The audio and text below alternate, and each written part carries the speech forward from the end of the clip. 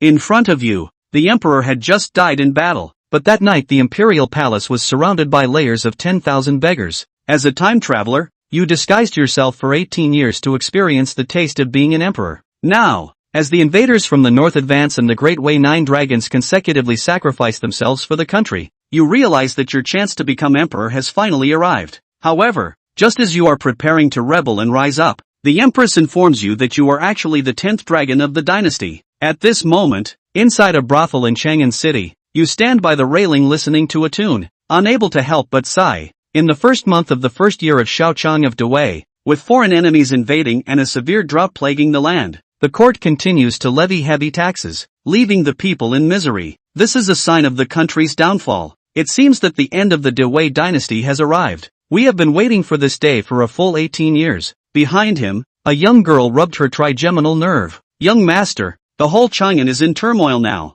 You shouldn't talk nonsense anymore. Hearing this, you shook your head, feeling somewhat hopeless. An ancient person is just an ancient person. Ever since you crossed over to this Great Wei dynasty, you have become the son of a certain noble duke. For 18 years, everyone thought you were just a peculiar and extravagant young master. But in reality, your extravagant behavior over these years was just a smokescreen. You traveled around the country under the guise of sightseeing, secretly nurturing a group of rebels, accumulating forces for rebellion. From the army to local areas, your influence was everywhere. Until 2 years ago, the 4 great Hu empires from the north began invading the central plains. 8 emperors of the Great Wei consecutively perished. Now, only the 9th dragon has marched north to face the enemy, with life and death hanging in the balance, the outcome of the battle unknown. This is a great opportunity for you. The thought excites you, and you pick up your brush and write, "The blue sky is already dead, the yellow sky shall rise. I, a humble bard, invite Great Wei to meet their end." However,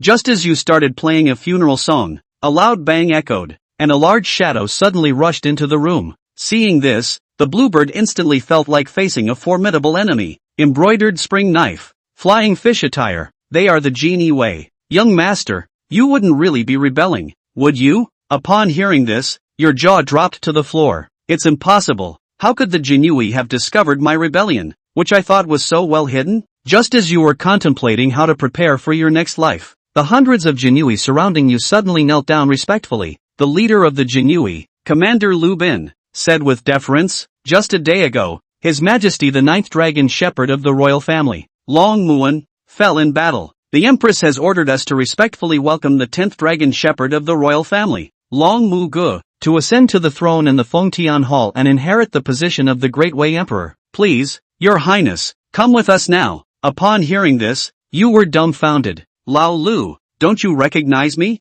I am the son of the Duke of Pinghua. Last time at Mingyu Alley, when you didn't pay, it was me who covered for you. What 10th dragon? Have you taken too much Wuxia powder and started hallucinating?" Lu Bin remained non-committal, his expression solemn as he continued, "The Queen requests your presence. Your Highness, please go to the Fengtian Hall immediately, and you will know everything once you are there." At this moment, Qingyo leaned in quietly and whispered, "Young master, didn't you claim to have slept with all the women in the capital? The Queen wouldn't kill you just for some casual banter, would she?" You gave the maid a fierce glare. "If you want to leave, then leave, even if it's because of the rebellion. You're not afraid. You've been setting up in Chang'an for so many years. Even if the brocade guards arrest you and throw you into prison, you can still escape. Today, you're definitely in trouble." Soon, under the escort of the imperial guards, you arrived at the palace. In the hall of Fengtian, Empress Pei Churan extended her jade finger, pointing directly at the 9 tablets not far away.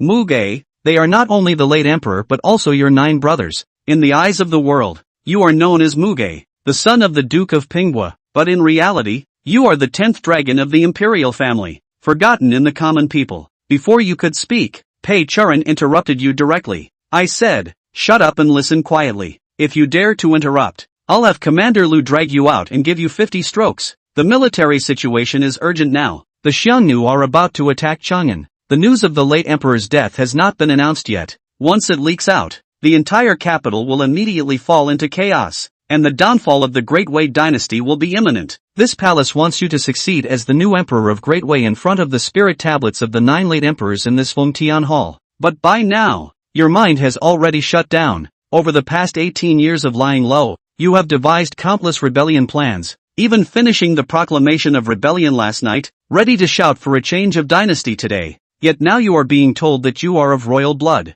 And at this moment, Pei Charin continued, if you don't speak, I'll take it as your consent. Now, you are the Emperor of Dewey. There hasn't been time to decide on the reign title by the Ministry of Rights. It has changed 9 times in 2 years. Just come up with one yourself. Hearing this, you were stunned. No, I can't. Before you could finish, you found something in your hand. Looking closely, it turned out to be the imperial seal of the Dewey dynasty. Pei Charin blinked his eyes. It's too late to refuse now. You are the Emperor of Dewey. Someone, get the 10th prince some clothes. But as you watched the palace maid drape the robe over you, you felt increasingly uneasy. This robe was the imperial dragon robe. In an instant, you had a flash of realization, and the dragon robe and imperial seal returned to Pei Charin's hands. I refuse to accept this chaotic decree. However, at that moment, a general suddenly burst into the grand hall. Your Majesty, a major event has occurred. The Xiongnu are about to enter Chang'an, and the imperial city's defenders have fled without a fight.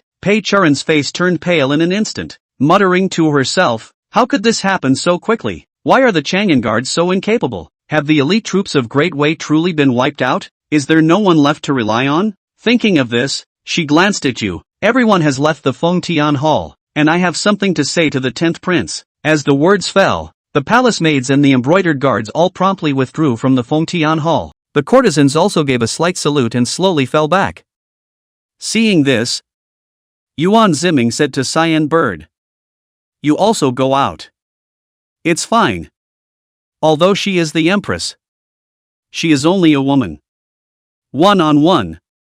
She can't plot against me. Okay? Sir? If something happens, you call me. The green bird glanced at Pei Charin, lifted up her proud figure, and walked away in a huff.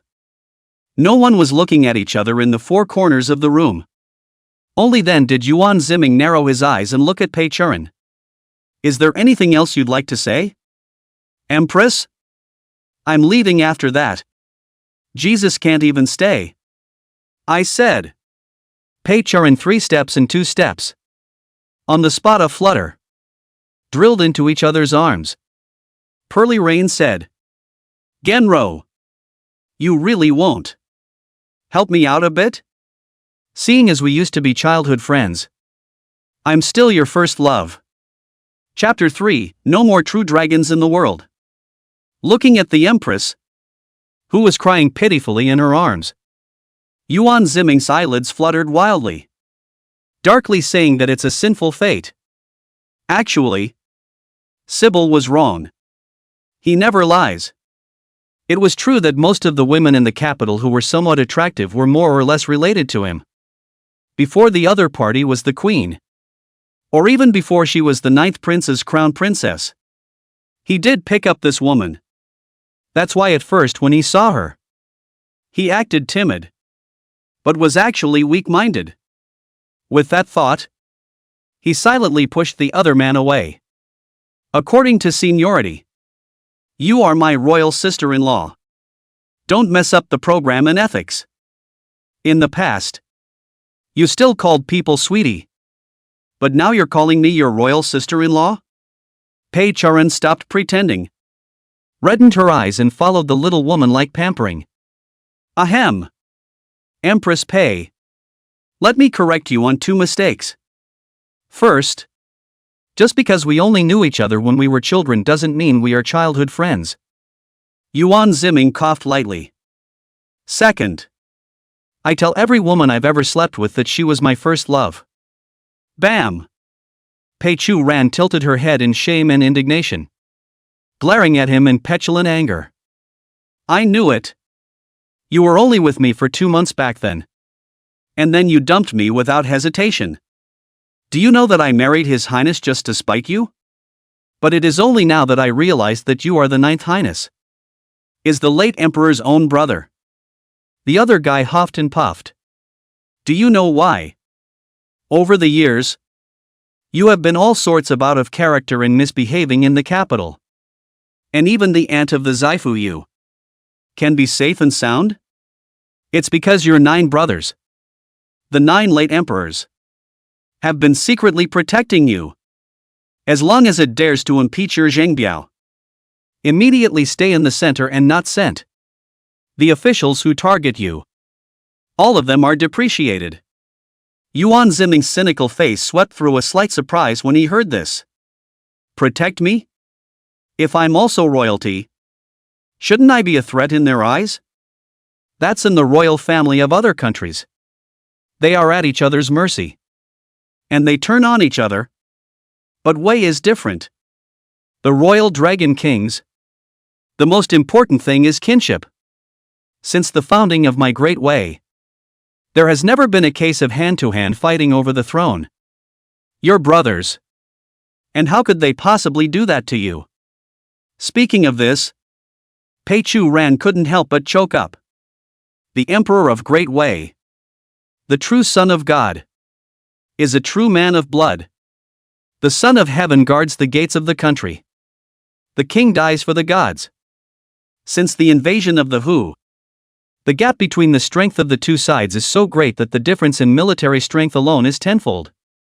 However, every king has never thought of moving the capital, and has always led the king's division to defend the country. 9 dragons were martyred. In fact, the 9 emperors of Great Wei who were martyred knew that it was a dead game. Yet none of them hesitated to rise to the occasion and choose to jump in. For example, his own 9th brother, 9 dragons Yuanan, Emperor Zhang Wu of Wei, went from succeeding the throne to his death in less than a month. At this time, the sound of a palace maid's urgent knock came from outside the door. Mama! Your Highness! We can't stay any longer. The Huns have broken through the imperial city. They're headed straight for the palace. Got to leave right away. Otherwise, we'll all be prisoners of the Hoosiers. Pei Churan sniffed with pathos. Understood. Pass on this palace's decree that everyone in the palace is to be transferred to the imperial temple. If the Great Wei dies, my concubines are not willing to live. I'm willing to cut my own throat in front of the imperial temple. Come on. Stop acting in front of me. Yuan Ziming helplessly interrupted the other party. Pei Churan. And you. He walked straight up and looked up at the spirit seat of the 9 dragons. Taking his 9 late emperor royal brothers, he took turns naming them. You've victimized me. He draped himself in that dragon robe and exclaimed. I, Yuan Ziming, of the Great Wei Imperial clan, I am here today to formally succeed the throne of the Emperor of Great Wei. The Emperor's heaven and the earth will reign forever in Wei. Who let himself stay in his body? The bloodline of the Imperial Dragon. Since he is a member of the royal family, he has to fulfill the ancestral motto of the Son of Heaven guarding the gates of the country. Yuan Ziming's words were loud and echoed in every corner of the great hall. My concubine. Greetings to your majesty. Pei Chu Ran was like being struck by lightning, her eyes glistening with tears. And she led the palace maids to prostrate themselves at Yuan Ziming's feet. The people who came in afterward, such as Qing Bird and Lu Bin, also had their jaws dropped. Who would have thought that the last hour, still in the greenhouse wind and snow, this will be in the Fengtian Palace Royal Pole, boarding the 9.5. Greetings, Your Majesty. Lu Bin led the brocade guards to kneel down.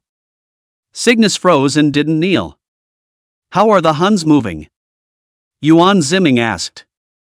Lu Bin said. It has passed the Xianhua Gate and is approaching the Guanghua Gate.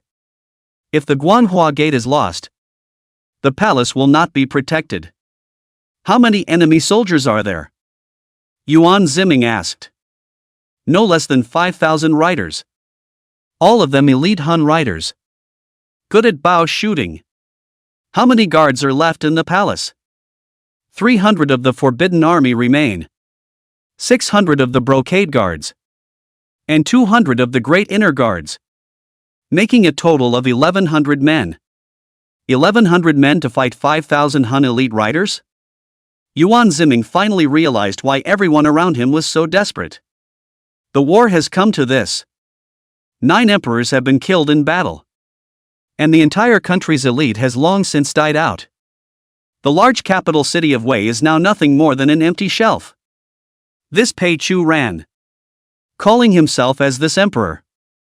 Isn't he continuing to send himself to death? Report. The Huns have passed the Guanghua Gate. At this time, a eunuch rolled and ran over, hissing.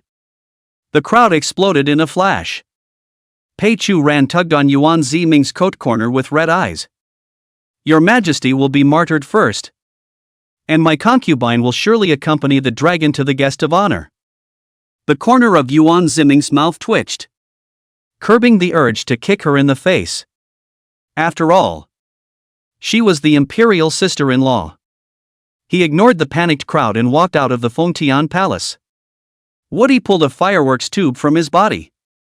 In a few moments, all around, there came a mountain of cries. The Son of Heaven would rather have the seed.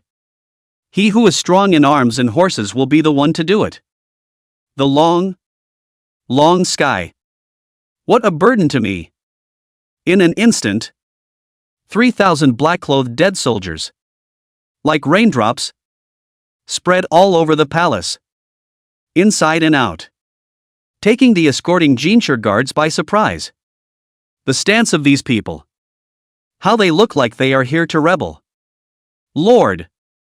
3,000 dead soldiers, all kneeling at Yuan Ziming's feet, with murderous intent. We, the brethren, are ready to take the place of heaven, overthrow the tyrannical way. At these words, the people around him were shocked. Yuan Ziming awkwardly waved his hand. The mission has been changed. And so has the slogan. Expel the hooligans and restore the sun, moon and mountains. Your enemies now are the Huns. Outside the palace, the 9 dragons of Wei are dead. And there are no more true dragons in the world. The first Hun cavalry had appeared. Chapter 4, He's really the 10th dragon. The dragons of Wei have been slaughtered cleanly by Su people. The leader was the Hun Primus Wanyan Zhengbi. Once created the myth of defeating 50,000 Wei troops with 3,000 men. Even Emperor Yuanan of the 9 dragons Wei Zhangwu was beheaded by him personally with his troops.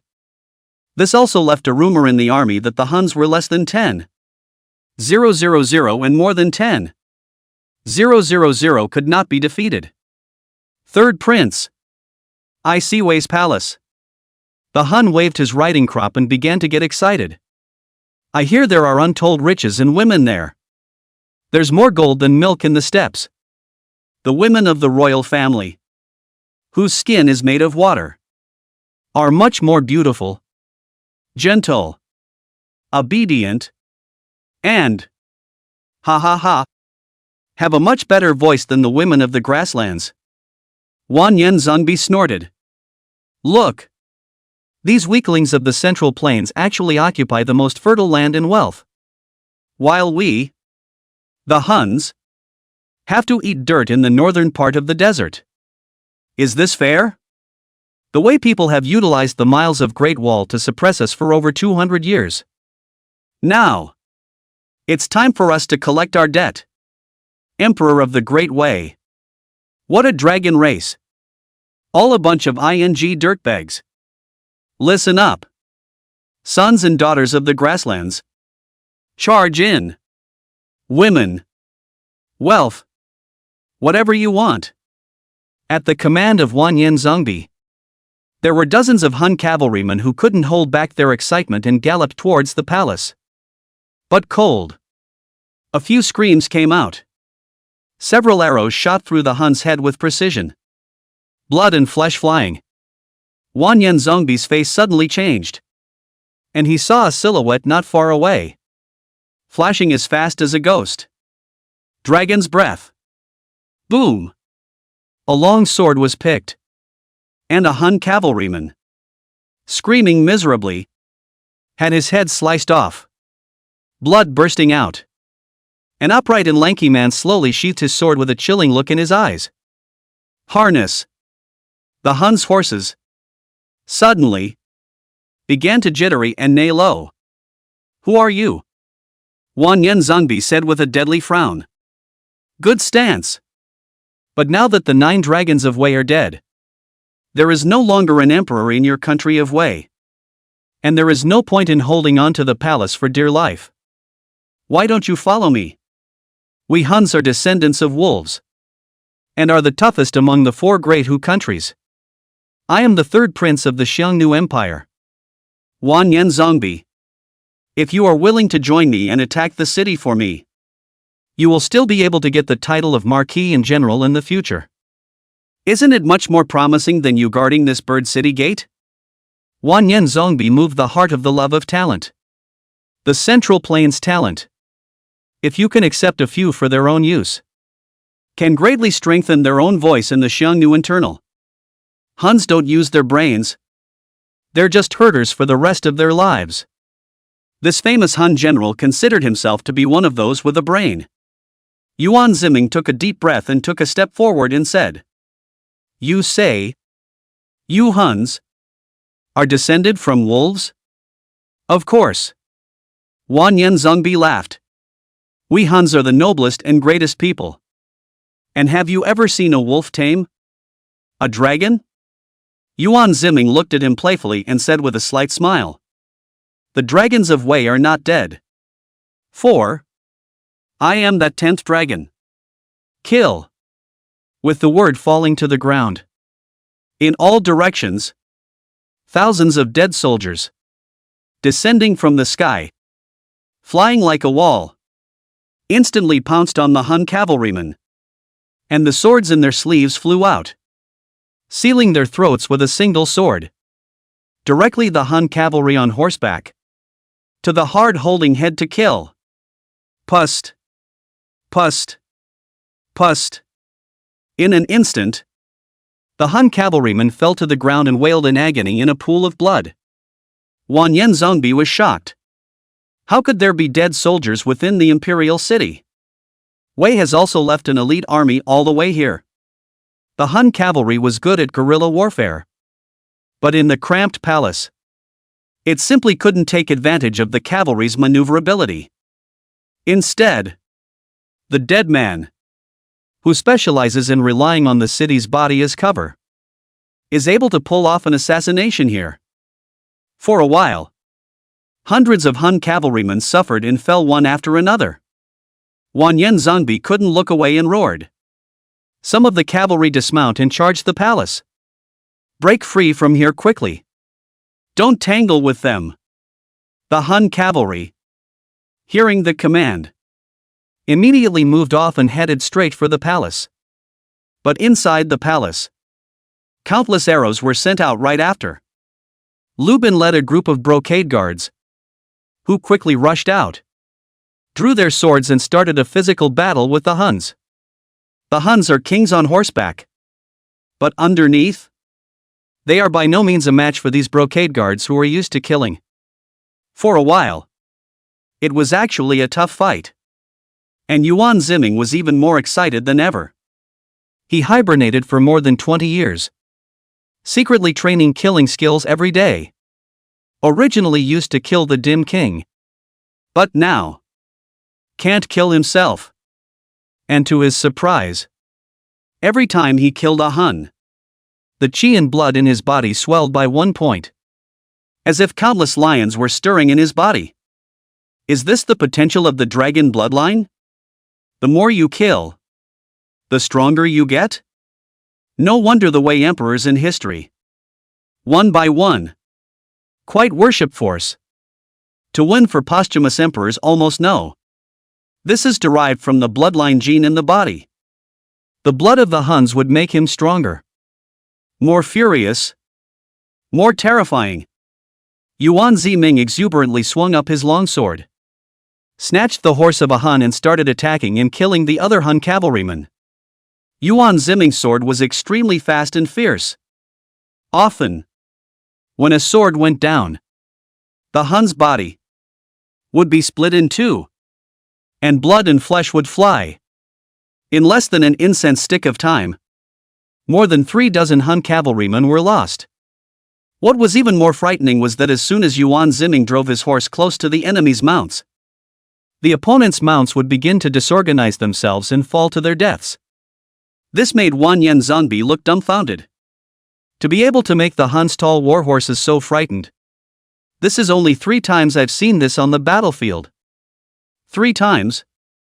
All of them were great battles with the Emperor of Wei. The moment the Emperor of Great Wei appeared in person with his feathered cavalry, the opposite Hu cavalry would all be in a state of great unease. So every time, when facing the Wei Emperor's personal army, they had to mobilize more than 3 times their strength to defeat them. This guy, could he really be the 10th dragon of the Great Wei? The new Emperor of Great Wei? Wanyan Zongbi's pupils tightened.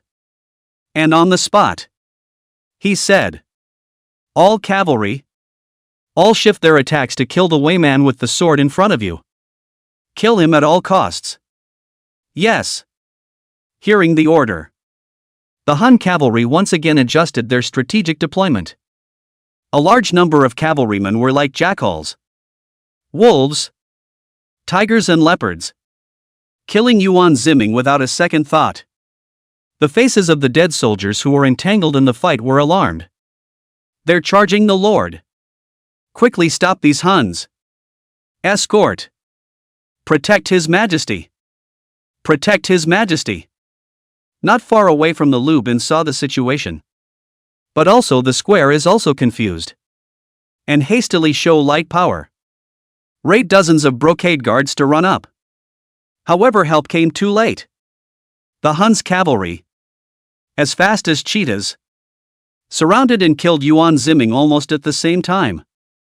Even though Yuan Ziming wielded his long sword and swiftly decapitated the heads of the dense Hun cavalry, the men remained fearlessly top-bagged, slashing their machetes hard into each other's bodies. Less than a breath's worth of work. Yuan Ziming's entire body was ragged and bloody. And his entire body was covered in countless bloody slits. Took at least a couple hundred stabs. The corner of Wanyan Zongbi's mouth curled up.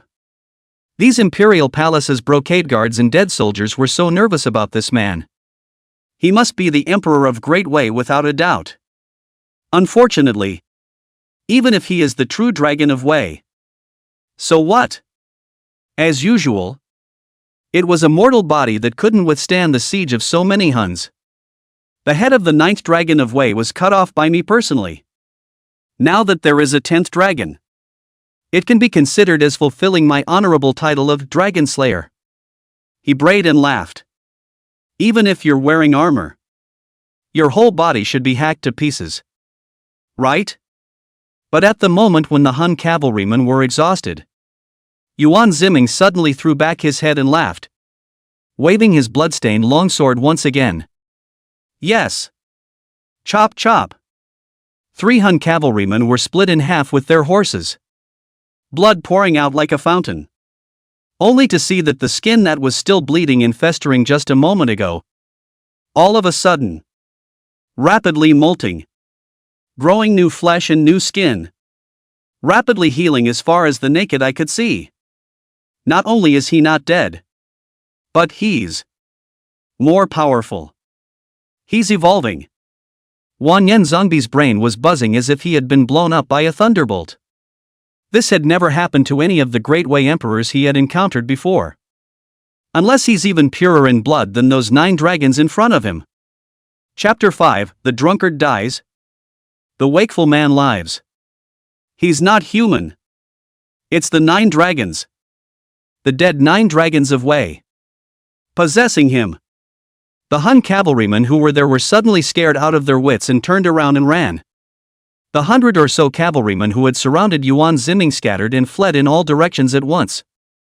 You have to know that people on the grasslands are far more superstitious about strange powers than people in the Central Plains. Seeing that Yuan Ziming couldn't be killed, they were really panicked for a while. The Han cavalry was routed. Even the eunuchs inside the palace are armored up and rushed out to kill. The fight is willpower. Wanyan Zongbi realized that the big thing is not good. He is indeed light and adventurous this time. The imperial palace of the Great Wei State. Where is it so easy to be able to take down? This time into the Chang'an battle. Wanyan Zongbi is in fact a dangerous move. Avoiding tens of thousands of Wei troops stationed in the fortresses and cities. And straight to the capital city of Wei. Originally there was an element of gambling in it. The slightest misstep and total annihilation is possible. I thought that the 9 dragons of the Great Wei were all dead. And that the huge Chang'an would be nothing but an empty shell. I can't imagine that there's still a Great Wei Emperor in. Wanyan Zongbi realized that he had lost his way and said, "In a hurry. All troops, mount your horses and withdraw. Evacuate Chang'an City immediately. First save these few thousand Han elite cavalry under his command. Go back outside and find the main force to join up. Anyway, in 3 days at most, Chang'an will also fall. There's no rush for this moment." Wanyan Zongbi decided to stop the loss in time and decisively led his personal army to lead the run. Cavalry moves just as fast. Those dead soldiers, brocade guards and whatnot. What's the point of knowing how to fly over the walls? Can you keep up with the speed of our horses? But wait until he rushes to the light world gate. A few hurricanes sprang up before his eyes. Phew! It pierced him through on the spot, breaking open 3 or 4 bloody holes. And he fell to the ground along with the warhorse on his crotch. Third Prince. The personal soldiers were alarmed. Wanyan Zongbi forced himself to endure the severe pain and fixed his eyes to see that his body was stuck with arrows and even his bones were shot through with him. Only to see that the previously unbeatable manhwa gate was steeped in ragged people all the way across several chariots. Above that is heavy weaponry. Cavalry's nemesis. Bed crossbow. At once, Wanyan Zongbi felt like the sky had collapsed. Ha! Aren't we called to kill the officials? Why are the Huns here too? Whatever. The dog officer and soldier should be killed. And this Xiangnu Human should be killed even more. How many Han people have been victimized? A group of people at the gates of the city mingled with one another in a state of shock. They were also the rebel army Yuan Ziming had arranged all the way to Chang'an. The religion of peace. This first prince of Chang'an actually has numerous hidden titles. Heir to the House of Ping. The master behind the Ming Yufeng. The lord of 3,000 shadow dead. The Taiping Taoists of the Taiping religion. The general helmsman of the Heaven and Earth Society. The gold master of the 18 anti-kings and 72 smoky roads. Spiritual leaders of the red turbans and more. The Taipingists drew their swords and shouted slogans. The heavens are dead and the yellow sky is standing. Invite Wei to. Invite the Huns to die. Everyone kill. The Taipingists fired their bed crossbows. And in an instant, they shot the Han cavalry on the opposite side of the road, toppling over and wailing all over the place. The other side. Knock knock. Yuan Ziming, who had killed all the way, followed the blood trail and killed his way to Guanghua Gate. The Huns that fell at his feet had to be at least 100 bodies. Taoist. Tianshi. Boss. The followers of the cult of peace, swiftly and excitedly, shouted out. When we received your fireworks signal, we immediately killed over with a few thousand brethren of the peace cult. When will you take us into the palace and enjoy the taste of a royal woman as well? Yuan Ziming coughed lightly a few times. Good job. But cough. Kill the Huns first. They're a bit more hateful. Right. Kill the Huns. If they're not of my race, their hearts will be different. The peace cultists wailed and charged the Han cavalry again. Yuan Ziming walked towards the bloodied Wanyan Zongbi, a famous Han general who paid the price for his arrogance. Surprisingly, He was cut off in front of the city gates by a group of rabble-rousers. I heard you killed my ninth brother? Wei Zhangwu Emperor Yuanan? Yuan Ziming slanted his eyes expressionlessly at Wan Yen Zongbi. Wan Yen Zongbi coughed out a few mouthfuls of blood and kindly laughed. Yes.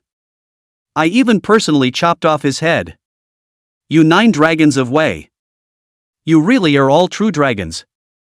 All of you died standing up. Emperor Zhangwu of Wei. With 300 forbidden troops.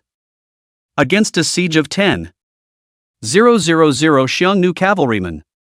Died of 17 arrows after paying the price of decapitating 3,000 Xiongnu men.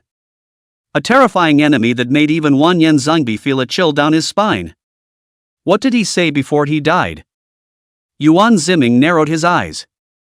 When Wan Yen Zongbi thought about it, his features suddenly twisted. And his face was abhorrent. He said. He actually laughed. And it was one of those contemptuous laughs. And he stared at me scornfully. And he said. That's it? After a few seconds of silence, Yuan Ziming said. You killed my royal brother. There's no way you'll live. And you'll be lynched. Or split into 5 horse corpses. Even if you're kept behind. Yuan Ziming condescended. Seeing as you're still a respectable opponent, you're allowed to cut yourself. Wan Yen Zongbi was stunned and drew his curved moonsword. When he was ready to kill himself, Yuan Ziming slammed a knee kick, sending his opponent's head flying on the spot, his head exploding in mid-air and splitting apart. Of course it is a lie to you, ah. Do you think that the Great Wei 10 dragons are some kind of benevolent and righteous king? Mom. But also want to cut themselves. Go to your mom's dog thing. Your first day out to mix ah? By the time Lu Bin, the commander of the Jinyui, arrived with his men, it was discovered that Wan Yen Zongbi had been dismembered by Yuan Ziming. The gruesome kind. Even more dizzying. Those anti-people of the Taiping sect, who often fought fire with the government during the week, were actually killing Huns at this moment as well. Commander Lu? Why are you so slow? How's it going? The incoming Huns? Have you killed them all? Yuan Ziming wiped the blood from his face and said as if nothing had happened. Your Majesty. Lu Bin arched his hand and gulped. 5,000 Hun cavalrymen were destroyed by our army. More than 2,000. Captured hundreds. But there are still more than 2,000 remnants of Hun cavalrymen. Escaped from Chang'an. After all, they had too few troops and were mostly infantry-based. It's not unusual to not be able to keep all the Hun cavalry. However, for the Huns, the death of their commander, Wan Yen Zongbi, and the loss of more than half of their 5,000 men was already a heavy blow. Yuan Ziming thought for a moment and said, cut off the heads of all the Huns you kill and build a capital city. It's time to let the people of Chang'an open their eyes. Know what kind of world they live in. Lu Bin was startled. Your Majesty. Such a course of action may cause panic in the capital. Taking the heads of Huns to build a capital observatory? That's unheard of in the history of Chang'an. It's better to let them panic than to get drunk. Wei is the one that has been carrying on for so long that it's been bullied by the Hu people to this extent. Yuan Ziming coldly said. From now on, No. It's me. I am going to change all of this. In the world of great struggles, those who are awake will live. And those who are drunk will die. Since you have to sit on this throne by yourself, then all the rules you have to say by yourself. Lu Bin drew a breath of cold air and knelt down. Obey the decree. Was this still the Mingyu Fang dude he knew earlier? It's almost like a different person. This 10th dragon of Wei. So ruthless. It's even better than the 9 previous emperors. Your Majesty. The late emperor's empress has an invitation. Please return to the palace quickly. At this time, an old eunuch in the palace ran over and said. Yuan Ziming said. Got it. I'll be right there. Palace. As soon as Yuan Ziming returned. It was then discovered that Empress Pei Churan was surrounded by 8 more stunning court young women. Your Majesty. These are your 8 royal wives. Chapter 6, You know all the royal wives. Pei Churan solemnly introduced. Your 8 royal brothers who died in battle. The widows of the 8 late emperors. The queens of the other 8 dragons also came to the palace in one piece. This caused Yuan Ziming, who had just come out of the fight, to be dumbfounded for a moment. Mourners and others. Pay respects to the Son of Heaven. The 8 courtly beauties leaned down, tightening their shapely forms into a kneeling salute. But when she tilted her head, her gaunt and pretty face suddenly changed dramatically. Genro? It's you? You? A negative man. Are the late emperor's own brother? Yuan Ziming. You denizen prodigal son who betrayed our sea oath is actually the 10th dragon of Wei. The 8 empress dowagers, who had been respectful and mournful just now, were now almond-eyed, itching to eat Yuan Ziming alive. It was as if he had a bad past with him. Jesus. I thought you said I was your first love? How come you've had so many first loves? Pei Churan looked sideways at Yuan Ziming in consternation. The Huns are almost at Chang'an. Can we not talk about this first? Protecting the family and the country is the top priority. Yuan Ziming said with a numb scalp. When he was young, in order to quickly penetrate into the ruling class of Wei, he used his body to get into the game, and basically took turns picking up the Qianjin of the Val families in Chang'an at that time. Wei was ruled by the emperor and the gatehouse, and the daughters of these noble gatehouses were naturally married to the imperial family later on.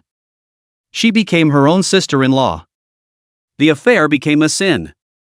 Yuan Ziming never dreamed that there would be a day when he would be liquidated by the 9 imperial wives. Hearing this, the righteous indignation of the Empress Dowager, then resentful cold snort, moved back to the palace.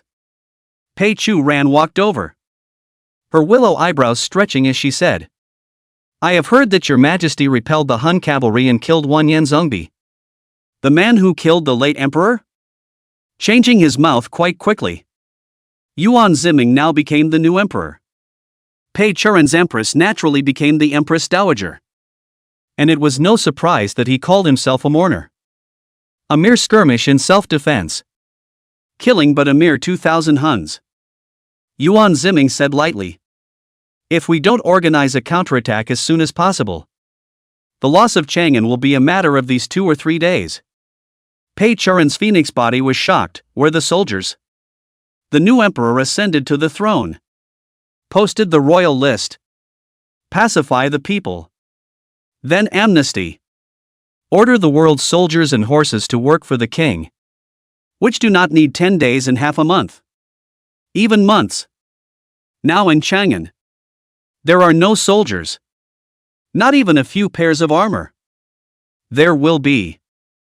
Yuan Ziming, however, smiled faintly. Your Excellency already followed your orders and had the household servants move all the things in the basement of the Duke of Ping mansion here. At this moment, the valiant Signet suddenly appeared outside the door, carrying a red tasseled spear in her hand. Behind her, there were countless weapons sprawled across the room. It's practically the size of an arsenal. Armor, war swords, bows and crossbows can equip at least 10,000 men. Pei Churan was frozen in place. But that's not all.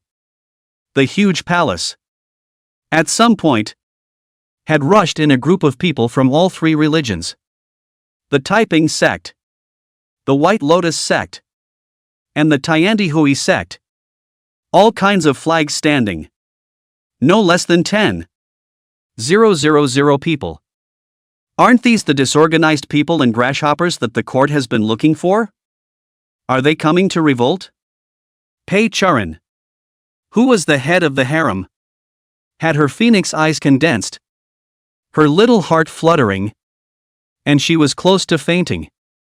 Genie Wei Commander Lu Bin hurriedly assisted the other party and whispered, "Empress Dowager, don't worry. Although these roving bandits appear to be numerous on the surface, they are in fact quite a few."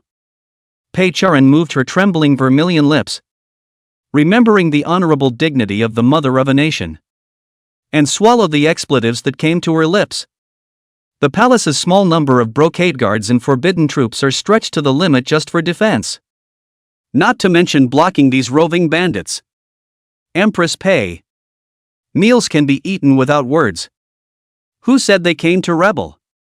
Yuan Ziming slowly walked up to these people and said in a loud voice, "Brethren, originally, today, I was going to lead you all. Kill the imperial palace, overthrow the Wei dynasty, and create a new era of peace. However, the country is in trouble. The northern Hu people are pressing. The 9 dragons have been martyred, and millions of Wei generals have been killed, treating our Han people as two-legged sheep and slaughtering them indiscriminately.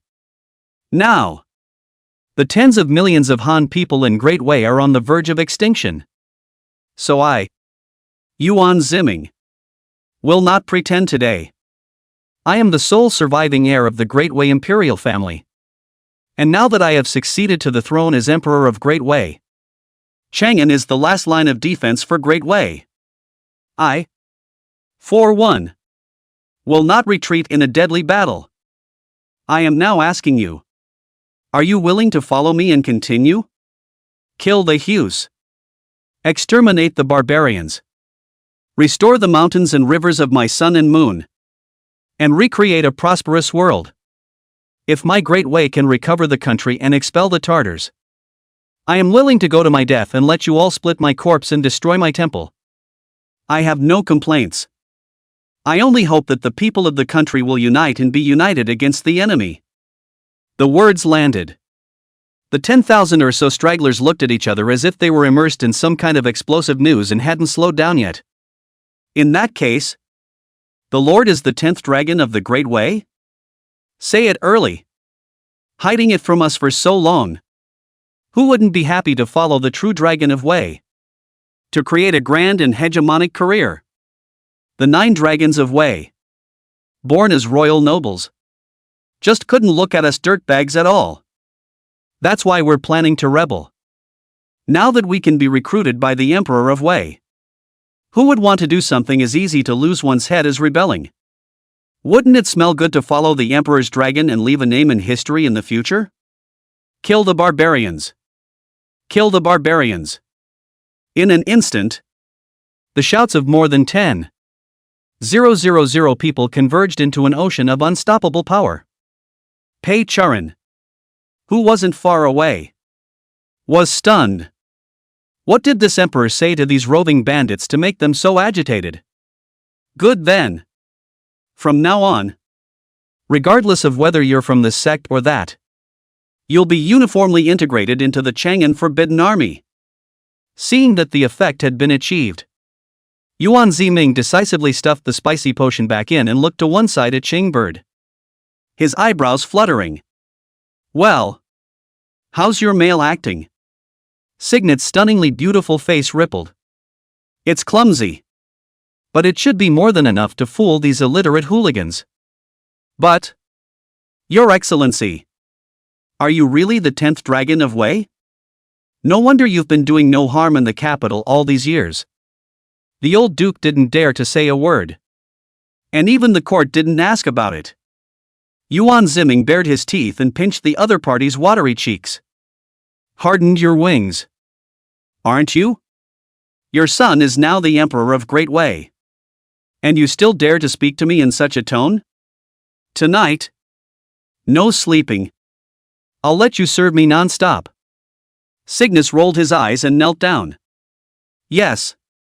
Yes. Yes. Your Majesty the Emperor. I was wrong. Your Majesty. Pei Chu ran and Lu Bin walked over. Pei Chu ran said. This is the volunteer army you recruited? It's also too obedient. Right? That's right. Who made me very good at reasoning and sensitizing them? Yuan Ziming said without a blush. Pei Chu ran looked around and realized that Yuan Ziming had actually prepared everything. Ha! There's a flag for heaven? She was startled. Wrong word. Yuan Ziming hurriedly picked up his pen, scratched 2 strokes, and changed it to take the place of heaven. Here's another diatribe? Pei Charan owed her body, picked it up with her little onion fingers, and subconsciously read. Mo Dao Shi Ren has 1 eye, provoking the Yellow River to turn against the world. Chapter 7, Copy the Family. All of them. Before the words left his mouth, Yuan Ziming hastily snatched it away from him. This is the outpouring of the northern expedition of the Wu. Exodus? Pei Charan comes from a famous family and is well versed in scripture, history, and literature. So how can he not see that this is a ing antithesis a? Yuan Ziming laughed awkwardly. It'll work if you change it. Out of the blue, he said. Expel the Tartars and restore China. Pei Charan suddenly stood in awe. Good poem. Your Majesty is a man of great talent. In fact, before His Majesty's arrival, the concubine and the 8 imperial sisters-in-law had discussed the matter. And during the eventful autumn, the treasury is empty. And truth be told, the capital city was unable to pay out the salaries of the 100 officials 2 months ago. We took out all our own body money, and there were more than 200,000 taels of silver in size. Not much, but it was a breakthrough. Pei Charan tremblingly pulled out a copy of the 250,000 taels of silver. Yuan Ziming nonchalantly snatched it away. It's hard for you guys. I won't forget the sacrifices made by the 9 imperial wives today. Pei Charan. That's quite a bit of nonchalance. But speaking of which, it was precisely because of the other party's domineering strength that he himself had fancied himself as a young man. Your Majesty. After skulking around the palace, he realized that at some point, there was a large group of eunuchs around him. The old eunuch at the head said with tears in his eyes, Your Majesty. I, Feng Bao, the head eunuch of the Wei dynasty's secretarial supervisor, served the 9 late emperors and sent the 9 dragons of the Wei dynasty to their funeral. I know you. When we fought the Huns before, it was you who rushed out with hundreds of eunuchs in armor to kill the Huns. Yuan Ziming had a shallow smile hanging at the corner of his mouth. I hope that I won't be the 10th great Wei son of heaven that you, the one who sent away. The old slave will live and die with Chang'an and His Majesty this time. Feng Bao swore. If the country died, the civil servants and military generals could change their families. But those of them who were lackeys could only live and die with the emperor. Thunder and rain are all the grace of heaven. Your Majesty. Now that the late emperor has demised and the new emperor is in his first year, is it necessary to summon all the officials to the court? To revitalize the dynasty? Lu Bin, the commander of the Jinui, stepped forward and asked. No. What I want now is not the restoration of the gibbering, noisy court, but soldiers. The more the better. Yuan Ziming shook his head. Lu Bin. I asked you to build a capital view of the Huns' heads and place them on the most conspicuous street in Chang'an. How did it go? Lu Bin's face changed. Your Majesty. Is this really necessary? Originally the Huns were approaching and the martyrdom of the 9 dragons was imminent enough. If we really build a capital observatory, I'm afraid it'll be an earthquake in the capital. Yuan Ziming said in a stern voice. I am trying to let the entire Chang'an population know. Their so-called peaceful and prosperous world is because of the Great Wei Emperor and the millions of Great Wei generals who are fighting in blood and carrying weight on the front lines for them. Peace is never born. I'll give you one last chance to do it right away. And you must post the royal list to inform the subjects of Chang'an of everything that has happened. Otherwise, you'll be done as the commander of the brocade guards. And I'll have my own forbidden army do it. For the first time, he poses with a cold, murderous look. Hearing this, Lubin was already drenched in cold sweat, not daring to breathe a single breath. A sense of oppression from the Great Wei Dragon clan. Yes. I'll lead the brocade guards. Pour out. Build a capital view. And open the royal list for the whole city to see. Lubin hurriedly led the brocade guards out of the palace. Yuan Ziming wasn't idle either, and quickly convened a military meeting. More than 10,000 roving bandits, temporarily reorganized into Chang'an Forbidden Army. Birdshot for artillery. So that the problem of Chang'an empty defense all of a sudden get the urgent need, but did not fundamentally reverse the defeat. First, he knew nothing of what was going on outside of Chang'an. Just how many armies did the four great Human empires send to attack Chang'an? And what was their next plan? According to the account of the captured Xiongnu soldiers, this part of them, a month ago, had already captured Anding and Tianshui, opening the northern gateway to Chang'an. Later, Emperor Zhangwu of Wei, the ninth dragon of Wei, led 10,000 forbidden troops, cantoned in Puzhou, and confronted the allied forces of Xiongnu, Xianbei, Zhou and Shidan, killing tens of thousands of enemies in half a month, but ultimately fell under siege, and Puzhou was defended. Preliminary judgment. The Han cavalry of this operation is the vanguard force. Not less than 30,000 cavalry. And other servant armies are not excluded. Because the captured Han soldiers, and only one of the minor characters. To be frank, Wanyan Zongbi, this part is also only a part of the coalition army. Not much is known. Secondly, no money.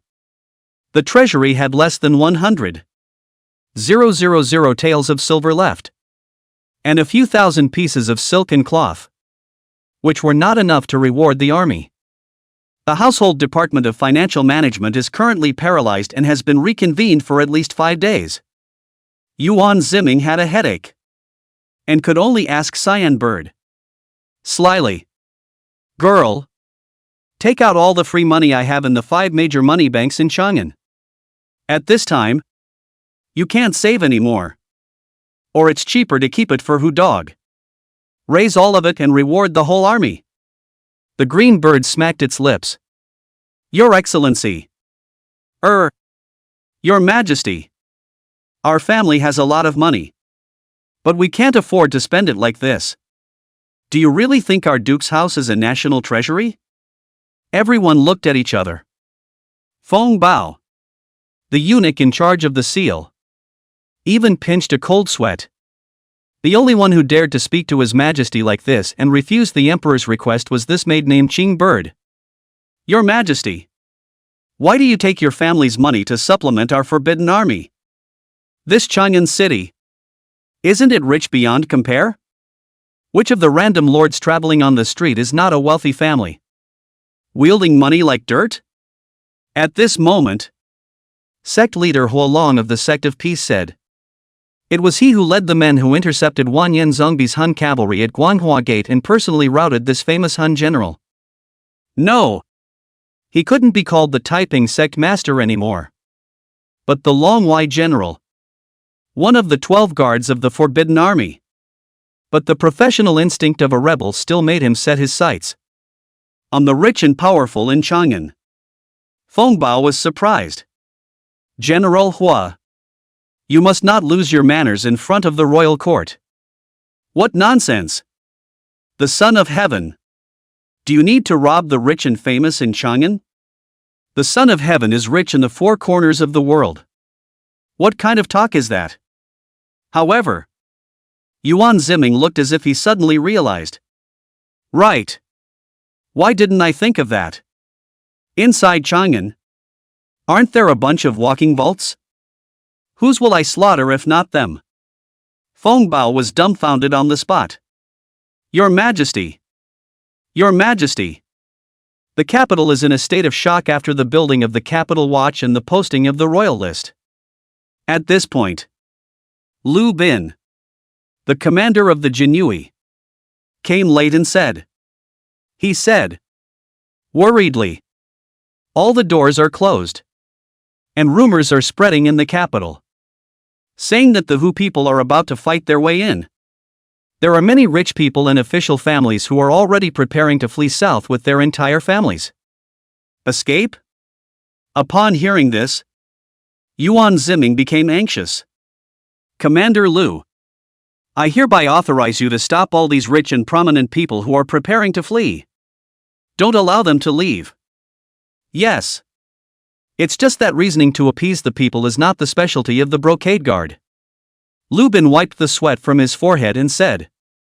Who told you to pacify them? Detain them all and crib them all.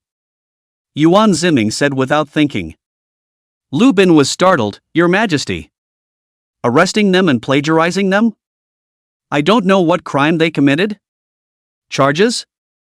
You need to ask me this kind of question? Aren't you the most professional? Chapter 8, There are no clean officials in the Wei dynasty. Evening. Head of Chang'an Street. The Forbidden Army blocked the city gates. Emperor Feng Tian Changyun. The imperial edict says, lend you a little money to spend. The national disaster is lifted. And it will be returned. The Jinui held torches and went from house to house. Even the homes of foreign relatives. It turned out to be a hard case soon after. How dare you? I am the abbot of the Great Wei. Count. And my daughter is the empress of the former Emperor Xiaowu of Wei. The current Empress Dowager. I'll see who dares to raid my house. An old bearded official in an official's residence roared angrily at the arriving Lu Bin. Not even a holy decree. Abbot Lu. This is His Majesty's decree. And we're only following the decree. So please don't make things difficult for us little people. Lu Bin cried and laughed. The other party remained indignant. Ridiculous. My daughter is the reigning Empress Dowager. And His Majesty must have been hoodwinked by you curmudgeons to give such a shady order. This is to bring about the demise of my Great Wei. Yuan Ziming. The whole capital knows. The Duke of the House of the Duke of Ping. Duke San I don't know. Chang'an has been a failed student in the imperial examinations for many years. The reason is that every time the imperial examination for catechism, this gifted eunuch has to write something about natural human rights, emancipation, freedom and democracy, and the world as a whole. All these big irreverent and novel words. If it gets back to the emperor, it'll be a 9-people funeral. The examiner of the dynasty was naturally furious, considering that the other party's background was not small. As bad as offending. So it was just tied up in the cold. The article is well written. Just does not let you win. Based on this understanding, Lu Guozhang Heart is not willing to recognize the new emperor is what the 10th dragon of Wei. The 9 dragons of Wei. All of them are the best of the best. Absolute professional emperors. The elite of the elite. In comparison, that foppish male master really couldn't fulfill his imagination of the imperial dragon of Wei. I'll warn you all once more. Get lost and stay far away from my house. Otherwise, I'll write a letter to you immediately. Or, you don't want to alert the Empress Dowager in the palace, right? Lu Guozhang said angrily. Lord Abbot, you calm down a bit. Seeing the other party move out the Empress Dowager, Lu Bin was already sweating. If he doesn't raid the other side's house, he'll be just as dead if he goes back. Sandwiched between two mountains. It scared this Jinui commander enough. Calm down, what? Our family has accumulated several lifetimes worth of property, and you, Lord Lu, want to rob it all with a single word? That's not going to happen. Is it? Even if this matter goes to the Empress Dowager, I'll still say the same thing. Lu Guozhuang chattered. What's the word? A voice that threw itself on the ground abruptly entered. The crowd froze and knelt in unison. Your Majesty! Yuan Ziming had already changed into a brand new dragon robe and walked in with a dragon stride, surrounded by Feng Bao. At first glance, it really looks like the majesty of a heavenly family. Lu Guozhang blinked, steeped in chills, but did not kneel. Greetings, Your Majesty. The old man's legs and feet are not easy. The late Emperor Xiaowu Emperor gave me the gift of not kneeling. There is such a thing? Yuan Ziming looked at Feng Bao. This 10 Dynasty patriarch froze and was just about to speak. It seems. See Yuan Ziming's micro-expression. There doesn't seem to be any such thing. He cut in. There's no such thing? Does that count as cheating the king? The corner of Yuan Ziming's mouth curled up. Lu Guozhang had a jolt of anger and looked furiously at Feng Bao, as if saying in his eyes that you eunuch slave. When the late emperor gave this edict, you were by his side to accompany the driver. And now you actually dare to say that you didn't. But he had no choice but to kneel down and cried. Your Majesty! The old minister did not lie. This is indeed the case. Lu Guozhang is a royal relative. How could he lie? I think Feng Bao remembered wrongly. Yuan Ziming smiled and assisted the other party. Now that the Xiongnu soldiers are under the city, Chang'an is in danger. But the country is penniless. I heard that abbot you are a huge rich man in the capital. Can you lend this body of yours to me for a while? Upon hearing this, Lu Guozhuang changed his face on the spot. Your Majesty! The old minister is only a small official of the 6th grade of the imperial court. That little salary to cope with the expenses of the house are not enough to make ends meet. How can there be money? What, the capital city rich are all blackmail? Abbot jokes. When did you rely on that little salary to live? You have 3,000 hectares of good land in the capital, 10,000 hectares of land in Jiangnan, plus the usual filial piety silver from all parties. The largest rice bank in the capital is still owned by your family. Will there be no money? Feng Bao, who was on the side, sneered again in a good-natured manner. He had followed 9 late emperors and could be called half a living fossil of the dynasty, and could be said to know the family affairs of these officials of the court as well as his own. Lu Guozhang relied on his daughter to become the queen. One person to get a chicken and a man. These years just to eat the benefits. There is no less than 1 million huge. Not to mention other assets that are rich as hell. Feng Bao. Upon hearing these words, Lu Guozhang instantly became furious and stepped forward to give the other party a slap on the face. You eunuch who stirs up right and wrong. His Majesty and I are both royal relatives. It's not your turn to be a lackey and stir up the relationship between our heavenly families. Von Pa stumbles to the ground and scares the crowd around him. Commander Lu Bin was even holding the hilt of his sword with one hand, a murderous look on his face. However, when he saw Yuan Ziming standing firm, he had no choice but to let go. Dog slave. Thinking that after serving the 9 dragons of Wei and tainting some dragon's energy, their tails are up in the air. A dog is always a dog. Lu Guozhang kicked Feng Bao several more times before relieving his anger. Turning his head to Yuan Ziming, he sold his misery. Your Majesty! The old minister really. Phew! The words were not yet spoken. Yuan Ziming's longsword, unsheathed at some point, directly pierced the opponent's throat. The blood was like a fountain. The subordinates of the abbot's house lost their voices and screamed in terror, their faces bloodless. The emperor killed the abbot on the spot? Master Abbot, I'm not a prince who grew up in a deep palace. And I've also lived in Chang'an for most of my life. So I know exactly how much money your family has. Yuan Ziming said with an expressionless face. I am not like the 9 emperors in front of me. They still have a way back. But I don't. Behind me is Chang'an. There is no retreat. If you don't give it, I'll grab it. And if you don't let me grab it, I'll kill it.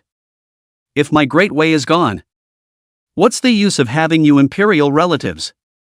It was a series of shots that rocked the room hard. Do you really take me, a modern man of the 21st century, as your corrupt feudal ruler? Joke. If Wei's 9 dragons don't kill, I will. As long as he could stop the Wu people from going south and preserve Wei's civilization. So what if he just killed the sky and the earth? He drew his sword and let his opponent's body fall. Copy the family.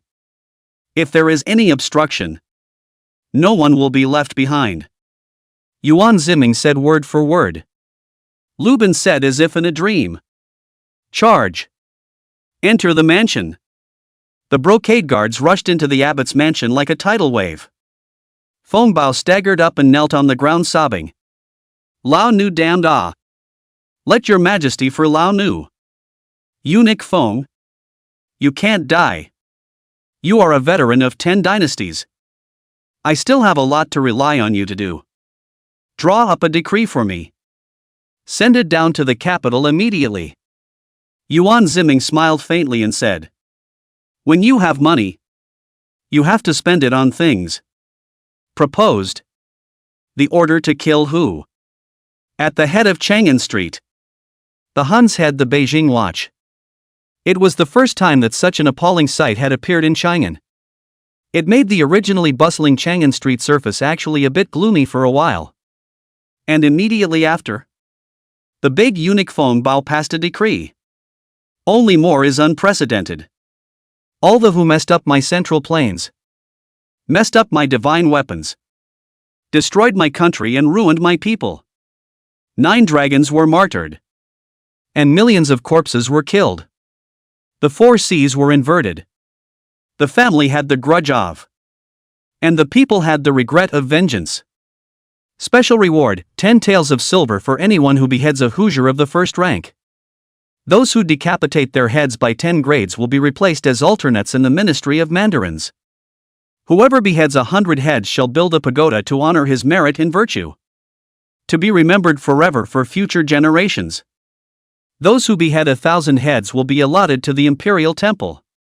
After his death, he will be buried in the dragon's vein and enjoy the honor of the emperor for 10,000 generations. The order to kill who is effective from the date of promulgation. 9 states and 10,000 directions. Kill all the Wu dogs in the world. Your Majesty. So far, a total of family wealth has been copied out. And the equivalent silver taels are conservatively estimated to be more than 20 million taels. Lubin colorfully said. Genie Wei in copying the family. Pay attention to a fast, ruthless, accurate. No matter how deep the hiding, it can be uncovered. Not bad.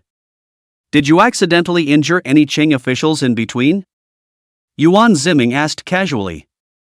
Don't worry about that, Your Majesty. Lubin perked up and said.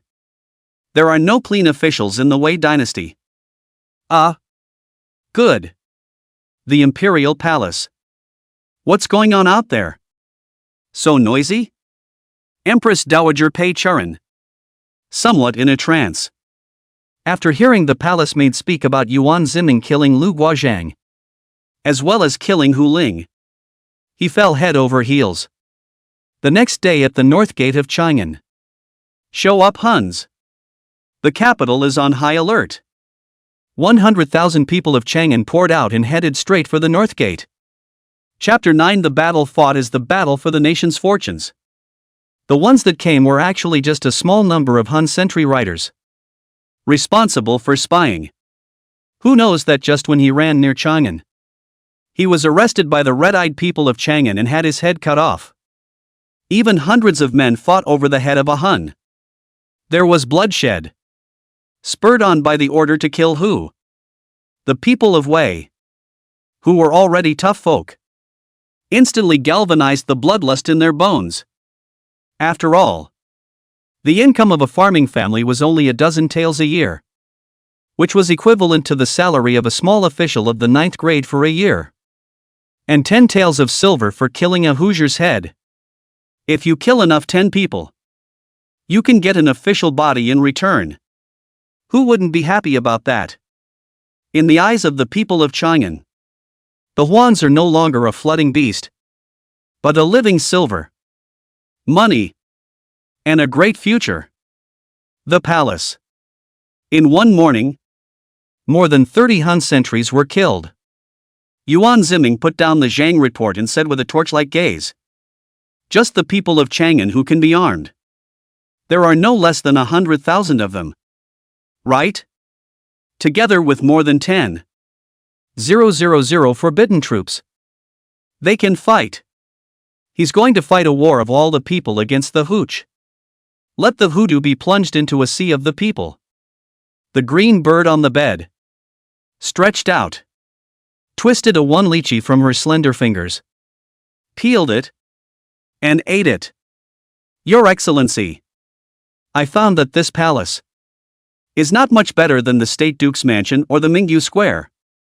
In addition to being able to eat these western grapes, there are also lychees from Lingnan." She lay back while swinging her long, snow-white legs. "I'm the emperor now. Can you not put on the same appearance you did before at Mingyu Fong?" Yuan Ziming had a black face. "It's kind of like keeping a Buddha in your own palace. In favor of one's own cannot too provoke this ant. In addition to the night necessities, there is an extremely important reason. Your Majesty, Commander Lu Bin of the Jinui seeks an audience." Feng Bao came to report. Yuan Ziming immediately straightened his clothes and changed his face again, saying, "Let him in." "Your Majesty." Lu Bin knelt down and said, his face complex, "There are two things. One piece at a time." Yuan Ziming calmly sat down and gave a wink back to Qing Bird. The other party immediately obediently rolled off the imperial bed and carried a bowl of lychee over. "Lord Lu, this is lychee from Lingnan, sent by 800 miles of expedited delivery. There is still due. His Majesty invites you to taste it. Imperial grace is great. I shall repay it with my death." Moved Lu Bin to tears. That's the emperor's natural charm attribute. If it was just Duke Yuan Ziming of Mingyu Fong who had invited him for lychee, it was estimated that the other party would at most say thank you in a nonchalant manner. But now it is the emperor's gift. The meaning is not quite the same. Not to mention the lychee. Is Yuan Ziming put a fart to him to smell? He had to shout "Long live!" after the order to kill the who was issued. The capital was shaken. Every household spoke of killing the who. And thousands of people have already organized their own patrol battalions, intending to defend Chang'an at any time. Lu Bin said. Second thing. A unit from the front line has finally returned. What? That's the point. Yuan Ziming got up like an electric shock and said in dismay. The Wei troops on the front line haven't been completely killed? There are still survivors? General Dugu Xin, General of Wei Xianwei, leads 3,000 Black Cavalry to return to the capital. The most elite of Wei's cavalry. There are three parts. The Huban Cavalry, which was originally attached to the Forbidden Army. The Black Cavalry of the Hebei Border Army. And the Longchamp Cavalry of the Northwest Border Army. In the first year of Wei Pingru, Wei Xuanwu Emperor, 4 dragons, had led 5,000 Huban riders to raid the Turkic camp. The beheading of 18,000 levels of Turkic cavalry and the beheading of 43 Turkic generals directly caused the Turkic army at the time to collapse and retreat hundreds of miles overnight. It wasn't until the armies of other allies arrived that the position was stabilized. 3,000 black riders. For today's Wei, it can be said that it is a gift in the snow. An indispensable elite. Where is General de Curo? Yuan Ziming asked. Already waiting outside the hall for His Majesty to summon him. Lubin said in a deep voice. Declare him into the Hall of Diligence. Yuan Ziming couldn't wait. In a few moments, an old general with tousled hair and a difficult gait walked in one step at a time and knelt down with difficulty and said, I, Uncle Wuxin, General Xianwei, and Vice Commander of the Black Riders, Dugu Xin, pay my respects to your Majesty. Long live your Majesty. With a weathered face, it was obvious that he had been through a long and fierce battle and was physically and mentally exhausted. Yuan Ziming hurriedly told Feng Bao to help the other party up and bestow a seat. General Dugu, things come from the right. For your raid of 3,000 black cavalry to protect the driver, I am very pleased. But now is not the time to discuss the merits of the reward. I want to know the situation outside of Chang'an. In the end, how is it? The Genie Wei also captured a few Hun sentry riders today. But they didn't extract any useful information. Hoosier allies are all on their own unless you are high enough level. But Dugu Xin was different. He was a positive third-grade court-martial officer, Count of the Great Wei, and led the elite cavalry of the Great Wei. Definitely a great general who fought side by side with the late emperor. But when asked, the seemingly mighty Black Rider vice-captain suddenly burst into tears and said, I risk my life to advise your Majesty. This battle in Chang'an cannot be fought. Please move the capital. As soon as these words came out, the faces of all the people around swished. His Majesty issued a decree to kill Hu only a short while ago, calling on the subjects of Chang'an to live and die with Wei. As a result, this great general of the Wei army, who led 3,000 black cavalry back to the rescue, just came up and poured cold water on Yuan Ziming? All is silent. No one dares to interrupt. Yuan Ziming was silent for a few seconds, and laughed. General Dugu has fought for many hours on the front line in a bloody battle. And what he knows must be much more than this caged sparrow of mine. Tell me, why can't we fight and move the capital? Outside Chang'an, besides the 50,000 Hun cavalry, there are 80,000 Xianbei cavalry, 100,000 Turkic cavalry, and 100,000 Zoran cavalry. It's heading towards Chang'an. Dokushun warbled. Others are not sure. But the minister was on the front line and knows exactly what's going on. In the past 2 years, the 9 dragons of our Great Wei have been martyred, sacrificing millions of generals, but also killing at least millions of Hu people. However, the Hu people's army, but more and more fight, not reduce but increase. I, and the late emperors, were puzzled at first, but only later did we understand everything. The 4 major Human countries are fighting a battle of national fortunes. For this battle, they have been preparing for decades, not hesitating to press their entire populations. All the nations are soldiers. In the beginning, my Wei Iron Cavalry is invincible. 100,000 cavalry can press 400,000 Hu people cavalry to fight. But when these 400,000 Hu people cavalry, after consuming my 100,000 elite cavalry, another 400,000 000 Hu people cavalry popped up. Simply can't be killed. The four major Human states, the Huns, Turks, Zojirans, and Xianbei, had populations of over 10 million people, and with the addition of the other smaller tribes that had joined forces, another million people were added to the population. Send all the men with their heads higher than the wheels to the battlefield to die. That is to fight the sea of men tactics, but also to wear out the Wei army. They are to bet everything, but also to destroy the Wei. Now, my great Wei has no more soldiers to use, while hundreds of thousands of Hor cavalry are pointing straight at Chang'an. Chapter 10, Address Book of Rich Women. As early as 3 days ago, when the Tongguan Pass fell and 7,000 Wei troops died in battle, the last line of defense in Chang'an no longer exists. The fight cannot be won. Your Majesty, Chang'an will be lost.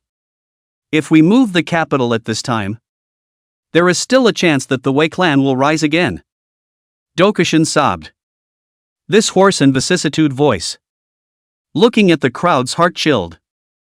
Dokushun is a frontline general, and his words carry a lot of weight. Hundreds of thousands of well-trained cavalry besieging over, relying solely on Chang'an's temporarily formed 10,000 forbidden troops, and more than 100,000 armed and scattered people. Can it be blocked? Wei was founded on martial arts. Couldn't be more familiar with this cavalry on the battlefield fighting style, relying on the city of Chang'an. It was also impossible to hold back the fierce cavalry legions of the Hu people. In a flash, everyone looked at the new emperor of Great Wei, the last dragon of Great Wei, waiting for his reply. Clothesline south? Parochial? North and south? Yuan Ziming laughed to himself. Then wouldn't I, the emperor of Great Wei, only have half of it left? Bam! At those words, the courtiers present all trembled and flung themselves to their knees. No go. Yuan Ziming said meaningfully. It may not necessarily lose. I am going to fight a great victory. Unprecedented victory. In Chang'an. First of all, completely annihilate the incoming 50,000 Han cavalry. Give the Hu people a little shock. Let them know that now. Offense and defense are easy to type. The enemy can go where I can go. Dokushun and the others were dumbfounded. Let's go. There are lychees on the imperial case, so feel free to eat them. Yuan Ziming laughed out loud and walked out of the Hall of Diligence in large strides, leaving a group of courtiers at a loss for words. Dugu Xian looked at Lu Bin. Today as son of heaven. Like this? Drama isn't bull ********. Lu Bin wiped his cold sweat and said, Today's son of heaven. You are not unaware of it. Before ascending the throne. But the capital city celebrity a throwaway imperial flamboyant prince. Only shouldn't the more people like that be more afraid of death? Lord Lu. Tell me honestly, is it that old thing Feng Bao who has given His Majesty some kind of eye candy? Dokushun gritted his teeth. He always had an innate hostility towards these eunuchs around the emperor, thinking that Yuan Ziming must have been compelled by the eunuch to think that Chang'an was impregnable. It's impregnable. The emperor has died in 9 battles. There is only a single seedling left. Further defense will really be a collective martyrdom. The time is coming soon when the Han people will be reduced to 2-legged sheep. Old General Dugu is careful what he says. It's as if Amama has changed since he ascended the throne. Lu Bin's face was grave, and he said everything about the building of the capital view and the copying of the family. Wiped out more than 2,000 Han cavalrymen. Beheaded the famous Han general Wanyan Zongbi. And copied the homes of a number of dignitaries in the capital. Dokushun was like a blow to the head, and said to himself, In the end, it's the Great Way Imperial Dragon Clan. It hasn't dishonored the bloodline of the previous emperor. But will this matter of plagiarizing the family be too much? He killed. But he's the former Emperor Xiaowu's Elong abbot. Will Empress Xiaowu be able to let it go? Lu Bin wondered. Is it that serious? His Majesty is the Son of Heaven. Do we need others to tell us what to do if we kill a former abbot? Confused, Dugu Xin shook his head repeatedly and said, Let me ask you. When the 9 dragons were martyred and the Son of Heaven assumed the throne, was there a posthumous edict from the previous emperor? The late emperor died in battle outside. It happened suddenly. Naturally, there was no posthumous edict. It was Empress Pei who made the decision on the spot and brought the emperor to the palace to inherit the throne. Then that means that the legitimacy of Imago's throne originated from the Empress Dowager's lineage? Among the royal family, the eldest brother is like a father and the eldest sister-in-law is like a mother. Empress Pei is only the lowest in rank among the 9 empresses. And yet she can still establish a son of heaven. Then you say, he killed the father of the highest-ranking one, the Empress Dowager. Can people let His Majesty off easily? Dokushun said. If she can be established, why can't she be abolished? Lu Bin was dumbfounded and subconsciously wanted to summon the brocade guards. Then I'll immediately bring my men and protect His Majesty every inch of the way. He finally realized the magnitude of the problem. It's too big. In case the Empress Dowager starts a palace coup, Chang'an won't be in an uproar. It's useless. When it comes to the affairs of the imperial family, those of us who are subjects stirring up trouble will only be used as cannon fodder when the time comes. If we're not careful, we'll be executed. Dokushun, however, saw it clearly and shook his head like a rattlesnake drum. The emperor can let you die. The Empress Dowager can let you die. If you go, you die. Lu Bin froze. So this is already a dead end that can't be dismantled for Imamu? The Imperial Garden. Yuan Ziming looked sideways at Cygnus. Do you think I should keep it?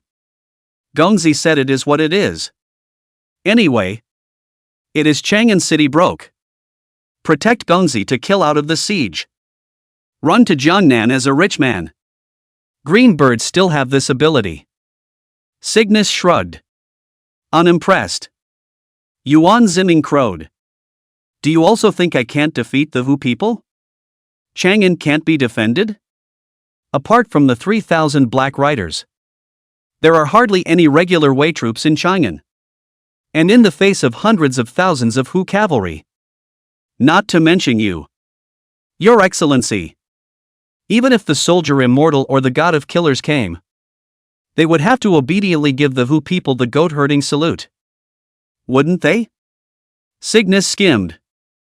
Yuan Ziming squinted his eyes and replied with only 4 words. Big boobs. You. The green bird dryly glared and said, If you have the ability, don't look for me tonight. Song Yufanya's sister. You have not been favored for some days. It is time for the rain to be evenly distributed. How can those vulgar girls compare with you? There is something big tonight.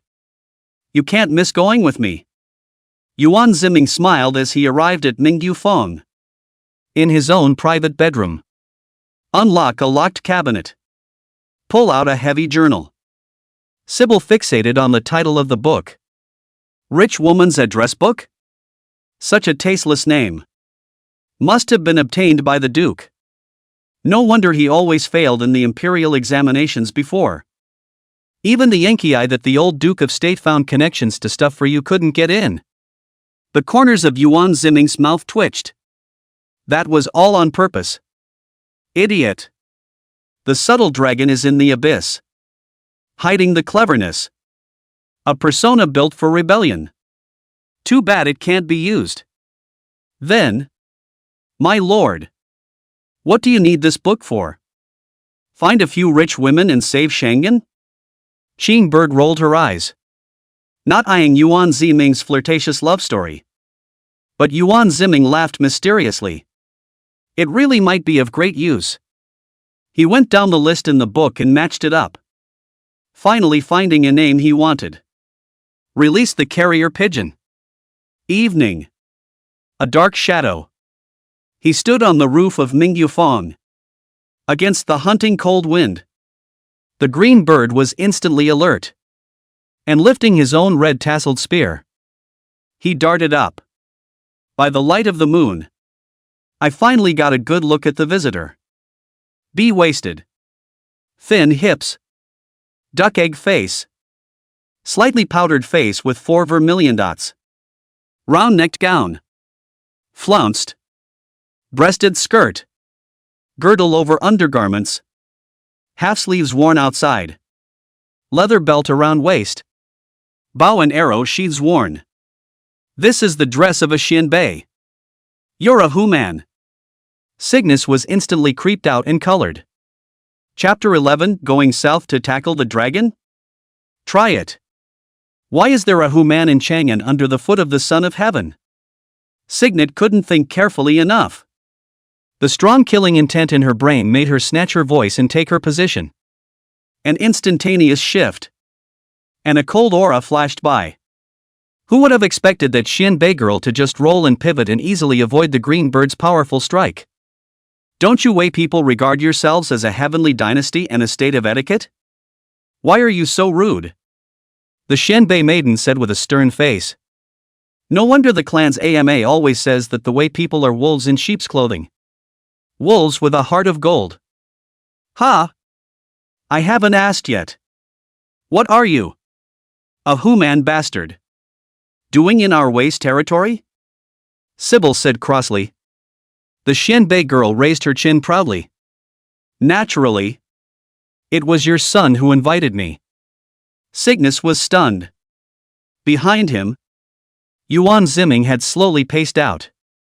Green bird. You stand down. Tuoba Lanxin. Almost done. I ask you to come. But I didn't ask you to climb the roof of my house. Genro. That seemingly haughty Xianbei girl, the moment she saw the other party, all of a sudden turned into a birdie pure love girl, clinging to the other party's embrace and pampering her. It's been a few years since I've seen you. And you haven't even called me by my nickname. Alan. After all, people are your first love. Yuan Ziming kicked his opponent away impatiently. Get out. Genro. You're so bad. Topaz Lanxin, who had been kicked away, landed easily on the ground with a vertical leap and giggled, saying that, haven't seen you in 5 years. Still so handsome. So badass. So bossy. Cygnus was all over the place. She only knew that her son was a womanizer and womanized all over the place. But she just didn't realize that he even had Hoosiers on his address book of rich women. That's not picky. I called you here today, not to rekindle old feelings.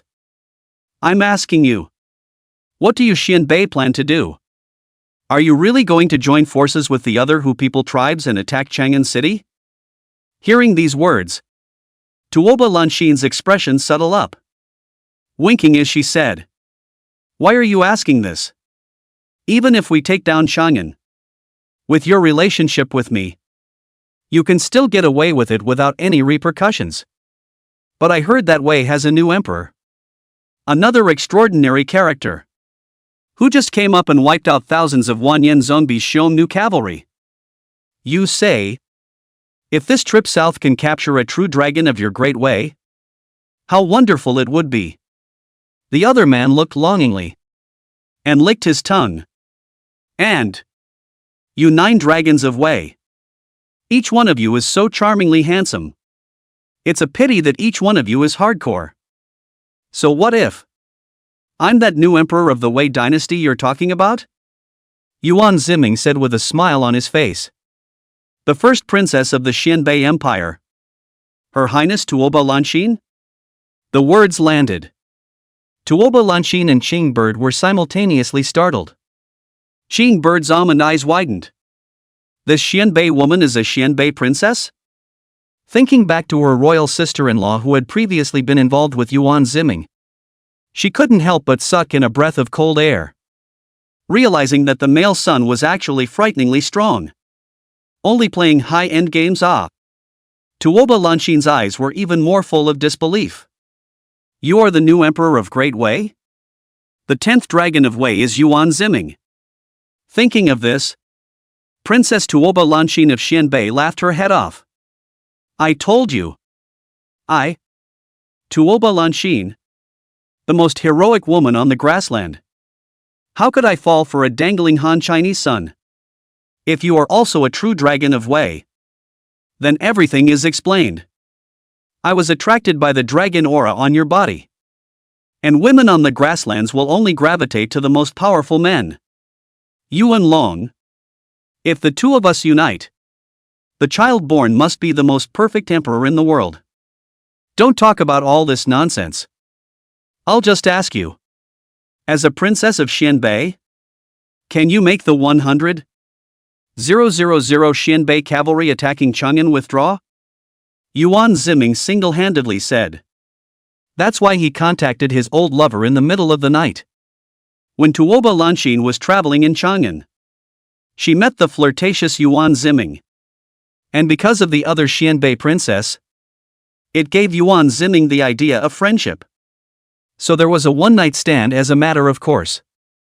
When Tuoba Lanshin heard this, his cynical smile immediately converged and he said with a straight face. In the past 2 years, in order to compete with you Wei people, my Xianbei sons and daughters have died or been injured by hundreds of thousands of people. And now Yuan Lang. No. It should be His Majesty, the Emperor of Wei. You want to let all 100,000 Xianbei cavalrymen of mine pat themselves on the back and leave with just one word? Even the dumbest person on the grassland knows that this is an unreasonable deal. Right? I know you guys are not interested. But if you knock down Chang'an, you 4 countries will share the spoils unequally. And you will have to fight just as much. So why don't you just take what you can get now? And quit. How about that? Yuan Ziming narrowed his eyes and said. You don't want to see your man die in Chang'an either. And what does His Majesty the Emperor want? The other teased. I want to make an alliance with Xianbei. Yuan Ziming said. Word for word. Tuoba Lanshin froze and laughed as she said. Chang'an is now an empty city. What will you Wei people take to ally with us? How about you become my male pet tonight? Press my feet. Serve me comfortably. And I will consider the snap. As soon as these words came out, Yuan Ziming slapped the other party on the spot on the face. The hit caught the Xianbei Rapunzel off guard. The green bird people at his side were dumbfounded. Is the Duke so rigid? The Hu people are approaching the city. And now they actually dare to slap someone else's princess. This is my bottom line. Wei. Look up to you by cooperating with you. It's fine if you don't want to make an alliance. Then fight. Yuan Ziming said lightly. A lion fights a rabbit with all its might. If Wei dynasty still has the ability to destroy your 100,000 Xianbei cavalry, you can try if you don't believe me. Successive generations of Wei monarchs have refrained from claiming vassalage or paying tribute or making peace. With the Hoosiers, it's you submit to me and we all make peace. If you don't submit, then we'll beat you until you're cut off. It is to the present. 9 dragons martyred. Chang'an critical. Wei people are still bloody people. Wei army is still a tiger and wolf division. Tuoba Lanshin covered her showy face and was lost in thought for a moment. But she steeply smiled. You're even more handsome after you became the emperor. So like spinning around. he said with a dimpled smile. In fact, we Xianbei people are not very interested in Chang'an. Mainly because the Xiongnu people have been clamoring, thinking that the defeat of Chang'an can be famous, so that the allied forces have to be hard to go on. Having fought to this point, we Xianbei have also suffered heavy losses and are in desperate need of a truce to recuperate. It's not impossible to form an alliance with you, but I have to see your strength. 50,000 Hun's forward cavalry will conquer Chang'an tomorrow. If you guys can hold off the Huns and win the fight, I will convince the other Xianbei elders to let the 100,000 Xianbei cavalry withdraw from Chang'an. And we can also help your Wei army regain the lost land. Yes, Yuan Ziming calmly said. Good.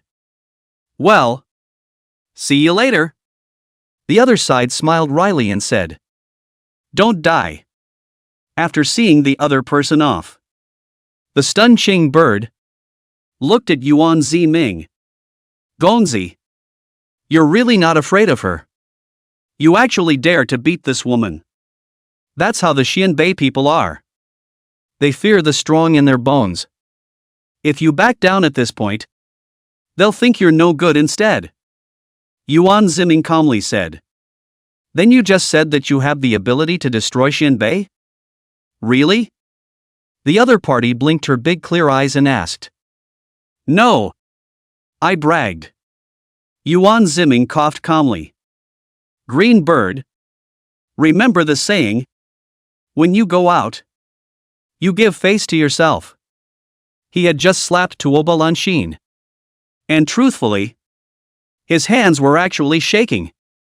Fear of being seen by the other side to see the reality. 100,000 Xianbei cavalry if really rushed in. He is a novel system, but also cannot cover a. Oh. Got it. Duke. But Gongzi. Tomorrow. 50,000 Hun cavalrymen come south. Are you really sure you can win? She said with her willow eyebrows raised. Yuan Ziming laughed and turned his back to her, looking up at the bright moon at a 45 angle. Already having a crazy plan in his head. Leave none behind. I say. It was only in the middle of the night that Yuan Ziming returned to the palace. However, he saw Feng Bao, the eunuch in charge of the seal, still waiting for a long time, with an ugly face. Feng Bao. What's wrong? Yuan Ziming was curious. The 9 Empress Dowagers have invited His Majesty to a banquet. Go to the Yaoqi Palace for a while. Feng Bao said with a face like dirt. Your Majesty. I'm afraid it's a Hongmen banquet. I can't go. Chapter 12 Right. Not a single word will be changed. Honk? Not so much? Yuan Ziming crowed and laughed, only thinking that Feng Bao was joking. But as soon as I came to the Yaoqi Palace, just noticed the rather strange atmosphere around you. The guards of the Yaoqi Palace had increased by several times compared to usual. And they were all fresh faces. The Empress Dowager has arrived. Accompanied by a shrill voice. The 9 Empress Dowagers had already stepped into the hall in order of seniority, surrounded by palace maids. At first glance, it looks like 9 beautiful young women of the court who have fallen in love with the country.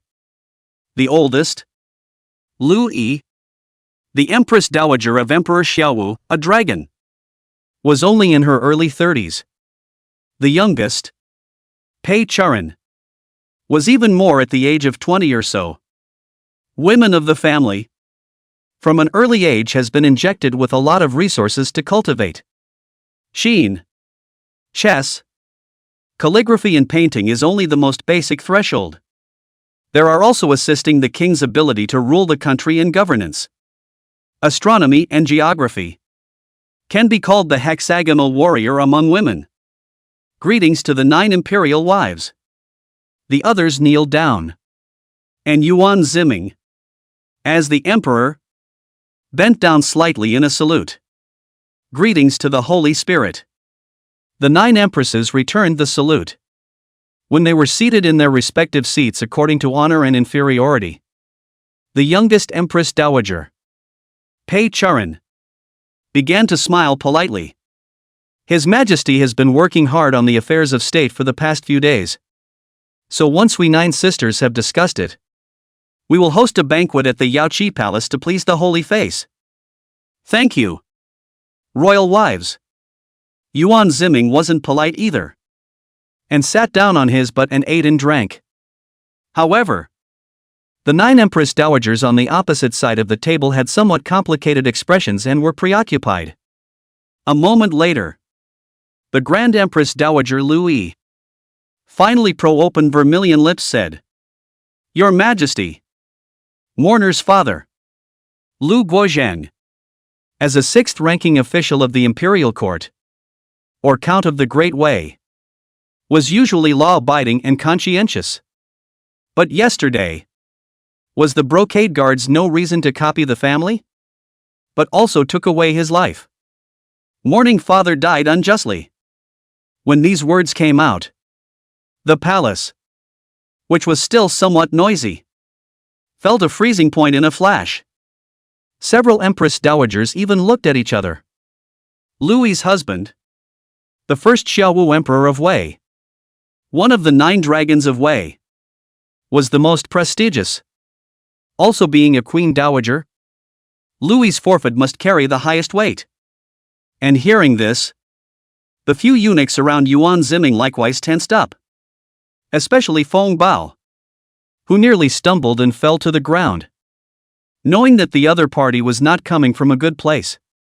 "Empress Lu, I'm also sorry about Lu Guozhuang. But..." Yuan Ziming picked up his wine cup and drank it down, saying, "He who deserves to be killed." All is silent. Everyone was dumbfounded. The whole thing was a bit overwhelming with this tough answer. Originally, the Yaoqi Palace, which was still joyful. At this moment, the smell of gunpowder was extremely strong and swords were drawn. Louis's tender face was like a frosted eggplant at this time. Mourner and Mourner's family have given so much to the Great Wei dynasty. Mourner was even widowed before the age of 30. Now, can't even get justice for the murder of my own father? At this time, the guards outside, steeped in armor in unison, entered the hall. The crowd was in a state of shock. Empress Dowager Louis really means business tonight. What is she planning to do? Surround the palace and the emperor? Feng Bao's intestines are remorseful. If he had known that the Empress Dowager really dared to play forced palace, he would have knocked his head to death to stop Yuan Ziming from going to the banquet. It must be His Majesty's side, abetted by a traitor. That caused His Majesty to mistakenly kill a loyal man.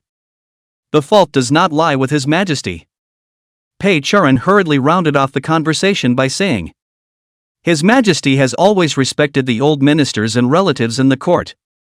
They are all his own people. How could he kill innocent people indiscriminately?" "Right. Sister Pei has a point. Sister Lu. At the moment when the Hu people are approaching the city, our own people can't start infighting. The remaining few Empress Dowagers, too, have given each other a leg up." Louis's anger was then dispelled quite a bit and she looked at Yuan Ziming. Mourning family served the late emperor and gave half of her youth. Now that my father is dead, people can't return from the dead. I have no intention of blaming your Majesty. I only ask that your Majesty give a name. What name does the Empress Dowager want? Yuan Ziming was a little confused about this woman's intentions for a moment. It's like a pushover. But in the end, you say you don't want anything? Is this a woman? Even women who are empresses? Te Shou. Lu Yi gave an order. And behind the screen, an old, hobbling official stepped out. Wei Tai Shirling. From the 7th grade. The official level is not high. but the hand of the pen. But for successive emperors deeply scorned. Right. The abbot of the country was killed by the rebellious people and martyred in a heroic manner. And I ask your majesty to punish the Shangan rebels as a warning to others. The other party grit his teeth and said, His Majesty hereby certifies. It will be recorded in the official history. The geese are not as good as the people. It turns out that what Louis cares about is the face of her own old man. Or rather the face of the entire Liu family. If her own father was killed by the emperor in public for resisting the copying of the family, then she, the Empress Dowager, must not be stigmatized for years to come. According to the Wei historical laws, this has to be authorized by His Majesty's Imperial Vermilion Pen. Still quite principled. The old Taijia insisted. Lu Yi gave a wink. Get a pen for His Majesty. A courtesan immediately handed over a set of imperial scholarship. Feng Bao also took the opportunity to make a wink and said, Your Majesty, what Empress Dowager Lu wants is not much. A false name in the history books is just a name. A vermilion approval from you can avoid a palace crisis. It's a cost-effective deal. Pei Chulan also nodded deeply at the other, squeezing his eyebrows. Feng Bao said is not false at all. Lu Yi is raging. But also control the temple inside and outside the temple. If the other side really want to rebel, the court of Wei will certainly be chicken and dog. Anyway, it's just changing a history book, which is just too easy for the emperor. Listening to the persuasions of all parties, Yuan Ziming closed his eyes and was non-committal. A moment later said, Before the Shubatch, the imperial historian, I suddenly want to see these 2 years of Wei's official history record. First, bring it to me. Yes, sir. The imperial historian trembled as he turned out a pile of history books to the appropriate pages. The crowd didn't understand what Yuan Ziming was doing looking through history books at this time, and looked at each other in confusion. Only Yuan Ziming's gaze swept past. Woody got up, held up the history book, picked out a few paragraphs and read them to himself. Wei Jin in 5 years. Wei Xiaowu Emperor. Marching into the desert north. The first soldier. Beheading 80,000 Hu captives. Hit by arrows, rolled wood and died. In the first year of Wei's Pingru. The Great Battle of Liangzhou. 30,000 Wei troops fought to the death for 45 days. Ran out of food and died. And none were captured. 2 years of Wei's imperial Hu. 9 dragons martyred. Millions of skeletons. Yuan Ziming sneered. A few words in the history books is their magnificent life. As the Son of Heaven die the country. Generals die the country. But only got the history book a few words of record. Empress Lu. You tell me. Why? Why that asshole father of yours deserved to be recorded in the history book of Wei? Write the word martyrdom. Taisher order. Yuan Ziming said as he broke the Zhu pen. I am here. The other man jerked his back straight and said grimly. Remember. In the first month of the second year of Xiaochang of Wei, Lu Guozhang, the father of Empress Dowager Xiaowu, was unkind to the rich, and sat back and watched the destruction of Chang'an while he made a great deal of money from the national tragedy. And the Son of Heaven of Wei slayed the thief in order to show that he would not yield. Not a word. Chapter 13 The Green Bird. Remove my armor. Not a word is changed. Hearing this was like a bolt from the blue, shaking the crowd's brains. Somehow, there was some sort of inexplicable touch. Feeling the qi and blood turn over and surging in his chest, Tai Shirling knelt down on the spot and said with old tears in his eyes, Not a word is changed. It is to kill the old minister. And the old minister's son. And to kill the old minister's son.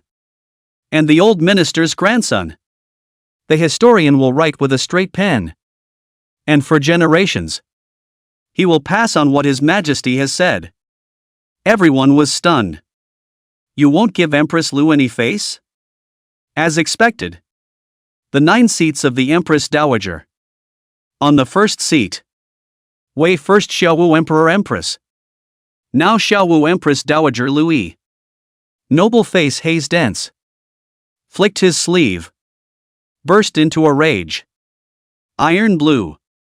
Do you know that your throne was established by us and can be abolished just the same? When she finished, she slammed her glass as a sign. Wow! Hundreds of palace guards with armor fished in and put the Yaoqi Palace firmly under control. The crowd couldn't help but suck in a breath of cold air. Abolitionist Emperor. Is Louis for real? Empress Lu Peichuran's face was bloodless. And he still wanted to open his mouth to stop it. But then there were several large and thick armored men who surrounded each other. Shut Peichu ran up automatically. Your Majesty. Feng Bao nervously stopped in front of Yuan Ziming. This old slave can barely hold back a few people. So please, Your Majesty, carry your sword immediately and kill your way out of the siege. Who knows? While the crowd's hands are full. Yuan Ziming, however, calmly pushed Feng Bao away. I'll take it as how big of a deal. Isn't it just a coup d'état? A rebellion? Feng Bao's jaw broke. A coup d'état and rebellion is not a big deal? People are trying to abolish his throne. But Yuan Ziming laughed cloudily in the face of the heavy siege. Louis, you are the empress of my eldest royal brother, Emperor Xiaowu of Wei. My Empress Dowager. Don't force me to get rough. Now go back and rest. Okay? Deception. Louis was completely fuming. Growling. Mourning respect you as an emperor. Many times backed down. Didn't let you admit your fault. Just to give my father a good name after death. This all refused to give in. This is all forced by you. Take that. At the other side's command, the guards swished and drew their swords. But in this instant, Yuan Ziming played with the wineglass in his hand and slammed it down hard. Shasta. The swords and knives of the armor-clad guards directly turned their guns and aimed them at Louis. You are Mourner's own soldiers. What is this for? The sudden change of events made Louis lose her color. Mourner has not been mean to you. And what I want is for you to always be loyal to the Empress Dowager. Not the Emperor. I'm sorry, Empress Dowager. The palace guards, a long time ago, were bribed by Prince Yuan. His Majesty today. Giving is just too much. The leader of the guards was silent for a moment before adding. Moreover, His Majesty just said it so well. We, the big guys, also want to be recorded in the history books someday and remain in history. So, we're not hanging out with you anymore. In a flash, Louis fell to the ground as if she had been hit by a blow from the head. Bought out early? What was Yuan Ziming doing bribing the palace guard so early? Could it be that he had guessed his identity long ago? So he was saving for a rainy day just for this day. Too underestimated his opponent and thought that he was the prey, when in fact he was a pawn to be used. Louis gasped, shaking cold. For a time actually at a loss for words. Only after a long time did her petite body tremble and she gritted her teeth. I crashed into this great hall. Let you, Yuan Ziming, forever carry the infamy of killing the Empress Dowager. After saying that, she was about to fall headfirst onto the stone pillars of the great hall. It scared the palace made eunuchs around him, rushing to tug and desperately trying to stop it. Empress Dowager. Never. Tarzan is crumbling. The way is in turmoil. Yuan Ziming was dumbfounded and smacked his lips. This woman is not crazy? Threatening herself with a pillar? Your Majesty! Why don't you stop her quickly? Pei Chu Ran also couldn't help but give Yuan Ziming a wink, fearing that if he wasn't careful, he would really let the other party have his way. If the Empress Dowager Louis True Hall hit the pillar and died, the capital will certainly be a big mess.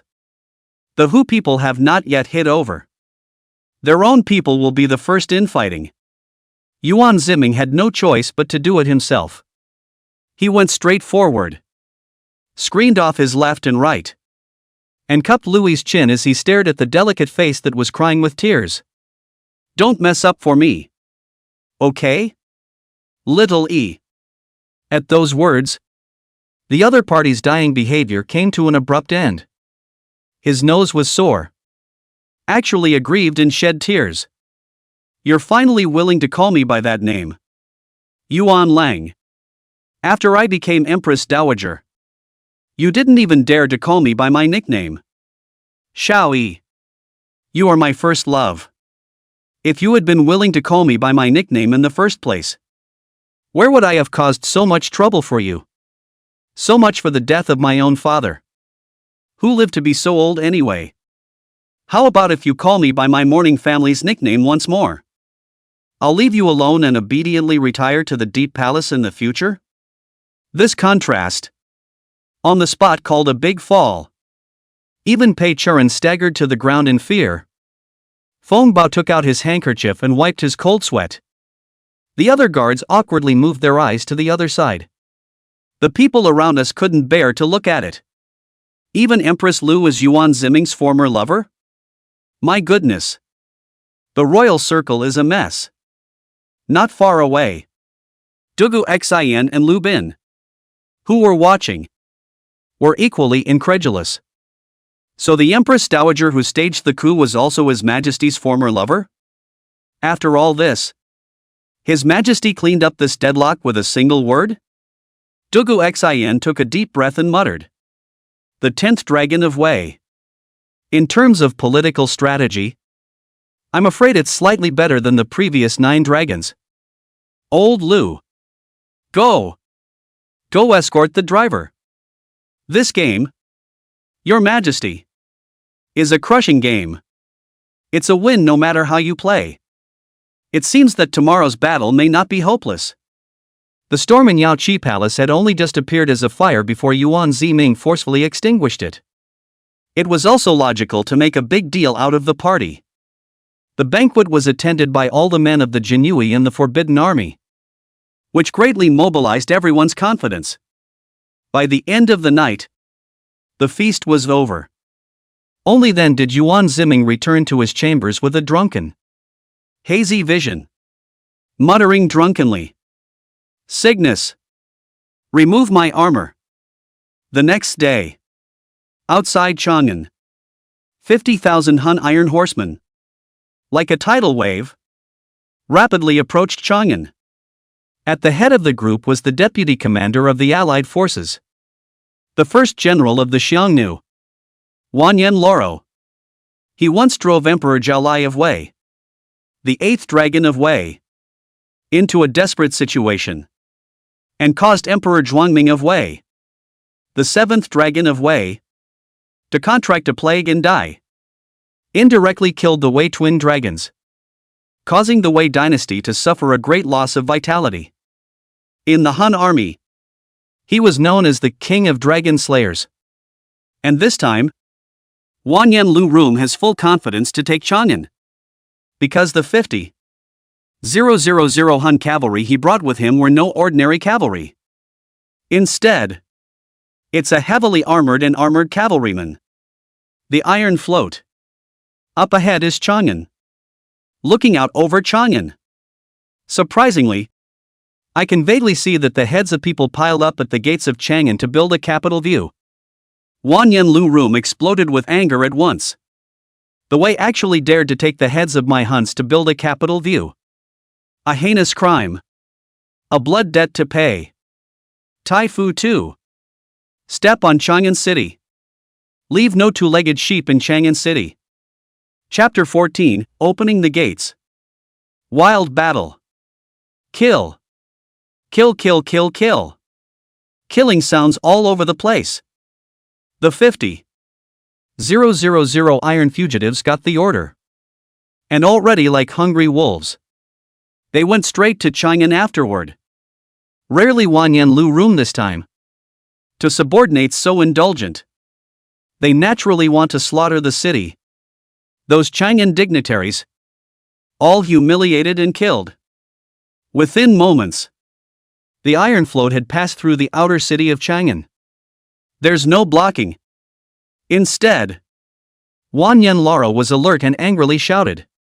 The entire army slowed down. Just in case the Wei people are deceitful. Grand Marshal.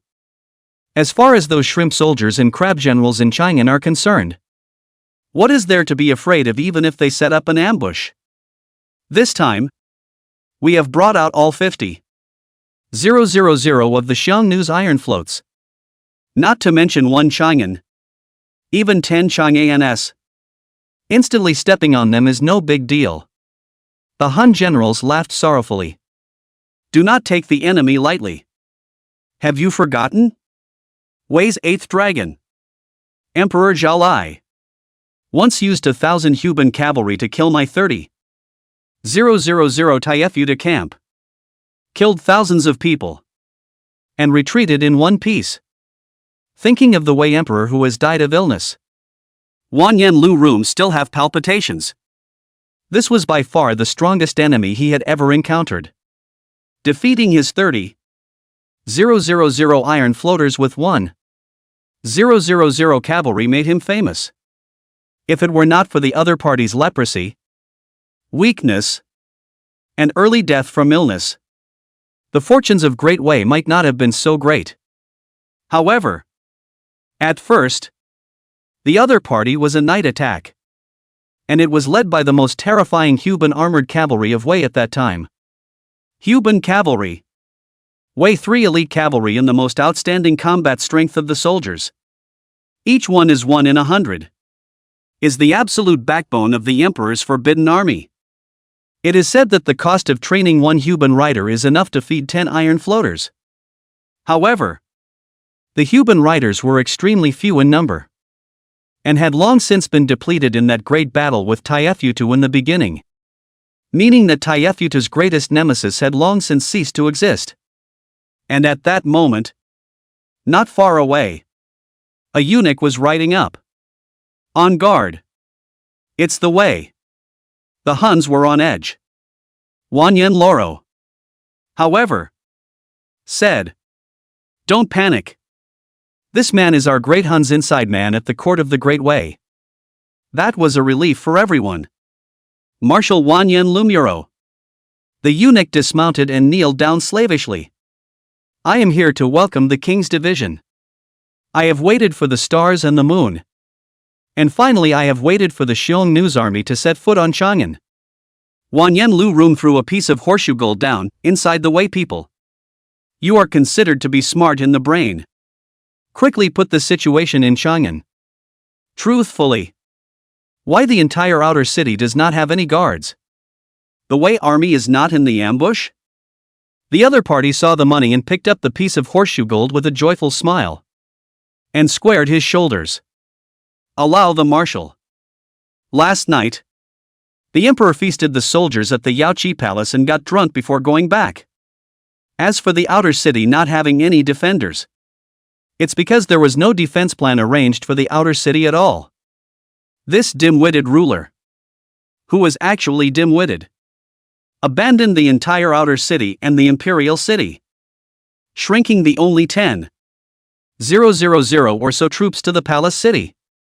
Wanyan said thoughtfully, how is the strength of this 10,000 plus Wei troops? How many cavalry? These 10,000 or so are a rabble of temporary recruits. The cavalry is almost non-existent. On the contrary, Dugu Xin has 3,000 black cavalry. At that, the Huns laughed out loud. Dugu Xin? Just a defeated general. Defeated by Artai Futu. He led the 3,000 000 remnants of his army to escape into Chang'an.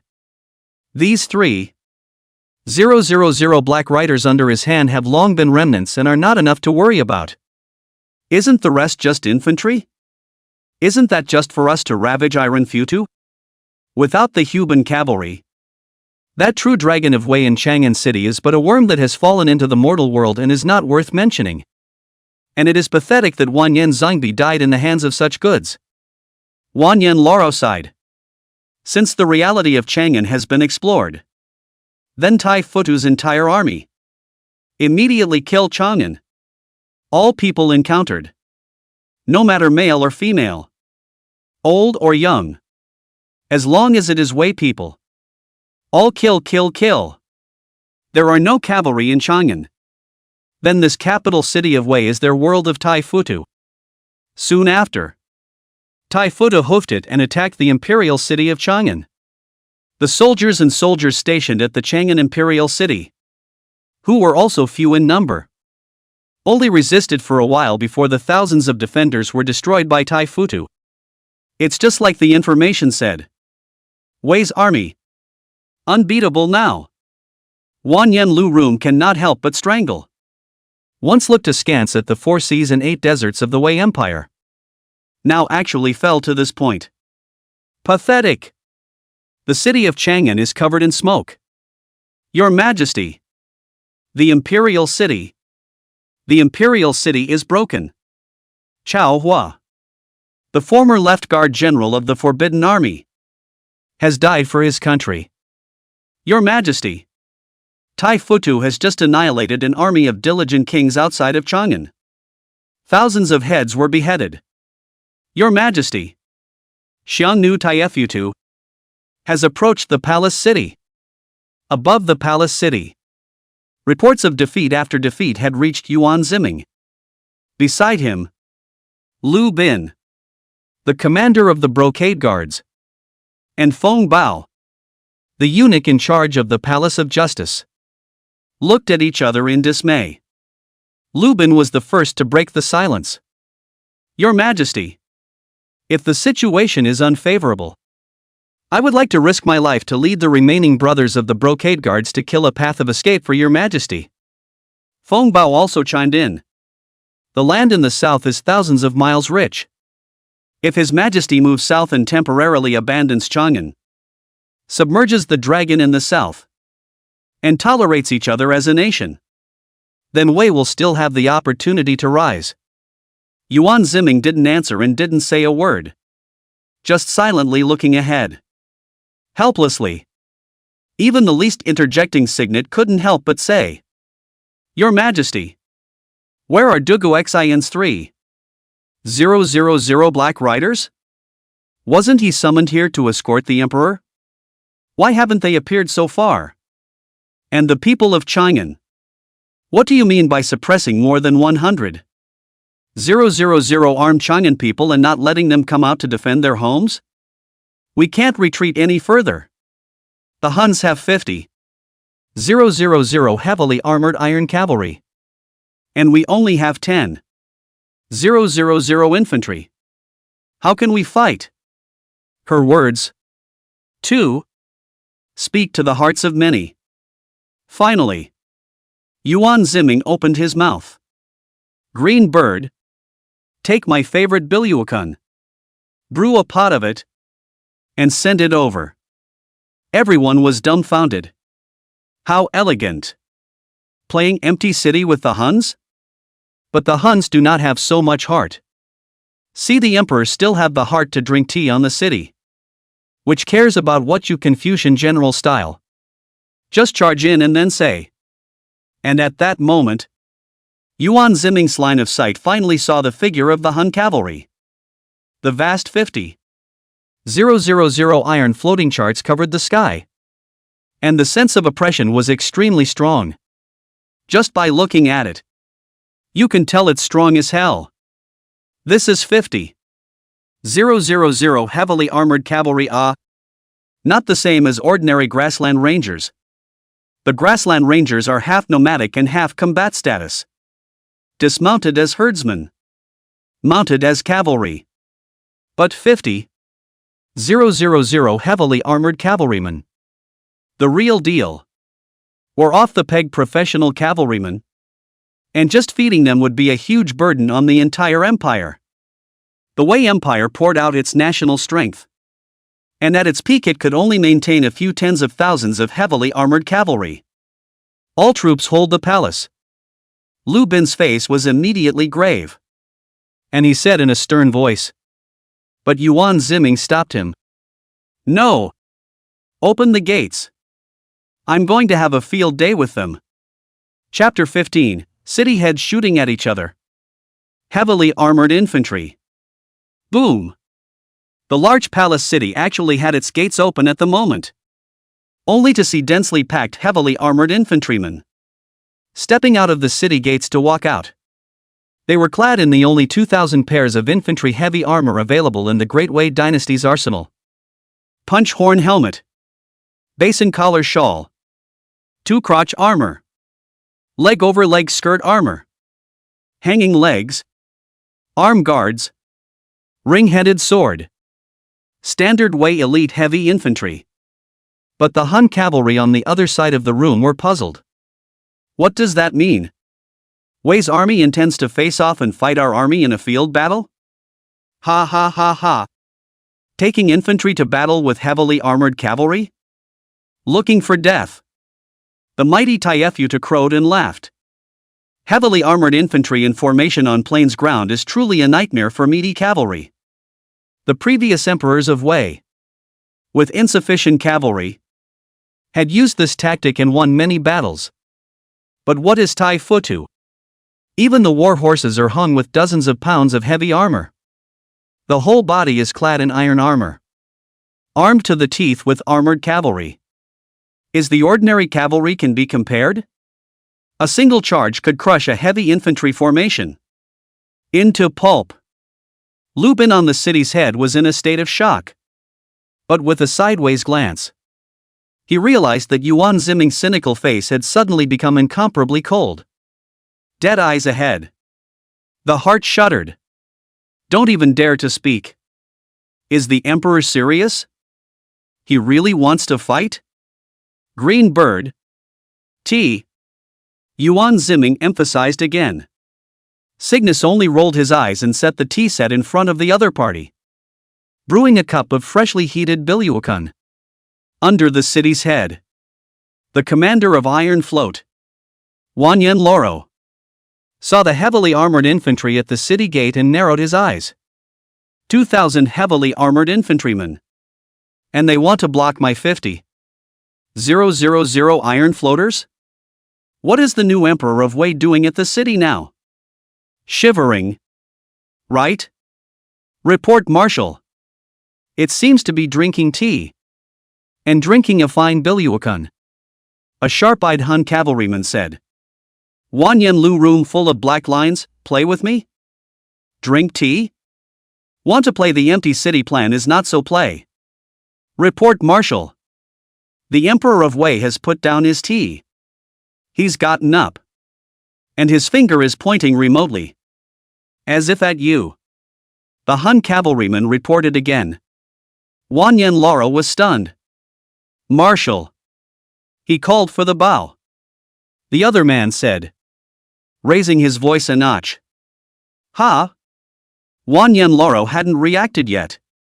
An arrow darted past, flashing and turning into a cold arrow that shot through the Hun's flag. On the town.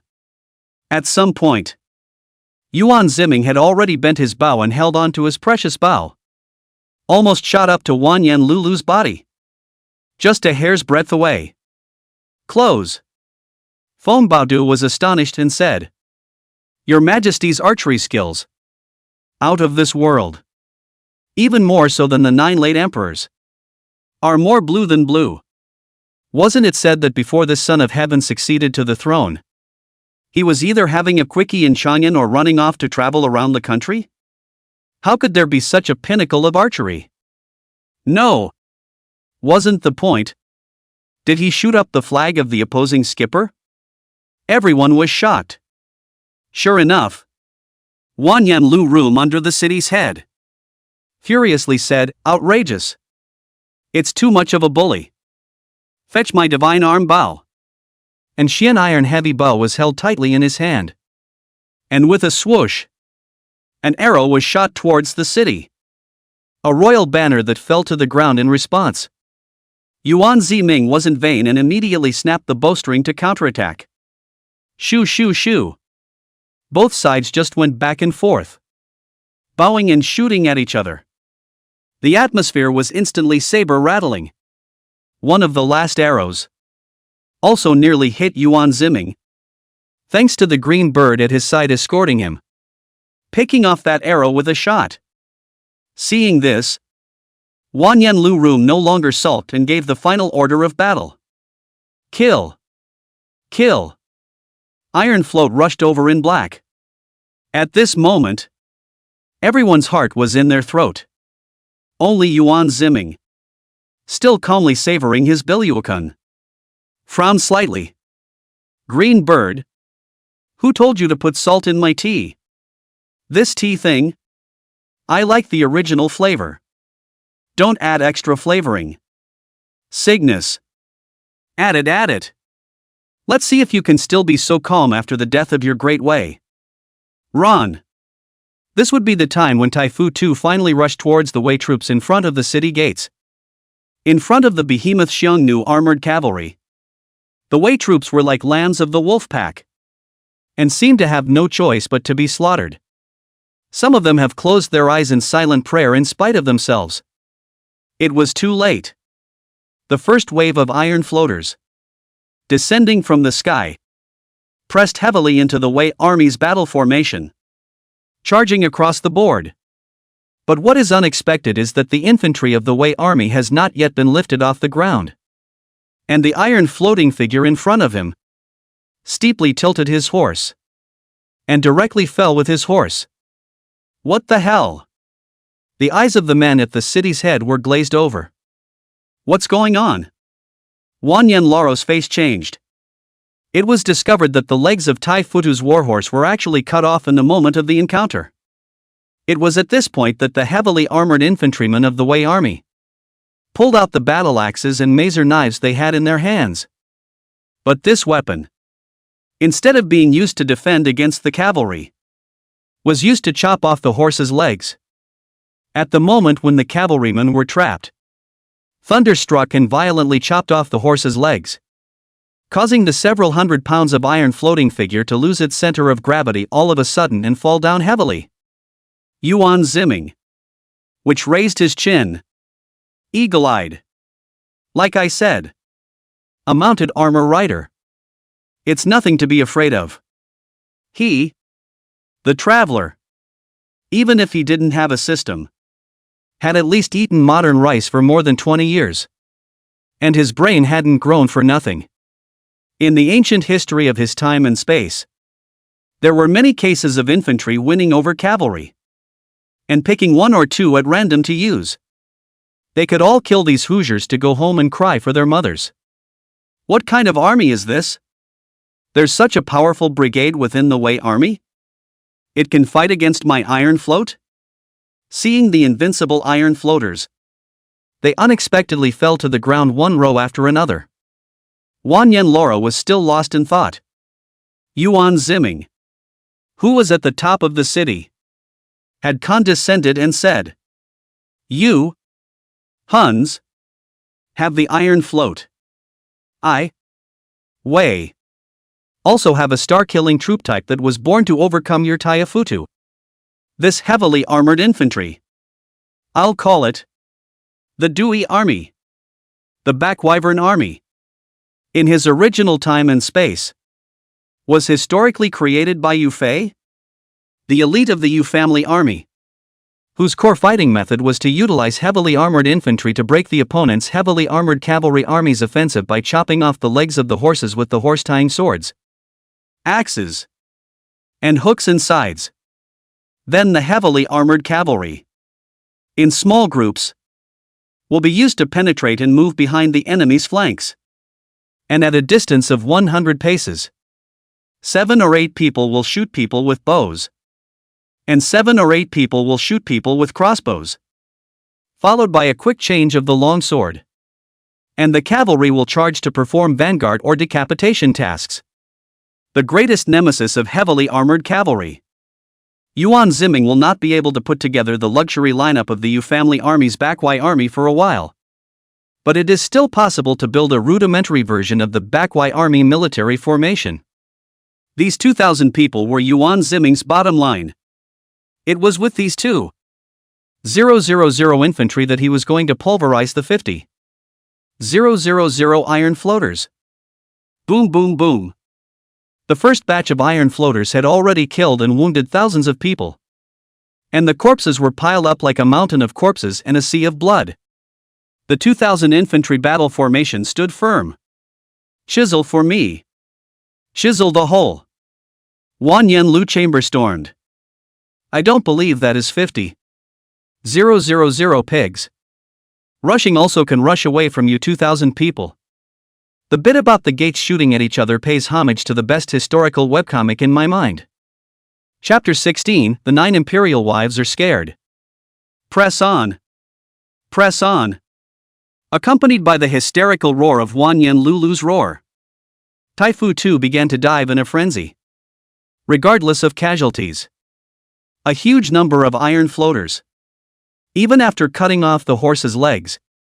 The whole thing fell down heavily and could smash the heavily armored infantrymen underneath the horse into mush. The Huns also do not care. The big deal is to die together. 1 for 1 does not work. Then 2 for 1. 3 for 1. With a sea of men. But also hard to swallow the 2,000 infantry. A magnificent infantry riding field battle all of a sudden turned into a physical. White knuckle. Grueling battle. Wan Yen Laro's side is giving orders. Yuan Ziming was not idle either.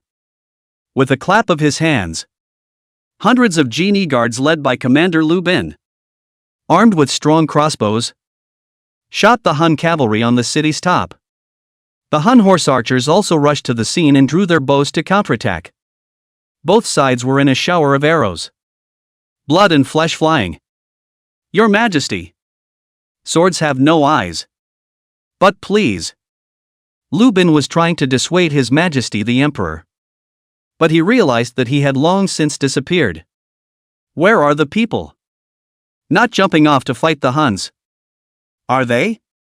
Lu Bin was taken aback. Luckily, this His Majesty, the Emperor of Great Wei, was just taking Feng Bao and Cheng Bird and strolling around the city gates. It was found that the 2,000 infantrymen outside the city gates were already somewhat shaken by the frenzied attack of 50,000 iron fugitives. And their deaths and wounds increased sharply. In ancient wars, as long as the casualty rate reaches more than 30%, the army is in danger of military collapse at any time. The army that could hold out for total martyrdom had basically died out on the front lines. The 2-year war was a devastating blow to Wei's military strength. Now, the dead and wounded are over 20%. Close to the red line. Your Majesty, it's impossible to carry on. I can't bear it anymore. The main general, Huo Long, returned with a face full of blood. There are too many Huns. Just too many. It's impossible to kill them all. Indeed. They are at a disadvantage in that there are so few troops. So few indeed. Yuan Ziming locked his brows and suddenly raised his horse forward, bending his bow and arrow, shooting straight ahead. Swoosh! Right in the eye of a Hun. The opponent screamed miserably and fell off his horse. And the Wei troops around him saw this and immediately surrounded them and chopped them up. Raise the bounty. 50 taels of silver for killing a Hun. Yuan Ziming snapped. Kill. The Wei army, which had been somewhat disorganized, immediately pulled itself together and pressed back. But before long, along with too many casualties, the Wei army could not hold out again. Think of your families in Chang'an and in Great Wei. Behind us are millions of Great Wei people. Gentlemen, fight to the death. Feng Bao was also anxious to open his mouth to boost his morale. It's just a shame that it's not very effective. But everything is small in the face of life and death. Seeing this, the green bird gave Yuan Ziming a mumble in his ear, causing the emperor to blush and not respond. On the contrary, Feng Bao was puzzled and came up to his head to listen, and also immediately closed his eyes tightly in fear. Guilty as charged. The old slave heard nothing. Nothing. Your Majesty. Permission to give a word? Cygnus said with a smile. Yuan Ziming raised his eyebrows. Granted. Cygnus cleared his throat and blurted out. You also don't want, in the deep palace of the 9 Empress Dowagers, to be abused and ravaged by the Hu people. Right? His Majesty said. As long as you fight bravely to kill the enemy. Let the Empress Dowager perform a dance for you tonight. The words landed.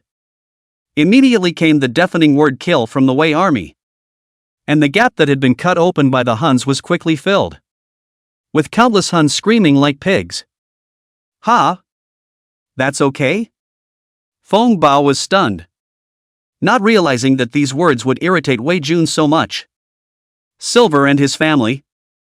They don't even have this murderous state of mind. The Wei army is like a wolf. That's the Empress Dowager, the undead of Wei's 9 dragons. 9 stunningly beautiful young women of the celestial family. Spend how much silver? All absolutely cannot see the picture of the gods. The Wei soldiers have been backlogged in the heart. Dared to think, not dare to say, not dare to do. All of a sudden, all hooked up. That's why the eyes glowed red and the fight spiked quickly. Yuan Ziming rubbed his temples, amused and helpless, and acquiesced to Qing Bird's false decree. I don't know how rich the expressions of those 9 imperial wives in the palace would be if they knew they had been sold. At this moment, inside the palace, Achoo! Pei Churan, one of the Empress Dowagers, sneezed coldly, rubbing her agitated nose and raising her eyebrows. Sister Pei, why are you sneezing in good time? I think it's because you're still wearing a romper in the palace in the middle of winter and catching a cold. Right? Several other empresses were concerned. Pei Chu Ran pinched her reddened nose, her beautiful eyes sparkling. Perhaps it is. Just don't know why. There is always an indescribable strange feeling in the heart, but can't tell a name. Sisters and sisters, it's killing us out there. The 8 dragons of Great Wei. The Empress of the late Emperor Zhaolai of Wei. Empress Dowager Yi Ling, carrying a group fan, ran back with a startled look and said. And there were soldiers shouting something about protecting the Empress Dowager. For the Empress Dowager's sake? The empresses were simultaneously florid. Yuan Ziming wouldn't have said any nonsense to those generals. Right? Louis said in fear. What kind of nonsense? Pei Churan's willow brows wrinkled. Like rewarding us with soldiers who win battles. Chapter 17, Wei women are also good. No way. Yuan Ziming's 9 imperial sisters-in-law simultaneously sucked in a breath of cool air, stroking their undulating roundness, their showy faces changing color. But remembering Yuan Ziming's face, this kind of thing, it wasn't impossible to happen. The 9 royal wives were breathing heavily at the same time. 8 Dragons Empress Dowager Yi Ling was stunned for a moment, but she spoke in a shocking way. If I can really repel the Hu people and avenge my husband's death, even if I have to sacrifice myself to those martial artists, my mourning family will be willing to do so. This statement surprised the Empress Dowager. But after a moment of silence, they remembered the emperors they had served, who had slept long at the Wei border for the sake of this territory. And each of them was also impassioned. Right. What's wrong with a little sacrifice for those of us who are Empress Dowagers, who have no hands and can't serve our country? If I can seek justice for the thousands of dead Wei soldiers and Wei's former emperors, I'd rather not have this useless skin. Pei Chu ran even grit her teeth and said, I'll give it up. If I can win, I'll wash the soldiers' feet. Let those who dogs see that the women of Wei are also bloodthirsty. City Gate. Corpses are everywhere. Tens of thousands of corpses of Tai Futu stretched across the outside of Chang'an Palace City. Like a hell on earth. The Huns never dreamed that the deaths and injuries would be so great in the face of a mere 2,000 infantrymen. Unprecedentedly huge. Wan Yan Lu room headache. Especially to see the most elite Hun's Tai Futu has been beaten so woefully. The anger in his heart increased by 1 point. Marshal. My subordinate has heard that the troops of Xianbei Princess Tuoba Lanxin are already on their way to Chang'an. Otherwise, should we wait for the Xianbei cavalry's reinforcements to arrive before attacking the Wei army? A Han general said worriedly. Wan Yan Lu Run burned with anger. Immediately smacked the other party a horsewhip road. Useless waste. Grew up drinking so much goat's milk from the grasslands for nothing. Our 50,000 iron floaters, pouring out their nests, were supposed to fight for the top spot. To make a name for ourselves. To establish our great Huns as one of the 4 great Hu nations. Now you're telling me to beg someone else, the Xianbei, to lend a hand? Isn't it obvious that we're telling people that we can't fight and we can't do it? The high and proud Wan Yan Lu Run could not endure the sneering of that foul-mouthed woman Tuoba Lanxin. Besides, if we let the Xianbei intervene, when the time comes, won't we have to give up a large portion of the spoils of the attack on Chang'an to the damned Xianbei? Although they are also Hu people. The 4 major Hu countries actually look at each other unfavorably and think that the other is the barbarian. Keep fighting. We've suffered huge losses. They shouldn't be any better. Wan Yanla said angrily. Pass the order. Those who take down the city gate will be rewarded with 1,000 gold. And those who can't take it down will be beheaded below the team leader. Yes, yes, yes. Scared out of his wits, the Han general drove his horse and immediately led the way to Iron Float to reinforce. As a matter of fact, it is also true that it is as expected by Wan Yan Lu Run, relying on the iron floating map to pile up heads. The 2,000 Wei troops at the city gate, too, have long been left. The heavy armor was already riddled with holes. The axes and sabers had broken. And this backwoods army, at last, had reached its limit. The Queen Mother, the only remaining back of the Wei army. The brain has long been a blank. All kill numb. Only know the mechanical repetition of killing. In his mind, only the white and cold phoenix posture of the 9 empresses remained. The city on the head of the brocade guards, but also killed more than 100 people. Commanding officer Lu Binbadi hit 3 arrows, but did not hurt the vitals. As a big internal experts, easily stopped the blood with internal force. The backwoods army. How many men are left? Yuan Ziming's teacup was already empty and calmly said. He also carried an imperial sword carved with 10 dragon heads and inlaid with alabaster, blood-stained, in his hand. Just now, in the chaos of the army, he also killed a dozen or so iron floaters in one breath. Unable to resist, the opponent was outnumbered before being persuaded back by Qingdao and Fengbao. Qing Bird had looked dumbfounded. This was the first time she had seen such a tragic battlefield. There are 300 left. No. 2 more have fallen. Now less than 300. It was these less than 300 men who were still at the city gates, dying against the tens of thousands of iron floaters. After that previous fight, Tai Fu too was also exhausted. And both sides were lifting their last breath in a bloody battle. Now, it's all about who gets pissed off first. For this reason, Wanyan Lara waved his horsewhip and personally supervised the army at the back, occasionally hissing and driving the Hun cavalry forward.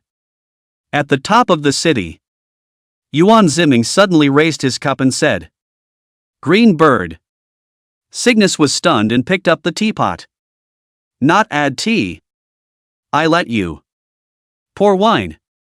Yuan Ziming said word for word. "The best spirits." Cygnus tiptoed out a jar of wine and poured it. "This is 30 years of palace brew. The best imperial wine currently available to the Wei court." "Yes." Yuan Ziming coldly got up and actually poured a full altar of wine down the city in front of countless enemies. For a while, the wine smelled good. "Gongzi, you don't drink, don't spoil things, ah. Stingy green bird are anxious. This palace wine on the market at least is worth 100 taels. Even your majesty are called, forget to say." But then, Yuan Ziming's words made her freeze in a flash. "Your vengeance, I, and the living Wei, will avenge. I, for one, am grateful to all the men of state for going to their deaths for the great Wei." He spilled his wine on the ground and respectfully turned to the city, making a bow. For some reason, Sybil's eyes suddenly turned red, fighting back tears as she said, "This wine of yours, it turns out, is not for yourself, but for the city below, for those lying down, and for the Wei generals still standing."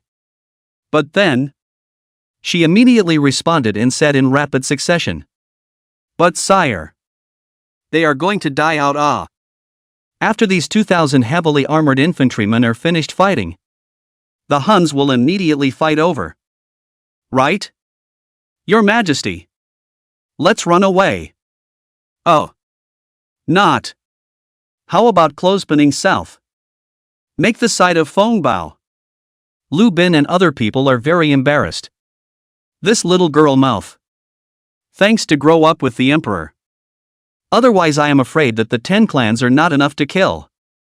These days, Sybil has learned a few new words from the clerks.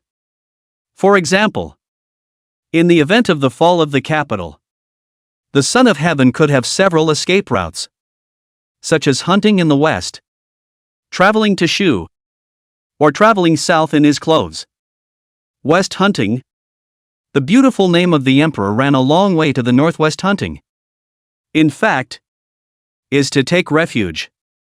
As for Ko Shu, as the name suggests, the Son of Heaven went to the land of Sichuan and Shu, where there were mountains and rivers of heavenly dangers. And it was also one of the escape routes. And the clothes to the south is to run to the affluent south of the Yangtze River area, temporarily to avoid the front, and live in peace. It is true that half of the country can be preserved, but the northern expedition to conquer the mountains and rivers is extremely difficult and basically impossible in this lifetime. But isn't it good to be alive? Who cares so much? No matter if she runs away or clothes herself to the south. She doesn't want Yuan Ziming to die anyway. But Yuan Ziming just... His face darkened for a bit, glanced at her and said something about having big boobs after.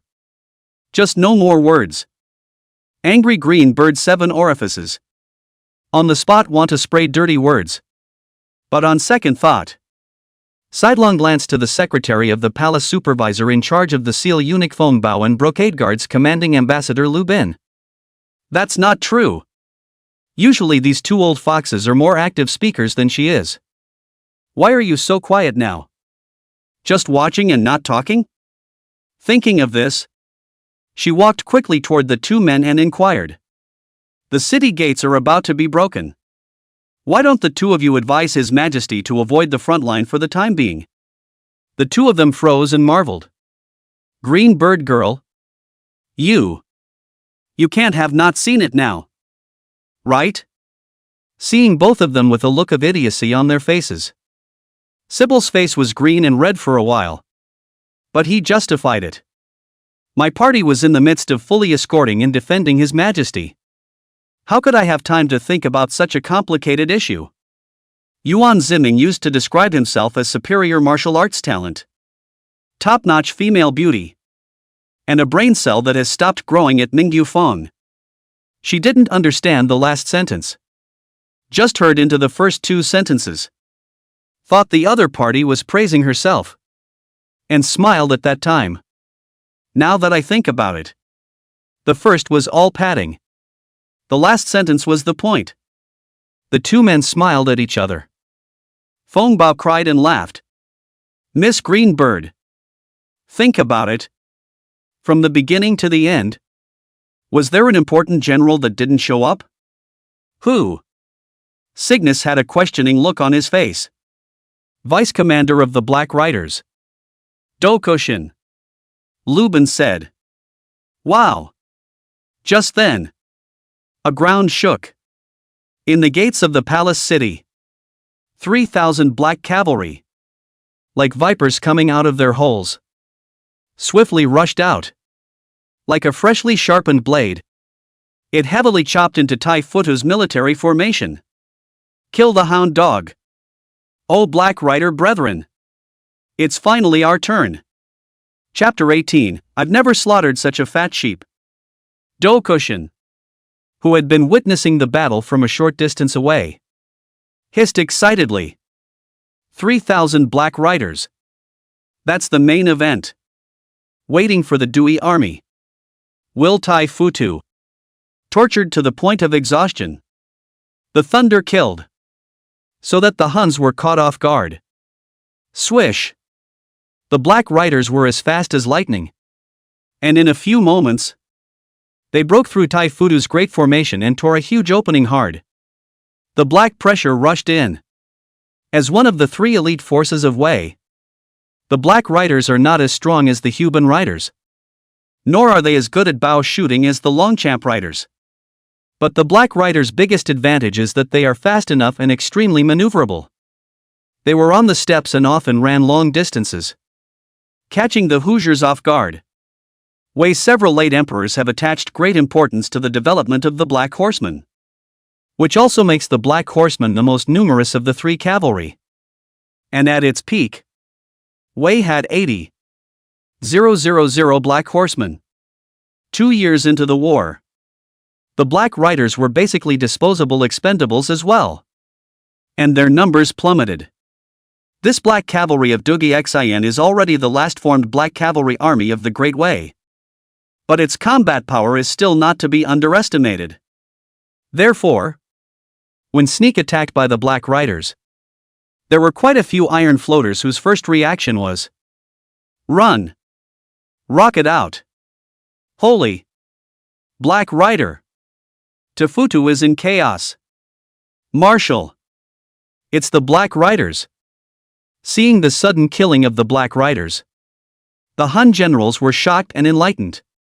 The Emperor of the Great Wei is clearly using these 2,000 Dewey troops as bait to lure our army into a trap.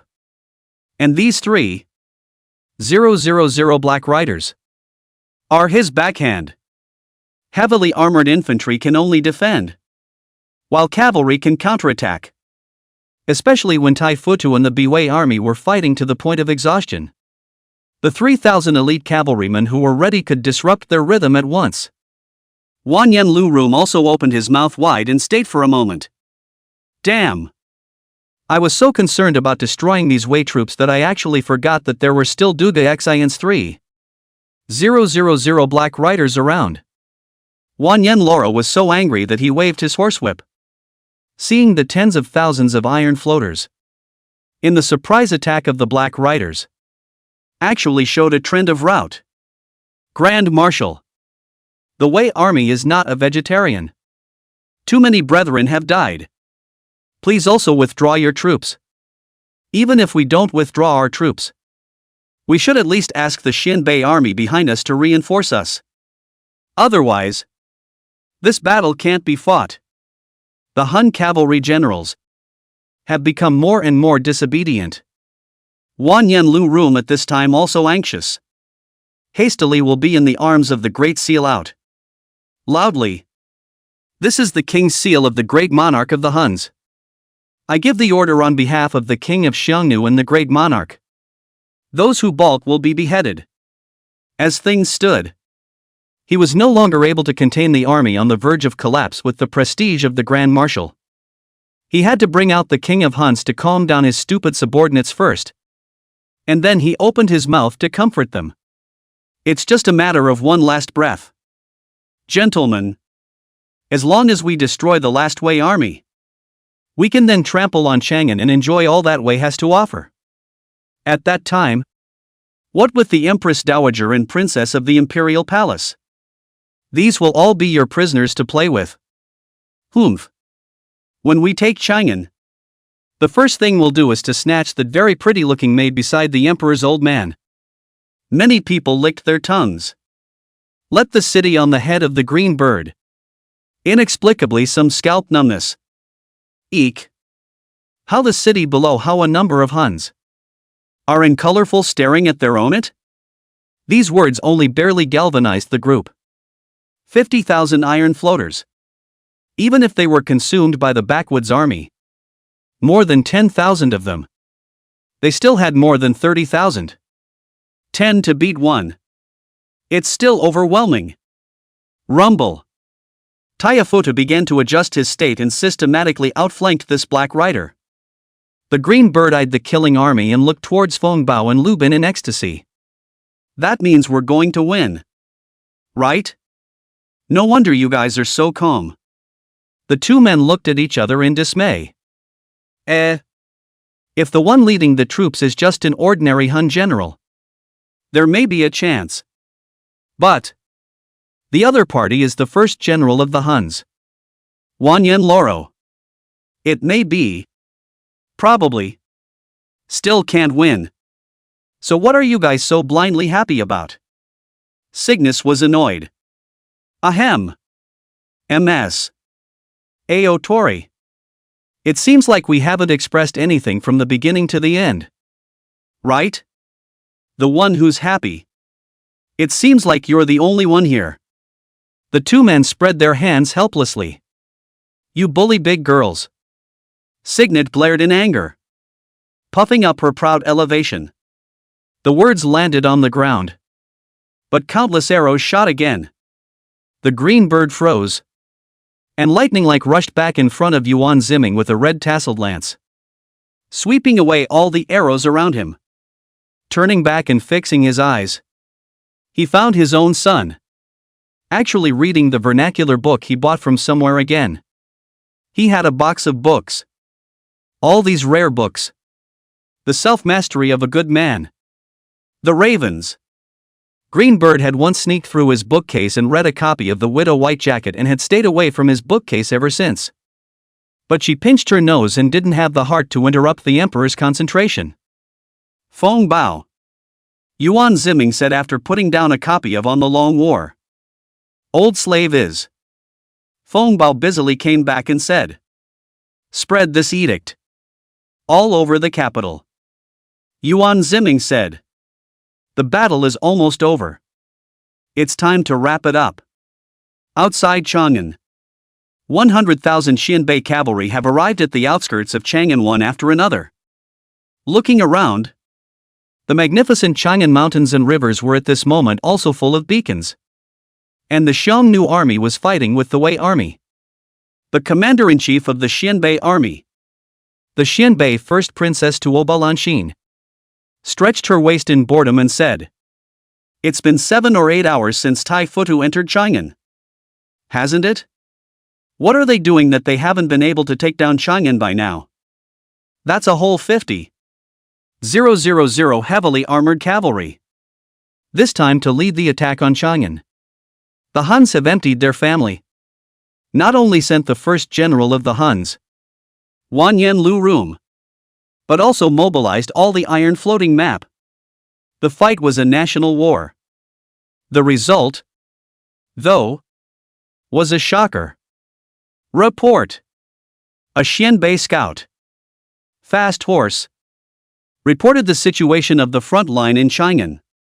Briefly, Wanyan Lu Rum rate 50,000 iron floating figure. And the palace city gate. and weighs 2,000 heavy armor infantry encounter. Both sides killed 6 hours. The iron floating map has never been able to capture. And by the Black Cavalry surprise attack. Is still in the fierce battle. The Xianbei generals laughed out loud. No way? Wanyan Lara was known as the first general of the Xiongnu. And he brought 50,000 iron fugitives and couldn't beat 2,000 Wei troops? This is going to be a laughingstock when it gets out. Isn't it? If I had known that the Huns were so useless, I should have let us Xianbei go. Princess. At your command now. 100,000 of us will attack Chang'an at once. However, Tuoba Lanxin, who had always been domineering, had a rare gloomy face this time. She suddenly pressed on, using 2,000 heavily armored infantrymen to hold back 50,000 iron floaters for 6 hours? Is this true? Thousands of true. The scene can see a large number of Tai Futu corpses. The Huns, at least not less than 10,000 people died. Even the horses also died in battle, 8 or 9,000. The Xianbei scout said, "Is the Wei army really this capable of fighting?" The Xianbei people were also terrified at this point. The psychological shadow left by the 9 dragons of Wei on them was still very serious.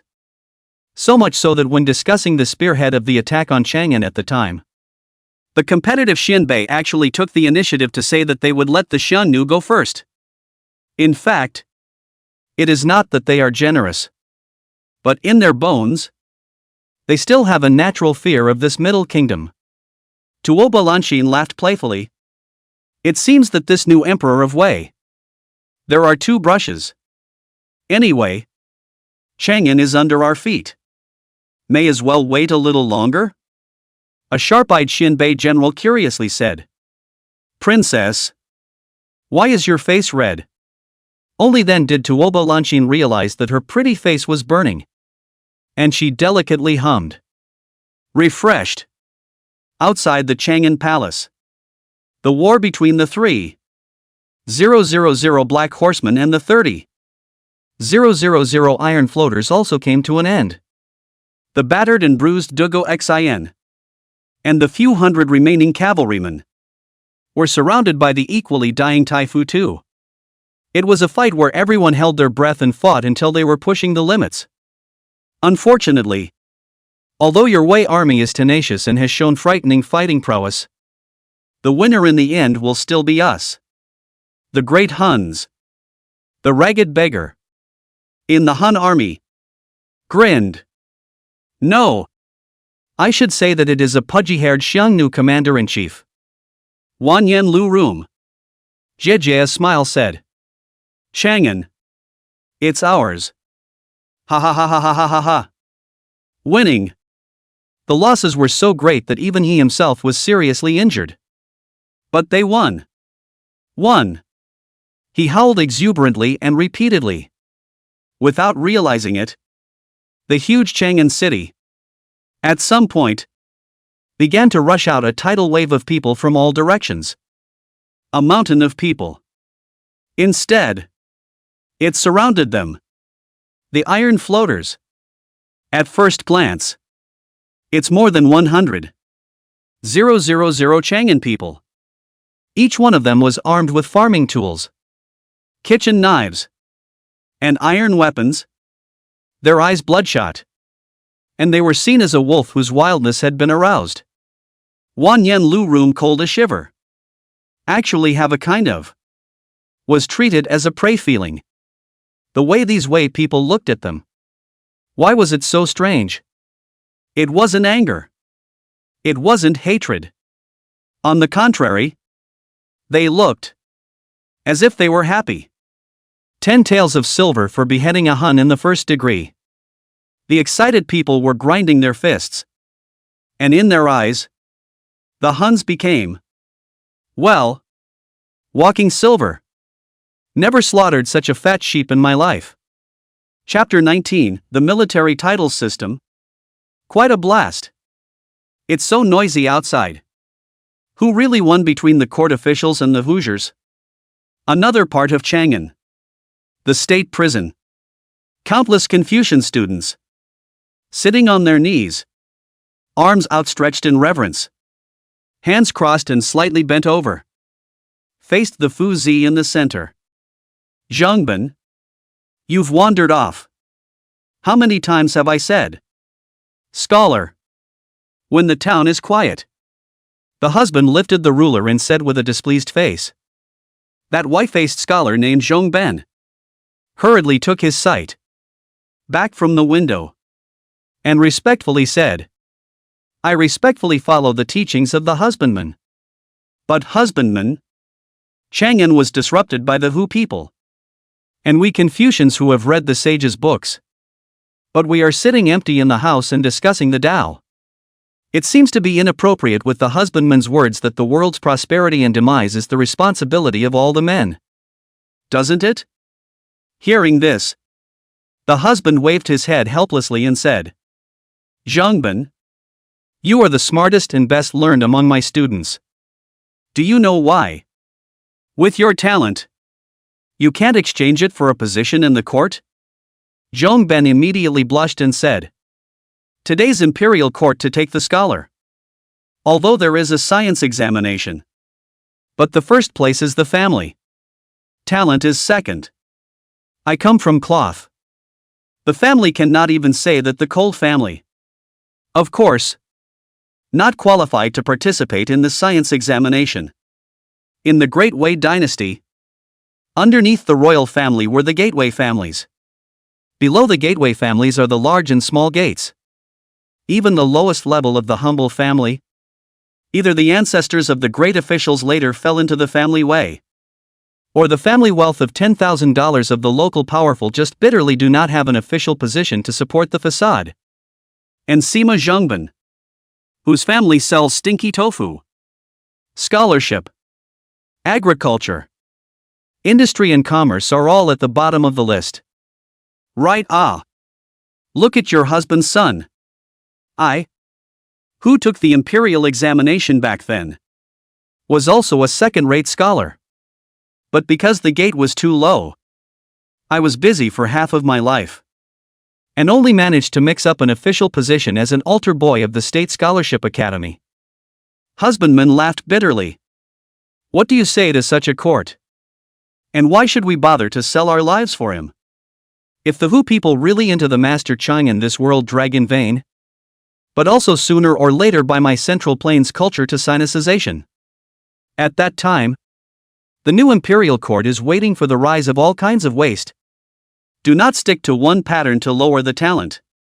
We have the knowledge of these people. Only have the opportunity to excel in the world. The more the other party spoke, the more excited he became.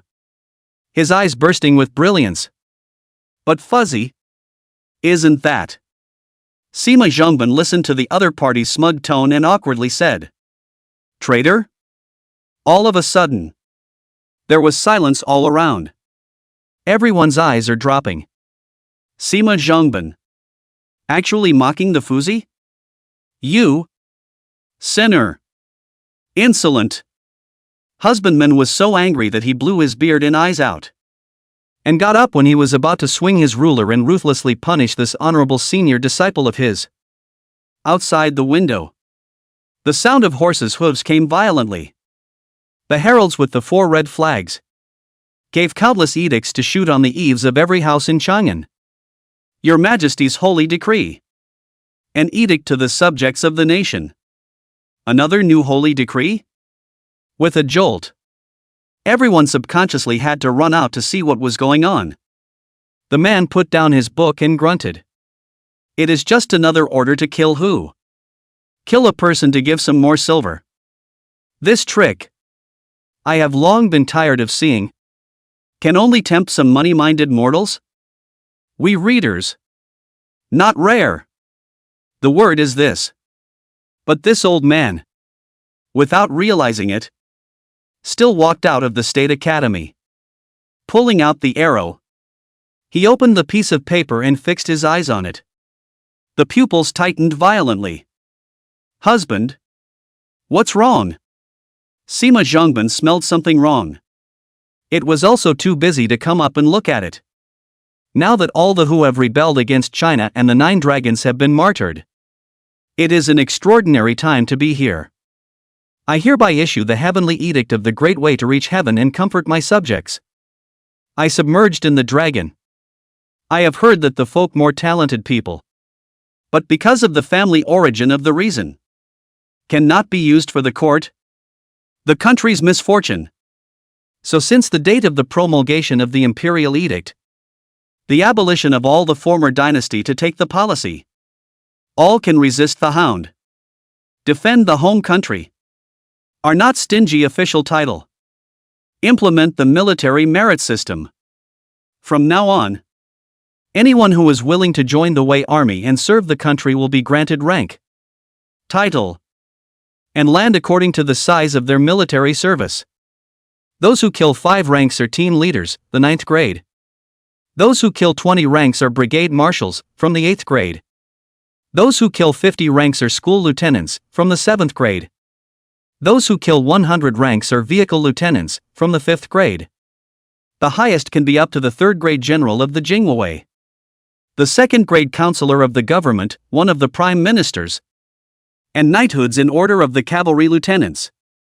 The births, marquises, dukes, county kings. Rewards are calculated separately. The edict, for the most part, was written in the vernacular and was easy to understand. In an instant, it was like a loud thunderbolt that hit everyone's sky. Wei has adopted a system of military honors. It doesn't depend on rank or who your parents are anymore.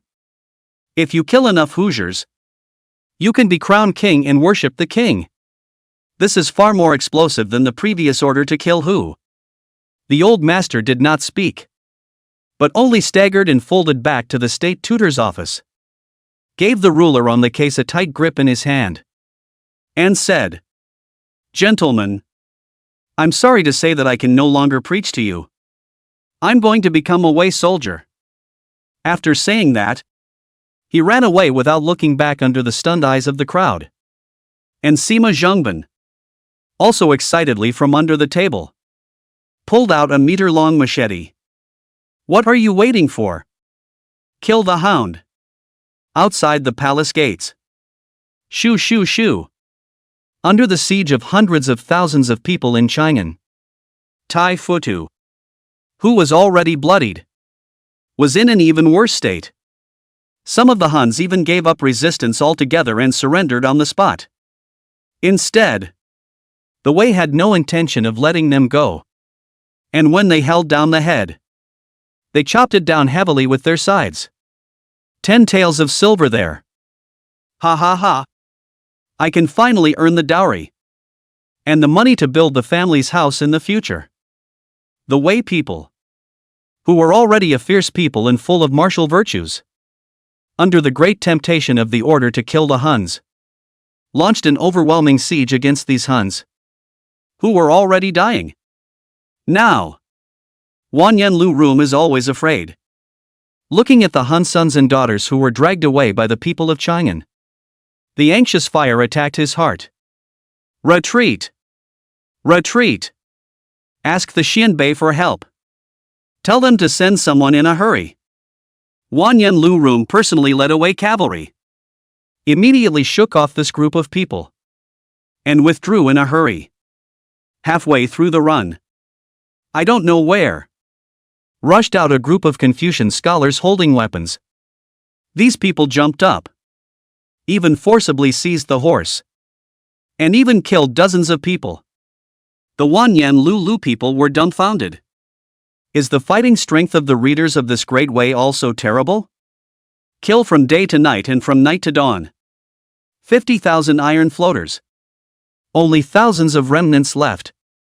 Followed Wanyan Lu Rum, running east and west in Chang'an. But wherever they went, a group of Chang'an people would pop up and pounce on them like wolves. Where are the reinforcements from Xianbei? According to the marching speed, they should have arrived in Chang'an long ago as well. Wanyan Lulu's voice had gone up in smoke. 5 waves have been sent out for help. The commander-in-chief of the Xianbei army, Tuoba Lanxin, however, was never heard from. She did it on purpose. She's trying to compete for the credit for tackling the dragon. Where are we now? Wanyan Laro looked around with a gray head and a fearful heart. Marshal. We seem to be running to the no. One greenhouse in Chang'an now, Mingyu Fong. Greenhouse? Wanyan Lu Chamber was energized upon hearing this. A bunch of stinking ES. What kind of fighting force can they have? Go. First go inside and drink something to replenish your strength. After killing all day and losing all their provisions and whatnot, they were now weary and in desperate need of rest and recuperation. With that thought, he strides inside with reckless abandon. It can be found in the highest level of the Mingyu Square. Yet there was a figure that stood out. Being one-handed stroking the guzheng. A high mountains and flowing water echoed for a long time. A clear breeze. Ripples. As if the world outside the high people. Grand Marshal Wanyan Laro. Hello. The other tilted her head and smiled lightly. Wanyan Lu Room immediately brain blood. This man is wearing a 5-clawed golden dragon bright yellow regiment dragon gold robe. Dragon robe. The 10th dragon of Wei Yuan Ziming. Chapter 20 Raising Dead Men in a Greenhouse? You ambushed me here? Wanyan Lu Room was scared to death. When people are unlucky, they really can't even drink cold water. However, this emperor's answer is very honest, not really. I just happened to come here to play a little song to relax. Oh. I can't imagine. So coincidental. Marshal Wanyan Lu Room. Want to sit down and have a drink? Lying. A trap. It must be a trap. Don't try to paralyze me. Wanyan Laro's face was abhorrent. And he hysterically roared at Yuan Ziming. Marshal. We've checked. There are no Wei ambushes around. But the henchmen were quick to facepalm. Wanyan Lu Room froze. A fiery pain in the face. But angry and laughing. Emperor of the Great Wei. So you ran to this greenhouse without a single soldier? Have you ever seen anyone come to the greenhouse with soldiers? The battlefield here is not like the battlefield elsewhere. Yuan Ziming didn't move to drink. Then do you realize that there are thousands more on this marshal's side? Wanyan Lulu's eyes are shining brightly. You are the last dragon of Wei. Whether we capture you or kill you, the entire Wei army in Chang'an will disintegrate. It's a beautiful place in the dark. Heaven made him lose tens of thousands of iron floaters. But then sent the living emperor of Wei. Right under his nose. Yuan Ziming said with a sideways glance. That's what the words say. But you can't kill me. And I want you to die here. He clapped his hands. Throughout the Mingyu Square, dozens of greenhouse women dressed in thin silk sarongs appeared abruptly, thus descending from the sky with agile hands. Just kidding. This is the territory he's been operating for 10 years. What's the point of being afraid of running into an enemy in his own territory? Oh. No? Raising dead soldiers in a greenhouse? Wanyan Lu Room saw the situation. Did not think that laughed. It is a pity that there are fewer people. Dozens of people? Just to stop this marshal. There is not a small degree of difficulty. Right? Wanyan Lara was the first general of the Xiongnu. And still the strongest warrior of the Xiongnu. Once on the battlefield, he had personally fought with a number of Great Wei's first emperors. And had even once forced back a natural warrior like them who possessed a dragon bloodline. He has killed 7 generals and 25 senators of Wei. And has been highly successful in battle. Emperor Xiaowu Yilong of the Great Wei dynasty once described him as the whip of the Huns. Try it then. Yuan Ziming said. Kill. Wanyan Lu Run suddenly. A superb bounce in place. but also a leap of several meters. Straight to Yuan Ziming. Its speed, power, breathtaking. The Huns behind them couldn't help but clap their hands. It's not easy to see the Grand Marshal strike again in your lifetime. Ever since he fought the previous emperor of the Great Wei on the battlefield, the Grand Marshal has become more and more picky about his enemies. And it's been a long time since he's personally beheaded an opponent. Wonderful. Wonderful. Bang. Bang. Bang. Unfortunately, as soon as the words fell, inside the house, an uncountable number of violent explosions abruptly rang out. Blink again. In a matter of moments, Wan Yanlu room, that tiger-backed and bare-waisted figure, actually has fallen from the attic, heavily smashed out a big pit. The body, with several bloody holes, was bleeding in a torrent of blood. What is this? Wan Yanlu room, dumbfounded, looking at the chest, that blood and flesh, the whole person like a lightning strike. Fong, who had bounced into mid-air, suddenly seemed to have been knocked out by some mysterious force. Then the whole torso went out of control. My lord says that within 100 paces of this thing, it is faster than a man. And within 10 paces, it is fast and accurate. Behind Yuan Ziming, Xing Bird, who had coiled up her hair and carried a red tasseled spear in her hand, straightened her chest in the snowy landscape and stepped out and said, "This thing, our family's son developed it in the basement of Mingyu Fong for 5 months before he succeeded. He calls it a cannon." In an instant, the greenhouse girls of Mingyu Fong then coincidentally pulled out gunpowder from their side and quickly loaded it onto the cannons. Another volley of shots was fired at the Hun cavalry outside the door, penetrating their iron armor on the spot. The Huns were so shocked that they began to square up and flee in all directions. Cygnus was still trying to speak. After being grabbed up by one of Yuan Ziming's hands and rubbing her small waist, he glared at her and said, "Didn't I tell you to be quiet and hide behind me?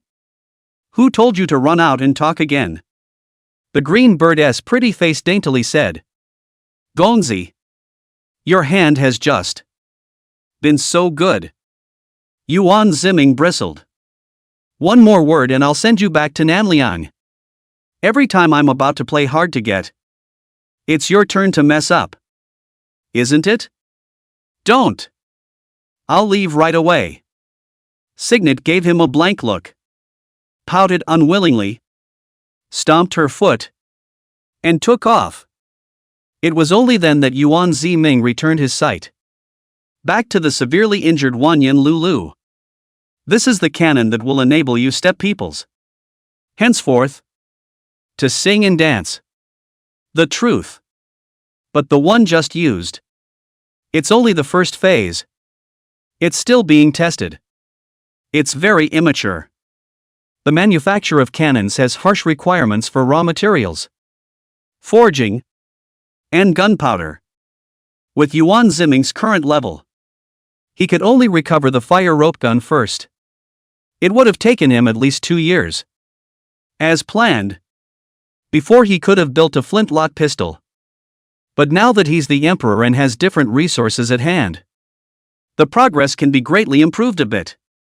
But Wan Yanlu, you won't have a chance to see that day."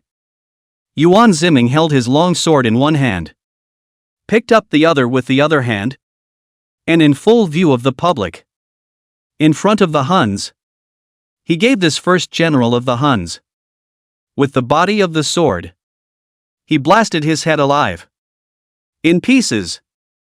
At this point, the Huns Wan Yanlu room, body death. The marshal is dead. Wan Yanlu room is the war god of Xiongnu. But now, the war god was actually by the emperor of Wei, to personally killed. At this moment, the Huns god shattered. The Huns, who had witnessed the death of their commander-in-chief, no longer had the will to fight. Roaming around, And there are quite a few people who have become prisoners of the Wei army. Some Huns even voluntarily ran to the Wei army to surrender in order to avoid the people chopping off their heads for the bounty. Unfortunately, however, they were not aware of the military honors system promulgated by the party. So there was another mass killing of the surrender. Outside Chang'an, Tuoba Lanxin, who had sat back and watched the Huns overthrow them, had indeed honored his agreement with Yuan Ziming and pressed on with his troops. Even after learning that Wanyan Lu Rung died, but also ordered Xianbei army retreat 50 miles to camp Chang'anli. Your Majesty! Great joy! Great joy! Lu Bin, the commander of the Jinyui, ran to the head of the city with great strides and knelt down. Former Chancellor, Wei Tongpingzhang Minister, Longtu Pavilion University Priest, Minister of Military Affairs, Pei Ji, leading tens of thousands of diligent troops, has already arrived at the bottom of Chang'an to reinforce the city. Please open the city and let them through. Feng Bao cried out in joy, heaven will not kill my Wei. Your Majesty! Lord Pei is the Prime Minister appointed by the late Emperor himself and the father of Empress Pei. He is a greatly loyal official. Commander Lu, immediately order the brocade guards to open the city. Yes. Lu Bin said as he was about to move to leave. Slow. No. But at that moment, Yuan Ziming got up and said, in a stern voice, anyone who opens the city gates privately without my permission will be beheaded. The 3 clans will be exterminated. Your Majesty? The crowd was startled.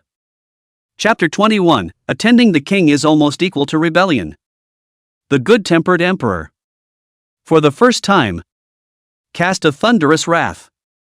Shocked, Feng Bao knelt down on the spot, sweating like a pig and said, old slave should be damned.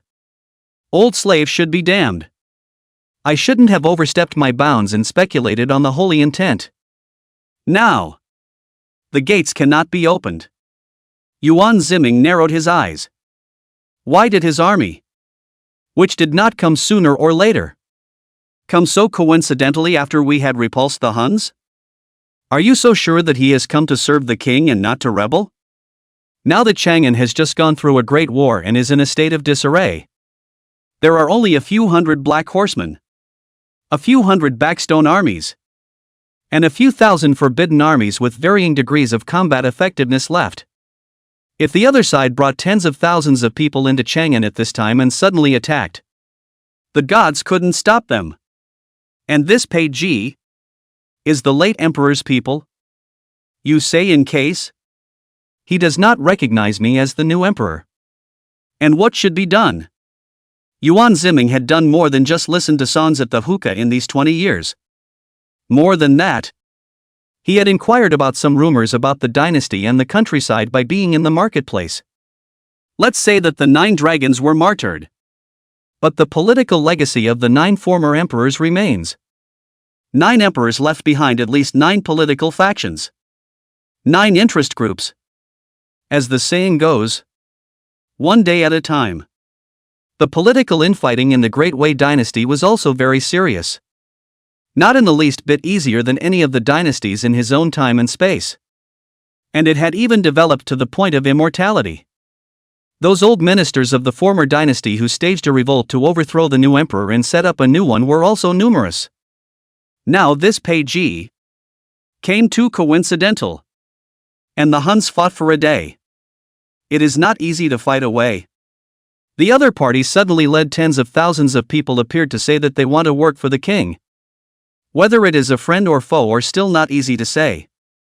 This Feng Bao finally revealed a look of trepidation. This old fox who had served 10 great Wei emperors, for the first time felt the unfathomable depth of the new emperor awe.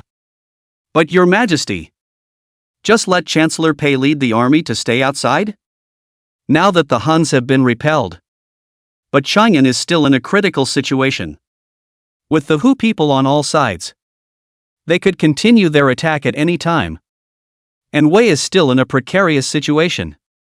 Lubin worried. Strong enemies now surrounded the city. And now their own people are causing infighting. The consequences are unimaginable. Yuan Ziming looked into the distance from the city's head. Declared that Pei Ji will only enter the palace. And will not be allowed to bring a single soldier with him. The crowd was amazed. Letting the other guy in alone? Would the other guy be so stupid? Isn't this the start of a fight? Black Rider Vice Commander Dokushun locked his brows and said, Your Majesty, this Pei Ji has served as Prime Minister for 3 dynasties. And the late Emperor even called him his father. With a high position of power. And now that Your Majesty's throne is in its infancy, his attitude towards Your Majesty naturally cannot yet be fathomed. And if he refuses to enter the palace by imperial decree, then it is inevitable that the 2 armies will have to go to war. Huo Long, the commander of the Backwell army, said, Your Majesty, we have too few soldiers now. And if we really start a fight, we will be designated as no match. Yuan Ziming bristled. I didn't say I wanted to use an imperial decree to declare. Go. Feng Bao. You go to the harem and ask Empress Pei to issue an imperial decree to invite her old man to come to Ci Ning Palace where Empress Pei lives. That's when it dawned on everyone. I almost forgot. There is still the bright card of Empress Pei. Pei Ji may not recognize the new emperor. But if it is the decree of his own daughter, the Empress Dowager, he should be at ease. Old slave obeys the decree. Feng Bao was relieved and hurried to Ci Ning Palace. Yuan Ziming, however, hooked his finger at Lu Bin. You quickly send the brocade guards and ambush both sides of Ci Ning Palace. If Pei Ji has any dissent, kill him. He cut in. Lu Bin cold a shiver, Your Majesty. Pei Ji is a court veteran, respected in the dynasty and field. Yuan Ziming laughed. So all the more reason to kill. Lu Bin had a jolt. Then remembered that the other party had previously killed even Empress Dowager Xiaowu Lui's old man, Lu Guozhang. So what's the point of killing another Guozhang? But still mouthing, but he is the Empress Dowager's own father. In case at that time, Empress Pei stops it, what should be done? Then even the Empress Dowager. Kill them together. Yuan Ziming said gently. Well, isn't that a bit harsh? Just now, his own mind actually flashed through the idea of taking out Lu Bin to silence him.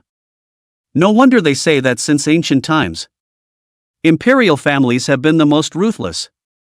The dragon's blood flowing within his own body was gradually turning him into a cold-blooded political machine. Also, now that the foreign enemy has calmed down, it's time to restore the establishment of the Wei dynasty. Call for a declaration. Chang'an City outside the city. Those what the 3 princes and 9 ministers. It is time to come back. Otherwise, if we can't even get all the people together for a meeting, what kind of emperor will I be? Might as well give orders at Mingyu Square. Yes. This matter the eunuchs of the secretarial supervisor are already grasping the matter. Outside Chang'an, one of Wei's chancellors, Pei Ji, the Central Army's martial camp. A decree of the Empress Dowager had been issued from the palace and sent to him. After thanking the grace, Pei Ji ordered to stuff a gold ingot to the eunuch of the secretarial supervisor who delivered the decree to inquire about the situation in the palace.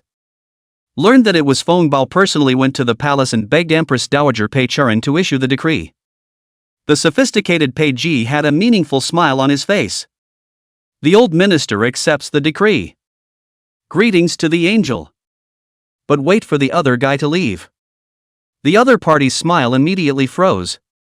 His face clouded over as he said, Never would I have imagined that the late emperor would suddenly die when I didn't go over to Jiangnan to raise troops for this moment. The new emperor will be Yuan Ziming, that dangling imperial son. This meant that the power he had managed to build up in the courtroom was gone with the change of the throne. Yuan Ziming. Ha! This person threw away a lot of money in the capital's greenhouse. And left that verse of what a moment of spring night is worth 1,000 pieces of gold. Perennially failing in the imperial exams. And now he actually became Yuan my saint. How ridiculous.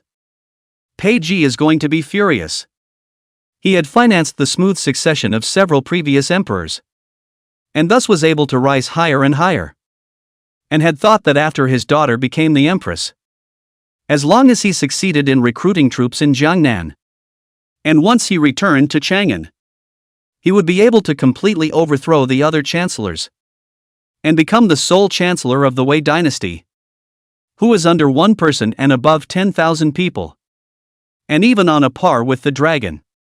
Who knew that the Huns were so fast that his own favorite emperor Yuanan, 8 dragons, of the great Wei Zhangwu, who was overly conceited and greedy for success, was finally counter-encircled by the Hun army and demised in less than a month. Isn't this a favor to others? Minister Pei. This is not a good thing for us. The military advisor under his command, however, exulted that when the new emperor first ascended to the throne, he must be in dire need of your support. And if Minister Pei enters Chang'an at this time, he will not only be treated favorably, but he may even go further and be rewarded with an official title. When the late emperor ascended the throne, he once worshipped the old man as his Fei's father in order to draw me in. Pei Ji twisted a piece from the chessboard on the case and held it in the palm of his hand. But now, Sagittarius, it no longer satisfies me. Master at arms, do you think that the old man has the appearance of an emperor? Chapter 22, You're a Confucian. Beheading 53 Huns? At these words, the scene froze. Arms Master also froze for a moment before carefully saying, Pei Fei's tiger eye eagle look is born of the Lord of the Feis. Just whether there is an emperor life. My subordinate is not a physiognomist. I'm afraid that the power is still shallow, cannot see. Oh wow. Pei Ji drank his own wine and laughed loudly. I'm just joking. Don't be so nervous. Come on. Fill this cup. The crowd then laughed it off and returned to their previous euphoria. Within a few hours, Chancellor Pei Ji entered Chang'an. However, the request to enter Chang'an alone, as stated in the decree, was disobeyed, because he brought with him hundreds of guards. All of them are Hercules and dead soldiers loyal to Pei Ji. This caused Yuan Ziming, who was in the Fengtian Palace, to wrinkle his eyebrows into a lump when he learned about it. Where is Pei Ji now? Already in Xianing Palace. Lubin said gruffly. By His Majesty's imperial order, hundreds of Jinui have been ambushed near Xianing Palace. Good. Yuan Ziming nodded. Your Majesty, is it time to make a move? Lubin reminded. Pei Ji entered Chang'an. The first is not to go to see the Son of Heaven, but ran to visit the Empress Dowager in Xianing Palace. This has clearly not put the Emperor in the eyes. Not to mention the fact that he brought someone with him. The wolf's ambition is clear. Yuan Ziming was about to open his mouth when a eunuch came to report. Sima Zhongban, a student of the state elementary school, has come to see His Majesty. Lubin was stunned and said, Your Majesty, I heard that this is the same Confucian scholar who beheaded 53 heads of Xiongnu thieves, including 3 Xiongnu generals, while fighting against the Xiongnu people. A Confucian student this fierce? Yuan Ziming's eyes were huge. That's a real whopper. You're in the wrong line of work, aren't you? Yes. The vice captain of the Black Riders, General Dugu Xin, admired him and invited him to join the Black Riders, promising him the position of lieutenant, which was rejected. He said that he wanted to be a civil official.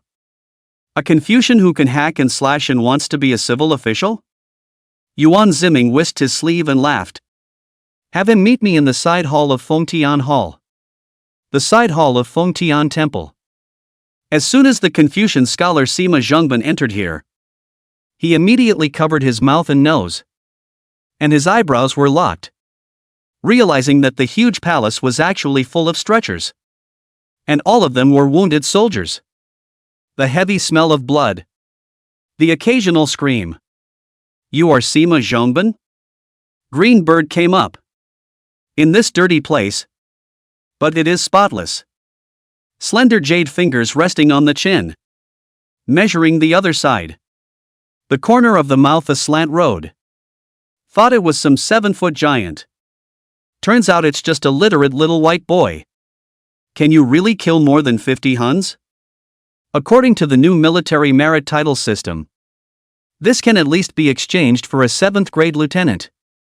Right? TSK. May I ask if the girl is an angel? Where is His Majesty? Sima Zhengban was wondering. Neither a eunuch, nor looked like a palace maid. Here. There. Just operating on a wounded soldier. Cygnus revealed 2 shallow pear swirls. If anything. And said. Surgery? What do you mean? Sima Zhengban moved over following the line of sight and found the man in dragon robe, carrying a knife that had been cauterized with fire. Stuffing a handful of herbs into the wounded soldier's mouth. Then stripped the flesh of the other man's chest with his knife down to the bone. Geez. Sima Zhengban was dumbfounded. There was this kind of treatment? Bone scraping? And it's amazing that wounded soldiers don't pass out from the pain. You're poison. I have already helped you to take it out. The effect of the anesthesia has not yet passed. So you can't move for the time being. Applying these herbs will prevent infection and fever. Yuan Ziming said with a straight face. And said to a few imperial physicians of the imperial hospital around him. Did you see clearly the maneuver I used just now? Your Majesty's medical skills are beyond the reach of even the sage of medicine. The imperial doctors sighed in awe. This is the hemp boiling powder. Made from various kinds including mandarins from the western region. As a numbing agent, it can briefly paralyze a person's sense of pain, with fewer side effects. After several of you have learned it, you will promote it throughout the army, and perform surgeries on the other wounded soldiers as well, paying attention to disinfecting and preventing infections. Yuan Ziming said in a serious tone. Several imperial physicians, who are also considered to be the world's leading doctors, listened to the sky, and could only desperately use a pamphlet to take notes. Your Majesty, here's that little white boy you wanted. It was only then that Cygnus interjected. Yuan Ziming was stunned and looked sideways at Sima Zhengban. You're the Confucian scholar who beheaded 3 Xiongnu generals in a row. My humble servant Sima Zhengban. Kowtow to the Son of Heaven. Sima Zhengban was busy kneeling down and said. Grasshopper is only slightly proficient in some kung fu. How can I compare to your Majesty? Personally hand-slaying the whip of Xiongnu's first god of war. Wanyan Lu Room. Grasshopper is to kill more Hu dogs. But also not as much as your Majesty. Qing Bird hid her mouth to stifle her laughter. Readers patting up the dragon's ass are also comforting. Yuan Ziming swept a sharp look over. And the green bird immediately shut up resentfully. Sima Zhengban. Level off. Yuan Ziming wiped his hands with a piece of silk cloth. And then walked towards the main hall in large strides. Saying as he did so. I've heard that you're from the cloth? You don't even want to be a lieutenant of the Black Cavalry just to see me? Tell me. What do you want? Seeing no one around. It was only then that Sima Zhengban took a deep breath and knelt down. I implore your Majesty to let Pei Ji go. And absolutely not to intercept and kill the other party. In Ci Ning Palace. Bam. All around. With a swish, a row of brocade guards rushed out, drawing their swords on each other's necks. How do you? A Confucian. No such secrets? Commander Lubin was furious. How dare you eavesdrop on the Son of Heaven's holy orders? You should be killed. Sima Zhengban was scared out of his wits. So it turns out that there have been ambushes of brocade guards around here, protecting the emperor in secret. Sure enough, royalty is as deep as the sea. Your Majesty. Lord Commander. Allow me to report. The grasshopper is guessing.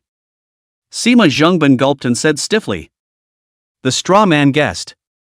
Pei Ji is a minister of the former dynasty, and suddenly appeared under Chang'an with tens of thousands of troops, and coincided with the fact that our army had just defeated the Xiongnu vanguard army, and was greatly wounded. If I were His Majesty, I would certainly be scornful. And Pei Ji did not follow the imperial order. Insisted on bringing hundreds of armored soldiers to enter Chang'an. And after entering the palace did not pay homage to His Holiness, but instead went to the Xianing Palace to see the Empress Dowager first. It is clear that it is defying the imperial power. If I were Your Majesty, the best time to intercept the other party would be to send someone to ambush the Xianing Palace, and take advantage of the other party's lack of defense to suddenly ambush them. If the Empress Dowager obstructs, even the Empress Dowager will be killed. Some words like a series of artillery. Making Lubin are dumbfounded. You, this Confucian, actually can associate so many. It's analyzed in a way that doesn't sound like it's made up. Yuan Ziming smiled and waved his hand. This kid. His heart is as black as his own. It's a talent. The Jinui withdrew at once. Then why are you persuading me not to kill Pei Ji? Don't you think that he is too much of a threat to me? Yuan Ziming asked casually. Sima Zhengban tiptoed out a homemade map from his pocket, which was actually a map of Wei. Your Majesty, please see. This is the world's great power. To the north, it's the Hu people, occupying half of Wei's territory. In the south, the fish and dragons are mixed up. The localities are cut off, and they listen to the tone but not to the orders of the central government. And sandwiched in the middle is Chang'an. And even outside of Chang'an, the rebels, the magnates, the ones, and the bandits are all over the place. And to put it bluntly, right now you have only one Chang'an in your territory. Chapter 23, Do I have the look of an emperor? The Great Wei Emperor whose territory is only one Chang'an. Throughout history, the Son of Heaven who has been so badly mixed up is still the first one. Right? The corners of Yuan Ziming's mouth twitched. This kid's speech really didn't leave any mercy. There was no way around it. These 2 years of fighting had not only depleted all of the northern elites of the Great Wei dynasty, but even the local armies sitting in the south had been transferred out for most of the battle. There is no tiger in the mountain and the monkey is the king. Without the elite central field army, those local scoundrels started jumping up and down. There are many people who don't listen to the orders of the court, don't pay tribute and taxes to the court on time, and even cut corners and just don't give a damn about you. And the court of Wei, suffering from the step-by-step press of the northern Hu people, really cannot spare a hand to deal with these chaotic ministers. This is exactly what the grassroots really want to talk about today. Don't look at Pei Ji as only His Majesty's vassal. But Pei's family is considered to be a party of vassals all over the country. Especially Empress Pei's 3 elder brothers. Sima Zhengban said in a serious manner. Pei Loan, the first eldest son of the Pei family, is the Huaiha River transporter, controlling the canal transportation. Pei Yong, the second son of the Pei family, is the assassin of Chu Prefecture and has thousands of elite soldiers under his command. Pei Shuang, the third son of the Pei family, is the Jinnan capital protector, and has the right to mobilize the troops of several southern states. If Empress Pei and Pei Ji die, the Pei family will rebel. The other party swore. At that time, the Pei family's arm, the Pei family's disciples and officials, and then a group of response. Your Majesty, the Wei dynasty from now on more counter-army Yuan Ziming's mind rippled as he sniffed. His statement is not alarmist. But there is an example. Heir Zhu Rong, a powerful minister of the Northern Wei dynasty during the Northern and Southern dynasties, often entered the palace unscrupulously because the then emperor of the Northern Wei dynasty, Emperor Xiuzhuang, was his own son-in-law, and was eventually killed by the emperor. Who loathed him? Who took advantage of the other party's entry into the imperial palace and sent the forbidden army to hack him to death with random swords. And the consequences are also quite serious. Heir Zhu Rong died. In various parts of the grasp of the heavy military, Heir Zhu Rong's son and his retainers took advantage of the situation to rebel. Killed the emperor. The Northern Wei dynasty in name only. Now that the country's name is the same, Wei, and the royal family's name is the same, Yuan, will it have the same destiny? Are you kidding? These history lessons are deep in his head. Can he step in the same twice? He tapped his fingers slowly on the case and suddenly laughed. Sima Zhongban, you speak very well. But you still think wrong. If I really want to destroy Pei Ji, why not eradicate the Pei family together? Sima Zhongban was stunned. Lu Bin then handed over a booklet. Yuan Ziming casually flipped through a few pages and threw it at Sima Zhongban's feet, carelessly saying, "This is the registered Jinui personnel, of which those related to the Pei family. You can take a look." Sima Zhongban opened it, hissed, and drew a breath of cold air. Inside the list recorded on it, there were actually concubines, subordinates, and even cooks of the Pei family's third son. That is to say, Jin Yiwei has long been in control of the Pei family's every move. They can be unnaturalized at any time if they wish. Actions against Pei Ji are not even in the picture. The straw man is ignorant. Now, Sima Zhongban was convinced. Yuan Ziming laughed. But your speculation on the current situation is very accurate. If you are just a civilian and can tell so much, it's already quite impressive. How about coming inside my forbidden army to be a senator general? Such a political novice with no background is exactly the kind of talent Yuan Ziming desires.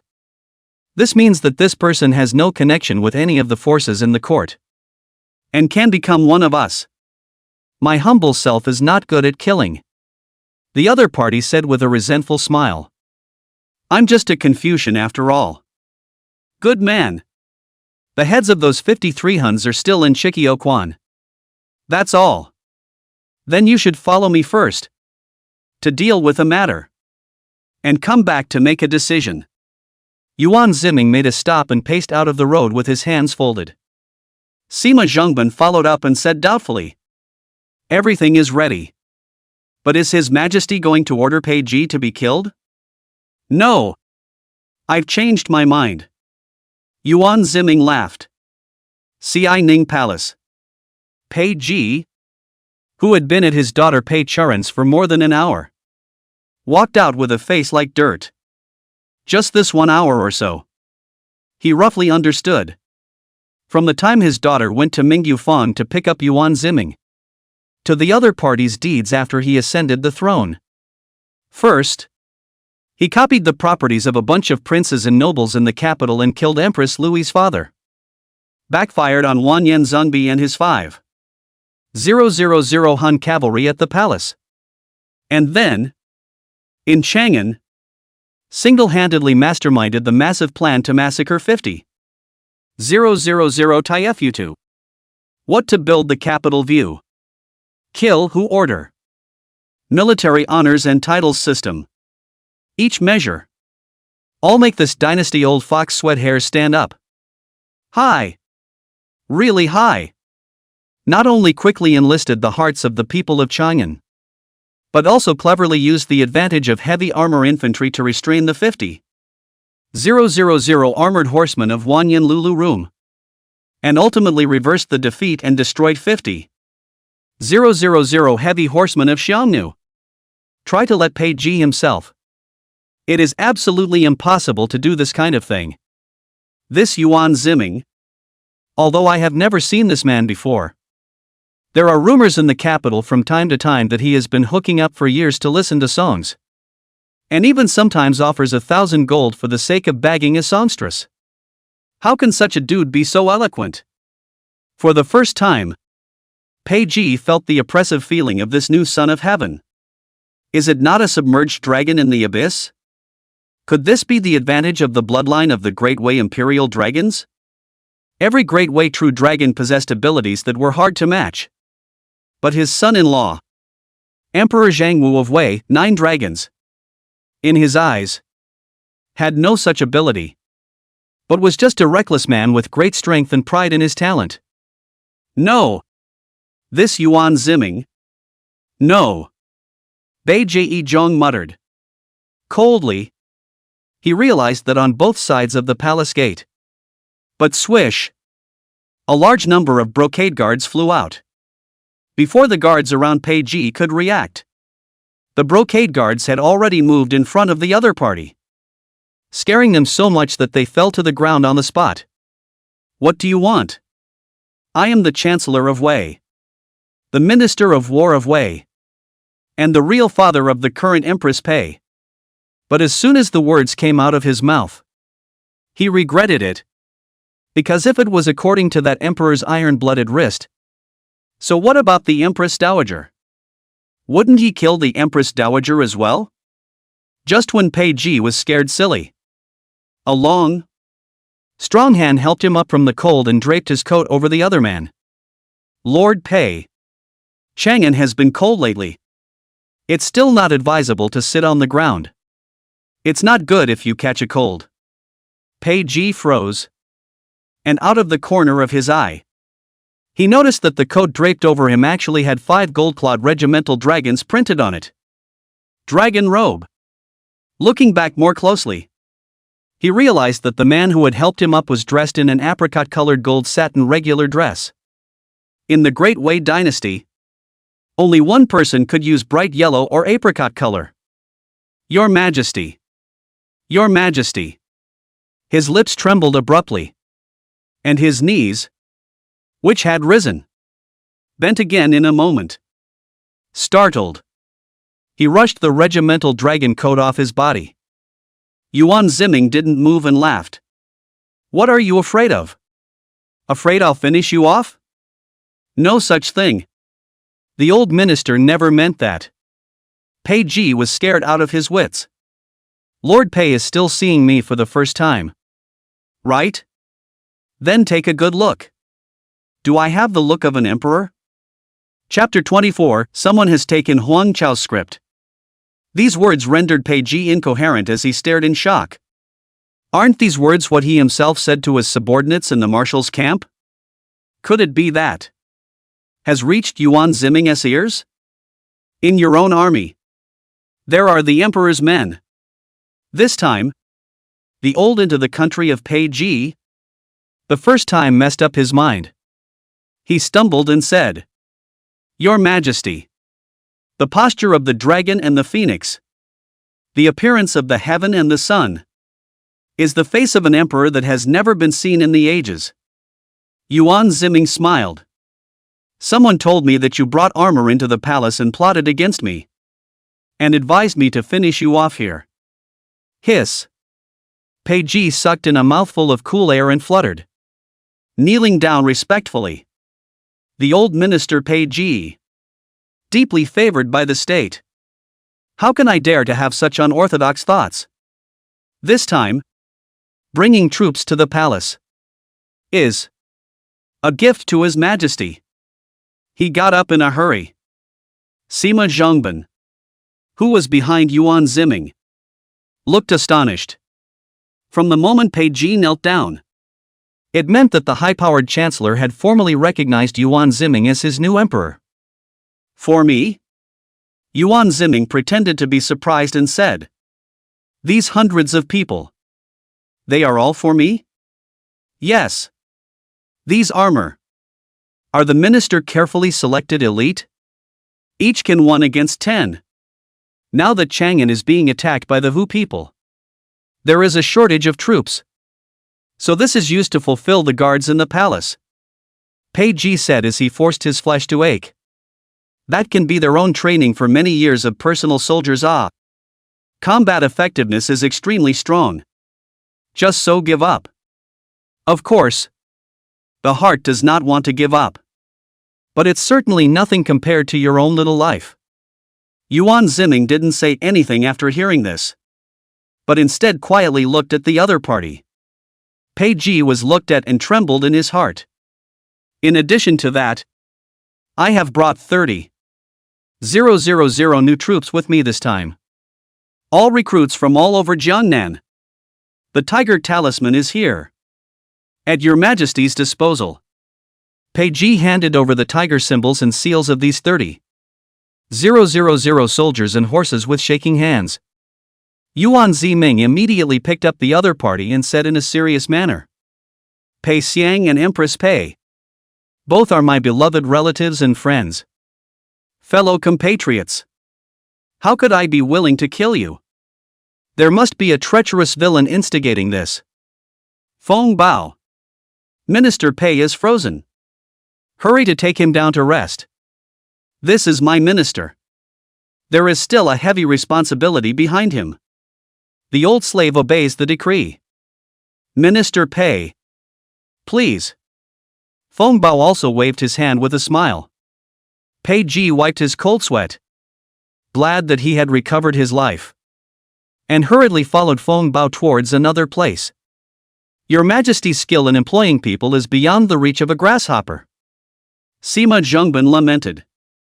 Without bloodshed, he dismantled the power of a potentially powerful minister and took 30,000 troops in one breath. This emperor is a bit different from the rumors. Even Sima Zhengban was suspecting that the other party's 20 years of dude career was all pretend. The people of the royal way are all human beings. One by one.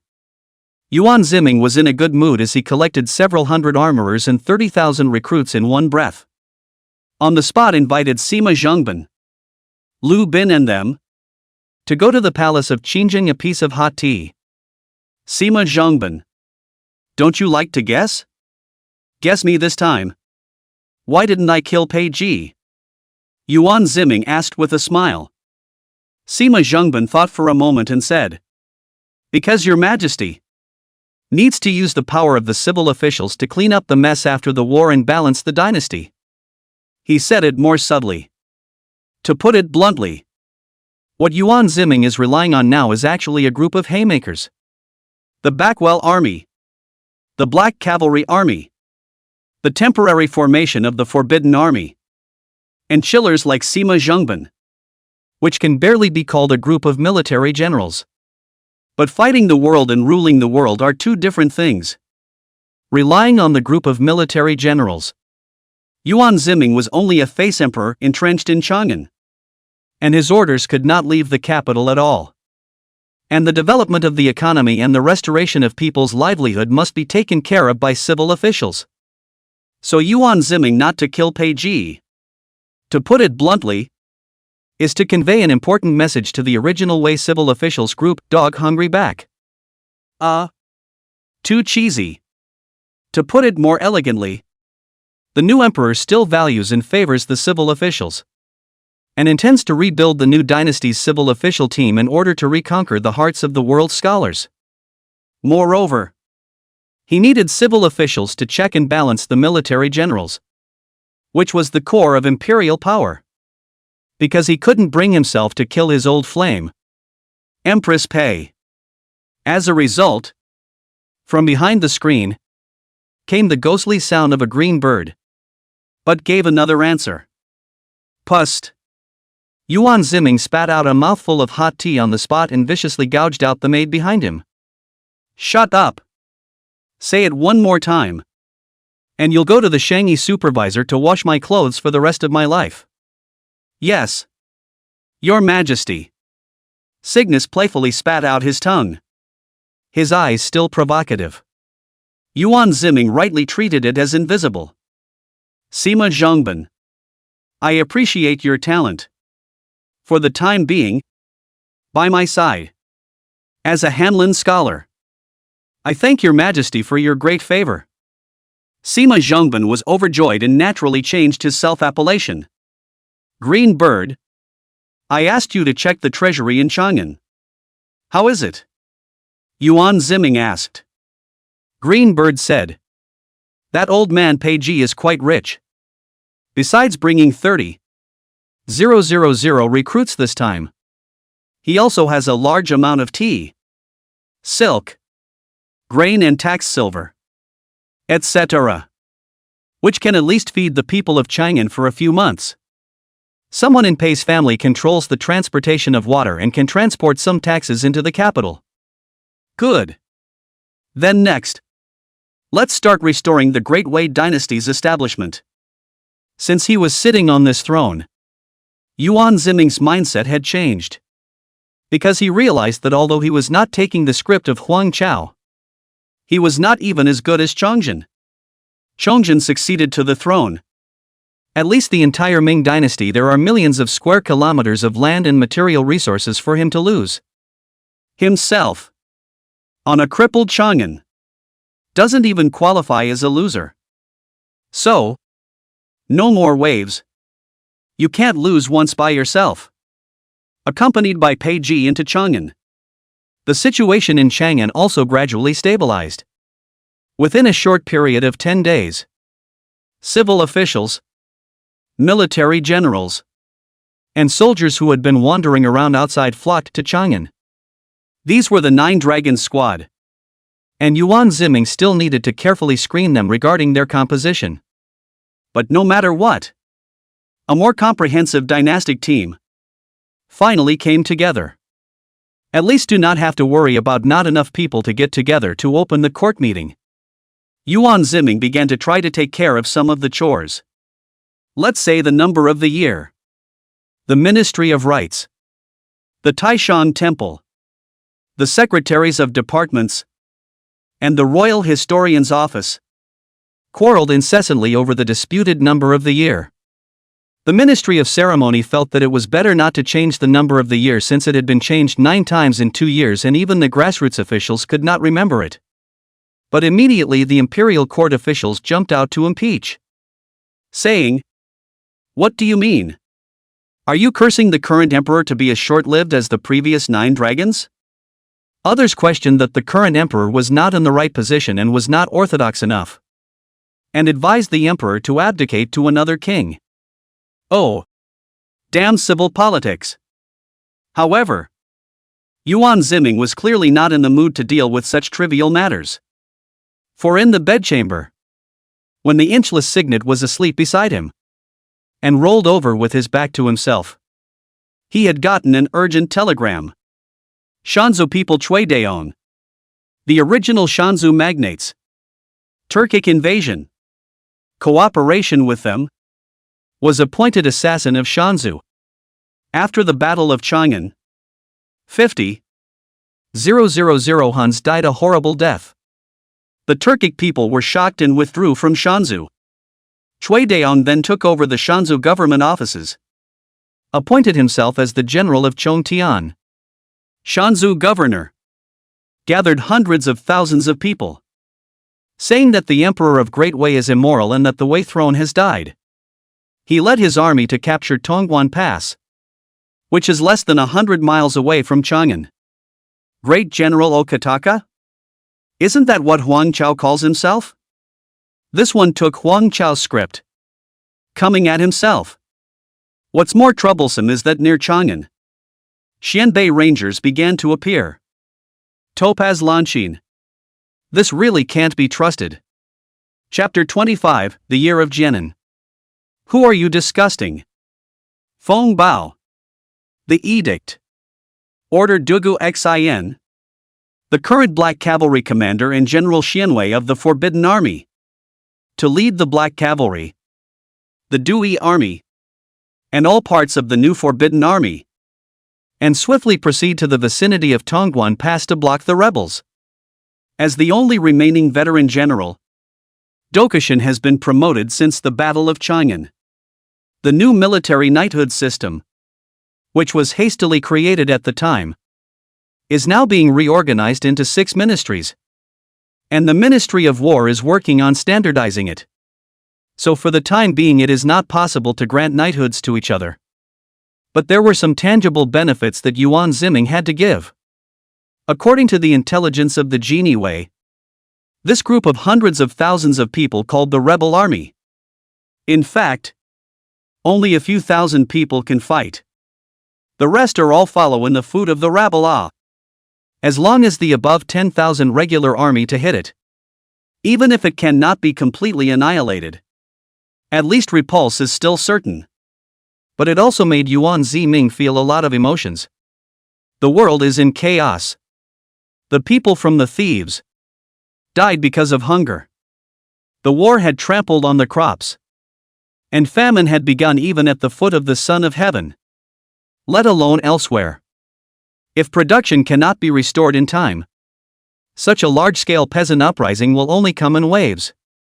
Against the Xinbei Rangers, let the Forbidden Army Huolong Department rate 1,000 cavalry to chase and destroy. Right.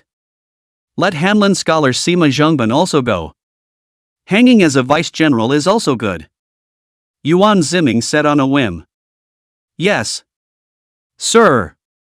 With so many things coming up at once, Yuan Ziming lost the urge to wake up the green bird to continue, and instead walked straight out of the bedchamber. Returned to the Palace of Diligence. Met the imperial case on the folders. The Ministry of Rights drew up a few more New Year's numbers for themselves. The first one. Kenan. Kenan? Build your mom. Yuan Ziming had a stomach full of anger when he took a look at this year number given by the Ministry of Ceremony, and was as disgusted as if he had eaten a fly. There are a few left. What with Tian, Yuanha and Tianyu? It's so tacky. At this point, the last year number, on the contrary, made Yuan Ziming's eyes light up. Yangla. It's not the same type of year as Emperor Yangla, the founder of the Ming dynasty.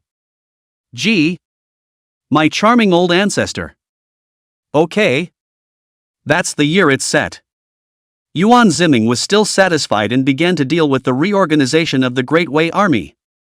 Currently, Chang'an's military strength is mixed and uneven. Excluding the Duge Xin and Huolong who went on the expedition, there are probably tens of thousands of men. But most of them are new recruits. Not to mention the recovery of lost territory. The northern expedition of the Tartars. Self-preservation are shy. That's why the most urgent task is to first build up a field army that can vault the capital and defend the authority of the central government. The next day, Yuan Ziming specially summoned the high officials of the 6 ministries and held a small informal court meeting. Pei Ji, the Minister of War, said, according to the current situation, Chang'an needs a strong brigade of at least 50,000 elite soldiers to stabilize the situation. What the secretary thinks is exactly what I have in mind. However, 50,000 men are not enough. I want to fight my way out. Yuan Ziming spoke his true thoughts. I intend to abolish the 12 guards of the Forbidden Army of the previous dynasty and replace them with 3 major battalions in the capital. Respectively 5 military battalions, in charge of the security of the capital and the surrounding area, with a total strength of 100,000 men. The 3,000 battalions, consisting of 3,000 mounted cavalry and 30,000 light cavalry. The Shinji Battalion, on the other hand, are firearms soldiers equipped with cannons. Firearms? What's that? Can it replace the bowman? Upon hearing this novel term, Many of the old ministers looked puzzled and exchanged words. Yuan Ziming laughed to himself. Wanyan Lu Room. The Hun god of war. Could have died under this thing. Do you think it can be replaced? The entire room was instantly silenced. Wanyan Luru. The whip of the Huns that even the late emperor of Wei was afraid of. Would die under a small firearm? These old people who had lived through the peak era of cold weapons simply could not understand what it meant to be a product of this intergenerational era. And at that moment, Yuan Lang, the minister of the household and one of the clansmen, blushed and said, Your Majesty, the Ministry of Revenue is currently just fine-tuning its budget. And it can only support Chang'an for 4 months at full capacity. Where is the money to build the 3 camps in the capital? Yuan Ziming closed his eyes and said, Minister Yuan, you only spent over 8,000 taels at my Mingyu Fan last month. Don't tell me that this is your salary money? Your Ministry of Revenue is rich as hell. The other party immediately stammered. The Ministry of Revenue originally did have a spare vault for occasional needs. But Your Majesty, you forgot that you previously issued the order to kill who? Heavily rewarded the heads of the Huns. And the silver has long been claimed by the common people. Where is there any leftover? So? It's your fault? Yuan Ziming huffed. So he stopped mentioning the matter of forming the 3 major battalions in the capital. A sub doesn't have one. Build the out of it. At this time, the side of the brocade guard Lu Bin. See, the time is ripe. Hurriedly handed over a list. Your Majesty, this is the list of those to be decided in the fall this year. The autumn execution. A prescribed period of time for the annual execution of death row inmates in the Great Wei dynasty. However, in accordance with established practice, every year, the fall decision list sent to the side of the emperor will be sketched. A few names will be removed from the list to show the emperor's virtue. When there is some kind of celebratory joyous event, they will even pardon the prisoners who were executed in the fall of that year. Whether or not you'll be chosen depends on luck, or what the ancients called heaven's destiny.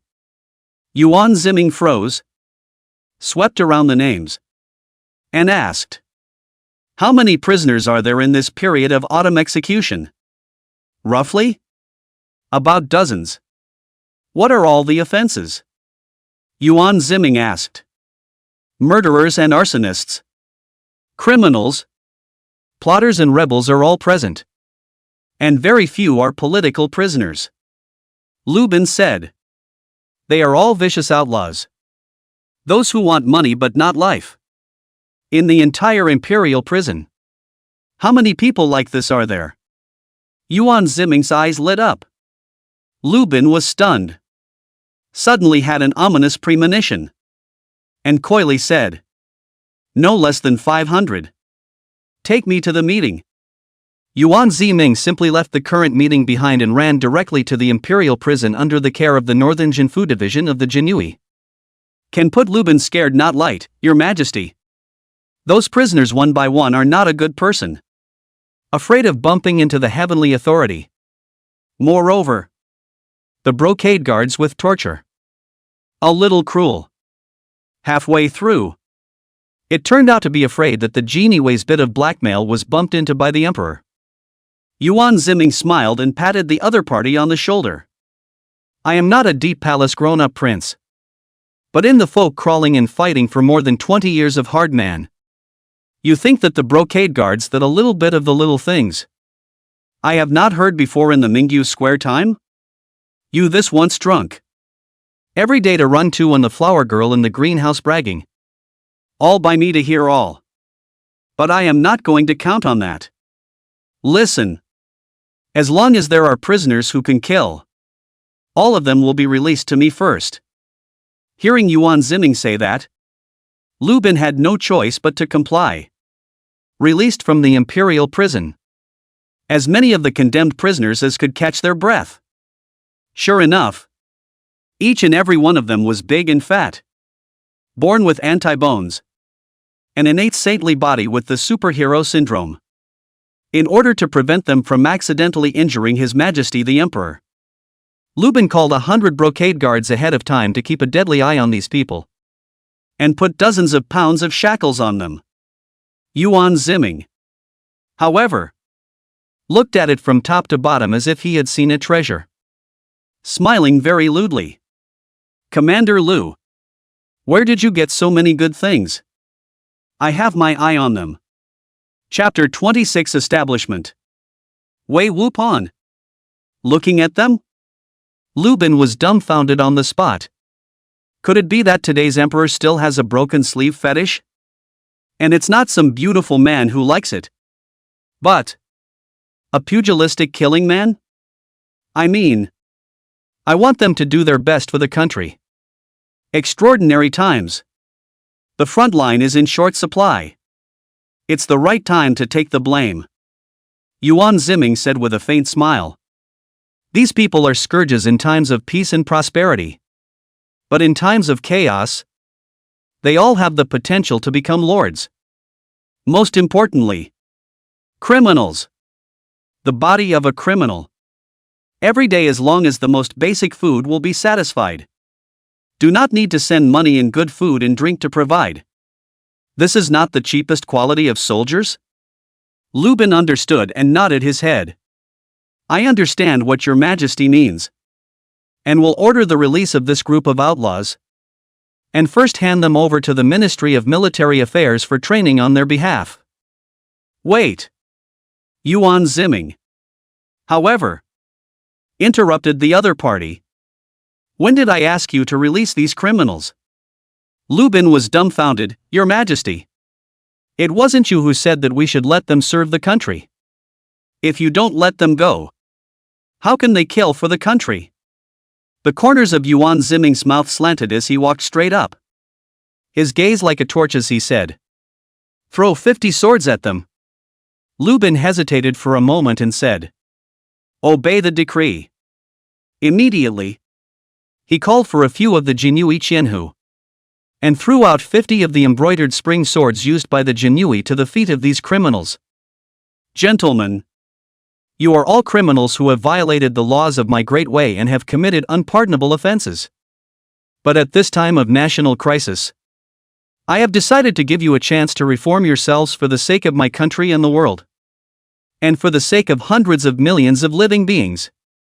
Yuan Ziming, as the Son of Heaven, condescended and said aloud. And when they heard the emperor speak, the criminals, who were originally mute, immediately glowed with hope and vigor in their eyes.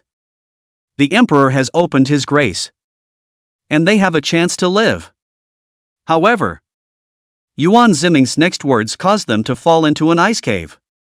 But, while the grace of heaven is great, it is not permitted by the law. It is impossible to pardon all of you. Therefore, I have arranged a fair selection for all of you. Yuan Ziming said, word for word. Those who kill each other and survive will be eligible to wear their sins and walk out of the imperial prison of the Northern Jinfu Division. The crowd erupted at these words. Even the brocade guards didn't expect Yuan Ziming to be so ruthless. Lubin was also a bit disoriented. Originally thought that Yuan Ziming was moved by compassion. Unexpectedly, changed to a more cruel way. Just from now on, the brave live and the cowardly die. The strong live, the weak die. Yuan Ziming raised his chin and said, only those who survive will be qualified to become the sharp warriors of Wei, to hold up this brocade river and mountain. Kill. The words landed. These criminals, whose faces were clouded with uncertainty, suddenly turned pale and began to frantically scramble for the embroidered spring sword on the ground. Begin to take on your former companions. In a big way. The knife is deadly. Knife to the flesh. But wherever there is a move of half a bit of mercy, the next second will be their most trusted robes to slash to death. Of course, there were a few smart-ass criminals in the middle. picking up their embroidered spring swords and rushing towards the genie guards not far away, obviously trying to force their way out of the northern Jinfu department and greet them. Instead, it was surrounded by cannons. Yuan Ziming had secretly built a firearms manufacturing workshop and a blacksmith's workshop in the basement of Mingyu Fong in his early years. When I bought the Mingyu Fong, a big reason was also because there were often dignitaries here, and the government didn't dare to come to investigate. But I didn't want to use it here instead. The mass-produced cannons were not only equipped with some of the Forbidden Army, but even many of the Jinui had one in their hands. At close range, it's much more lethal than a crossbow. And it's faster, more accurate, and more shocking. Fruity. Those criminals who were foolishly trying to move. As soon as they saw the cannon, they were immediately scared out of their wits and completely cut off their thoughts of escape. One can only be honest and cut up through gritted teeth. With more and more people falling, even the brocade guards, who had always been known as the king of living hell, could not stand to watch. It was too bloody. How many people are left? Yuan Ziming said expressionlessly. Your Majesty, there are less than half of them left. Lubin said with a bloodless face. It's weirdly creepy to see the corpses and broken limbs. Keep fighting, Yuan Ziming said unmoved. It's been a while since we've been fighting each other again one after the other. More than 200 people. Sharply reduced to 100 at once. Your Majesty, there are 100 men left. If we fight any more people will die out. Lu Bin's mental defenses were about to be shattered. And he trembled. He originally thought that the emperor was trying to play something perverted. But he didn't expect it to be so perverted. Yuan Ziming didn't move and closed his eyes. Following. Continuing. Hissy hissy. Eventually, when the number reached 50, only then did Yuan Ziming swish up and say, Stop. The brocade guards around them rushed forward and held the criminals, who had already killed their eyes red, down to the ground, lest they lose their minds and kill everyone. With dozens of pounds of shackles on their bodies, these people still exerted terrifying fighting strength, and even the brocade guards could barely suppress them. Lubin, I'm here. Vomit. Yuan Ziming glanced sideways and realized that the other party was bending over and vomiting. His face ashen. That's no way to be mentally fit. How to be the commander of the Jinui? Yuan Ziming shook his head with a disappointed face. And Woody walked forward, looking at these criminals who had come back from the dead, and said, From now on, you are no longer criminals. You are soldiers of the Great Wei dynasty. Moreover, these 50 of you will not be attached to any department or army, but will be directly under my command, and will only fight at the behest of the emperor. I will give you a new name. It will be Wei Wu Pawns. The first thing Yuan Ziming wanted to consolidate imperial power was military power. And as a fledgling new emperor, it was exceptionally important to have a military force that was completely at your disposal. After all, the source of the Forbidden Army in the palace was complicated. Some were from the original rebel army. Some were from other armies. And some were even freshly recruited recruits or the government soldiers of a certain gate. And all of them were not loyal enough. Wei Wu Pawns, a brand new military force. The first army created by him, Yuan Ziming himself, had thus appeared on the stage of history. 2 days later, there are reports from the front line. Dugu Xian really broke Cui Daion's, Great General Chongtian, army of 200. 000. Killed 5. 000 enemies and captured 60. 000. Cui Daong withdrew to Shanzhou at the rate of 20. 000 remnants and requested the Turks to send troops to assist him. As for Huolong, who led the troops outside, killing the Xianbei Rangers was equally rewarding. It is worth mentioning that the Vice General, Sima Zhongban, personally led 200 cavalrymen, chased down 500 Xianbei Rangers, and beheaded 389 levels. As a result, he fell into the encirclement of the Xianbei and was surrounded by thousands of Xianbei elite cavalry. Sima Zhongban turned defeat into victory and beheaded 3 more Xianbei generals and 566 men. Ilua Confucian. Yuan Ziming finally realized that this kid as a civil official is to take his own path to the wrong. Relying on military service is a good way to get to the top. But the captured soldiers, excluding the old and sick.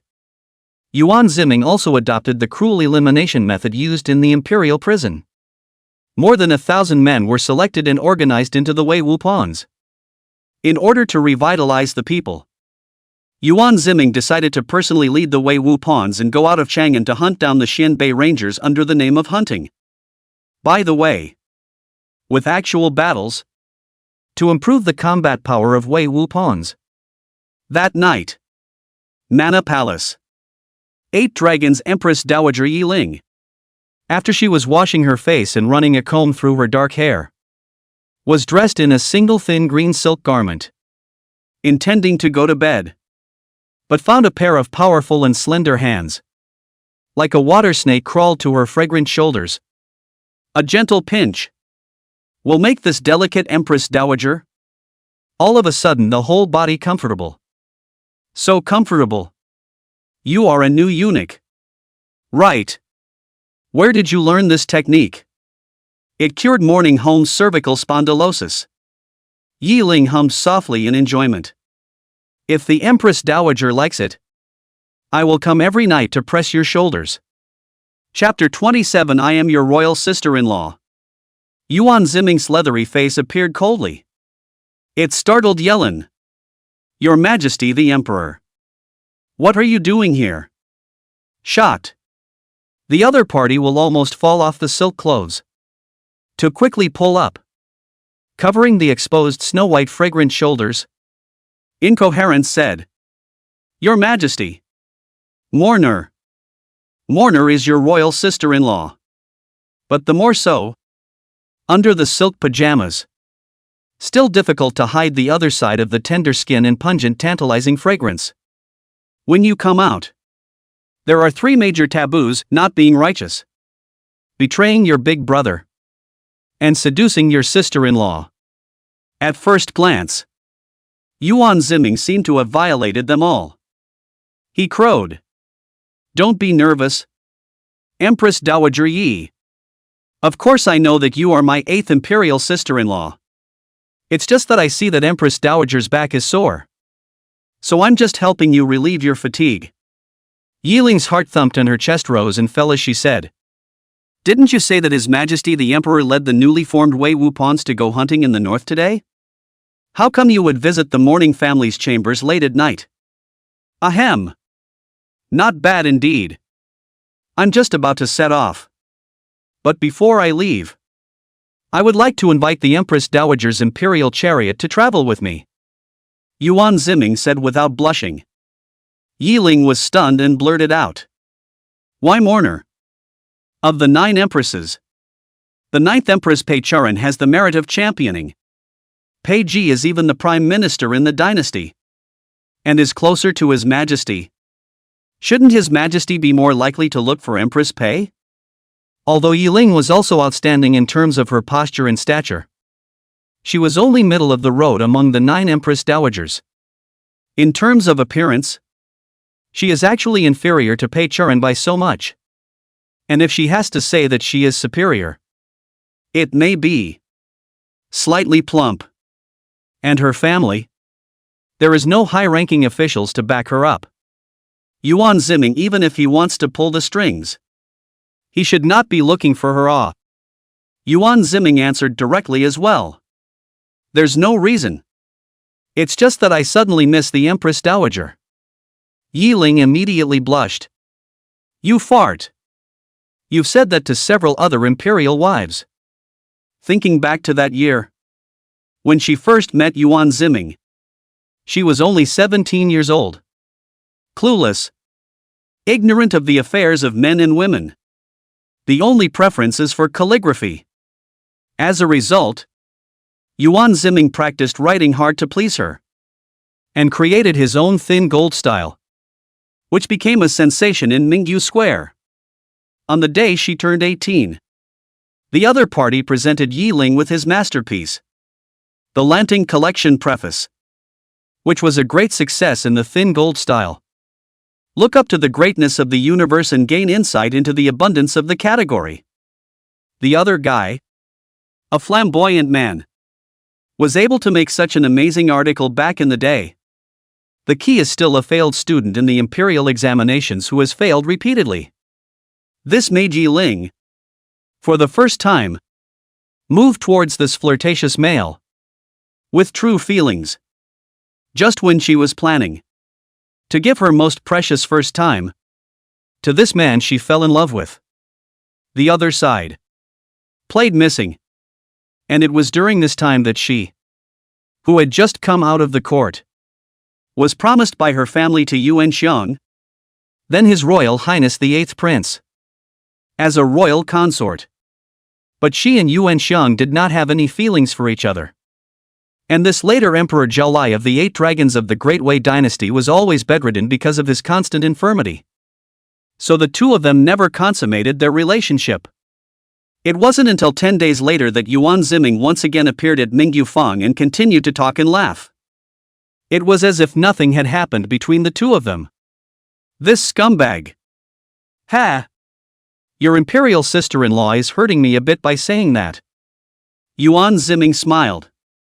Yi Ling lightly breathed a sigh of relief, but said, "It's just that I'm tired of staying in this Ganlu palace, so I'll follow His Majesty outside to get some air." Yuan Ziming was overjoyed. The caravan is already prepared outside. Please ask the Empress Dowager to get on the carriage, with the Wei Wu pawns following close behind. So fast? Yi Ling was astonished. It looks like the other side came prepared. The outskirts of Chang'an. Although people's livelihoods have been depleted because of the war, the green mountains and water are still there. And there is an endless wilderness everywhere.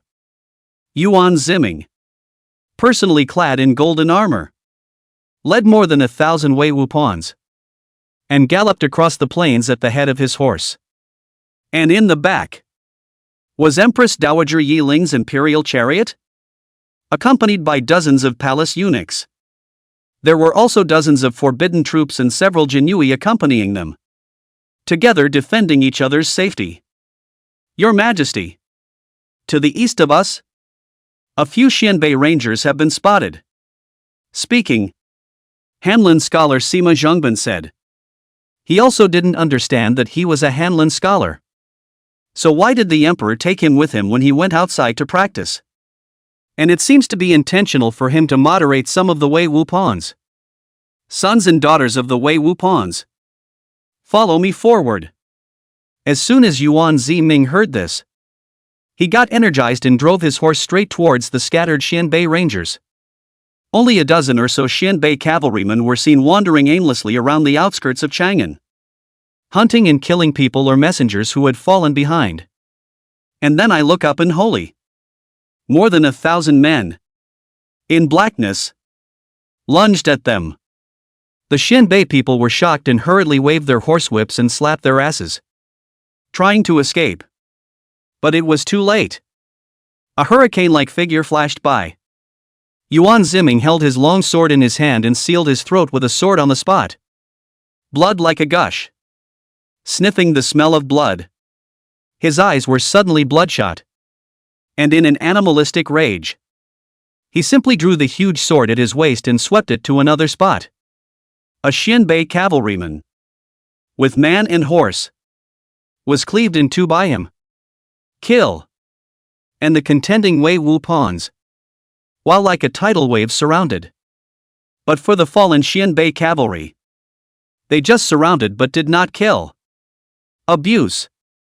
For the Wei Wu pawns, who were born outlaws, Not only could they satisfy their abnormal desires, but more importantly, in the process, they could continue to explore and learn the cavalry tactics of the Xianbei people. Isn't it a northern hunt? How come we haven't seen a single deer or rabbit? And instead we're starting to kill who people? Yi Ling, who was in the carriage, was a bit incredulous when she saw this. Fellow Signet, with a raised eyebrow. The Empress Dowager is not aware that the hunting Our Majesty is talking about is not hunting those people, but hunting the Hu people. Hunting Hoosiers? Yi Ling's eyes were round. This was not a shock to the women of the family who had studied Confucian etiquette since childhood. Hunted all morning. The total number of people killed by the Xianbei was 12. And 7 war horses were captured. Yuan Ziming ordered to start burying the pots and cooking. Yi Ling was able to get up close and personal. What do these soldiers called Wei Wupans look like? One after another so fierce. The fury was so heavy that she, a weak woman, did not dare to approach casually. It was only that the dress of these people didn't seem to be quite the same as that of an ordinary sergeant, carrying 3 layers of heavy armor. An outer layer of cloth-faced iron armor and an inner layer of locking armor. Over 70 pounds. Nor were the warhorses carrying the traditional strong crossbows and bows, but rather cannons and gunpowder. And there was also an oversized saber called the Stranger's Sword.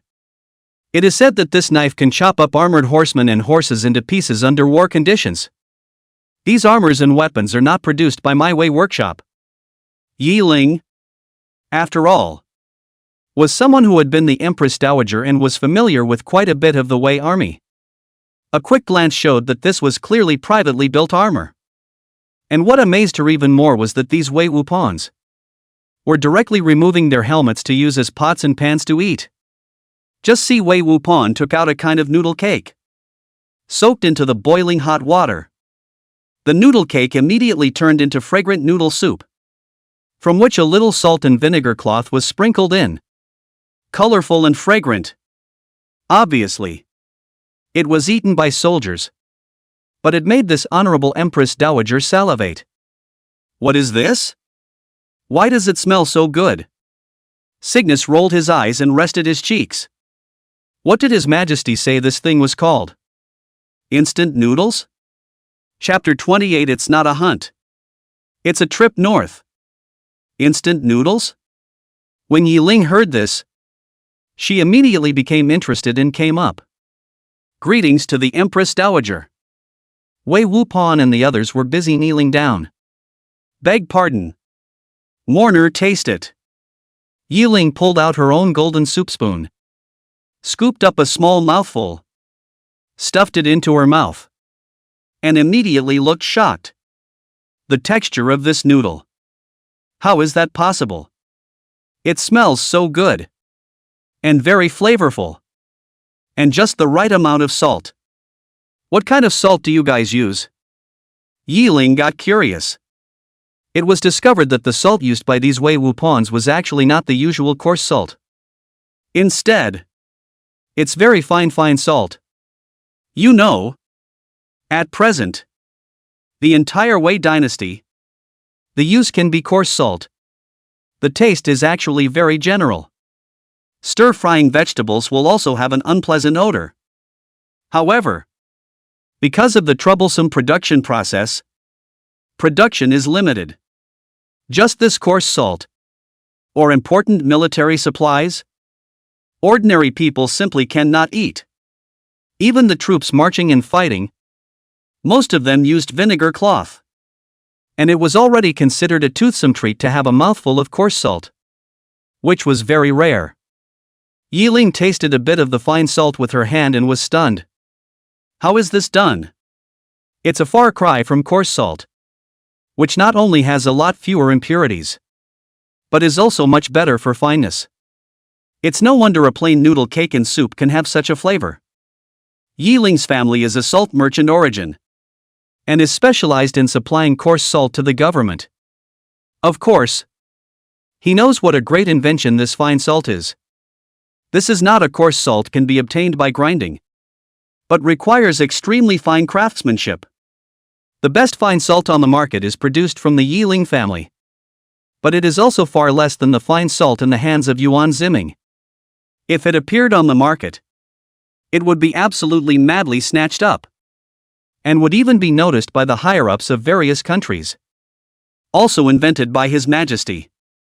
The green bird spread a smile and said, "In the basement of the Song Yufeng, there is a small workshop.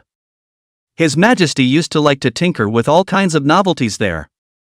And this instant noodles, fine salt, and cannons are all from there." Ming Yufeng. Yi Ling muttered. The world says that this flirtatious gentleman likes to sleep at night in the Mingyu Square to look for flowers and willows. But it seems that it is all an illusion. The other party was simply using the Ming Yufeng as a blindfold to do something big in secret. But at that time he was not yet an emperor. Right.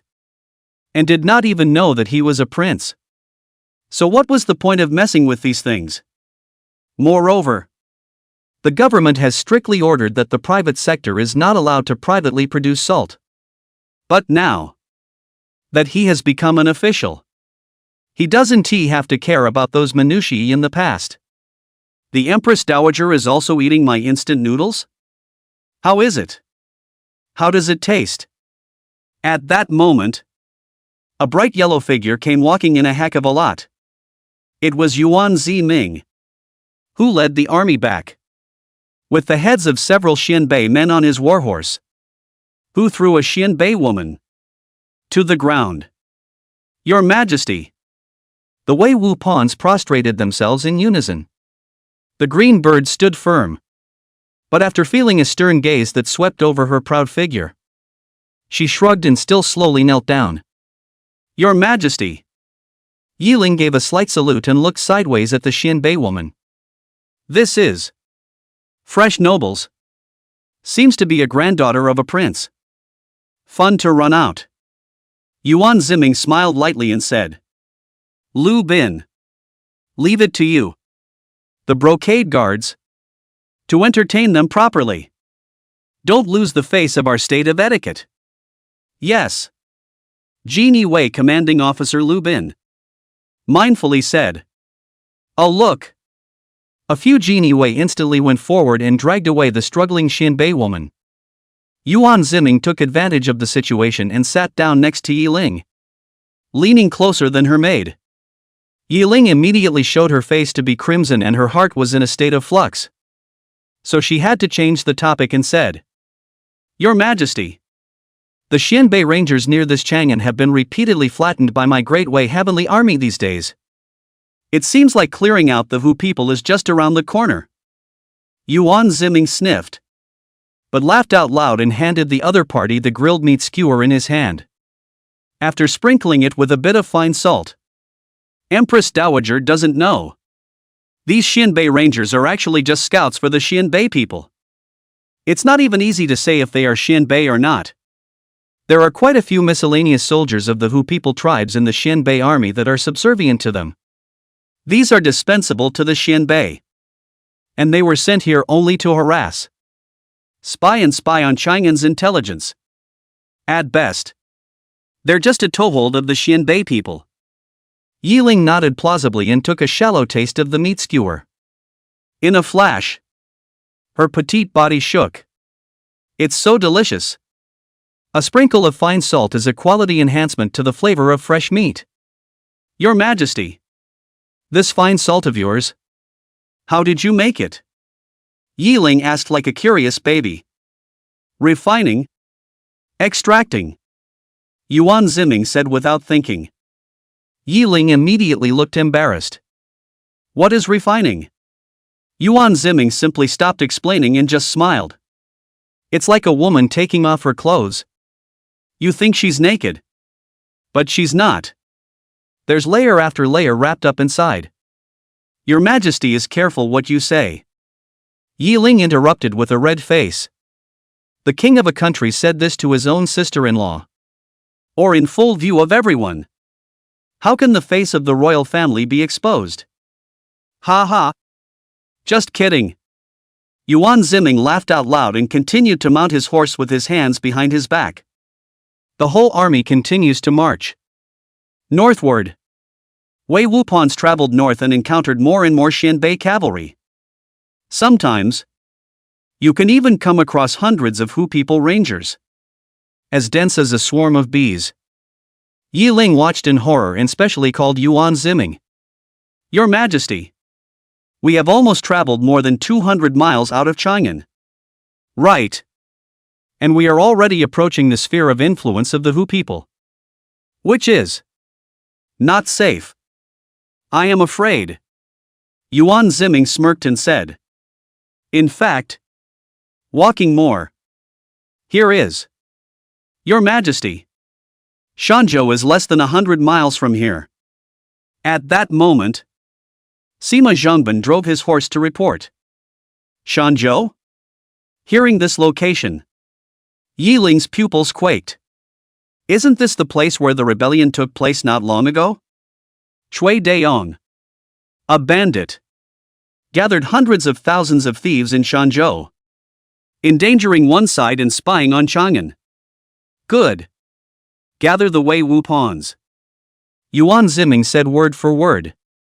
Yi Ling panicked. Your Majesty is planning to attack Shanzhou? That Shanzi Cui Dayong. Isn't there more than 100,000 thieves? You only brought more than 1,000 Wei Wu pawns off. Didn't we say we'd go hunting? How did it turn into a trip to Shanzhou? Yi Ling has a sense of powerlessness of a cardamom girl being seduced. If she had known that it was going to a den of thieves, she would not have followed Yuan Ziming here. Empress Dowager. If I am determined to attack Shanzhou, on the court those civil ministers can quarrel for months or not stop. The army is precious. And so they have finished discussing. Out of the army. And then want to fight Shanzhou can be late. Yuan Ziming smiled faintly and said. Therefore, I can only leave the palace under the guise of hunting. Ways of circumventing the interference of the clerical clique are not available to him for the time being. However, as long as they don't show up on their watch, they are free to do whatever they want. Crazy. Sire, you only have 1,000 men. Yi Ling's eyes were filled with consternation and Cui Dayong's rebels. Although they were greatly defeated by my official soldiers. But the thin dead camel is bigger than a horse. Shanzhou. At least there are still tens of thousands of soldiers capable of fighting. So be quick. The faster the better. Yuan Ziming's eyes swished cold and piercing. Send orders to the entire army to arrive at the bottom of Shanzhou city before dark today. Each person carries a warhorse and 2 marching horses. Change horses if they die. If they don't arrive before nightfall, the whole army will be beheaded. Yes. Thousands of Wei Wu pawns shouted in unison. Yi Ling fainted in shock all of a sudden. Mama. Chapter 29, Raid on Shanzhou. Beheading Operation. Heavy snow day. Shanzhou. A large group of straggler army men and women were roaming around the city of Shanzhou, looking for something to eat. The army has been out of food for a long time. Cui Dayong. This asshole.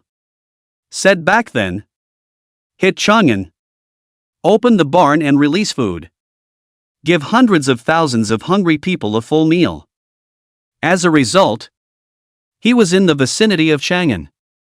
To the officials and soldiers were beaten to death. And fled back to Shanzhou like a lost dog. Along with the tens of thousands of old brothers who followed him. They had been starving for 2 days. And even the rats in Shanzhou had eaten all the rats. The leader of the team, Zhang De, couldn't help but spit on his face. So damn inhuman. If it wasn't for the fact that Cui Dayong had given himself the name of General Jinjun, he would have long ago taken his people and run away. In favor of the army. There was also an overseer sent by Cui Dayong who beat up the soldiers in an untimely manner. What are you yelling about? Great General Cui treated you well when he was in his glory. You were treated well. And now that we've only suffered a temporary loss, you've gotten your wings hardened? You even dare to insult the great general. Zhang De immediately stepped forward, his eyes widening angrily. Who told you to hit my people? The supervisor froze and sneered. General Zhang. Don't forget that everything you have now was given to you by the great general. You can't turn your arm outward. Asterisk asterisk asterisk asterisk everything. Zhang Di was furious and swung his horsewhip to viciously whip the other party's face. The military service that I earned by my ability is still not as good as Cui Deong, a house slave of a big dog family who casually mixes up with a supervisor. What kind of grace is that? Good for you. Zhang Da. You're a stinking butcher by birth. How dare you hit me? The supervisor screamed hysterically for an instant. Was about to get mad. Ahead. There was a sudden rush of hoofbeats. What's going on? Which general's men are they? The crowd froze. The snowy day obscured the view and could only see, reflected in the haze, the dark shadow of a tiger. Zhang Da's pupils tightened abruptly. No! This isn't one of ours. Well trained. Murderous. This can't be one of theirs. Before the words fell, countless arrows, already coming from all directions, shot the supervisor off his horse on the spot. Rows of rebels followed, not even having time to react. Breathtaking. Kill. The Wei Wu pawns were like the god of death that descended from the sky, waving their sabers and rushing over like the wind. In just a matter of moments, a large portion of the cavalry in front of them died a gruesome death. There was no resistance at all. It was a one-sided slaughter. It's the official soldiers. It's the Wei army. Zhang De was greatly alarmed, because he saw, not far away, the flag of the Wei army. Shanzhou is so far from Chang'an. Why would there be an officer in such a short period of time? Although Zhang De has not been a soldier, but also understand that the court out of the army is required to go through a series of complex processes. The court, levy food, transfer of troops, a meal operation down, at least 10 days and half a month. Seeing his men being killed by the sudden Wei army, they were routed. Zhang Da's heart raced as he growled. Don't panic. Everyone. Follow me to kill over. Son of a Wei army. I'll fight you. With that said, he clamped his legs against his horse's belly, drew his own wolf-tooth club, and rushed up to tangle with the Wei Wu pawns. Zhang De is tall and looks even more sturdy on his horse. And in the time it took to burn incense, he fought off 5 Wei Wu pawns. And unfortunately, the soldiers behind them were not effective, and they fell apart in a moment in the face of the devastating Wei Wu pawns. After dropping dozens of bodies, the other side scattered, only remaining. Zhang De was surrounded by a few Wei Wu pawns and directly pressed down on the ground, beating and breaking 2 or 3 ribs. Still struggling for his life. Tap. This time, the sound of a steady, strong stride came from the front. A few Wei Wu pawns immediately changed their faces, and under the heavy kick of Zhang De, they immediately dispersed, orderly kneeling on one knee. If you have the ability to fight one-on-one, what's the point of beating me up in a group? One-on-one. None of you are my match. Zhang De, whose head was broken and bleeding, spat out a mouthful of blood before roaring in anger, still quite unconvinced. Instead, there was silence all around, and no one paid any attention to him. What a prim and strong man. What is your name? A dignified but unassuming voice thundered to the ground. Zhang De tilted his head with a cold jolt. This is. Found the topmost flag, in addition to the big Wei army flag. There. is also a dragon flag. Fluttering in the hunting cold wind and goosefeather snow. Dragon banner. Emperor. Zhang Da's hands and feet went cold in a split second, not knowing whether to kneel or continue to stay put. After all, decades of thinking like a petty citizen had caused him to remain in a kind of bone-deep reverence for the Son of Heaven.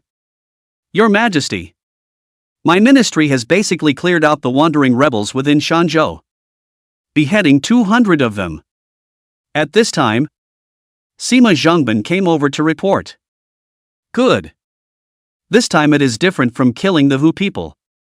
Don't be greedy for heads. Don't disturb the people. Don't kill innocents indiscriminately. And run away.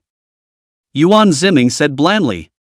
My goal is only to find Cui Daong and lynch him. That's all. Rather than soldiers, these people were just peasants making a living. And as soon as Cui Daong, the chief villain, died, they would lose their backbone and instantly disintegrate. Yes. Only then would Yuan Ziming continue to look at Zhang De. Zhang De trembled and said, Herb. Zhang De, a native of Shanzhou, a butcher. Your Majesty, this son of A killed 5 of us. Wei Wupon's each said in anger. Yuan Ziming was astonished.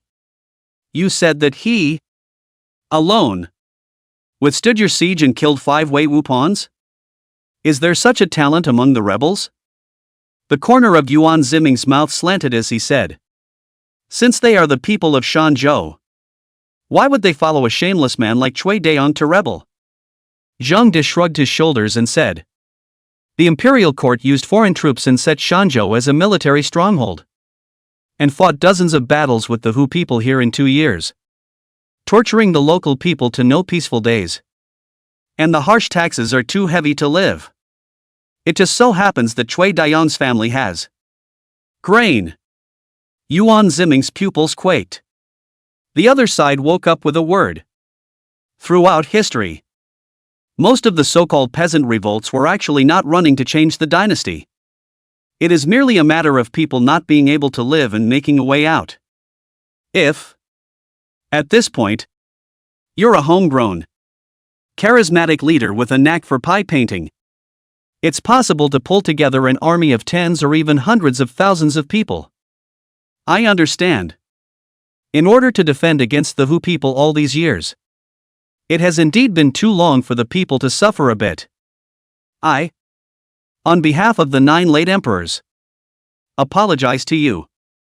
Yuan Ziming said sincerely. Zhang De was instantly dumbfounded, as if he had been hit by a headbutt. Somewhat in disbelief. The emperor is apologizing to him, a rebellious dilettante. This is to go through the history books?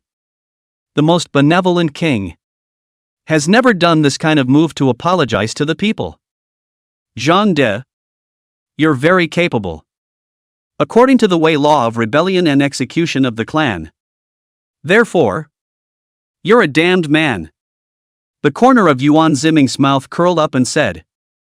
However, my Wei Wupons happen to be all damned people. I ask you, are you willing to join the Wei Wupons and kill the Hu people to pay for your sins? The grasshopper is willing. The grasshopper knows that we are starving. And in fact, the culprits are all the Huchis. Such a charismatic emperor. Zhang De could not wait to kowtow at his feet. And when I think of the time when the Hu people these 2 years, in Shanzhou burning and looting, and even raped Zhang Da's sister, the other side of the Luns are furious. But today, the Hu people are in power.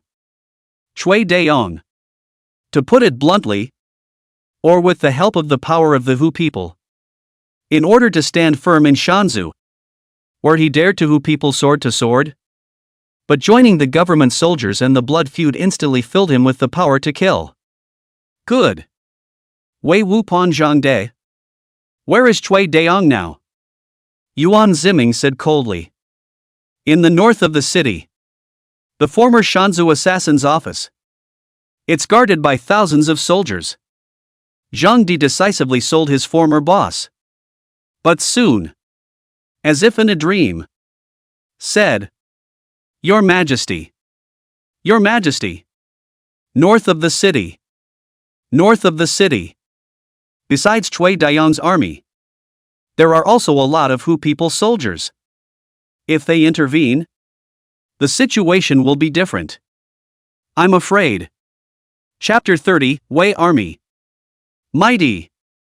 Only advance. Not retreat. How many are there? Which way are the hussies? Yuan Ziming immediately looked grave. Originally thought that the tattered Shanzhou city, only Cui Dayang's defeated army is left to languish. Who knows that there are actually Turkic people? Turks? Not sure of the number, but no less than 5,000. According to my judgment. Zhang Di said. At least 5,000 Turks?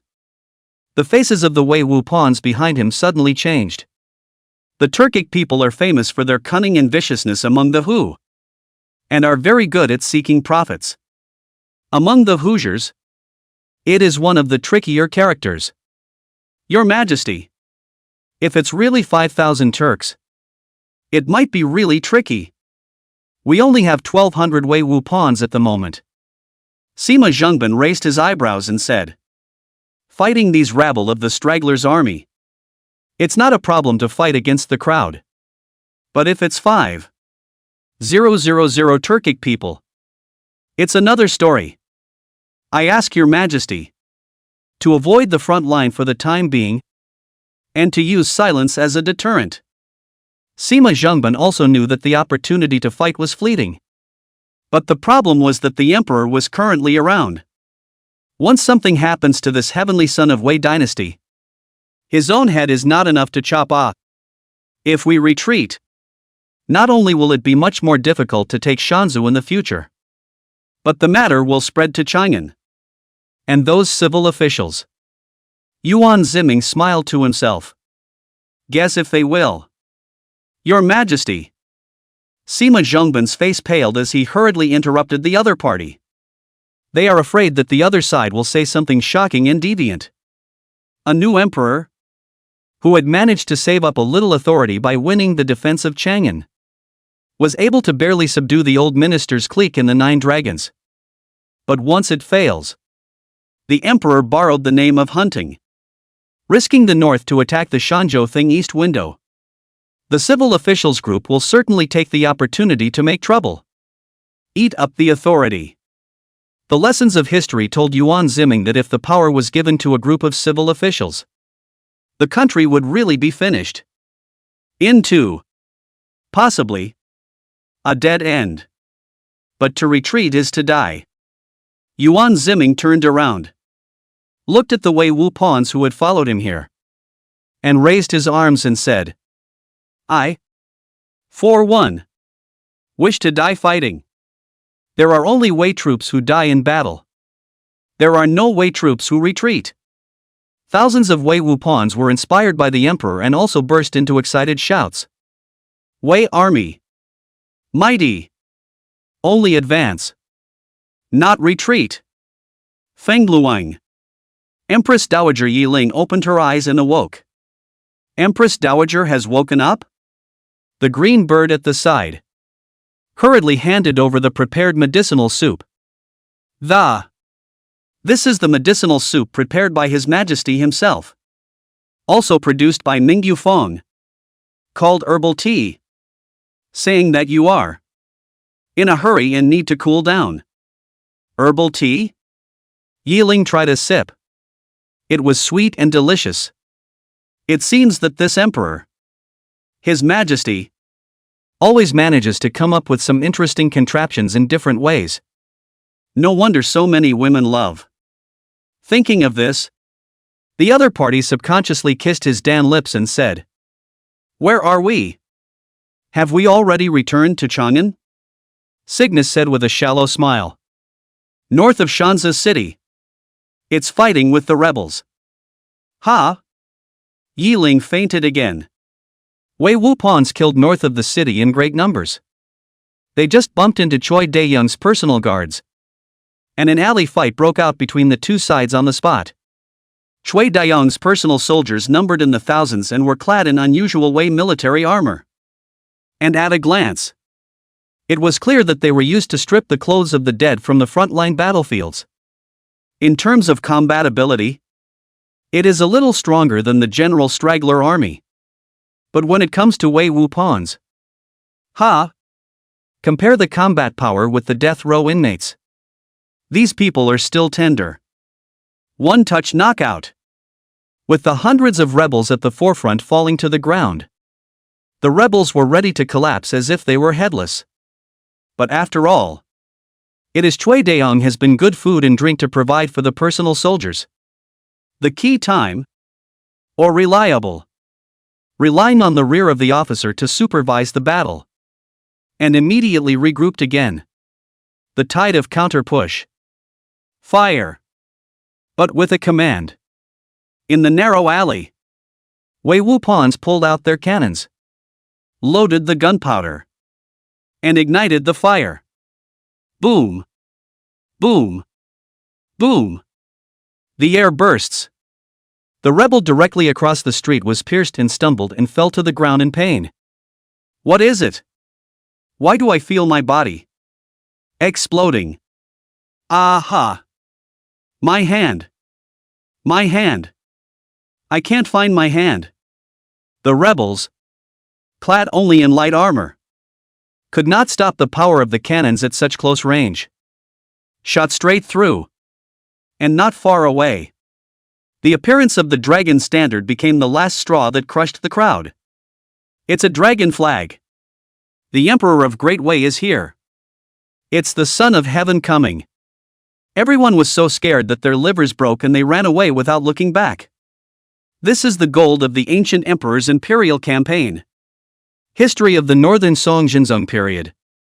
The Liao army south pushed the capital of the Northern Song dynasty. The chancellor of the time Kojuan forced the emperor's imperial expedition. The cowardly Song Jinzong hard to come not far from the front line. Dead and refused to go forward.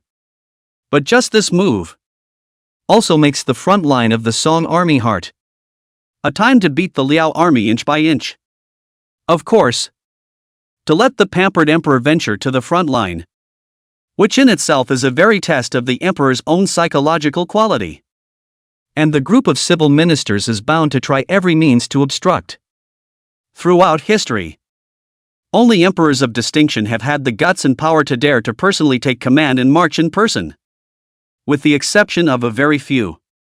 Calling the door Tennessee, etc. Looking at the routed soldiers in disarray. The officer who supervised the battle was so angry that his face turned white. A bunch of fools. You're serving the general's rice bowl. Is this how you repay him? Don't retreat. If you don't, you'll be chopped to pieces. Desperately trying to kill a few of the leaders, but still unable to curb the rout. You are a self-appointed great general. But the Emperor of Wei is a real dragon. How can you compare the sense of intimidation? The governor was instead scattered by the routed soldiers and eventually trampled alive. Shanzhou Assassin's Office. Great General. The government troops are killing their way in. In the darkness of the lamp, Choi Dae-young, who had 4 delicate concubines in his arms and was unkempt in his clothes, immediately became frightened and startled when he heard these words. Getting up and out from under the covers, he packed the gold and silver that he had packed ahead of time. But a few moments later, came to his senses. That's not right. We were just defeated by the officials near Chang'an a few days ago. And it's only been a few days.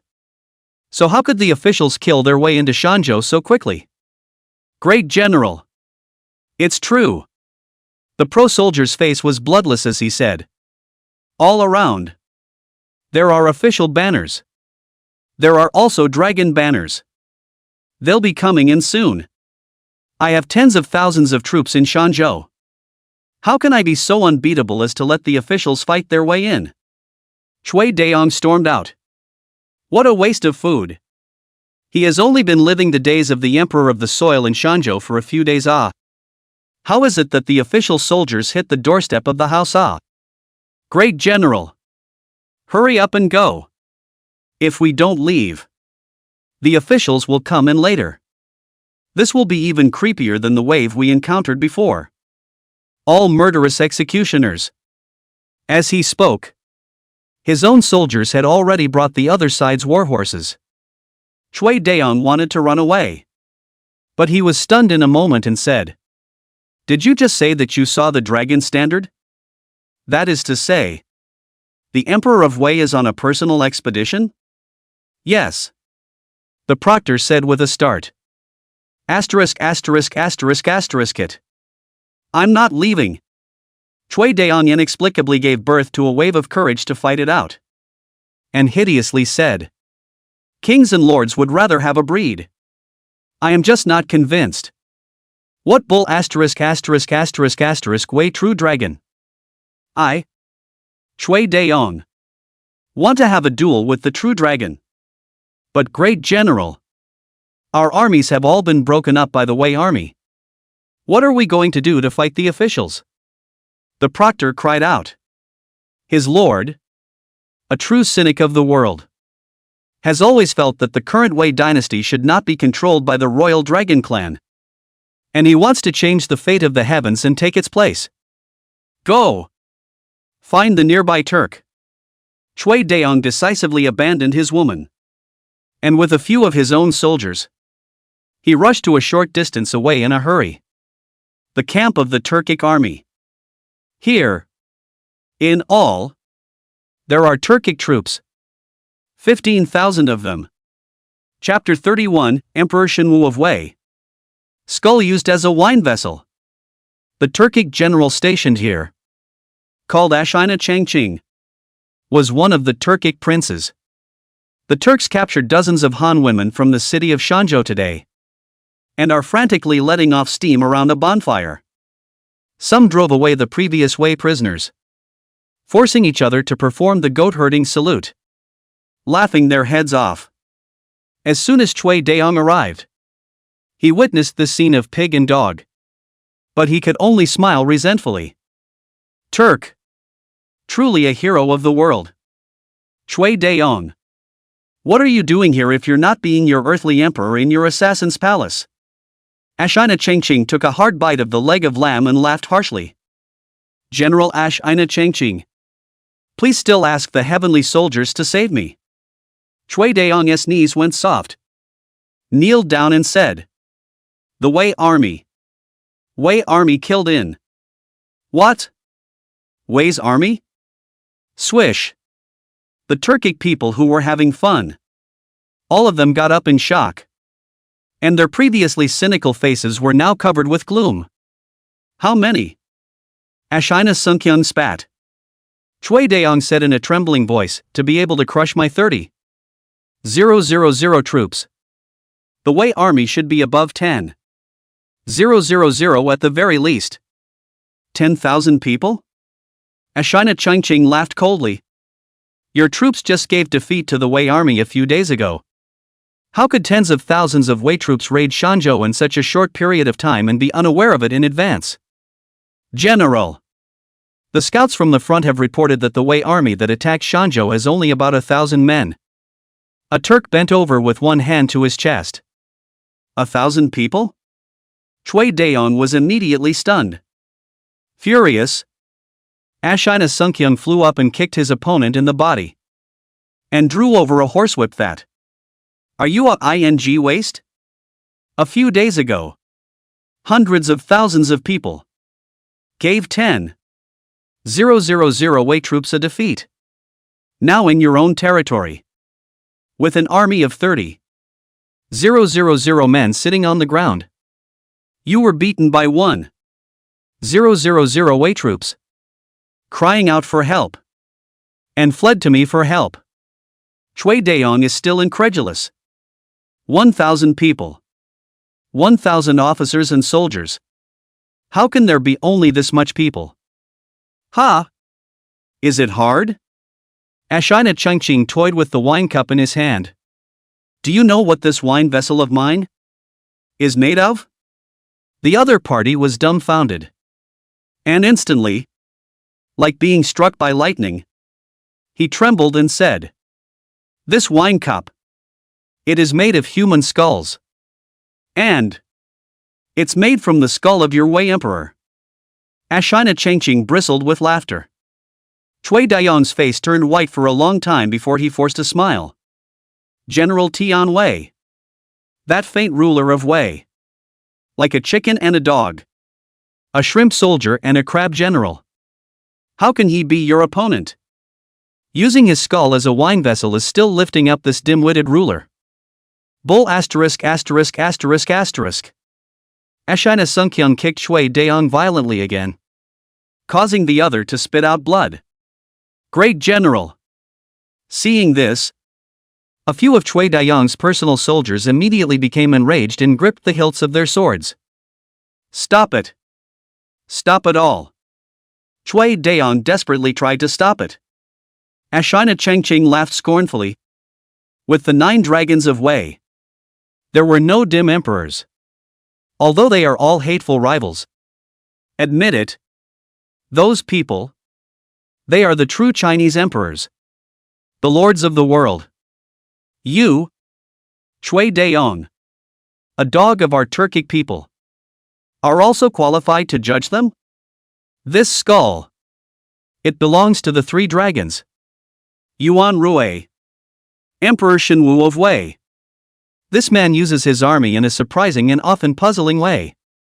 In the first year of Longxing of Wei, Emperor Yuan Rui of Shenwu led 70,000 Wei troops and 50,000 servants of Xianbei to battle with 200,000 allied troops of Xiongnu and Turkic peoples at Wild Fox Ridge. Emperor Shenwu used the bed crossbow to defeat the Xiongnu and Turkic army, beheading 40,000 people and capturing tens of thousands. Had it not been for the fact that the 3 divisions of Xianbei, which had been subservient to Emperor Shenwu, took advantage of the situation to rebel and set fire to the grain silos of the Wei army, causing the Wei army to be attacked from the back. In order to cover the withdrawal of the main force, Emperor Shenwu of Wei led thousands of his own troops to break the back and was besieged by the Turks. Undefeated. He killed himself after beheading 70 Turks. After his death, his body was mutilated by angry Turks and his skull was even made into a wine vessel. But that doesn't mean that the Turkic people looked down on Shenwu Emperor Yuan Rui. On the contrary, the fear caused by the Wei army to the Turkic people was engraved in their genes. So when they heard the news of the Wei army's descent, the arrogant and domineering Turkic people would behave in a panic.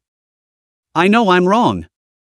Please also, General, quickly send troops to save me. By the way, this time, the new Emperor of Wei is also here. Cui Daiyong hugged the other party's thighs and said slavishly. But the fawning eyes hid extreme disgust. Dirty hoochies. If it weren't for the fact that he was trying to use their power to counterattack, he, Cui Daiyong, wouldn't have groveled. Sooner or later, one day, when he gained power, he would also issue an order to kill who and kill all these Rongdi. The 10th dragon of Wei is also here? Ashina Chengqing revealed a creepy smile, evoking desire that. Then I am somewhat interested. Cui Daiyong, let me ask you. If I help you kill the Emperor of Wei and make you the Emperor of this Central Plains, how do you intend to repay us Turks? Cui Daiyong froze. And all of a sudden he was so excited that his face turned red and he swore. I am willing to submit to the Turk. Cede the 16 states of Yenyun. And worship the Turkic Khan as my father's emperor and me as my son's emperor. The Turks froze at once. Such a humble statement was completely beyond their expectations. They actually just want Cui Daiyong to cede the 16 states of Yenyun just. Did not expect that people would offer so much in return. And even the child emperor is whole. The Wei people have hard bones and would rather die than surrender. So this is the first time they have seen such bloodless Wei people. Ashina Sungkyun cackled with laughter. Good. Good. Good. Son Emperor. Remember your words today. Turkic warriors. Go. Let's have some fun with the Wei troops in Shanzhou. Yes. The Turkic armies immediately mounted their war horses and majestically. Shanzhou City. The assassin's office. Wei Wupan was the first to rush into the assassin's mansion. And found that apart from a few shivering beauty queens, Cui Daong had already escaped. Destroy the remnants of Cui Daong in the east. Then withdraw from the assassin's palace. Zhang De led a group of Wei Wupans. And because he was familiar with the terrain, he was the first to kill his way into the assassin's office. Most of the rebels surrendered to the wind. And the few who were stubborn were killed on the spot and no time was wasted. But just as everyone was shuttling to the north, there were suddenly overwhelming shouts of murder. Only to see a large number of well-equipped Turkic armored soldiers suddenly broke into the assassin's office. The combat strength with the previous rebels is simply a world of difference. The rain of arrows in the sky was the first to fall. Shot dozens of Wei Wupans on the spot. Immediately after that, he drew his saber and took a penetrating shot one by one at the Wei troops who were not dead through. It's the Turk. Wei Wupan was alarmed. The Hu people are afraid of the Wei army. And the Wei army is likewise afraid of the Hu people.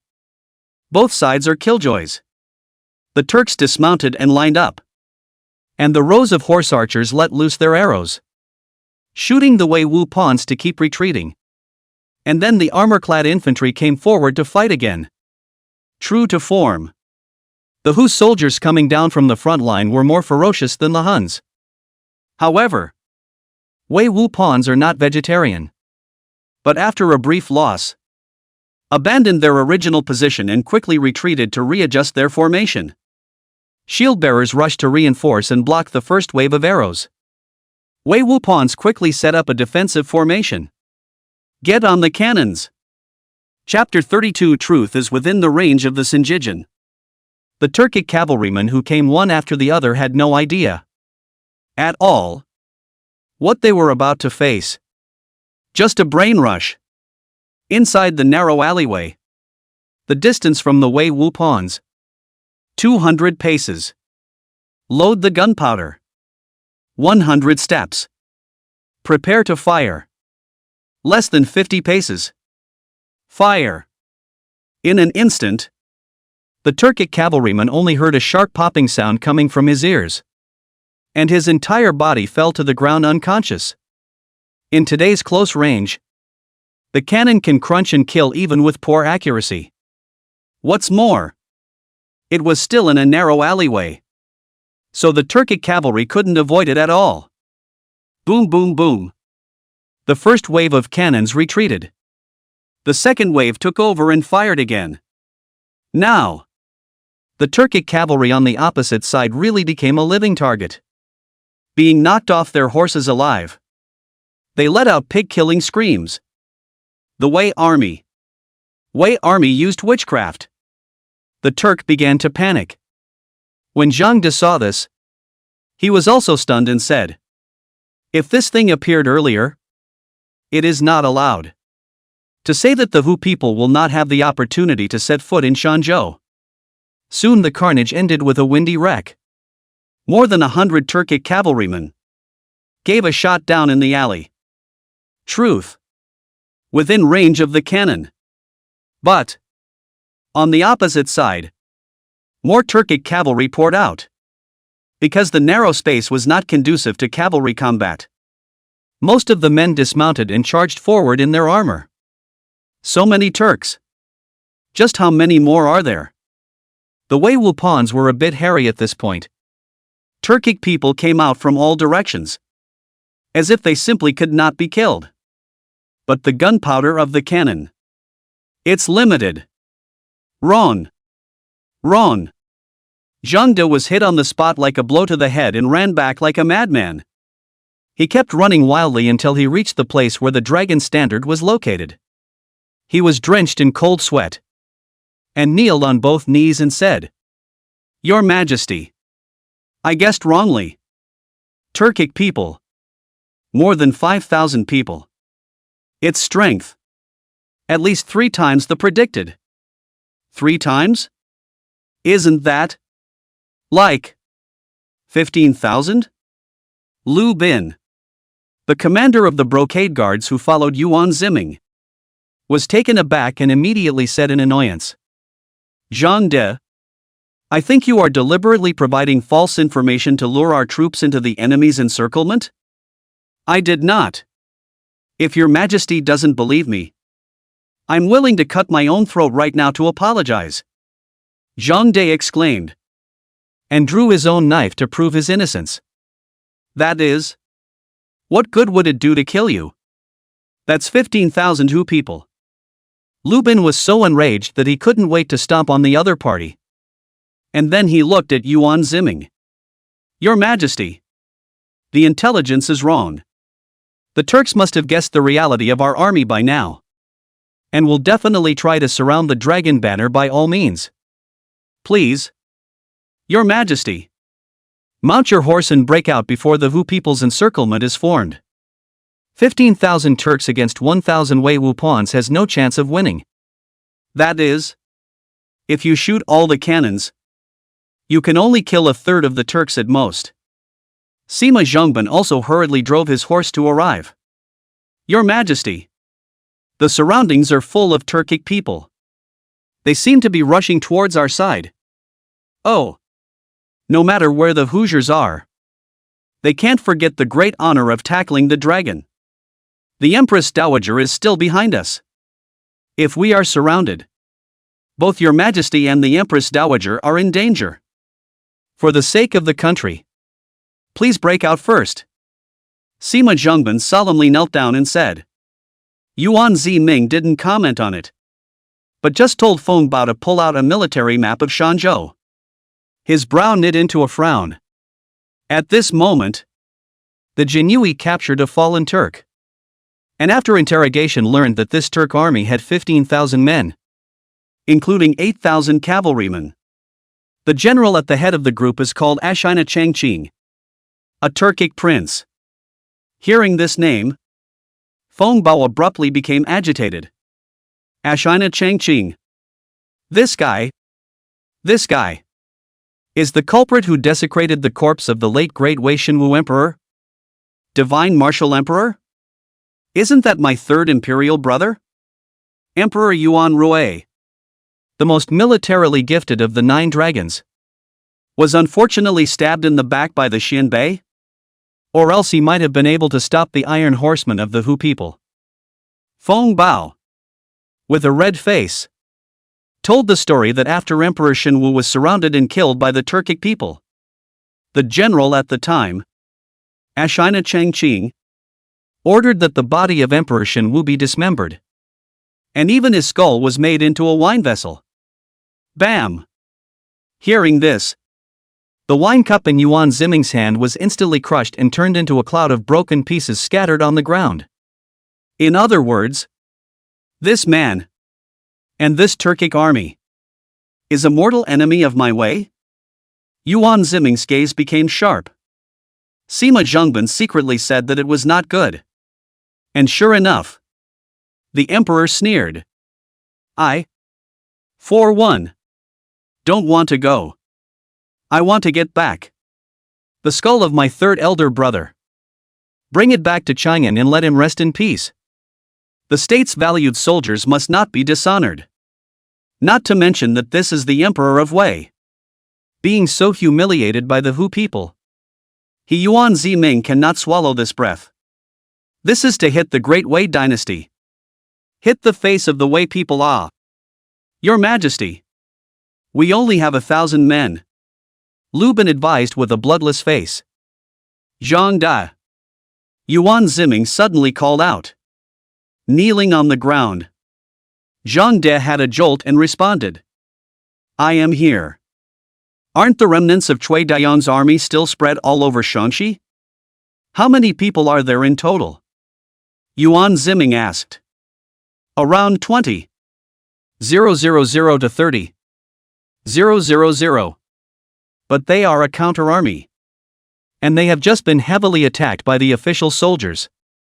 And although they dare not make an enemy of our army again, they are afraid of harboring a grudge. Zhang Di said. So it is. Yuan Ziming smiled faintly. But this smile made Sima Zhengban, who was on the side, realize that the emperor was going to start messing around with something big. On the other side, Fang Luan, Yi Ling, who had fainted to death, woke up again with great difficulty. Empress Dowager, you are awake? Qing Bird was overjoyed and hurriedly asked the palace maid to bring a bowl of black chicken soup. I've taken your pulse. You're weak. Have some chicken soup to replenish your body. No. This is Shanzu. How's it going? How's the fight between the heavenly army and the rebels going? Yi Ling clutched her groggy head and mouth. The heavenly army is mighty. It has greatly defeated the counter-army and has now captured the assassin's mansion. Green Bird said with a dimpled smile. What? Won? Yi Ling froze and said with joy. I can't believe I won. 1,000 men can take down Shanzhou? It seems that he had underestimated the new emperor's military prowess. But now, how does the mourner hear? There is still a violent killing sound outside. Yi Ling wasn't happy for long. Her eyebrows gently wrinkled up again and said, Oh. Now that the rebels are done fighting, they are busy fighting the Turks. The corners of Qingtiao's mouth revealed two shallow pear swirls. Turks. Hoosiers. Yi Ling's red lips turned black in a flash. And her delicate body was electrocuted as she tilted her head and fell down. The Empress Dowager has fainted again, along with round after round of the Turks' onslaught. Wei Wu pawns were contracting their defense line more and more because of the severe shortage of troops. Ashina Chengqing listened to the Turks' ridiculously high battle loss ratio. But his face was unperturbed. Normal. It's too normal for more people to die in a war with the Emperor of Wei. I'm used to it. The soldiers around the Emperor must be the most elite Wei soldiers. However, he has 15,000 men. Fights slowly. Eats slowly and steadily. It's always possible to eat up these 1,000 Wei troops and force the other side into a desperate situation. I'm not like the acute Huns. We Turks are smart and calm. Ashina Sungkyung is confident. There aren't any reinforcements from the Wei army around. Calculating at this rate, within 2 hours, I'll be able to capture the Wei Emperor myself. This time, I'm going to take his skull and set it on my battle armor. Dragon Banner. Feng Bao. Right. The Order of Pushing Grace. Chapter 33, The First Young Plot of the 1,000 Years. The Order of Pushing Grace. The great battle was filled with dust and blood. I see the dragon banner. I see the dragon banner. Ashina Chengqing, who had fought for more than 2 hours, was so excited that his hair stood up in sweat after witnessing, in the distance, the bright yellow figure that stood there. That would be the Emperor of Wei. The wind and water are turning. A year and a half ago, their Turkic army was killed by the Wei Shenwu Emperor and lost their armor. In that moment, as long as it was a Turk on the grassland, when hearing the name of Wei's army, it would be scared to goosebumps, and would not even have the courage to face the battle head-on. There is also a proverb circulating among the Turkic people, losing my Yanqi mountain makes my women colorless. Loss of my Chilean mountains, so that my 6 animals do not reproduce. But now, they Turks have risen. Even the future emperor of the Central Plains is their child emperor. Thinking of this, Ashina Sungkyung couldn't help but snort and squint at Chui Daong on the side. The other party was similarly flushed with excitement, and was commanding the remnants of his army to charge in the direction of the dragon standard. Although the Wei army's cannons were powerful, they were limited in number and could not cope with the rebel and Turk armies pouring out from all around. Kill! Brothers! Chui Daong was even in the lead, itching to charge up immediately and fight with the great Wei Emperor. He wanted to prove that he, a mere mortal, was just as capable of rivaling the rumored dragons and becoming the true destiny. But at this point, instead, there was a commotion in the rear. Came the wailing of the Turk. On all sides, the hissing sound of a large number of killers appeared and pressed toward them. Ashina Chengqing froze and growled. What's going on? General! The rear of our army is under attack. A Turkic general came to report urgently. The rear? There are still Wei troops? Where did the Wei army come from? Ashina Chengqing's features instantly twisted and... Don't talk nonsense. There's not a single sign of Wei troops in a 100-mile radius. So where are the Wei reinforcements coming from? If you dare to talk nonsense again, I'll shoot you and feed you to the dogs. General! What attacked us was not the Wei army. The other party's face was ashen. It's the Wei people. It's those rebellious Wei people. What? Ashina Chengqing was like being struck by lightning and said in disbelief. How can this be possible? These people are anti-folk who have been rounded up by the Wei court and are immortal with the Wei dynasty. Why would they attack us to save the Wei emperor? When he finished speaking, he didn't forget to grab Chui Daong's collar and roared. Aren't they your people? What's going on? Tell me. Chui Daong was also stunned and stammered. Impossible. It's impossible.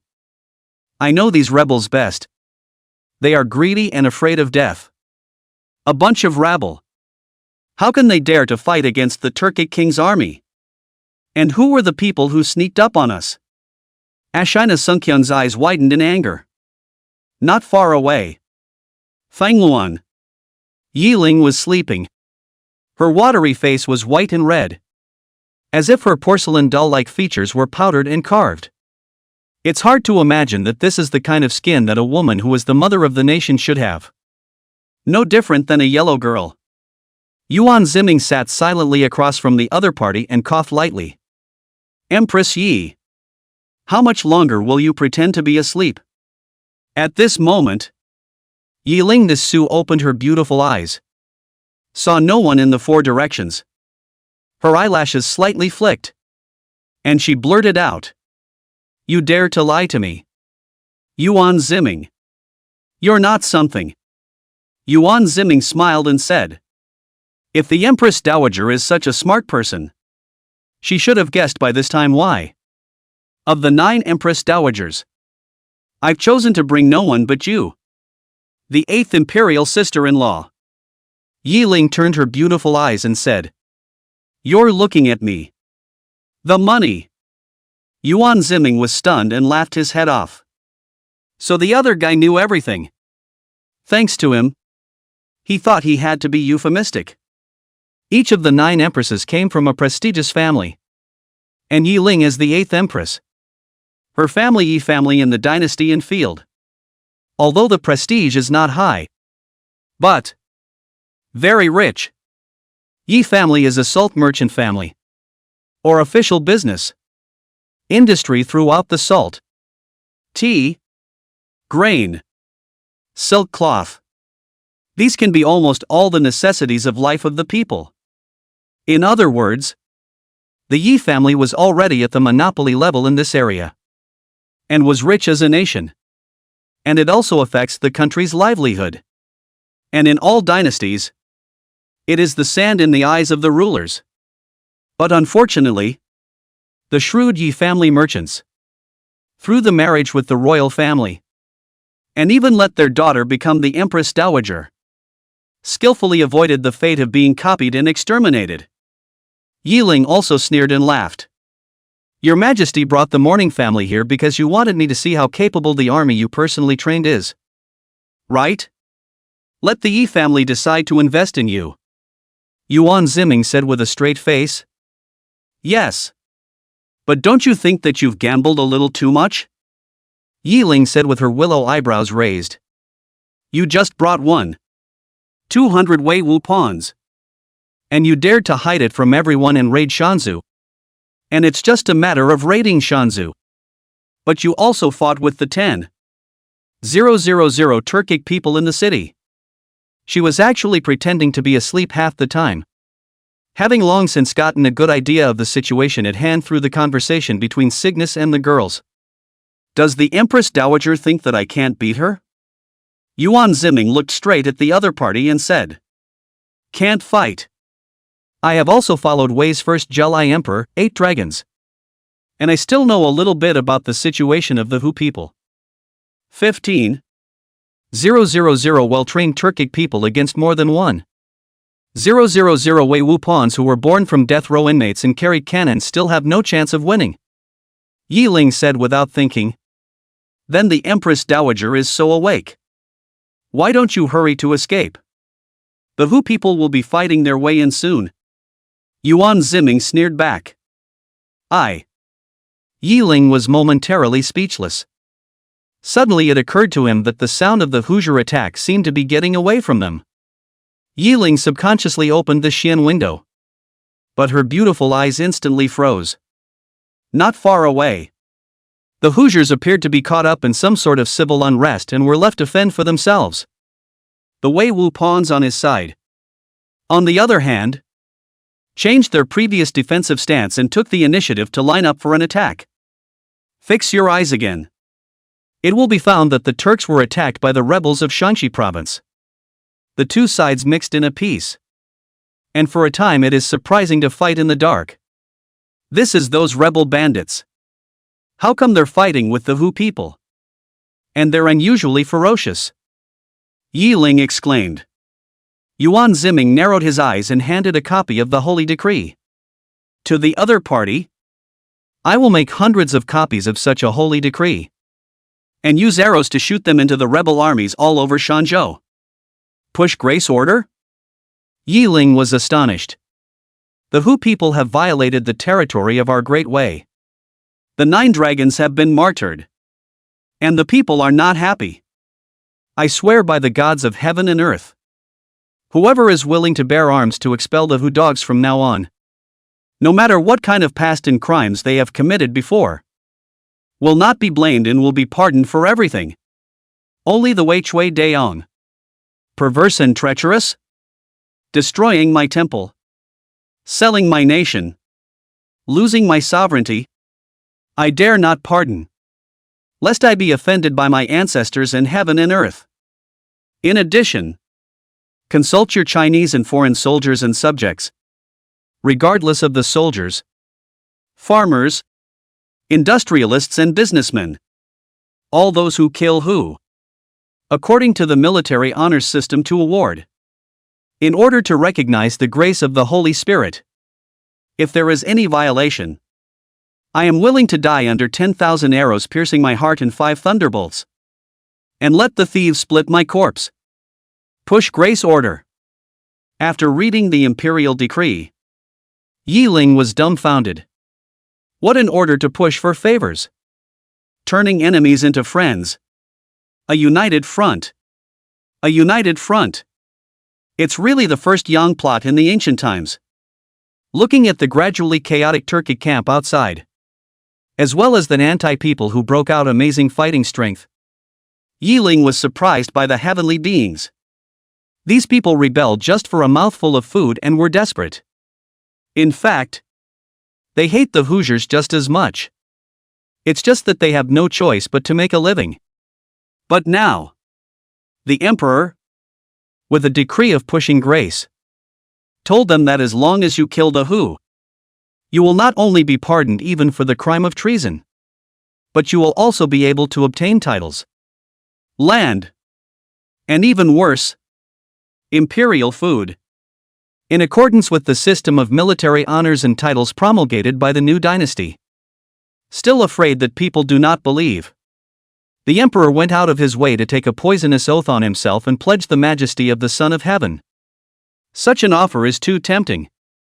All of a sudden, These headless Wei people betrayed their own rushing general, Shui Daong. And together they joined the embrace of the imperial court. And together they killed the culprits who led to their doom, the Turkic people. Outside the wagon. Hell on earth. Inside the carriage. The years were quiet. Empress. Only then did Yuan Ziming open the door and say, "Now it's time to talk about what kind of good price to give me." Chapter 34, Bargaining. What do you want? After a moment of silence, Yiling also stopped pretending to be stupid and asked, "Silver, grain, and silk cloth." Yuan Ziming's gaze was like a torch as he said, "I want to expand the army. Even if I can't form a formation of 200,000 men from the 3 camps in the capital. At the very least, I must expand the Wei Wu Pawns to 30,000 men." Chang'an has been in arrears with the salaries of the 100 officials for several months. And the lack of pay for the soldiers is more than 3 months. Plus hundreds of thousands of people in Chang'an have to eat. At least 8 million taels of silver. 1.5 million stones of grain. And 1 million pieces of silk cloth will be needed. Yiling was stunned. Yuan Ziming. You might as well go and rob it. Even if I could agree to it. There's no way the Yi family would agree to it. So much silver. Grain and silk cloth can't be put together in a moment. You're emptying the entire Yi family. Yuan Ziming laughed lightly. Empress Dowager. You are a family of merchants. You should be clear about the fact that there will be a return on your investment. This money will not let you guys put out for nothing.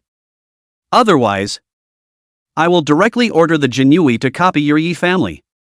At least I can take more than 10 million taels of silver.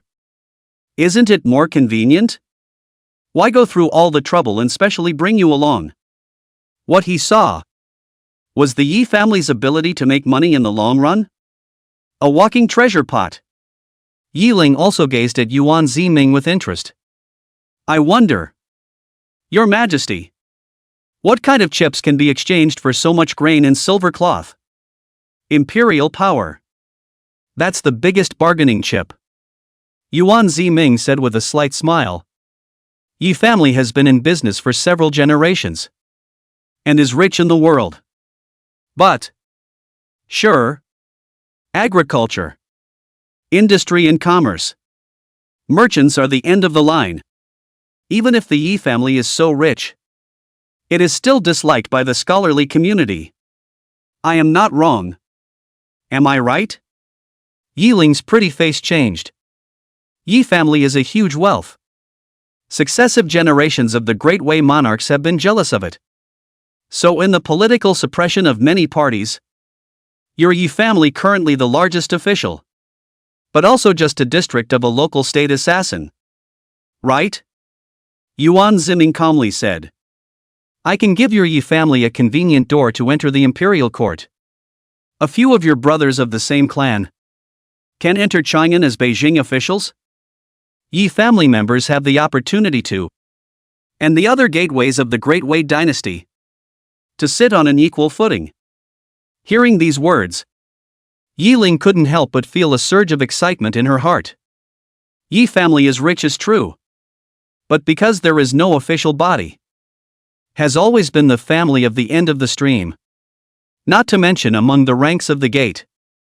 If Yuan Ziming was really willing to give the Yi family this opportunity, it wasn't impossible to let the money in these out-of-body things go. Thinking of this, Yiling kissed her Dan lips and said, You are asking for too much. The Yi family can't give it back for the time being. At most, we can only give 2 million taels of cash silver, 300,000 stones of grain, and 200,000 pieces of silk cloth. This is the Yi family's current inventory that can be utilized. For the rest, the Yi family will need to maneuver in many ways. But within a few months they can also guarantee delivery to the capital. Yiling suddenly said, Your Majesty, my father is a big old man. But he only got the official status of a Guanglu Daifu. promoted to the rank of Inqing Guanglu Daifu, and titled Tani Bo. Yuan Ziming said cheerfully. Inqing Guanglu Daifu was a casual official, but had a positive third rank and was more of an honorary title only. And Uncle Tony is a proper earldom. Only then did Ji Ling reveal a heartfelt smile, bending down and saying, "Mourning family thanks the emperor for his grace. Your imperial sister-in-law is welcome." Yuan Ziming was busy helping the other party up, and out of the corner of his eye, he bumped into the other party's marvelous curves and couldn't help but gulp. Eighth brother is so lucky. It's a pity that the other party is too weak and sickly to enjoy it. The woman of Emperor Zhao Lai of the Great Wei dynasty is still in style. The great battle lasted a full half-day. The whole of Shanzhou is littered with corpses. The bodies of the Turks were everywhere. And not coincidentally, they were headless bodies. Almost all of the people and rebel forces in the entire city of Shanzhou joined in the procession of killing Hu.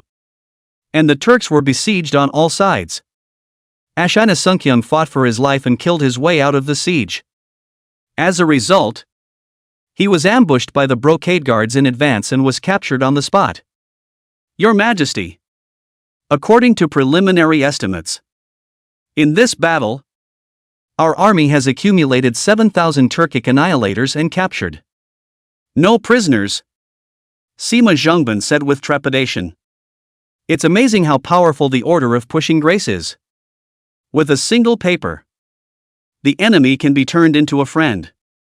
And all the counter-armies will rise up in indignation and put the Human to death.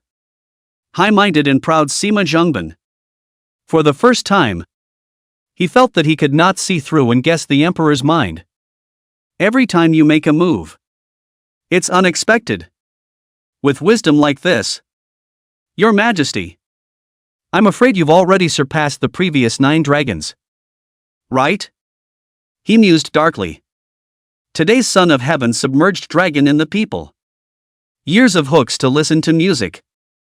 9 dragons, on the other hand, is always in the palace, receiving higher education of the royal family, but also at a young age, began to go on campaigns outside the Seychelles, accumulating military achievements. Insight and vigor at the outset is far beyond the ordinary people. But it turns out, Yuan Ziming of folk faction, unknowingly, actually surpassed his 9 royal court faction of the royal brother. Cui Daong was escorted up by Wei Wupan's, and with multiple wounds on his body. It seemed that he had also experienced a fierce dying struggle.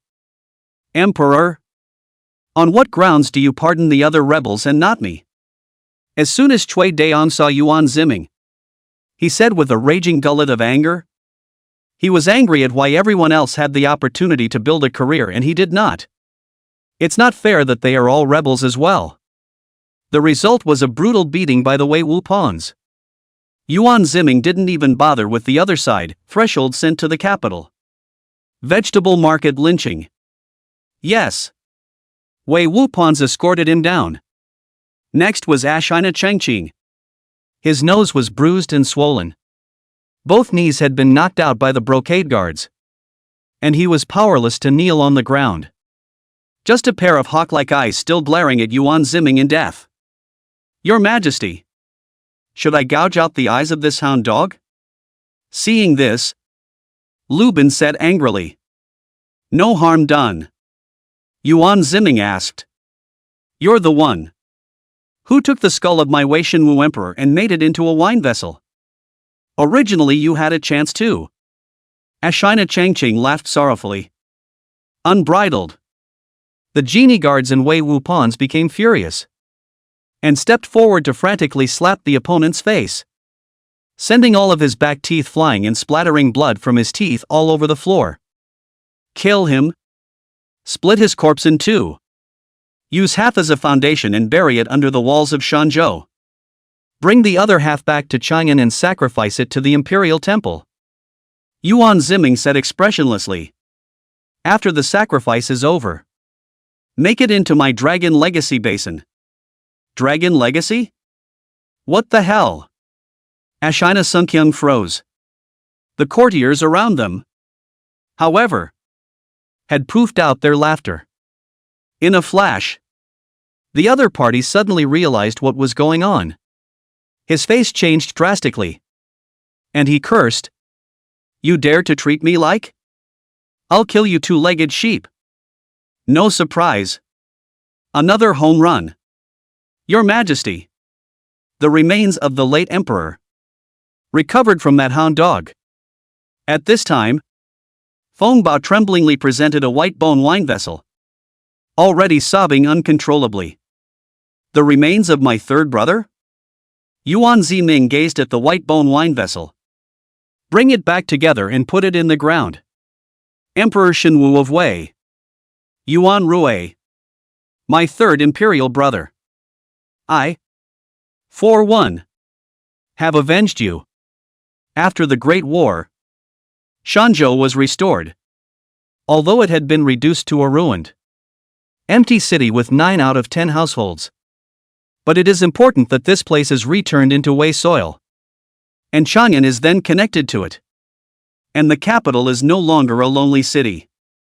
And the Wei Wupons were sharply reduced from 1,200 to less than 500. The Wei people who participated in the battle were killed or wounded in excess of tens of thousands. Yuan Ziming kept his promise and announced that he would have the court honor him afterwards by paying pensions and various allowances according to the standards of martyred soldiers. Those who survived were brought back and organized into the ranks of the Wei Wupons. And would turn around and let the Ministry of Military Affairs reward them according to the military title system. The following day, it snowed in Chang'an. The matter of Shanzhou has already reached the Temple of the Great Way through the heralds. Pei's house. Pei Ji was huddling around a fire pit. His face complex and said, "What a powerful emperor. Much better than that son-in-law of mine. But with such a show of popularity. Will he die young and suddenly die violently? Just like 9 dragons before him?" Minister Pei. Pei's old housekeeper suddenly came to report in a hurry. "Master Shang. News has just come in that His Majesty has been assassinated on his way home. And his fate is uncertain." What? As soon as Pei Ji heard this, he was frightened out of his wits. And immediately had to pursue the question of where? Assassinated by what? What is the situation? Sangha. I don't think now is the time to ask about this. Someone has asked you to go to the palace. The old butler shivered. Who? The Son of Heaven is in trouble. And you're still in the mood to ask old me to go to the palace? Which concubine and eunuch don't want to die and dare to make me? Pei Ji instantly stormed out. It's 9 Dragons' birth mother. The old Empress Dowager. Chapter 35, The Birth Mother of the 9 Dragons. Ambitious. Old Empress Dowager. Hasn't she been fasting and reciting Buddha's teachings at Xi'an Temple? Pei Ji was shocked. Wei Jiulong birth mother. The old Empress Dowager Wang Dan. From a large valve Luanjia Wang. Or the Empress. When the power over the harem. Later. When the old emperor died and the crown prince, Emperor Xiaowu, succeeded to the throne, the old Empress Dowager wanted to hang a curtain and manipulate the dynasty. And a serious political conflict broke out with her own son. In the end, Emperor Xiaowu announced that he would send troops to surround the Empress Dowager's palace and sent Pei Ji, who was then the governor of Jingzhou, to personally persuade the other party to observe filial piety for the late emperor. With that, the old Dowager Empress went to Xi'an Monastery to become a monk, and was nowhere to be seen or heard of for many years. Later, several new emperors succeeded to the throne, and in order to compensate for the mother, they repeatedly ordered the expansion of the Qian temple and rewarded her with a lot of money. But remembering Emperor Xiaowu's legacy, the old dowager is not allowed to come out. Royal kinship is so complicated. But at the moment, the life and death of the Son of Heaven is unpredictable. And the old Empress Dowager has suddenly come out. Chang'an is afraid of a big change. Pei Ji thought about it again and again, but decided to go to Xian Temple and meet the old Empress Dowager. Qian Temple. As the largest temple in Chang'an, it covers tens of thousands of acres, and a glance overlooking it is like a free kingdom. And let Pei Ji feel shivering is. Along the way, there are temples of monks and soldiers with arms guard, spreading without end.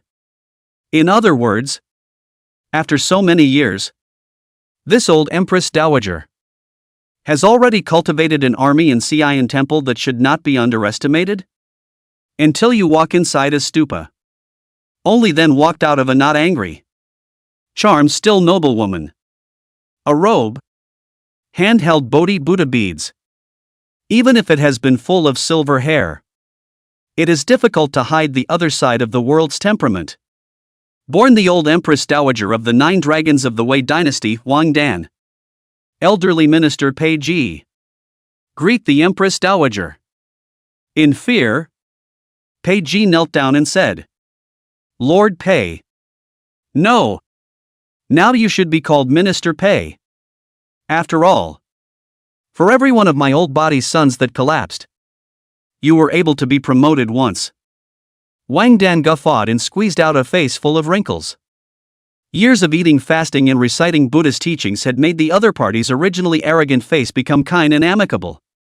But when he opened his mouth, it was still that original demon queen accent. Pei Ji sweated like a pig and said, The 9 late emperors' dragons harnessed their guests to the heavens and blessed my way. However, it was my incompetence that led to the martyrdom of my lord.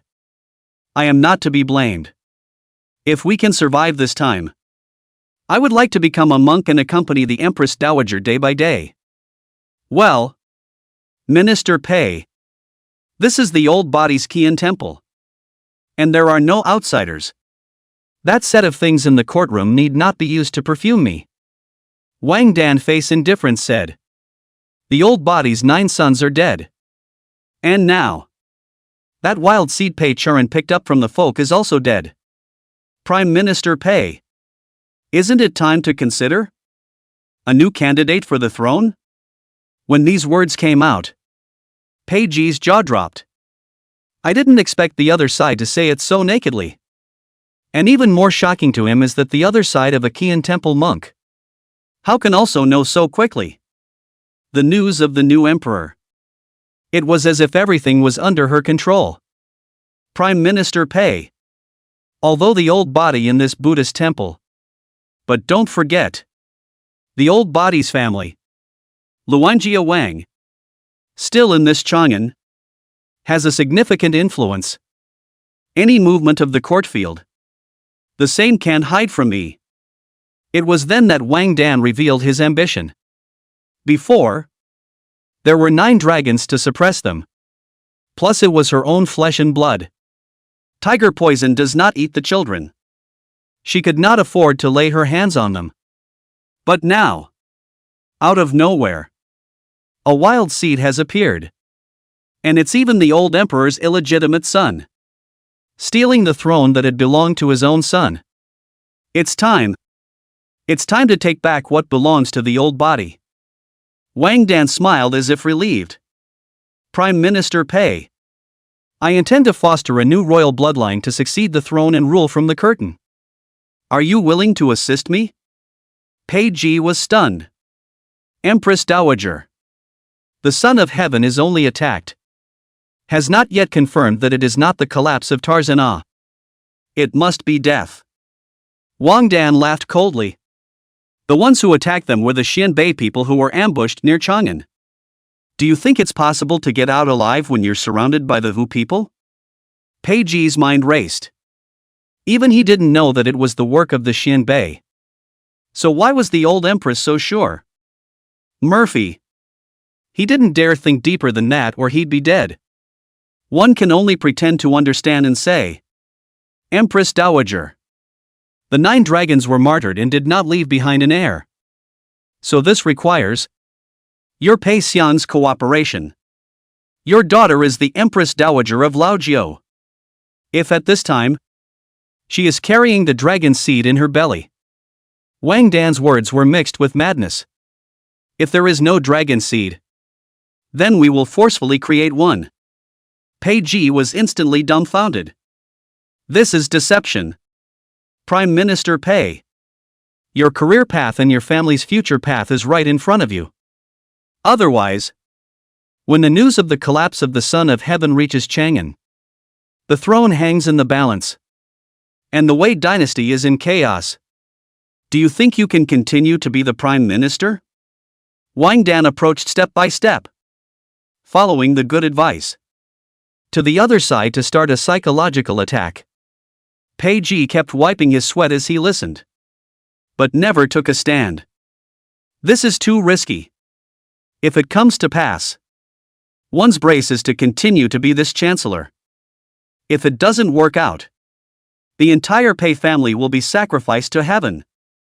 Unconsciously, Wang Dan ran out of patience and coldly grunted.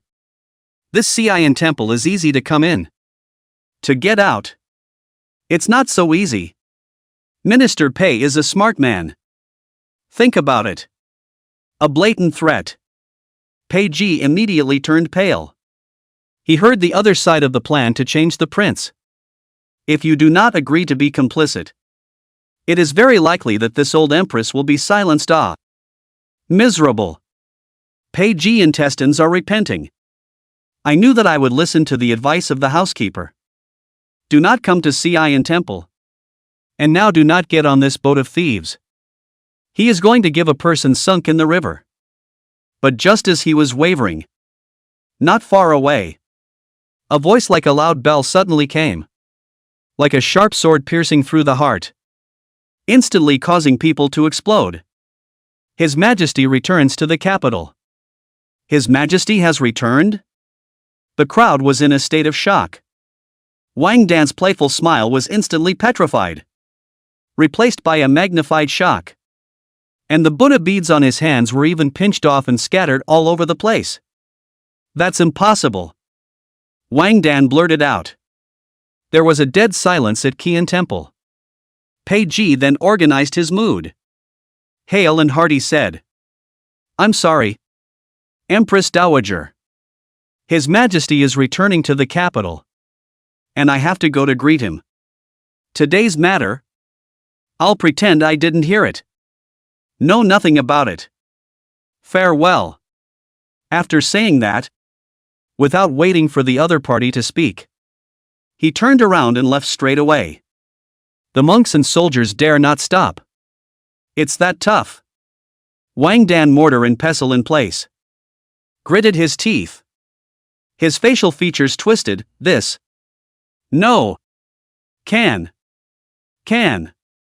The Xianbei people. These Hu dogs. Clearly all disgust. The heart of those who are not of my kind will be different. At this point, behind Wang Dan, in a dark shadow, a mysterious voice said, After all, the Hu people are only outsiders. In the future, this kind of thing should be left to our own people. What should I do? Wang Dan asked hideously. Go see the emperor. Pei Ji is a smart man. He won't talk nonsense. Don't forget. By seniority, you are the mother of the current emperor. The shadowy light reflected Dugu Xian's stalwart face that was old but not too lordly. His Majesty returns to the capital. His Majesty returns to the capital. Chang'an. The voice echoed everywhere, sounding like a bell. The dragon banner, indeed, appeared at the gates of Chang'an on time. Drink! A large number of Wei Wu pawns opened the way. Pei Ji and the civil and military officials, belatedly, finally arrived at the city gate to greet the imperial chariot. I bow to your Majesty. Long live the emperor. Long live Wei. Without informing you all in advance, the beloved ministers have worked hard too. On the dragon banner, Yuan Ziming stepped out, glowing with radiance, not at all like he had suffered an attack. Your Majesty, The 8 Empress Dowagers also came out of the palace to greet them, slightly curtsying with a salute. Third Imperial Sister-in-law. This is the dragon skeleton of the third Imperial brother, Yuan Rui, the first Xinwu Emperor of Wei. Yuan Ziming told Feng Bao to bring, wrapped in a bright yellow handkerchief, a skull wine vessel. Your Majesty. The other party immediately sobbed and fell to his knees. Yuan Ziming also had to kneel and hug the other party and cry together. When the play was almost over, Yuan Ziming got up and wiped the tears from the corners of his eyes. At this time, he found in front of him, suddenly there is another phoenix-eyed eyebrow one old woman. Gold hairpin and phoenix hairpin. Wearing a phoenix robe embroidered with 8 colorful phoenixes. But the belt that is matched with, surprisingly, is the Emperor's exclusive bright yellow 5-clawed golden dragon jade belt. Isn't this an unauthorized act? Yuan Ziming's face just changed. And Pei Churan, who was beside him, hurriedly stepped forward to suppress his voice. This is His Majesty's nominal royal mother, old Empress Wang Dan, and the birth mother of the 9 dragons. That jade belt is a royal gift from the late emperor. And in addition, the old empress may wear the Son of Heaven's regular clothes on weekdays, with a bright yellow color to depend on. So that's how it is.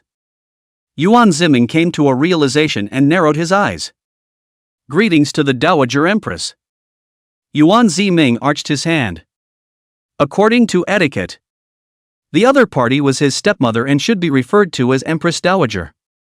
However, because there were several imperial sisters-in-law before her, she could only be honored as the Dowager Empress. Your Majesty is too polite. My old body always eats fasting and recites Buddha in Xi'an Temple. Not asking about world affairs.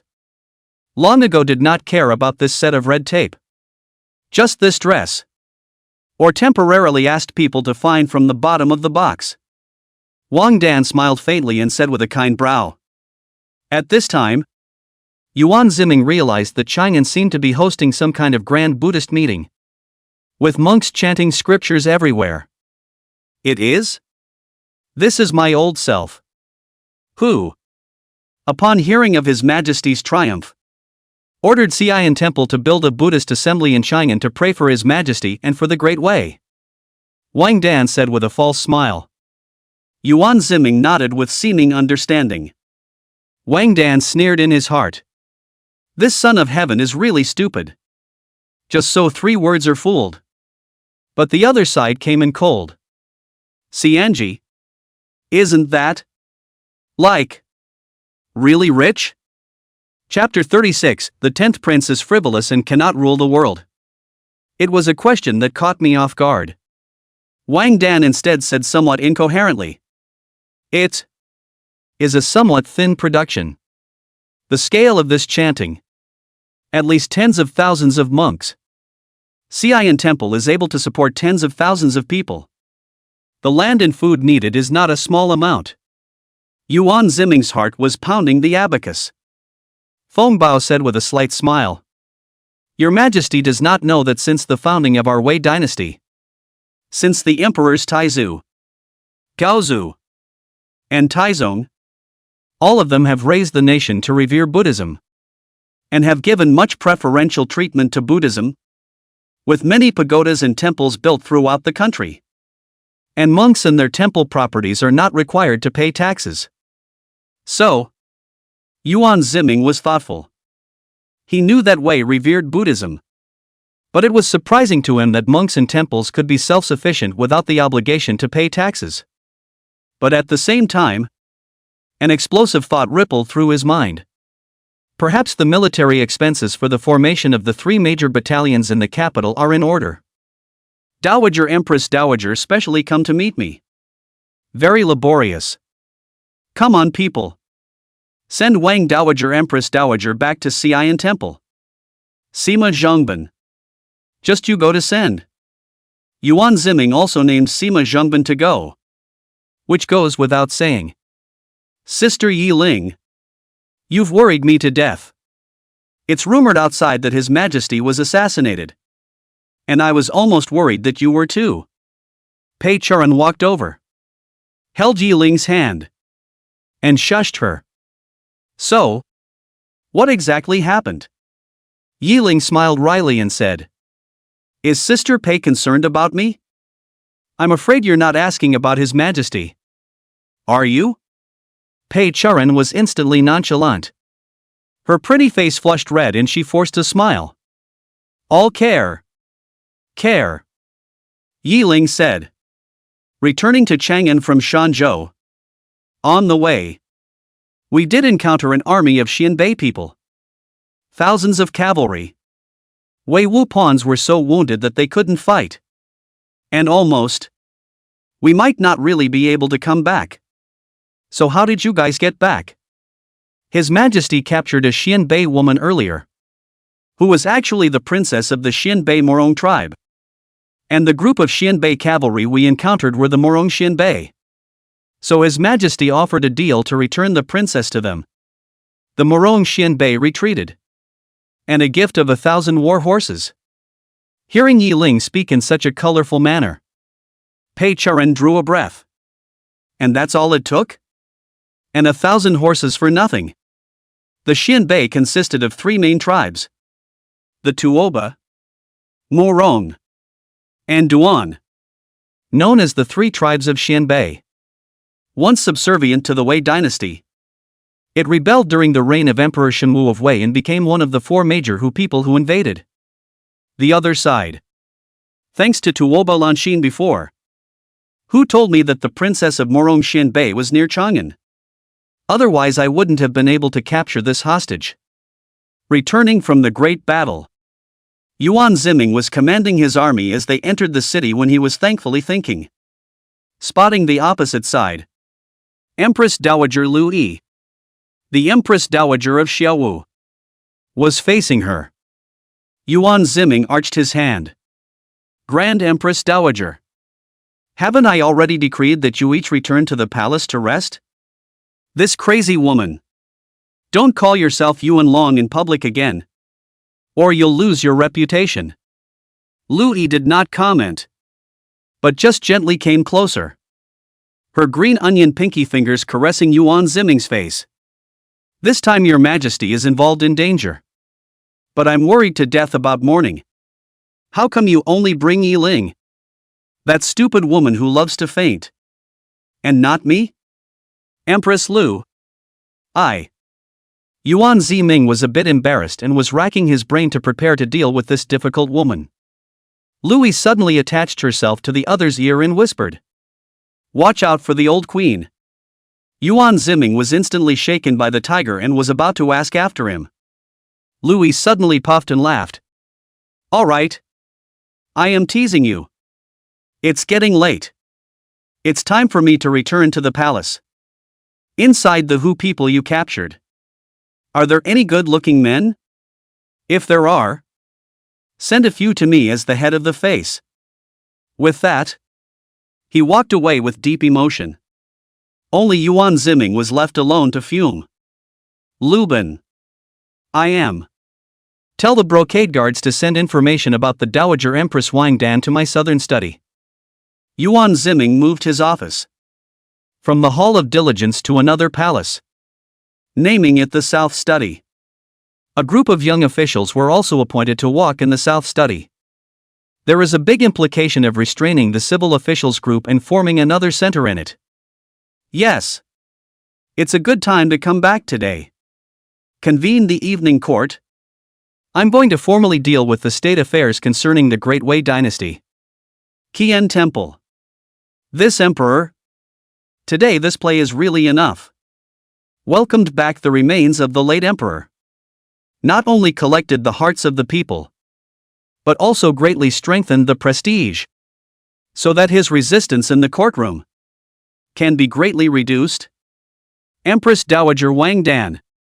Inside the pagoda, burning incense and cooking tea, with 2 other handsome-looking monks on the left and right, assisting each other. Wang Dan sometimes occasionally scratched her head. intentionally or unintentionally falling towards the handsome monk's side. The bearded Dugu Xin laughed bitterly.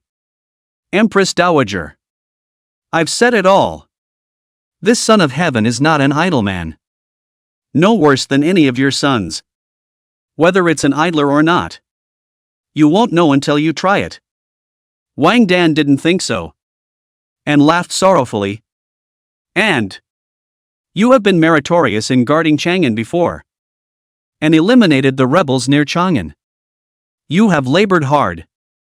And my old self will call on those in the imperial court to speak for you and help you become the new commander of the Forbidden Army. As long as the Forbidden Army is in our hands. What does it matter who is the son of heaven? We're just puppets on strings. Dugu Xin, however, said gruffly, Empress Dowager. It seems that His Majesty intends to form another army in addition to the Forbidden Army, which is composed entirely of prisoners and prisoners of war, with allegiance to the Emperor alone, and is equipped with cannons and full-body armor. What? Wang Dan steeply broke away from the two handsome monks' hold and said, with rounded eyes, you mean he's cultivating his own military forces? Yes. Duo Xin said nervously. Right now he doesn't know that I'm your man. But once the east window is revealed, I'm afraid that the suppression will begin. Yuan Ziming. Humph. I won't let him get what he wants. Let him know that my Great Wei dynasty is not yet his alone to say. Wang Dan, a ringing finger, summoned a courtesan. Toward each other whispering. Evening dynasty. In Chang'an court on Yuan Ziming from hunting to raid on Shanzhou. Not yet back to God. Yuan Ziming suddenly convened a court meeting. Intended to hold the aftermath hostage. First set some general policy. The old man hit the information gap. In this battle, Shanzhou was restored and got 7,000 strong men. I intend to organize all of them into Wei Wu pawns. The group of ministers were still looking at each other in disbelief. Yuan Ziming added. The Wei Wu pawns are expanded to 30,000 men. First recruited from within the prisoners of the Ministry of Justice's dungeon. Then the prisoners of war of the Stragglers' army. And then the elites of the various armies. This was somewhat understood. And some murmurs arose from below. But still no one objected. Yuan Ziming takes advantage of the situation and passes. Yes. Having captured Shanzhou is the same as restoring the gateway to Guangzhou. So I intend to send out troops in the next few days. No. Immediately. To cantonize Shanzhou. And then recapture Tongguan, Puzhou, Shangzhou, and other Guangzhou cities and towns along the way. Restoring the Wei dynasty's control over the entire Guangzhou. Yuan Ziming said in a continuous stream. He had to fight his way out. And couldn't let Chang'an be the front line anymore. He himself can't be an emperor with only one piece of land in Chang'an. Now the 100 officials are reacting to the fact that there's going to be a war. Several civil officials were trembling when they were about to get up and play the right game. Yuan Ziming directly preempted the situation. That's all there is to say. Retire from the court. The courtiers were dumbfounded. Dare I say that today? The emperor had no intention of discussing with them at all. And at best, he was just informing them. But today, His Majesty the Emperor led the army to triumph. Even the civil officials group. No one is willing to come out at this juncture to offend the emperor. For a time, no one to be the head. But even the default. But just when Yuan Ziming thought his purpose had been achieved. However, a eunuch hurriedly ran over and muttered a few words beside Feng Bao. After Feng Bao's face changed drastically, he hurriedly walked over to Yuan Ziming and whispered, Your Majesty, 25 magistrates of the Imperial Historical Palace are kneeling at the noon gate to admonish you to death. Advise you to die? Admonish what? Yuan Ziming was taken aback. Feng Bao's face was ashen and said, "Such treacherous words. The old slave dare not say." Yuan Ziming's brows locked. A hysterical roar could be heard outside the Fengtian Palace. The 10th prince, referring to Yuan Ziming, is frivolous and cannot rule the world. Chapter 37, Professional Jets Group Dislike of Dragons. The 10th prince is frivolous and cannot rule the world. The Son of Heaven does not listen to my ministers. This is the first offense. The Son of Heaven abolishes the rights and laws of our ancestors. This is the second offense. The Son of Heaven collects wealth and tyrannizes the people. This is the third sin. The Son of Heaven is of wrong birth. This is the fourth offense. The Son of Heaven kills innocents indiscriminately. This is the fifth sin. All these 10 great sins are too numerous to list. Please ask your Majesty to abdicate. Move south. And move the capital. Preserve the clan and the countryside. More than 24 imperial historians, kneeling in front of the noon gate in unison, shouted at the top of their voices. I have to say, in the end, it is a professional speechwriter. Sharp words. Words poke people's lung tubes. Look at the courtroom in an uproar. What a nerve! The emperor had just returned to the court in a great victory. And the imperial historians began to form a group to play personal attacks on Yuan Ziming. There are 10 crimes. Even disrespecting his sister-in-law.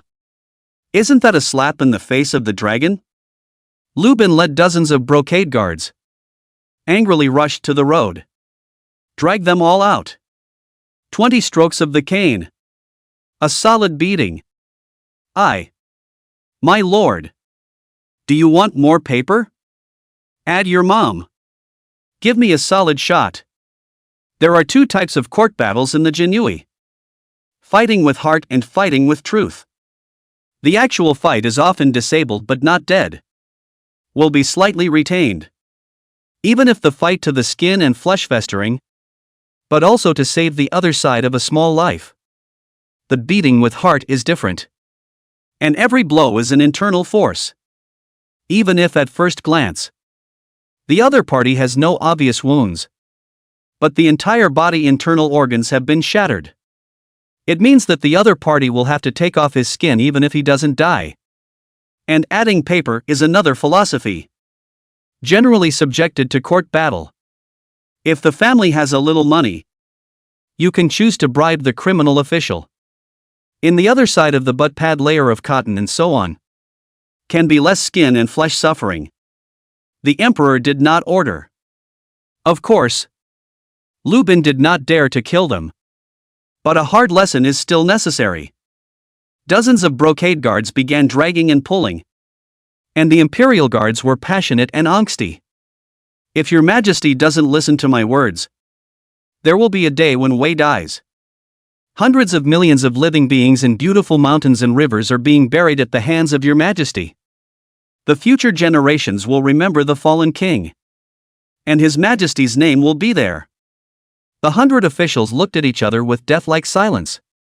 But all of them coincidentally looked at Emperor Yuan Ziming himself.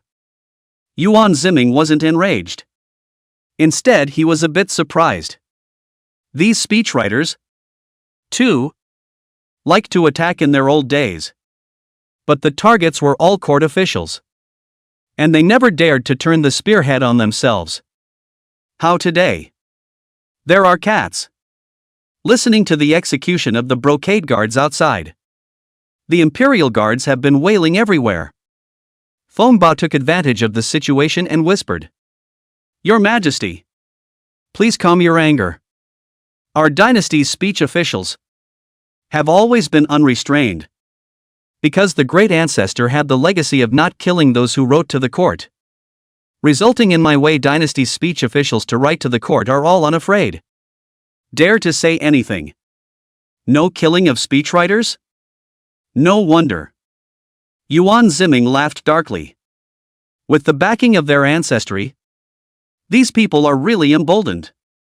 Pass the order to dismiss the court. Yuan Ziming didn't want to get into a conflict with these speechwriters for the time being and chose to put it on hold. Because he had more important things to do: get money. Can you make a dime by going toe-to-toe with a professional spammer? Can't make money. So why should he contribute? South Study. The new South Study Hall walk. Sima Zhongban. Returned from Xi'an Temple. Dusty Road. Your Majesty. I escorted the Dowager Empress back to Qian Temple this time. And guess what I saw? A dazzling array of temple pagodas. And in addition to the golden Buddha, even the floor is made of gold bricks. No less than 100,000 monks were raised. And there were 10,000 tenant households, among which there were even thousands of martial monks, called monk soldiers, all of them fat and strong, holding weapons, no less than an army. Hearing this, Yuan Ziming's face added a few points of gravity. It seems that the richest in Chang'an has to be Xi'an Temple. It's amazing that it can support over 100,000 people.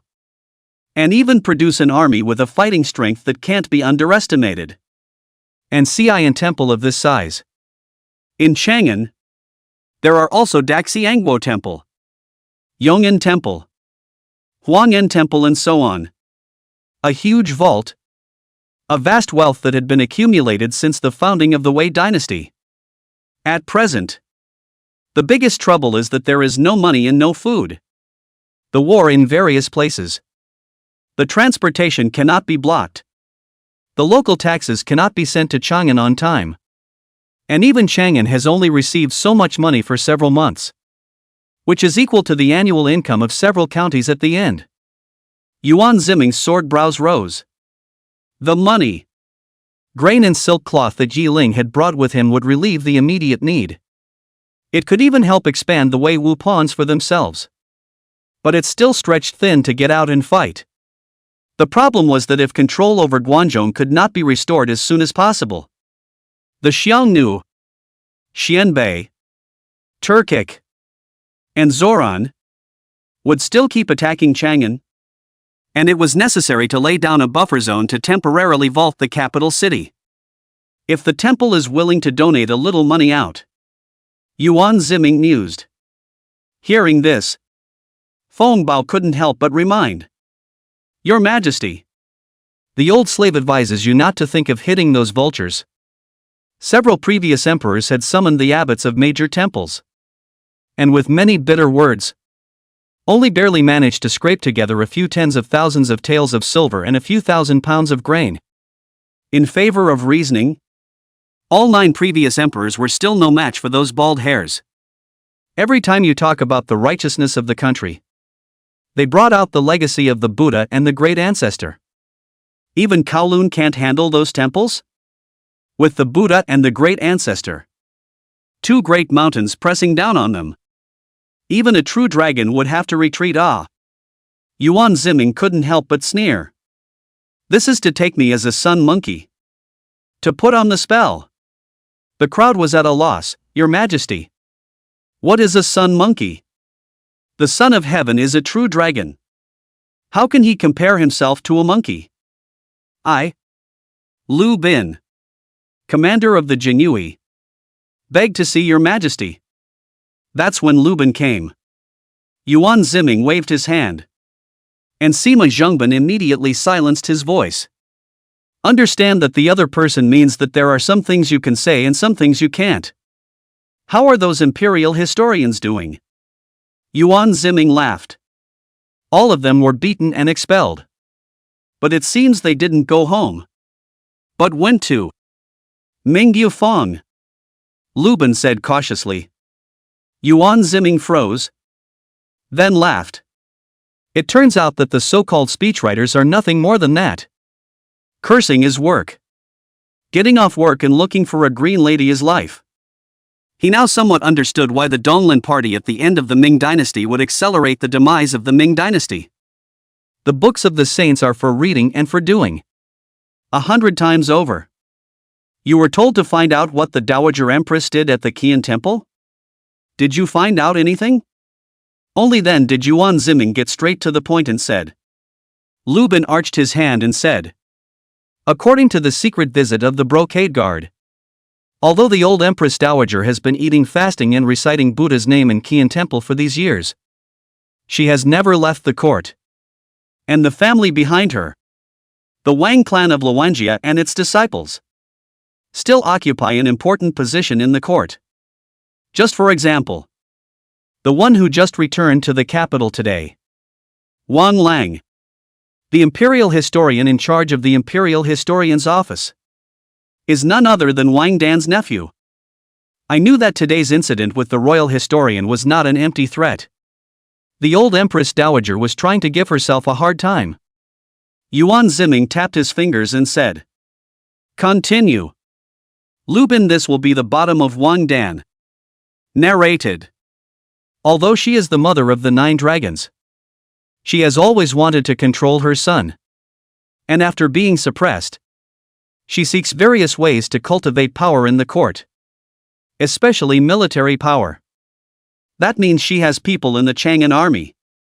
2. Yuan Ziming's hand immediately lurched. His gaze cold. The eunuch suddenly came to report. Grand General of the Forbidden Armies left and right Jingwei, Dugu Xin, seeks an audience with His Majesty. Yuan Ziming froze, his face suddenly grimacing. Right and left Jingwei generals? Isn't that one of the most senior positions in charge of the Forbidden Army? I have never given this position to Dugu Xin. Chapter 38, Ceiling of Officials. Old Empress Dowager's crazy provocation. In a flash, the entire South Study was plunged into the oppressive feeling of the dragon's might as if it had fallen into an ice cave. Terrified and uneasy. Or seeing Yuan Ziming, who had not changed his face when Tarzan collapsed in front of him, lashing out. Even when he was beaten by the Hoosiers in front of the palace, the other party did not get angry and maintained a graceful demeanor. But this time, the true dragon was furious. Because deception. A moment. Feng Baokai said stiffly. Your Majesty. It may be an ceiling of the government. Normal court personnel appointments need to go through the Ministry of Mandarin's yellow paper Zhupen, and then by the Secretary of the Red, stamped with the Ministry of Mandarin's seal and imperial seal. And not normal.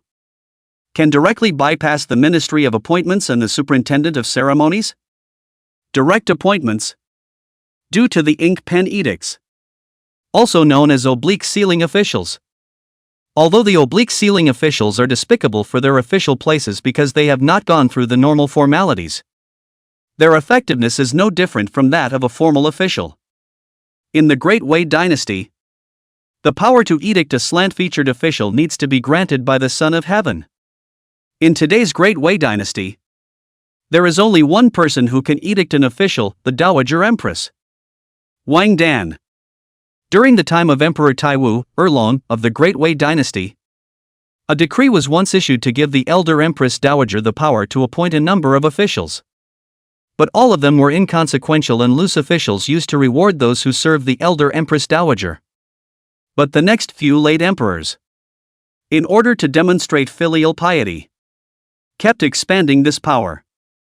So much so that by the time of His Majesty, the old Empress Dowager already had the power to edict officials below the 3rd rank of the court, including the 3rd rank. Wang Dan was also very cunning and never used this power during the 9 Dragons period, letting 9 dragons drop their guard on her, and only treating such as a favor as well as a guilt trip to her mother. But now, the claws of the tigress, at last, can't resist reaching out. Yuan Ziming sat on the imperial seat and took a deep breath for a few seconds, but quickly gathered his emotions and said with an expressionless face, Tell Dokushun to come in. Dugu Xin, dressed in armor, arrived in a flurry of wind and knelt down on one knee and said, I, Dugu Xin, pay my respects to your Majesty. after old General Dugu was appointed by the Empress Dowager as the general of the left and right Jingwei. His elegance has increased dramatically. Even when I look at him, he has a murderous aura. Yuan Ziming laughed critically. Some mockery in his words. Dugu Xin said unabashedly. Thunder and rain are all heaven's grace. Both the Empress Dowager and your Majesty are my parents. And I can't repay them even if I offer my liver and brain. What an old dog of the Dowager Empress. It doesn't even come with a costume. How dare you talk back to me with a straight face? Having a backer is really different. Yuan Ziming smiled in anger. Then what does old General Dugu have to say when he arrives here? I have heard from my old minister that His Majesty wishes to form the Wei Wupons, which will be established outside of the Forbidden Army, and that they will be given priority to replenish their war horses and armor, as well as being equipped with cannons in large quantities? Dugu Xin said in a deep voice. I don't think it's right. At present Chang'an Forbidden Army already has 50,000 people. The middle and lower officers are the old class of the Black Riders. Together with the old minister's repeated drills, the war power has been restored a little bit. And in a matter of days, it will be possible to restore the grandeur of my Wei dynasty. There is no need to add to the snake's footsteps, letting some prisoners of war, death row inmates, and the rabble made up of shrews to serve my Wei is really a discredit to the heavenly army. It's also easy to cause dissatisfaction and even mutiny in the Forbidden Army. Therefore, on behalf of the will of the 50,000 forbidden troops, I ask your Majesty to withdraw your order. When these words came out, Feng Bao, who had been keeping his head down, couldn't help but raise his head and glance at Dugu Xin. Lu Bin, who was on his side, straightened his back, and his eyes, which were originally scornful, gained an additional point of horror. The smartest one, Sima Zhongbin, even viciously gouged out the other party. Get a life and say that. Although Dugu Xin is a military general, but it is also considered to have experienced the 9 dragons period of the old oil. The officialdom of the emotional quotient is not low. But now, the Forbidden Army was used to openly threaten the emperor himself. In the final analysis, or feel that they control the military power, the old Queen Mother, and have the power of the civilian group backing, a civilian and a military, can be all-round suppression of the young king. Yuan Ziming has been on the throne for less than half a month, which is too short a period of time. Even his own party, in the court of the heart of the forces, are too late to cultivate the power of a single force. It is difficult to resist the old ministers of the 9 dragons. If it is replaced by 9 dragons, even if the succession time is short, there is the network and power accumulated during the prince's period, as well as in the dynastic hall. Yuan Ziming lost at this point. The disadvantage was too great. In the face of Dugu Xin's blatant provocation, the close ministers around him couldn't help but sweat. Lu Bin was hesitating to stand up and rebuke the other party. But seeing that the old fox Feng Bao had been pretending to be dead with his eyes closed and had not given any hints, and fearing that opening his mouth hastily would offend both the emperor and the Dowager Empress, his heart was also tormented. Old General Decuro speaks as if, for a few moments, he has a point. Yuan Ziming smiled abruptly and tapped his fingers. It's not impossible. But before that, I would like to ask the old general to step back and walk to the entrance of the southern study. Dokushin was stunned and puzzled. This request from the emperor was somewhat inexplicable. However, considering that his words today had indeed gone too far, he had no choice but to back down and obediently retreat step by step. Today, this matter must be resolved quickly. Otherwise, when the emperor's Wei Wupons take shape, where will his own forbidden army be placed? Your Majesty, The old minister actually.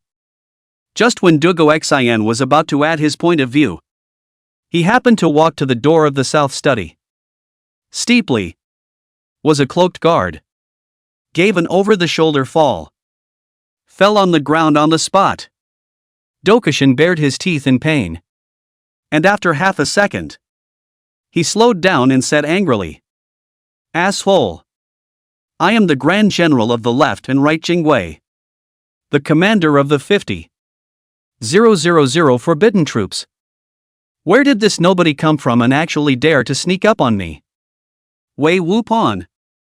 Zhang De. The one who sneak attacked the other party is a brown man with a scarred face and a tiger's back. Clad in light armor. With eyes like torches. And a slanting corner of his mouth. A native of Shanzhou. A butcher by birth. And the current brigade commander of the Wei Wupan cavalry. You're a Wei Wupan?" When Dokishin heard this, his old face changed. According to the military merit title system, a cumulative beheading of 200 ranks, or a single combat beheading of 20 ranks, could lead to promotion to brigade commander from the 8th rank. That is to say that the person in front of him has most likely slaughtered 20 Hu people at once. What's the concept of killing 20 heads of Hojo thieves at once? When Duge Xin led the Black Riders to sneak up on the Hoosiers, he didn't even dare to make a promise that he alone could decapitate 20 young and strong Hoosiers at a time. Old General Dugu. This is what you said. A rabble of prisoners. Prisoners of war. And shrews. And there are still thousands of Wei Wupans like Zhang De under my command at the moment. Only then did Yuan Ziming walk over with a smile as well. It was with such a rabble that I was able to take Shaanxi with 1,000 Wei Wupans and crush 15,000 Turks. Dokishin froze. Since old General Duga thinks that your forbidden army is enough to arch the safety of the capital, how about I make a bet with you? Yuan Ziming said. 10 days later. On the outskirts of Chang'an. 5,000 Wei Wupans will fight against your 50,000 forbidden army. If you win, from now on, the Wei Wupan's number will be revoked and unified into the forbidden army. If you lose, the other guy laughed. It will die. Chapter 39, Setting the Temple Name of the 9 Dragons. I want justice. A lot of people will die. Yuan Ziming laughed up to the sky with intent, ignoring the dumbfounded Dugu Xin and twisting his head away. Zhang De snorted coldly, slanted his eyes and glared at this forbidden army chancellor, and raised his head. This can make Dugu Xin angry to blow his beard, district a brigade marshal from the 8th rank. Even dare to the right and left Gingwei great general of the 3rd rank to fling eyes. If not, here is the south study room. Today must be military law to deal with that military ruffian. It's just a bunch of simple-minded, four-legged idiots. Only knows how to use brute force. It's a different matter from the formation. A big-headed soldier who doesn't use his brain will remain a big-headed soldier for the rest of his life. Not to mention the 50,000 forbidden troops. Even if he brought 5,000 forbidden troops, he was sure to crush these reckless people. Dokishin. Go back. His Majesty is going back to his chambers to rest. Lu Bin, the commander of the Jinui, walked out with a complex expression. Dokishin laughed bitterly. Brother Lu, why don't you persuade His Majesty to use 5,000 Wei Wupans against our 50,000 forbidden troops? Isn't this a fool's errand? Dugu Xin also wants to do a favor. Do not want to excessively offend this son of heaven. If Wei Wupan lost the fight, the emperor's face cannot hang. However, Lu Bin was uncharacteristically polite, saying, "The old general is prudent. Since ancient times there is no battle that is bound to be won. Otherwise, what else is there to fight? The victory or defeat is not yet known." Dokishin froze. feeling that this old brother seemed to be estranged from himself. Brother Lu. As officials in the same dynasty, you and I should be in the same boat. Why be so wary of me? I am in charge of the Forbidden Army. You are in charge of the Brocade Guards. If the two of us were to join forces, who in the entire Wei dynasty could control us? Lu Bin's face suddenly changed, and he hastily retreated a step back to set aside his relationship with the other party. Old General, you and I are both His Majesty's subjects. All is given by the heavenly family. Lu only knows that there is an emperor. I don't know what there is of brothers or not. Obviously. After Dugu Xin defected to the old empress, Lu Bin's attitude towards him was very different, and had to be cut in time. As the commander of the Brocade Guards, he knew very well what would happen to the head rat and didn't want to get into trouble. Brother Lu Yu. Dugu Xin wanted to say.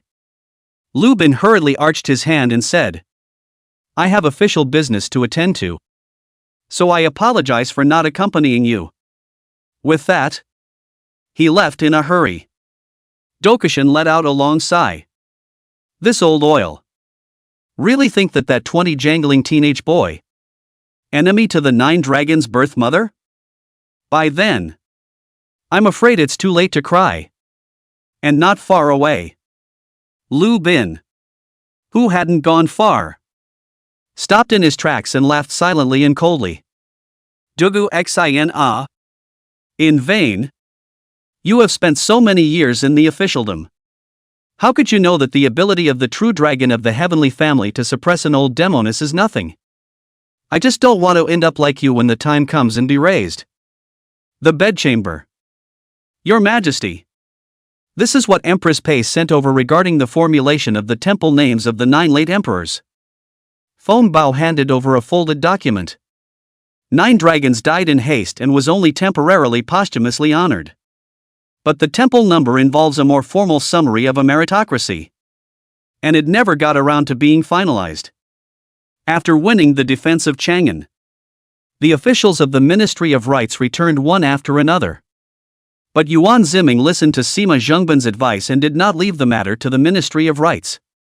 The civil officials always liked to pick the bones, the so-called black spots of the emperor's life, to unlimited enlargement, but also in the history books in heavy ink to smear.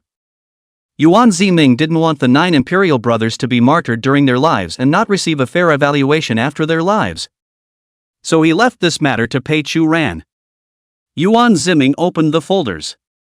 My concubine Zhangwu Empress Dowager Pei Charan bowed to the holy piece. Not just to draw the 9 saints of the temple number for the time being. A dragon. Wei Xiaowu Emperor Yuanhe. The emperor is smart in male judgment. Wei Haojieli. By several generations of capital. To fight the gas of the expedition. Then Rongxian 4 out. Around the danger. The temple name Lizong. Erlong. Wei Taiwu Emperor Yuan Wei. The emperor met the scourge of the Hu. The right to help. Dangerous and secure. The might of the 4 seas. The temple name Wuzong. 3 dragons. Wei Xinwu Emperor Yuan Rui. Emperor Tianzhong Yingming's strategy. Xinting Xianwu's talent. Temple name Zhizong. 4 dragons. Wei Xuanwu Emperor Yuan Hong. Clearing up the scourge. Virtue of the people. The merits of the 4 seas. The temple name Suzong. 5 dragons. Wei Taiyan Emperor Yuan Yu. Revered Buddhism and Taoism. Cleaned up the criminal law. Temple name Xinzong. 6 dragons. Wei Suking Emperor Yuan Jing. With the style of the great ancestor. Martial virtue and cultural cultivation. Temple name Ruizong. 7 dragons. Wei Zhuangming Emperor Yuan Shuang. The emperor's beautiful style. Good to talk about. Quite through the Zen school. The temple name of Yingzong. 8 dragons. Wei Jialai Emperor Yuan Xiang. The emperor's nature is calm and thick in few words. Good martial arts. The temple name of Zhongzong. 9 dragons. Wei Zhangwu Emperor Yuanan. The emperor's blood is pure and strong. The power to suppress all the who. To save the country's danger. The temple named Shizong. For some reason. Seeing this list of emperors, Yuan Ziming's eyes felt raw for the first time. And touching them with his hands, he realized that it was his own tears. Some live and are worthless. But some people died. But the name of history. Thousands of years of history in the brilliant annals of history. To be able to name. All are the best of that era. There's nothing wrong with the 9 temple numbers in general. Just. It is said that the ancestors have merit and the clan has virtue. In later times. However. Basically every monarch was able to have a temple name. And there was an implicit distinction between high and low temple names. Yuan Ziming frowned. This Pei Chu ran and 7 Dragon Zhuang Ming Emperor Yuan Shuang. Is there any personal grudge? To actually give someone a temple name of Ingzong. A bit detrimental. Also, Pei Charan actually gave that late husband of hers, Emperor Yuan Ding of the 9 Dragons Zhangwu, a top-level temple name like Shizong. It's also set too high. And is clearly unfair to the other late emperors. This woman with a heart of gold. Innocent on the surface. But in fact also like to clip private goods. Just these 2 temple names. Give them to the Ministry of Rights for further changes. Yuan Ziming circled it with a vermilion pen and said with all his heart. Yes. The secretarial supervisor immediately Zhu approved and sent it to the Hall of Government. The Political Affairs Hall is the 6 ministries of the collective office. And the Political Affairs Hall of the Prime Minister has the position of counselor. The same level minister. Also known as the group of ministers. Pei Ji is one of them. This is kind of the last thing for tonight. Once that's settled, it's time to start the emperor's nightlife. It just so happens that today the green bird is not in. The secretaries of departments to send themselves a new batch of dancers. It is said that each and every one of them is white and beautiful long legs. How can I bear to let them in the palace alone? After Yuan Ziming convinced himself, he summoned Feng Bao and ordered 10 or 8 of her to come over and serve the bed first. But push open the door to the temple. But found himself in the house. Steeply more than a group of Mingyu Fang warblers. The leader is even out of thin air appeared a tiresome smiling face. Cygnus. Why are you sitting on my bed? Yuan Ziming's eyes were gouging out. Why not? Isn't it me who accompanies His Majesty to sleep in this dragon bed every night? Signet playfully spat out her tongue. Only it wasn't the dragon bed that His Majesty slept on. It was me. Nonsense. Get out. Seeing his beautiful nightlife being ruined by the other party like this. Yuan Ziming's head went big and he chided. Hold your horses. Your Majesty. I didn't come empty-handed. I brought you a great gift. Cygnus clapped his hands. The dancers of the Song Yufang then threw up a few men who were bound and disheveled. Yuan Ziming fixed his eyes on it. Ha! These people. Not in the daytime at the noon gate counting the emperor's 10 major sins of the imperial historians? The green bird swings her long straight white legs. Her slender jade fingers gently caressing the gold silk satin of the dragon bed. Spreading a smile and said. I also got. From them. A heavenly secret. Chapter 40 Face Head Chopped. Wang Dan breaks defense. What secret? Yuan Ziming instantly had a jolt and said in a serious manner. Guess. Cygnus spat out his tongue and actually joked with the emperor on the spot. Yuan Ziming picked up the other party on the spot. Believe it or not, I will take you now. And send you back to Nanliang. Don't. Don't.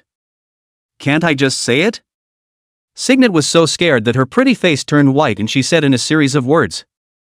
These courtroom beasts of burden. As soon as the court ran to Mingyu Square to have a good time. But also complacent that the current emperor is cowardly. They listed 10 major sins.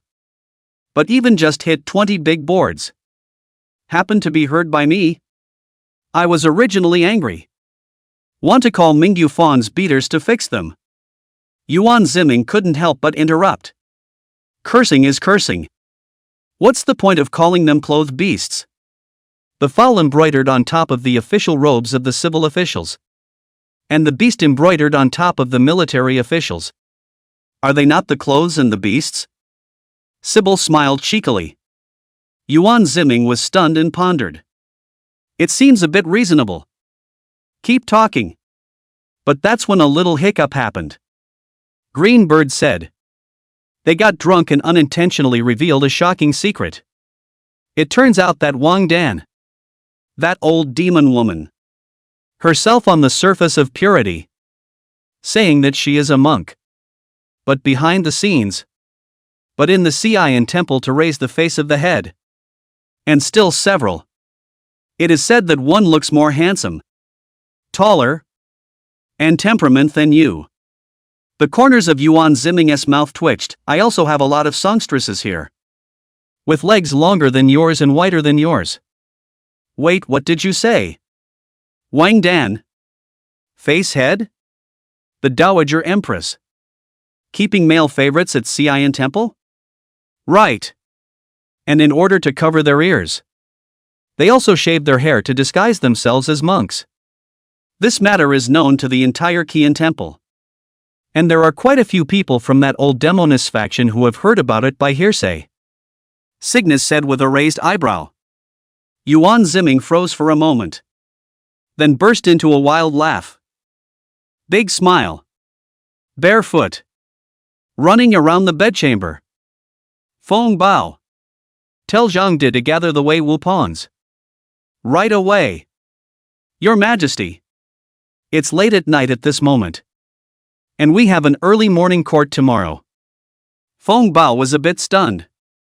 That's why it's time to give tomorrow morning's court some program effects. Late night. Qian Temple. The Dowager Empress. According to the news brought by the Wang family side, the Guangzhou area has been one after another outbreak of the uprising of the stragglers from all over the world, in which the largest several roads of the beggar's army has already cut off the Guangdong, Guanxi and other places, and intermingled with the forces of the Hu people.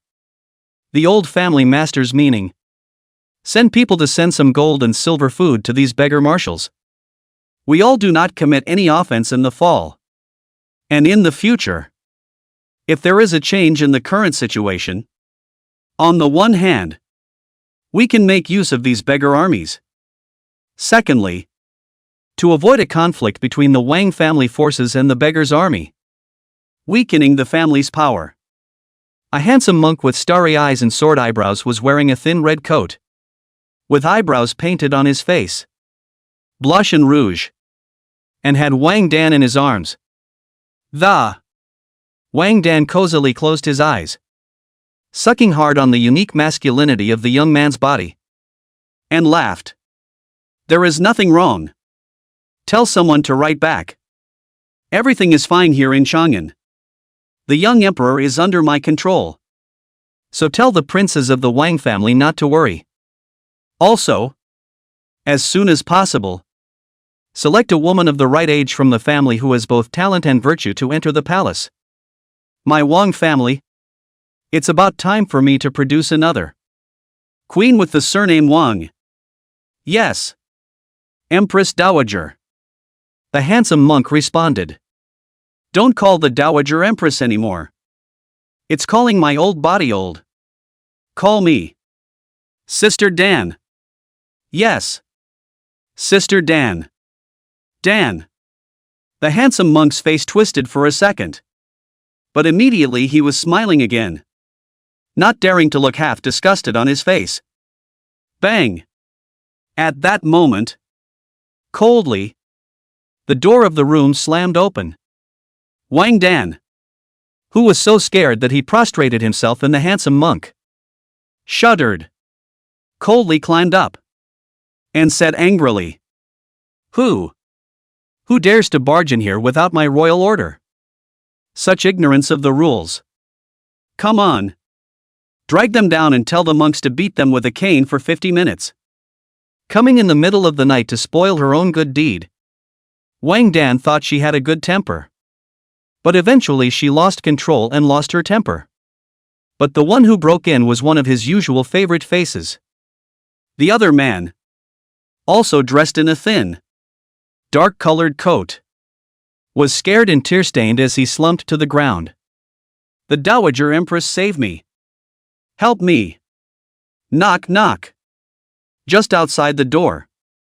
There was the sound of sharp, neat footsteps.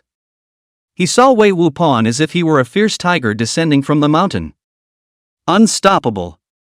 And stepped into the pagoda in a moment. Each one held a torch. And the men were tall and fierce. How dare you disturb the Empress Dowager's purification? You misogynistic thing. A brown man in the lead, as if carrying a small chicken, grabbed the other party and lit up the ring-headed sword on his waist. In front of Wang Dan, he chopped off the other party's head. In just a flash, heads fell to the ground and blood poured out like a fountain. On the spot, Wang Dan was so scared that she lost her voice and screamed her soul. Ah! Xiao Lang! What do you guys want to do? This is the Qian Temple.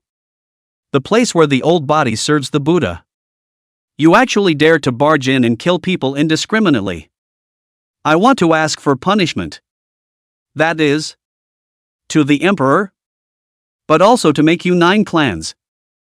By imperial decree. Qian Temple harbors lecherous monks who use the name of Buddhism to hide dirt and grime, violating the rules and blasphemy of the Buddha. His Majesty was extremely angry when he learned of this. The brown man said coldly, My subordinate, Zhang De, is the brigade commander of the Wei Wupans.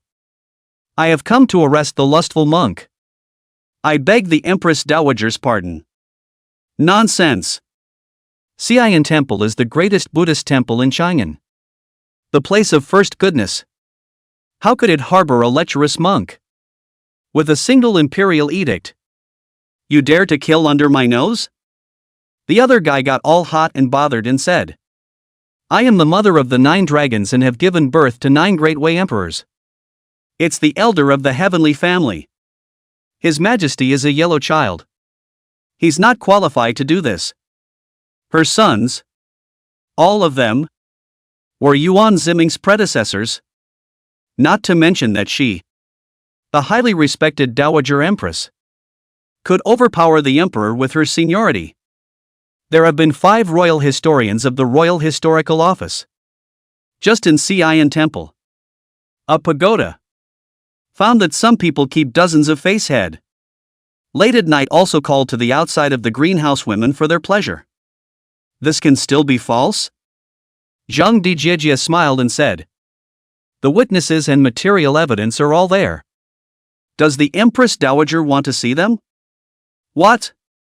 A woman in a greenhouse? Wang Dan was struck by lightning and immediately became bloodless. These face chiefs. They usually have 3 orders from themselves. They can only be loyal to one of them. It turned out to be calling prostitutes in the middle of the night behind their backs. And just in time, it was captured by the Wei Wupans? Look at the Dowager Empress. There seems to be another lecherous monk beside her. Right? Zhang De said meaningfully. The handsome monk beside Wang Dan was now so frightened that he lost his voice and cried, Empress Dowager! Empress Dowager, save me! I don't want to die. I don't want to die.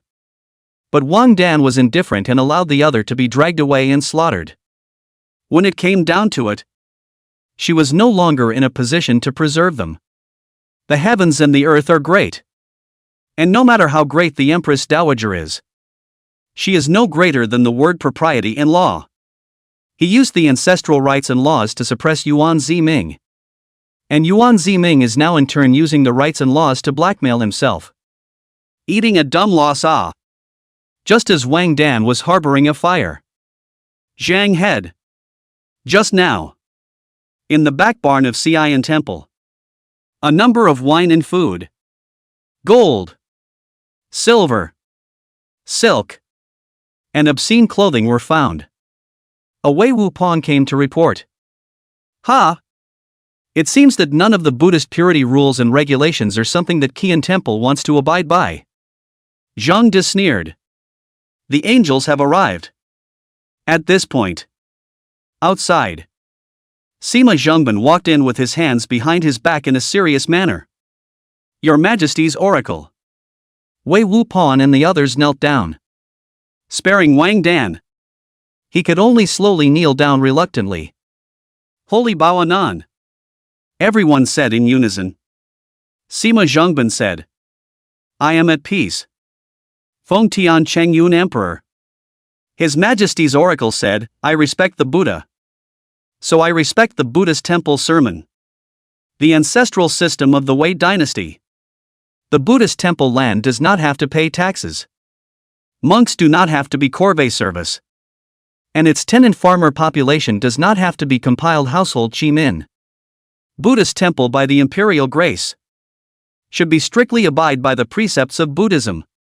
But what disappoints me is that today's Buddhist temples. The top is extravagant and the bottom is greedy. Exhausting the people's money. The world is not ruled. The people's livelihood is in dire straits. Heaven has the virtue of good life. I should have forgiven. But remembered the martyrdom of the 9 imperial brothers. The war-dead generals and soldiers of the people. The bones are not yet cold. With immediate effect. The entire population of the Qian temple will be confiscated. If there is any resistance, you may kill them all. Chapter 41, Xian Temple. Shocked in Chang'an. Censored the Qian temple? These words were like a bolt from the blue. Hitting everyone present. Qian Temple is the first major Buddhist temple in Chang'an. But also the Great Wei Dynasty Buddhist temple of the clan. Once out of a number of masters. Successive emperors have been to its salute and respect. The 9 dragons also more favor in life.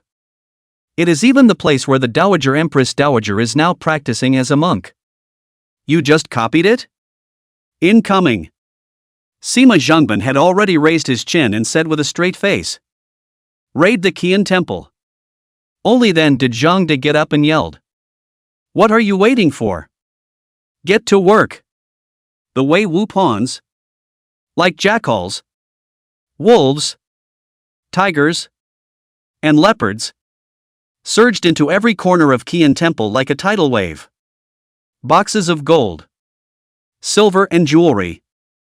Antiques and paintings. As well as grain and livestock were carried out. The underpinnings of the Qian monastery are scary. Sima Zhengban. As the emperor's emissary? Watched in horror from the sidelines.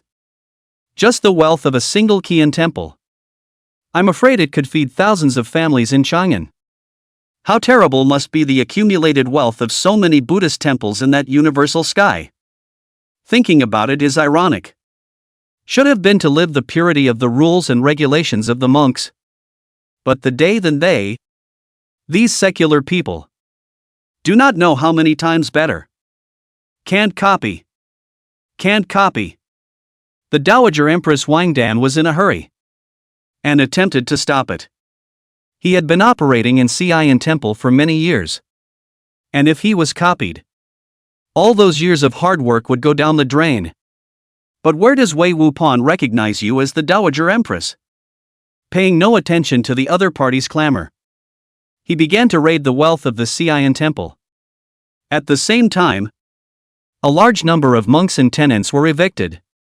But then, not far away, a large number of martial arts monks arrived with a vigorous stride. Who is making a racket here? Trespassing on the important land of the Buddhist sect is a capital offense. They slammed their faces and shouted angrily. It's the monks and soldiers of the Qian monastery. Only then did Wang Dan regain his backbone and said in a stern voice. These officials want to plunge the entire Qian temple. Why don't you hurry up and take them down? Officers? A slight wince appeared on the faces of the monks and soldiers, though they had always been bossy and accustomed to it in the Temple of Mercy. But when faced with the soldiers sent by the government, the arrogance was instantly suppressed. What are you all staring at? You usually eat and drink what I have and use what I have. What are you practicing so many martial arts for? Why don't you hurry up and get on? Wang Dan was so angry that her teeth were about to be clenched. I am the Dowager Empress. And if something big happens, I will take the lead. What are you all afraid of? Isn't it just killing a few soldiers? You guys don't even dare to kill a few rotten lives? When the monks and soldiers heard this, they then roared in anger and manned their weapons and rushed forward. Next moment, in the darkness of the night, countless cannons broke into the air and shot down the monks in front of them in rows. Zhang De said with an expressionless face, "By imperial decree of the Son of Heaven, anyone who resists shall be killed. Not a single one." A command. The Wei Wu pawns immediately lined up to charge. Unlike the soldiers who were good at licking blood from the mouth of the sword, the monks had no combat experience. And when they saw such a murderous battle of Wei Wu pawns, they were instantly scared and scattered. It was supposed to be a fairly even battle.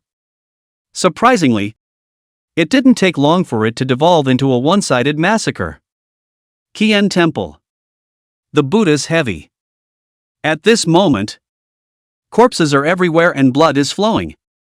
Wang Dan was screaming for help, watching everything he had accumulated being emptied one after another by the Wei Wu pawns.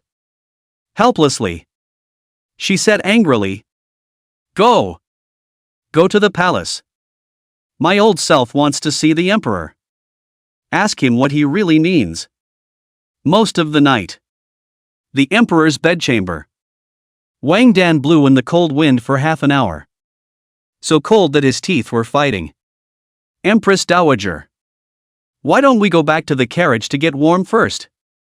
A few palace maids around her timidly said. Wang Dan was so angry that he flung his hand and slapped them. "Dog slave girls! You've been fed too well on weekdays. How dare you start to make the master? Slave maids don't dare." The palace maids shed tears and prostrated themselves on the ground in fear. At this point, it was at the door of the bedchamber that the figure appeared. It was Yuan Ziming's personal eunuch, Feng Bao, the seal eunuch of the Palace of Justice. "Empress Dowager, His Majesty is asleep and cannot see you," Feng Bao said with a big smile. His Majesty also said that if the Dowager Empress is here on official business, she may come to the morning court tomorrow to meet him and confer with the 100 officials. If it is a private matter, and there are no private matters in the heavenly family, then he is even more unavailable to meet. Wang Dan sniffed, and anger straight to the sky. Some lost his mind and said, "Old me is his royal mother. If he dares to treat me with such disrespect, isn't he afraid of violating the laws of propriety and filial piety?" His Majesty also guessed that the Empress Dowager would say so. Just if on the etiquette and filial piety. The Empress Dowager, as the mother of the nation, in the Qian Temple. Cough cough. Ask yourself, can stand up to all the late emperors? The king's family rules and customs? If in the folk, inevitably the people also have to mouth "I." Feng Bao said with an extremely bright smile. Wang Dan's air and blood flipped all of a sudden, and he almost gasped for breath. You son of a, called me a. Greetings to the Dowager Empress. The old slave will leave first. Feng Bao saluted and twisted his head away without humbling himself. Wang Dan fell to the ground.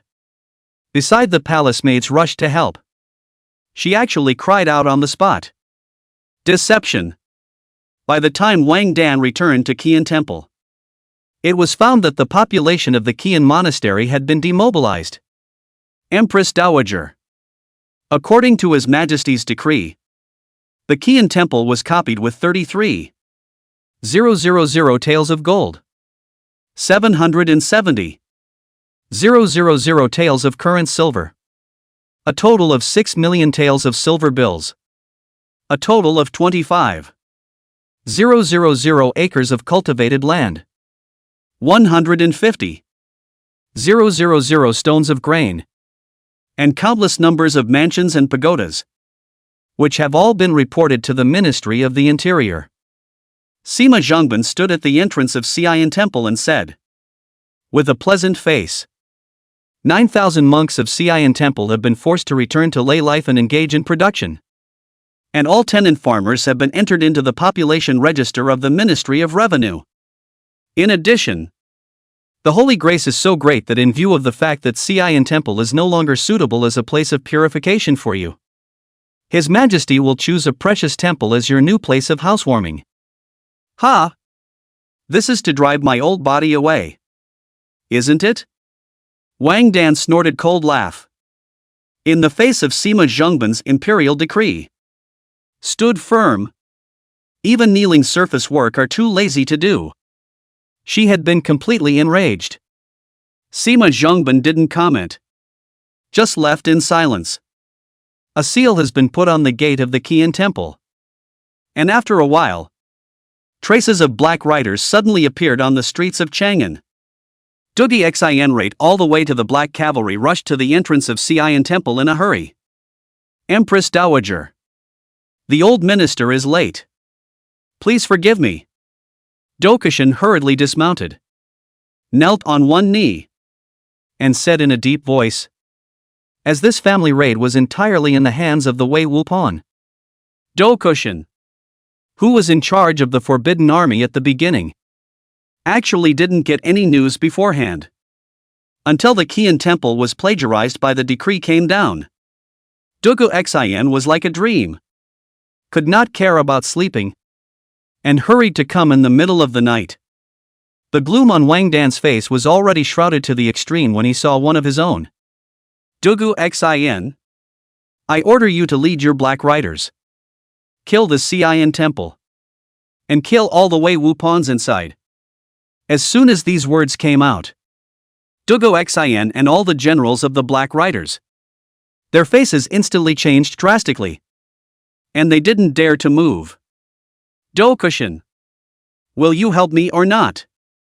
Wang Dan growled in anger. Empress Dowager, if I command the Forbidden Army to enter Xian Temple at this time, it would be a rebellion. Dokishin was silent for a moment and said, a rebellion is a rebellion. You have 50,000 forbidden troops. It's not too late to strike. Wang Dan clutched his wrist tightly and said, send troops to kill the palace, abolish Yuan Ziming, and create a new emperor. Chapter 42, The Imperial Tomb Army enters the city. The kind ninth imperial sister-in-law. Abolish the emperor? These words were like a thunderbolt, making Duga Xian's scalp numb in a flash. Frozen in place and not knowing how to answer. Since ancient times, the winner is the king's vassal and the loser is the enemy. Do it or not. Wang Dan said with a torch-like gaze. Empress Dowager. Senior Minister. Dokishin was in a cold sweat. He defected to this old Empress Dowager, just wanting to level the playing field and be able to have a broader sky in the officialdom of the Great Way. But kill into the palace to abolish the emperor. This is not too big. He didn't want to do the thing of hanging the heads of the 9 clans on his belt. But he was sacrificing the life of his own Dugu clan. What a waste of words. Don't forget. Without me, you'd still be a small black rider commander at best. Could you be here today? Controlling an army of 50,000 men? If I were to collapse, do you think the emperor would let you go? We've long been on the same boat. Wang Dan immediately did some bullying. Dokishin's Taoist heart was about to collapse. Nima. Is rebellion a treat? That's putting it so lightly. Great General. At that moment, a black rider general came over and said that. Just now there are the brocade guards heading to your mansion. It's Commanding General Lu Bin himself leading the group. What? Dokishin's face changed drastically. The emperor is planning to preemptively blackmail him with his family. Wang Dan, however, pinched the other's arm and said grimly, "Idiot. When a man is born in heaven and earth, a few wives and children are nothing. As long as you can be a vassal and a prime minister, you can have anything you want. If you kill Yuan Ziming and establish a new emperor, you'll be a minister from the dragon. And if not, you'll be able to be named a marquis, or even a duke. Are you still afraid that your Duga clan will not be able to compare to those great clans of Chang'an?" Dokishin gulped, somewhat moved. Slanting his eyes, he glanced at the forbidden brethren following him. With 50,000 forbidden troops in his hands, the fate of the entire Wei dynasty seems to be pinched in his hands at this moment. But immediately afterward, there was a clatter that interrupted his fantasy. Not far away, inside the city gates, there were suddenly a large number of heavily armored infantrymen, blocking all the important passes of Chang'an. Where did this army come from? Wang Dan was in a daze. The Imperial Tomb Army. Duo Xian's face changed greatly. As if he was facing a great enemy, he said. Officers and soldiers specialized in guarding the Imperial Tomb, all composed of northern border guards, rotated once every 3 years. The legacy of the great ancestor. Rather than lose Chang'an cannot lose the Imperial Tomb.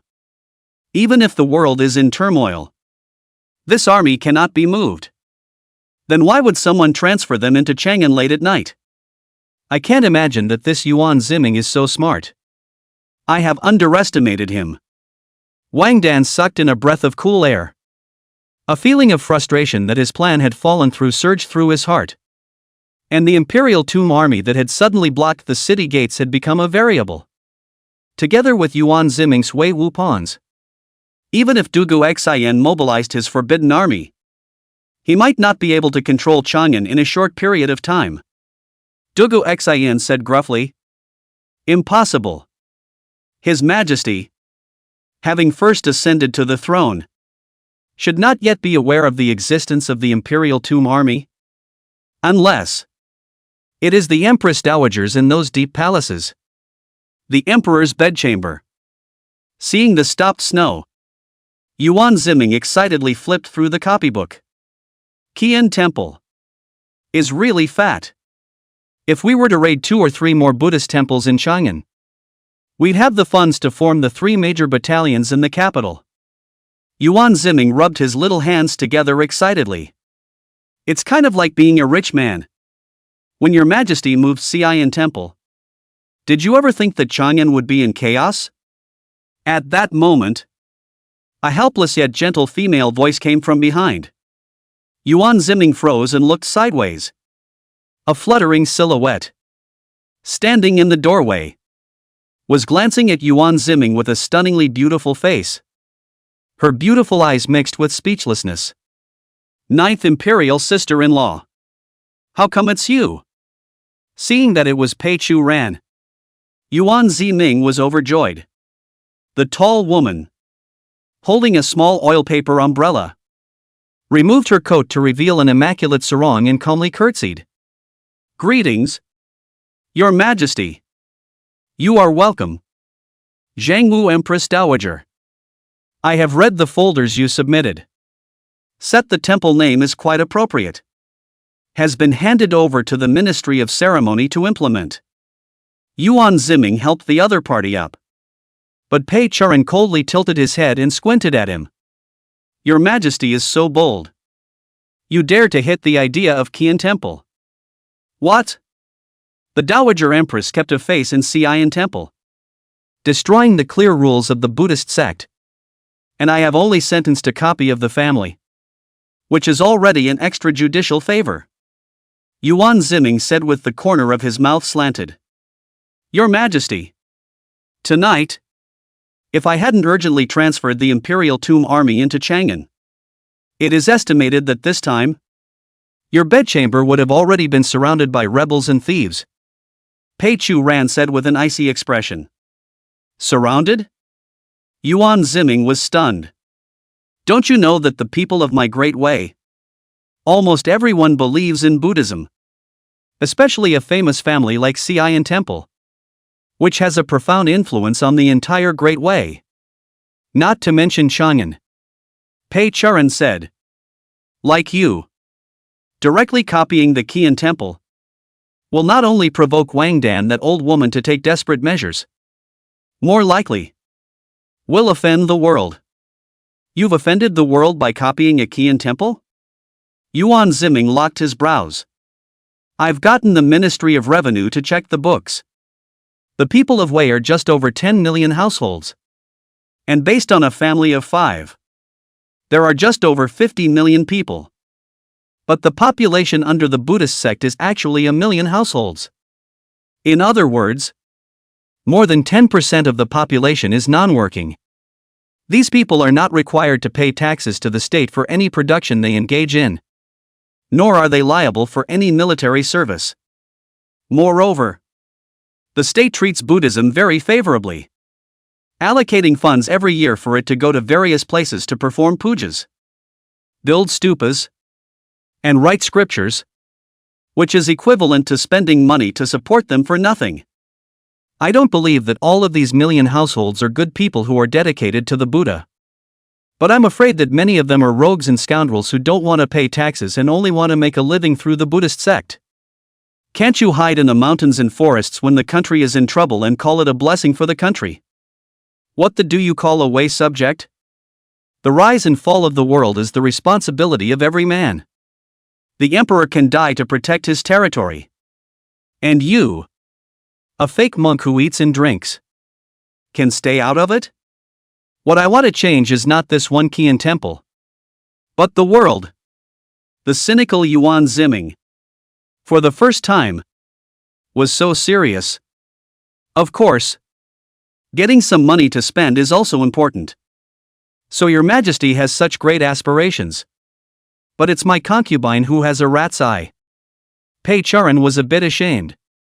But with the handling of the Buddhist temple, your Majesty still needs to be cautious to avoid a civil unrest that would jeopardize the country. I know. Thanks for reminding Ninth Imperial sister-in-law. Yuan Ziming nodded. Then my concubine will leave.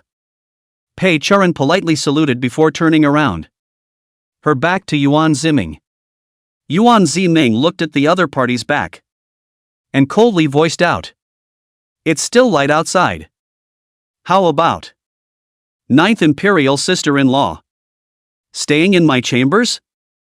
Pei Churan paused in her steps and twisted her head, anger spewing out of her beautiful eyes, shyly and nervously irritated.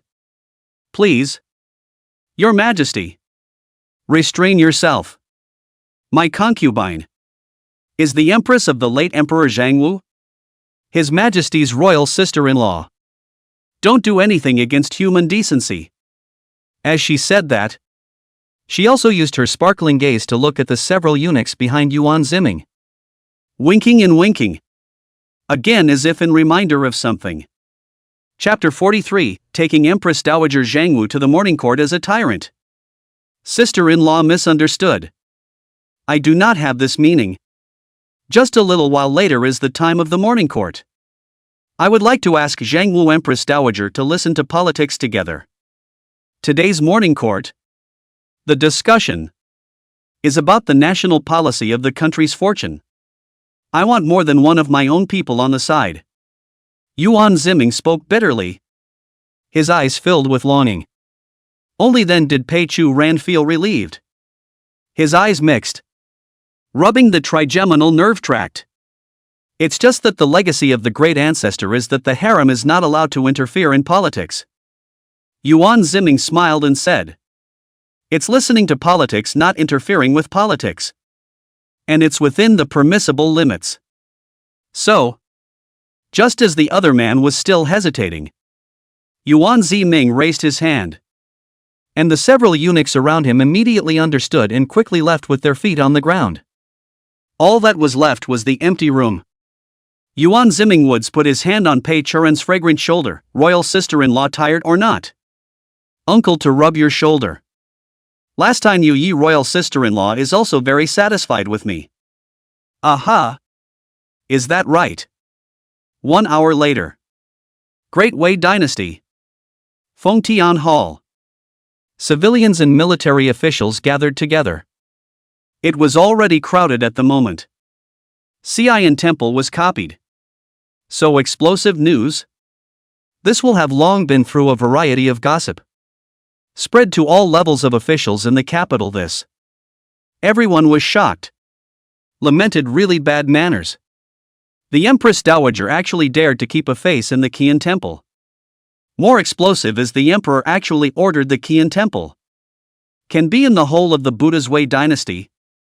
Is considered unprecedented. His Majesty has arrived. Von Po's shrill voice followed. Only then was everyone silenced. Kneeling down one after another. Hooray! Hooray! Hooray! Is everyone here? Emperor Yuan Ziming said with a smile. Zhangwu Empress Dowager Pei Churen. Actually right behind him. Like a spring breeze. Excellent color. So that many officials fell down. The emperor is starting to join forces with the harem forces? That's an important signal for the court. It turned out that those former party members belonging to Emperor Zhangwu had complicated eyes and were obviously brewing something. Bring everyone up. Yuan Ziming said. A few tortured royal historians. Brought up by the brocade guards. Again told the scandal of Wangdan one by one. We all listened with great interest. Royal melons are just delicious. But after listening to it, the group of ministers coincidentally fell silent. Because it means that a civil war of the royal family may have to break out. As a result, Yuan Ziming became furious. Daring imperial historian. It's just that you all attack me recklessly in order to make a name for yourselves. But now you actually dare to denigrate my imperial mother and defame the heavenly family. The Empress Dowager is the mother of the 9 dragons. How could she do these scandalous things that are outrageous to the gods and people? Drag her down and behead her. Yes. Without saying a word. The Genuiwai dragged a few imperial guards away with their mouths covered. The ministers were dumbfounded. With the vestigial feeling that they thought they were eating but ended up drinking urine. Xian Temple was copied. And the capital of Wangdan's face was also killed. Doesn't it mean that the emperor has already planned to lay hands on the power of the Dowager Empress? How could this, on the contrary, defend the other side's face? And Yuan Ziming added with a straight face. Copied the Qian Temple. The Real is according to my way law and Buddhist clean rules.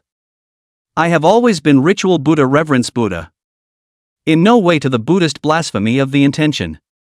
I have ordered to pacify all the Buddhist temples and monks in Wei. To ensure that there will not be a second time.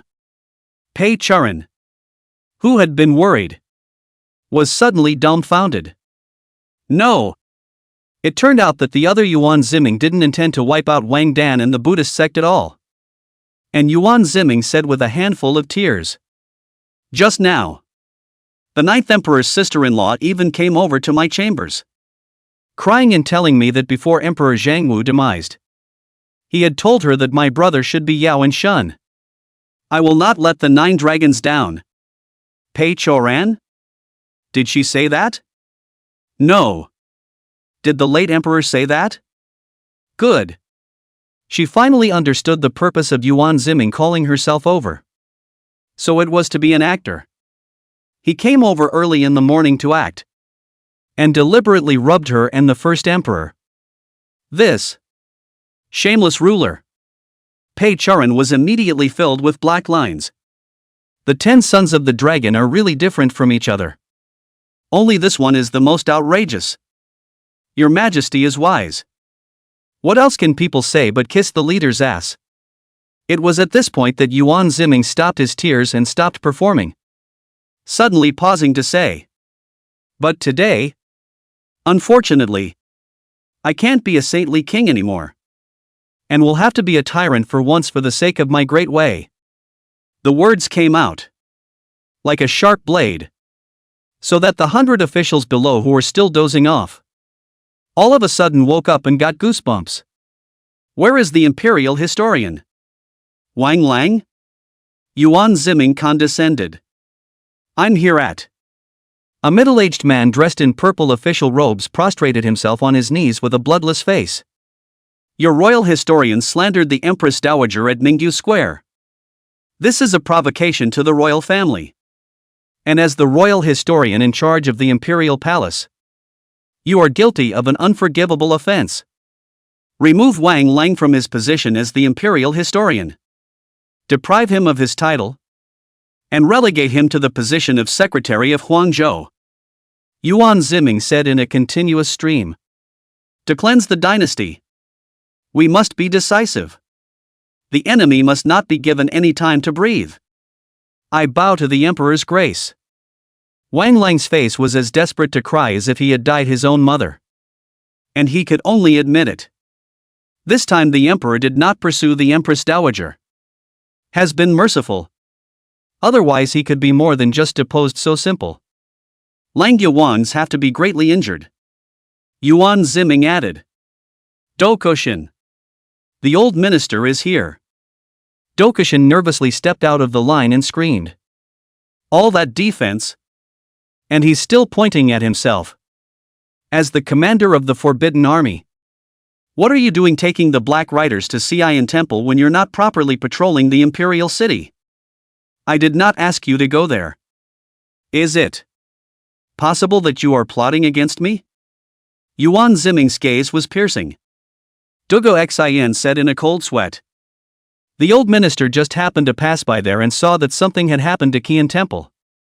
So he couldn't help but be suspicious and couldn't help but be curious to go and take a look. The emperor had no evidence. Plus he hadn't really acted. So as long as he balked at passing through, he couldn't do anything about it. Yuan Ziming resumed his seat back in the dragon chair, resting his chin and smiling. In that case, I see that old General Dugo Xin is getting old and old-eyed. A person in charge of 50,000 forbidden troops must be a bit overwhelmed. Right? Dokushin's scalp instantly tingled with a sense of foreboding. Sure enough, Yuan Ziming said. Where is the Forbidden Army's General Huolong? I am here. Huolong, who had once made a name for himself in the Han War, walked out and said, You will help Dugu Xin old general to manage the 50,000 Forbidden Army. I appointed you as the Forbidden Army observer. Usually must be good to assist the old general in charge of the Forbidden Army. The capital is defended. If you don't do a good job, I'll smack you in the mouth. Yuan Ziming smiled crookedly. I will definitely bow. Amount. I will definitely fight to the death. The big old man Huolong has no ink in his chest, so he can only nod his head like pounding garlic. However, this move was enough to make Dokushin droop his face and be as disgusted as if he had eaten a fly. He had thought of 1,000 possible charges that the emperor might list, and had even prepared the wording of his rebuttal in advance, only to have people say that he was too old for this, using this way to divide his military power. The emperor can be so shameless. What else can he say? Except that his heart is bleeding. But this is obviously just an appetizer. It was because what Yuan Ziming said next was the real showstopper. A stone stirring up 1,000 waves. Let's discuss. Next. My great way is to lead an army to the north to recover our homeland. Or do we abandon Chang'an? Give up the central plains and the northern lands. Move the capital to the south of the Yangtze River. Dress for the south. And live in parochialism? Chapter 44, The Dynasty is Full of Peacemakers?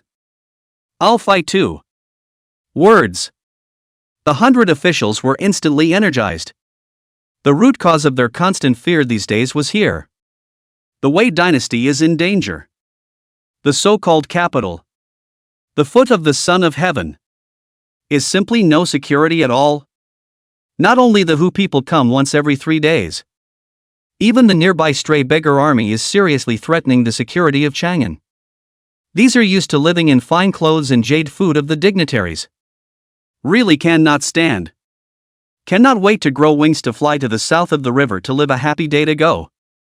As for the people of the Central Plains and the northern lands, what do you care about the death of these pariahs? My humble servant suggests that it would be better to negotiate peace and divide the river with the Hu people. An aging scholar of the Hanlin Academy, trembling, came over and said. The corners of Yuan Ziming's mouth twitched. Good advice. Don't suggest it next time. I thought that the princess could be sent to make peace in exchange for peace. An elderly official from the Ministry of Rights hobbled out and said. Yuan Ziming raised an eyebrow. It's not impossible. But whoever made the suggestion to send him over as the princess's peace-offering companion is fine with it. Right? The other man was alarmed. I just had a mouthful. I didn't say that. I have a plan for the south to return to the south and the north to return to the north. A Mandarin official said. Yuan Ziming violently manipulated the imperial seal, wanting to smash it against the other party. But after thinking about it, he put it down again and smiled. What is your name? Don't be afraid. I am emotionally stable. The other side was dumbfounded, seeing the hundreds of officials who looked at each other in disbelief. Especially a couple of chancellors at the head. Except for one pagee who was pretty much on top of his game. There are also a few old enough to have lost all their teeth a couple of dynasties. One with dementia. One deaf. One who just looks at pretty courtesans. And one who is even more exaggerated. Coming to court even though he's half paralyzed? They are all losers who occupy the pit by virtue of their seniority. One day, one courtier, half of the capable ministers reused during the 9 Dragons period died in battle. And half were relegated to the south because of defeating the war, resulting in no one being available in the courtroom. Tell you what. Let's have a secret ballot and express everyone's true thoughts. All of them. After thinking about it, Yuan Ziming decided to use primitive democracy. After a short vote, Fengbao submitted the results of the returned votes to Yuan Ziming. The young emperor fixed his eyes and read. 77 votes in favor of northern expedition. Against. Yuan Ziming saw the numbers and almost vomited blood. There were actually more than 200 votes. The entire center of the Wei dynasty. The center of the world. All surrenderists and main peacists? No more fighting. Destroy. Lying to you. Yuan Ziming was not a pedantic ancient. And immediately made a hasty move. Negative vote. 25. Neutral votes. 253. With the sound of the emperor's voice, a carefully tampered with result emerges. The 100 officials showed slight dismay and looked at their colleagues around them with complex expressions. Old Joe, old Joe.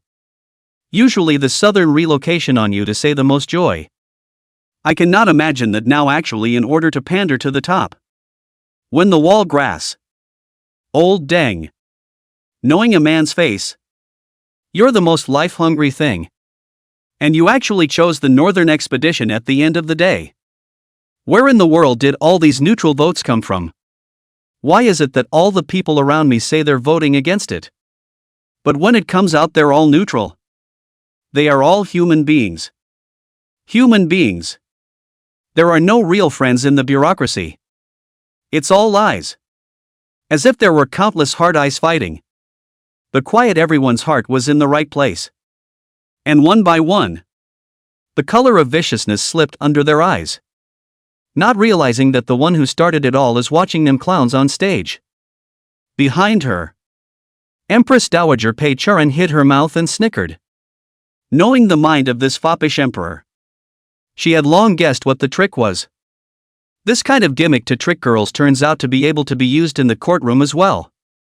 On the other side, Sybil couldn't help but roll her eyes. No way. Are these old men that stupid? This trick of Gongzi's. Even the dumbest songstress could see it back in Mingyu Square. Yuan Ziming stroked his jade belt with both hands and said with a straight face, "Since most of my ministers are in favor of a northern expedition, then I announce that for the next 2 months, I will not consider the matter of moving the capital and will hold fast to Chang'an. The most urgent task is to lift the threat around Chang'an. Pei Ji, you are the secretary of the Ministry of War. Tell me, what are the current threats near the capital?" Pei Ji shivered. "Your Majesty, there are countless threats. More than a few. Pick a few of the most important ones," Yuan Ziming said. "For one thing, Topaz Lanchin's 100,000 Xinbei army has been entrenched north of Chang'an. Whether it is war or peace is not set in stone. If once it moves south, it will be a vicious battle. Secondly, the beggar's army raging all over Guangzhou, totaling hundreds of thousands, has taken over almost the entire perimeter of Chang'an, so that the taxes and artisans of the nearby states and counties can't be escorted to the capital in a timely manner, which equates to an inability to send any supplies to Chang'an. Thirdly, the number of soldiers and people pouring into Chang'an is increasing. But the granaries in Chang'an are only going out and not coming in. Especially after the formation of the Forbidden Army and the expansion of the Wei Wupons. They have already used even the reserve grain. If we continue to eat all the grain, then when the grain is finished, I really don't know what is left for my Wei dynasty to eat. For is the remains of the 9 dragons. So far there is still part of the loss of the outside.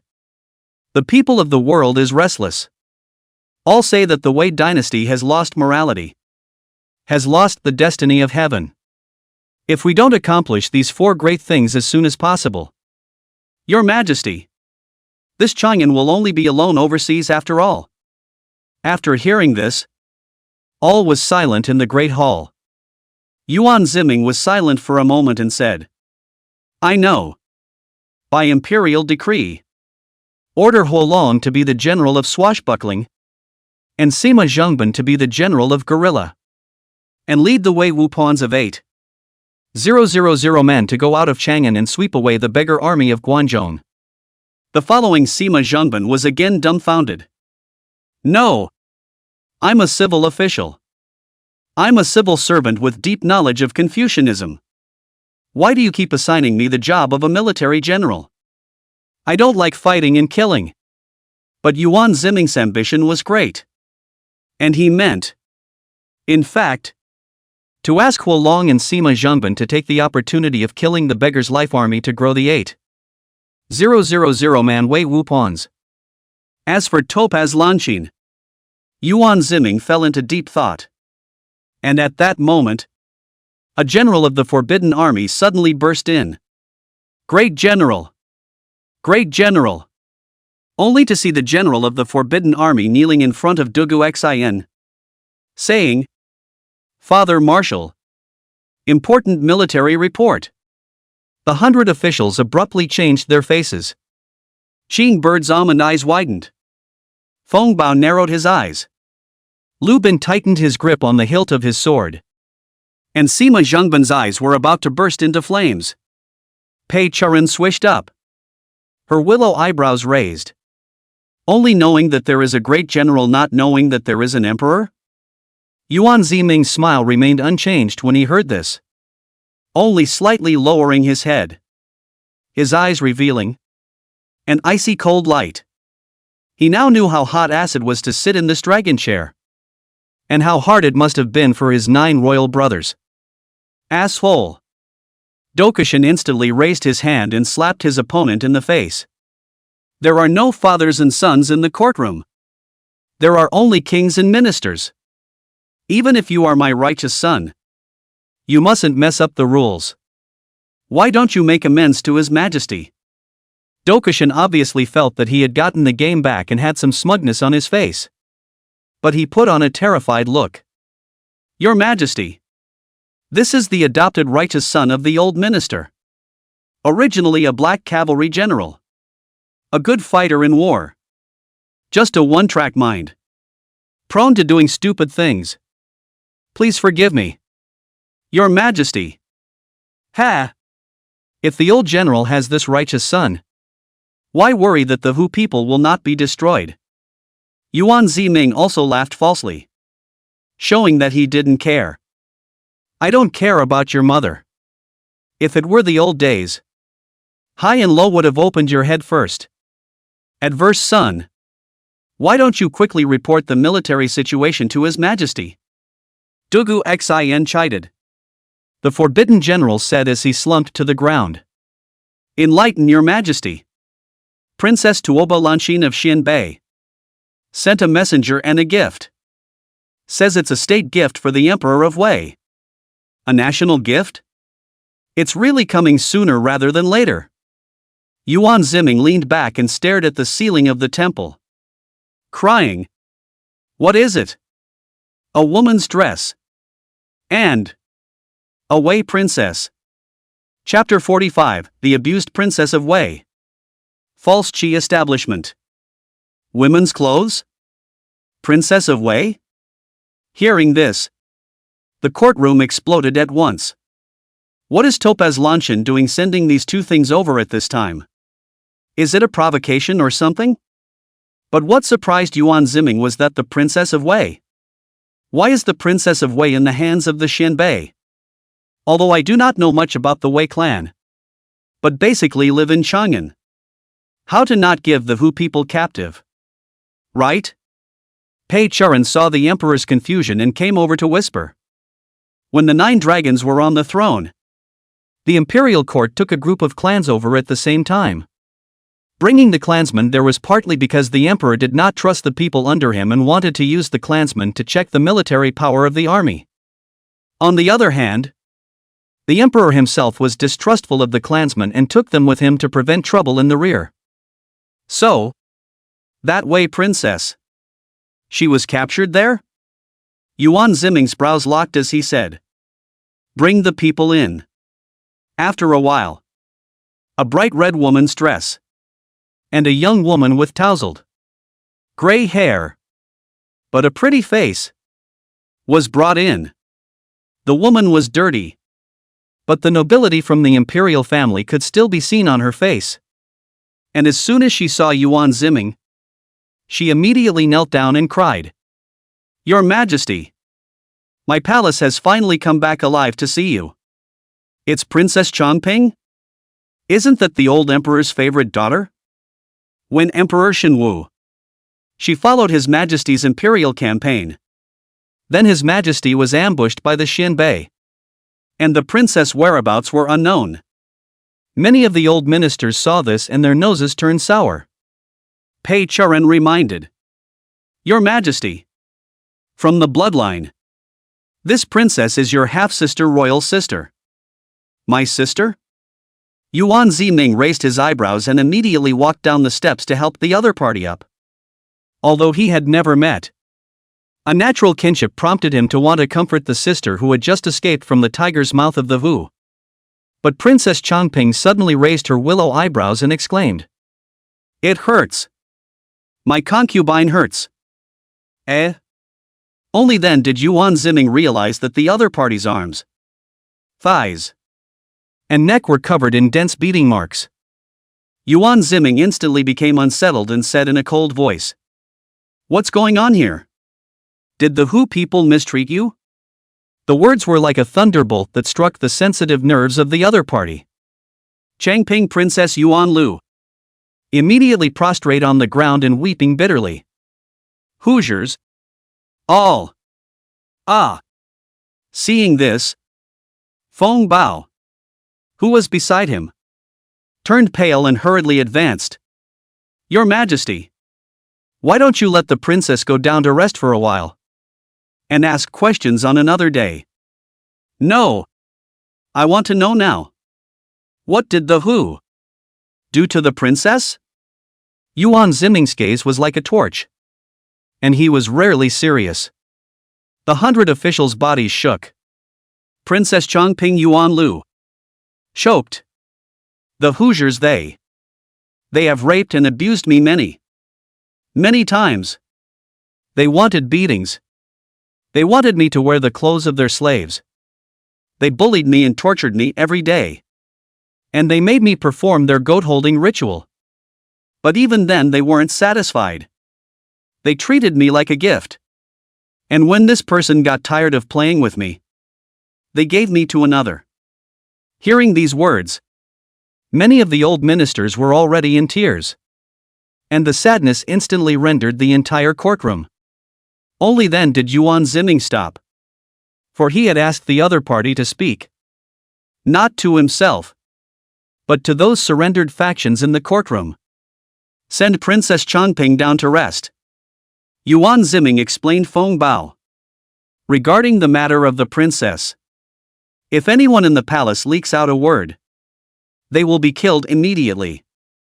When the words kill immediately came from the emperor's mouth, they had a very different meaning. Feng Bao shuddered and bent down. Yes. Only then would Yuan Ziming look around the group of ministers. Tuoba Lanxin sent women's clothes to me. Do you know? What does this mean? She is ridiculing me. Ridiculing Gun Gun. Not even a weak woman. Your Majesty. The Xianbei emissary is impatient outside, clamoring to enter the hall. A eunuch came to report. In a flash, the anger of the 100 officials rubbed off. Who dog? How dare you be so insolent in the land of Shangbang? Deception is too much, Xianbei people. Stirring up their noses. They really think our Wei bones are soft. People are slowly getting a little emotional. Even Dugu Xin, who had been targeted by the emperor, was clenching his fists at the moment. Somewhat furious. Yuan Ziming sneered. Then let him come in and see what ivory can come out of a dog's mouth. Tuoba Lanxin, that woman he understands. Crazy batch A. What out of the ordinary things are done? Such opponents are often unpredictable. In a few moments, the big and thick Xianbei man swaggered in, only to be actually followed by a Han Chinese scholar. Somewhat surprising. Only to see that Xianbei man not even look at the high officials in the courtroom and nodded slightly to Emperor Yuan Ziming on his own. I've met the Emperor of Great Wei. My princess has asked me to give you her regards. The atmosphere went cold for a moment. Especially Lu Bin, the commander of the brocade guards. His face was covered in frost and his hand crunched as he held the sword. With just one look from the emperor, he could immediately step forward and slap this death-seeking Xianbei man to death. Yuan Ziming adjusted his posture and calmly said, "Say hello to her for me as well. Speak up. What do you princesses mean?" The Xianbei man bristled with laughter, tugging up the shiksa beside him, who had come with him. He said, "It would be better to let him speak." That Han scholar shivered and knelt down. "My humble servant is Lu Lu, the new sundered cavalry attendant of the Deqi dynasty. On behalf of my Deqi emperor, I greet the Emperor of Great Wei. I hope that the two countries will establish diplomatic relations and build a friendly neighbor forever." Daiki? This statement was met with astonishment. There is no such thing as a great Qi state under the whole sky. Lu Lu immediately added, "My Daiki emperor, Zhang Bangchang, was originally the chancellor under Emperor Xiaowu, One Dragon, of the Great Wei dynasty. And after the martyrdom of Emperor Xiaowu I, he changed his flag and cooperated with the Xianbei people to protect the territory and pacify the people. Bearing the shelter of heaven, the Lord is virtuous and loved by all the people. He has already been enthroned by the Xianbei emperor as the emperor of Daqi. Has been enthroned in Yangzhou yesterday. with the year name Shinwu. Hearing these words was like a heavy bomb that caused an uproar. Isn't this usurpation? Zhang Bangchang, who used to be just a grain official in charge of transporting grain for Emperor Xiaowu. What a bull ****** chancellor. Actually dared to claim the throne in the north. Meaning, the officials of Wei, with the support of the Xianbei people, have established a puppet state, and also presumptuously claim to be the emperor. It also meant that the orthodoxy of the Great Wei dynasty was completely denied, completely subverting the ruling roots of a feudal dynasty. Even the rebellious Cui Daong only dared to call himself the great general of Chongtian. But now, a great Qi country actually appeared out of nowhere. The seriousness of this matter, it has far exceeded all provocation. The freshman cackled with laughter. What our princess means is to transfer all of the previously occupied areas of Gaoping, Weizhou, Jingzhou, and Tianshui to the state of Qi, and to have them recognized by the emperor of the state of Wei. As long as you agree, the Xianbei will immediately retreat. The peace that you Wei scholars most dream of will be realized immediately. The words landed. A boot pounces. It smashed directly onto the Xianbei man's forehead. Who hit me? The Xianbei stumbled, caught off guard, covered his bleeding forehead, and said angrily that, "Who the hell hit me? Does your Wei want to die?" But immediately after, the angry civil and military officials, as if off the reins of the wild horse, swarmed up, waving up the hand of the ivory Qiaowu, viciously smashed to the Xianbei messenger. Q. Chapter 46, Yongli's Northern Expedition. Since the beginning. Q. Do you really think our Wei is afraid of you, Hu dogs? Wei has been established for over 130 years. Not to mention my emperors Taizu, Gaozu, and Taizong. Even when the 9 dragons were around, they pressed down on you, Hu dogs. Soldiers are a major event for the country. Cannot not be cautious. But caution in war does not mean fear of war. Anyone who offends me will be executed even if it's far away. Look at my scud. A group of well-mannered officials actually punched and kicked the burly Xianbei messenger. The other party obviously didn't expect that Wei, which regarded itself as a state of etiquette, would be so unorthodox in its martial virtues. And a cluster *********. Lu, who was beside him, was also scared silly and said incoherently, "Two countries at war do not cut off envoys Do not cut off envoys Yuan Ziming, who was in front of him, was indifferent, allowing the civil and military officials. The freshmen were violently beaten for an incense stick of time. Only then did he faintly say, "All of you grew up reading the books of sages. How can you be so incommunicado? Still don't let go of the Xianbei emissary quickly." Everyone then dispersed angrily. But when he fixed his eyes on it, he realized that the Xianbei who man in the pool of blood had long since died, and had been beaten to the point that he was bleeding, bloody, and miserable. Yuan Ziming are looking dumbfounded. These officials look like a civilized and corrupt group fights that is not inferior to the soldiers' Come on, people. Spell the messenger. It's hard to explain to the Xianbei side when you can't even recognize his face. Yuan Ziming had to call for someone to clean up the battlefield. Your Majesty. The old minister asks for a deadly battle. Immediately set out on a northern expedition. First destroy the false Qi, then devour the Xianbei. Welcome back the remains of the 9 dragons, and restore the mountains and rivers. Pei Ji, the secretary of the Ministry of War, with his fists full of the blood of the Hu people, said angrily. Shrewd as he was, this would also be enraged by the arrogant Xianbei. because Yangzhou is the birthplace of the Pei family. And now it is even being used as the capital of the pseudo-qi. The blow to the entire family will be immeasurable. I ask for the northern expedition. I ask for the northern expedition. Northward. Northern expedition. The Wei officials, who were still greedy for life and fear of death, once again inspired their bloodlust and asked for orders with righteous indignation.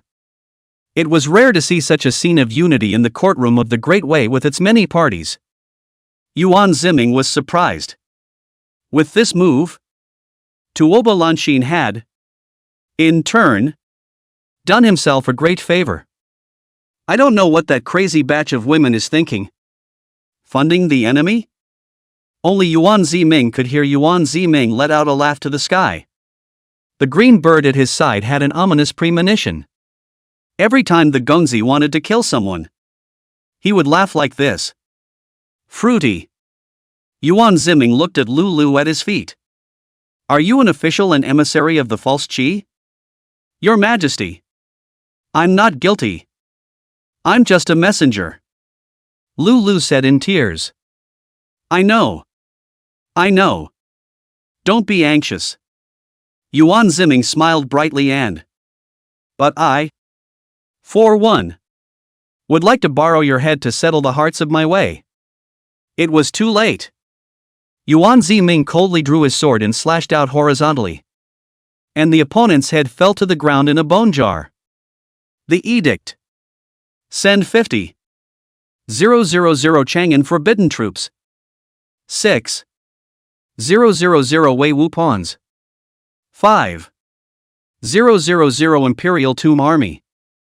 Another 30. 000 levied folk and 30. 000 auxiliary soldiers. And immediately go north to Yangzhou. I will personally be in command. The northern expedition of Yangla officially begins. Notices of the northern expedition were quickly posted. This time the king's division is moving extremely fast. In 3 days there will be more than 100,000 people out of Chang'an, heading north to Yangzhou, to destroy the pseudo-qi fostered by the Xianbei people first, and then to fight the Hu people to the death. When this news came out, there was another clamor in the city of Chang'an. This emperor is saintly. With the promulgation of the military merit title system, there are no clans, no backing, and we, the clothiers who are not even considered to be from the cold and the powerful, have a chance to build our careers. Yes.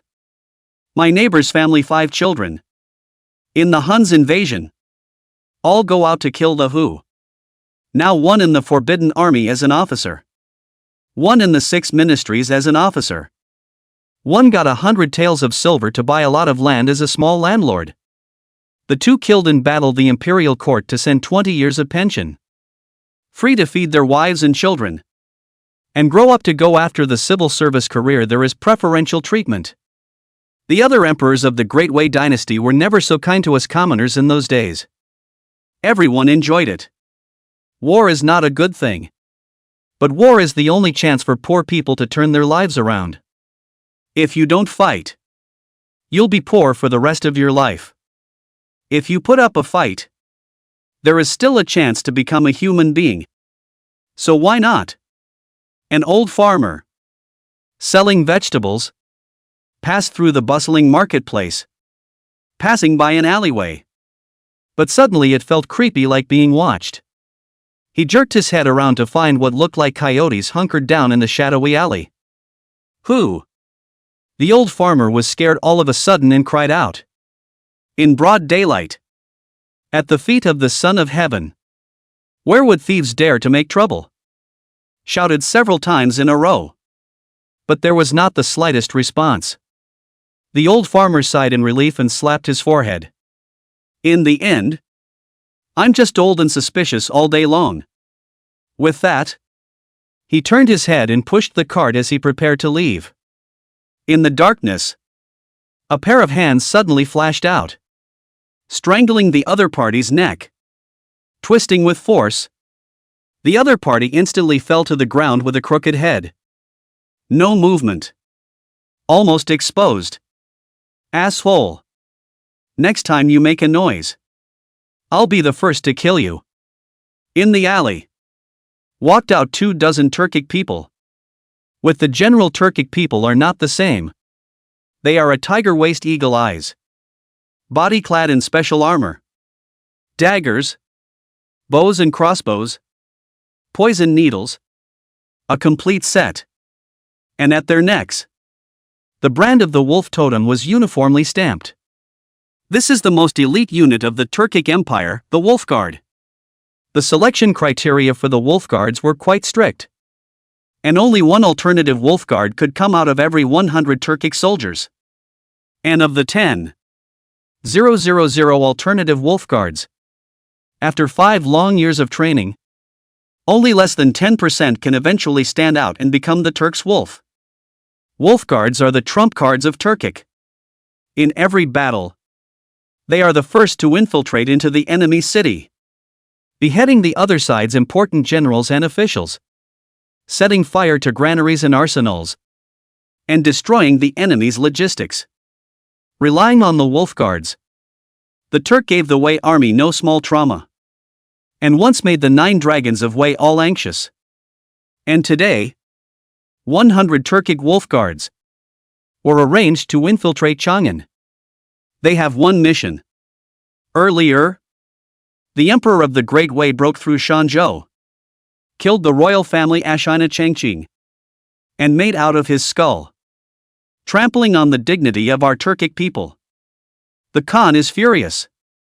In order to preserve the face of our Grand Turk, only then did he send us, the Wolf Guards, to cut off the head of the emperor of Wei and avenge his death. The leader of the Wolf Guards raised his right hand high to the sun. With the great everlasting sky sheltering you, warriors of the grassland, you will surely be invincible in battle and cut off the head of the great Wei emperor to honor our fallen heroes. Kill. Mingyu Fong. Backyard. Your Majesty. Empress Dowager Zhangwu and Empress Dowager Zhaolai are here. Feng Bao said. Yuan Ziming was standing in the large backyard. He found that Pei Charan, the 9th imperial sister-in-law, and Yi Ling, the 8th imperial sister-in-law, were heavily made up and walking towards his side, like a fluttering fairy coming out of a painting, with a lot of flavor. Chapter 47, was His Majesty's name Adam Smith before? The 2 imperial sisters-in-law are the nobles of the heavenly family. How can they come to such a lowly place? Yuan Ziming smiled faintly and saluted. In fact, he hadn't even noticed before that these 2 women would be so stunning. Maybe the whole temperament is different when you become a wife. The 2 empresses had different expressions. Pei Charan lifted the silk cloth and coughed gently, while Yi Ling lifted her beautiful eyes and glared at the other party in a not-so-gentle manner. Your Majesty, one foot just said that you're going to fight the Hoosiers, and the next foot you're at a greenhouse hooking up to listen to music? This is not appropriate. Is it? Yi Ling went in single-handedly, not wanting to give the emperor any face at all. Pei Charan was a bit more euphemistic and coughed lightly. Ahem. Your Majesty swore to go on the northern expedition to invigorate the world. But the sages have said that a ruler and king should honor his ancestors and filial parents, advise farming and mulberrying, and feel the sense of propriety and music, which is the basis of heaven, earth, and people. In the end, she was a woman of the world, and she spoke in a big way. 9 imperial sisters-in-law. Don't read those holy books all day long. Reading too much is not good for the brain. Come. Read my book. Yuan Ziming handed up a book with a smirk. Princess Pretty Yummy darkly in love with Raggedy Me. The 2 Empress Dowager's eyes snapped open. Oh. It's the wrong one. Seeing this, Yuan Ziming made a lightning strike to retrieve it and replaced it with a copy of The Wealth of Nations. This is what I wrote, translated plus mimeographed. The 2 imperial sisters-in-law can read it when they have time. Perhaps it will be quite different from what the sages said. The method of enriching the country and strengthening the army can be more than just propriety. Righteousness, honesty, and shame. Did His Majesty used to have a name Adam Smith? And a last name of Adam? Sounds like a Hoosier name. Yellen flipped through the signature. Curious. Yuan Ziming said. Pen name. The two thought deeply. What a weird pen name. Besides, I didn't come running to Mingyu Square to hook up and listen to music. Yuan Ziming's words changed. Because behind them, there was a large number of Wei Wu pawns, pushing out a four-wheeled cart from one of the barns in the backyard of Mingyu Fong. The cart seemed to be carrying something heavy, wrapped in red cloth to death. But vaguely, there seemed to be a smell of gunpowder. When Pei Churen's willow eyebrows rose, Yi Ling suddenly said, "A cannon? This odor?" She had also smelled it at that time when she followed Yuan Ziming to Shanzhou. Only, is there such a big cannon? The weight on that car looked. But it was unusually heavy. A cart that actually required 4 massive Wei Wu pawns to push it one piece at a time. The two imperial sisters-in-law should not pry into military affairs, Yuan Ziming said in a salty manner. However, these words made the two men's expressions abruptly freeze. And they nodded slightly. Yes, sir. When dealing with the emperor, it's still important to have a good sense of proportion. When it comes to confidential matters, they are still quite in awe of the royal authority. This is only the first wave. For Ho Long and Sima Zhengbin to go and pacify the beggar's army. And there is a second and third wave behind it to equip the Northern Expeditionary Army. Yuan Ziming explained with a smile. Ho Long and Sima Zhengbin's 8,000 Wei Wu pawns had set out first to sweep away the Wei Wu pawns in Guangzhou and create a relatively safe external environment for the capital Chang'an. You can't let the enemy hit your capital city every 3 days. Can you? Understood. The two seemed to understand. Pei Chulan suddenly said, Your Majesty. This time more than 100,000 people are going north. The rations needed are astronomical every day.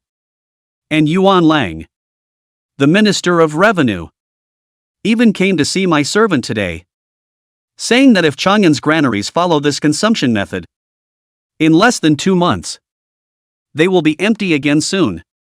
And the waterway transportation is sporadic and unstable all the time. Imperial sister-in-law is worried about a famine in Chang'an? Yuan Ziming raised his eyebrows. The corner of his mouth suddenly curved up in an arc.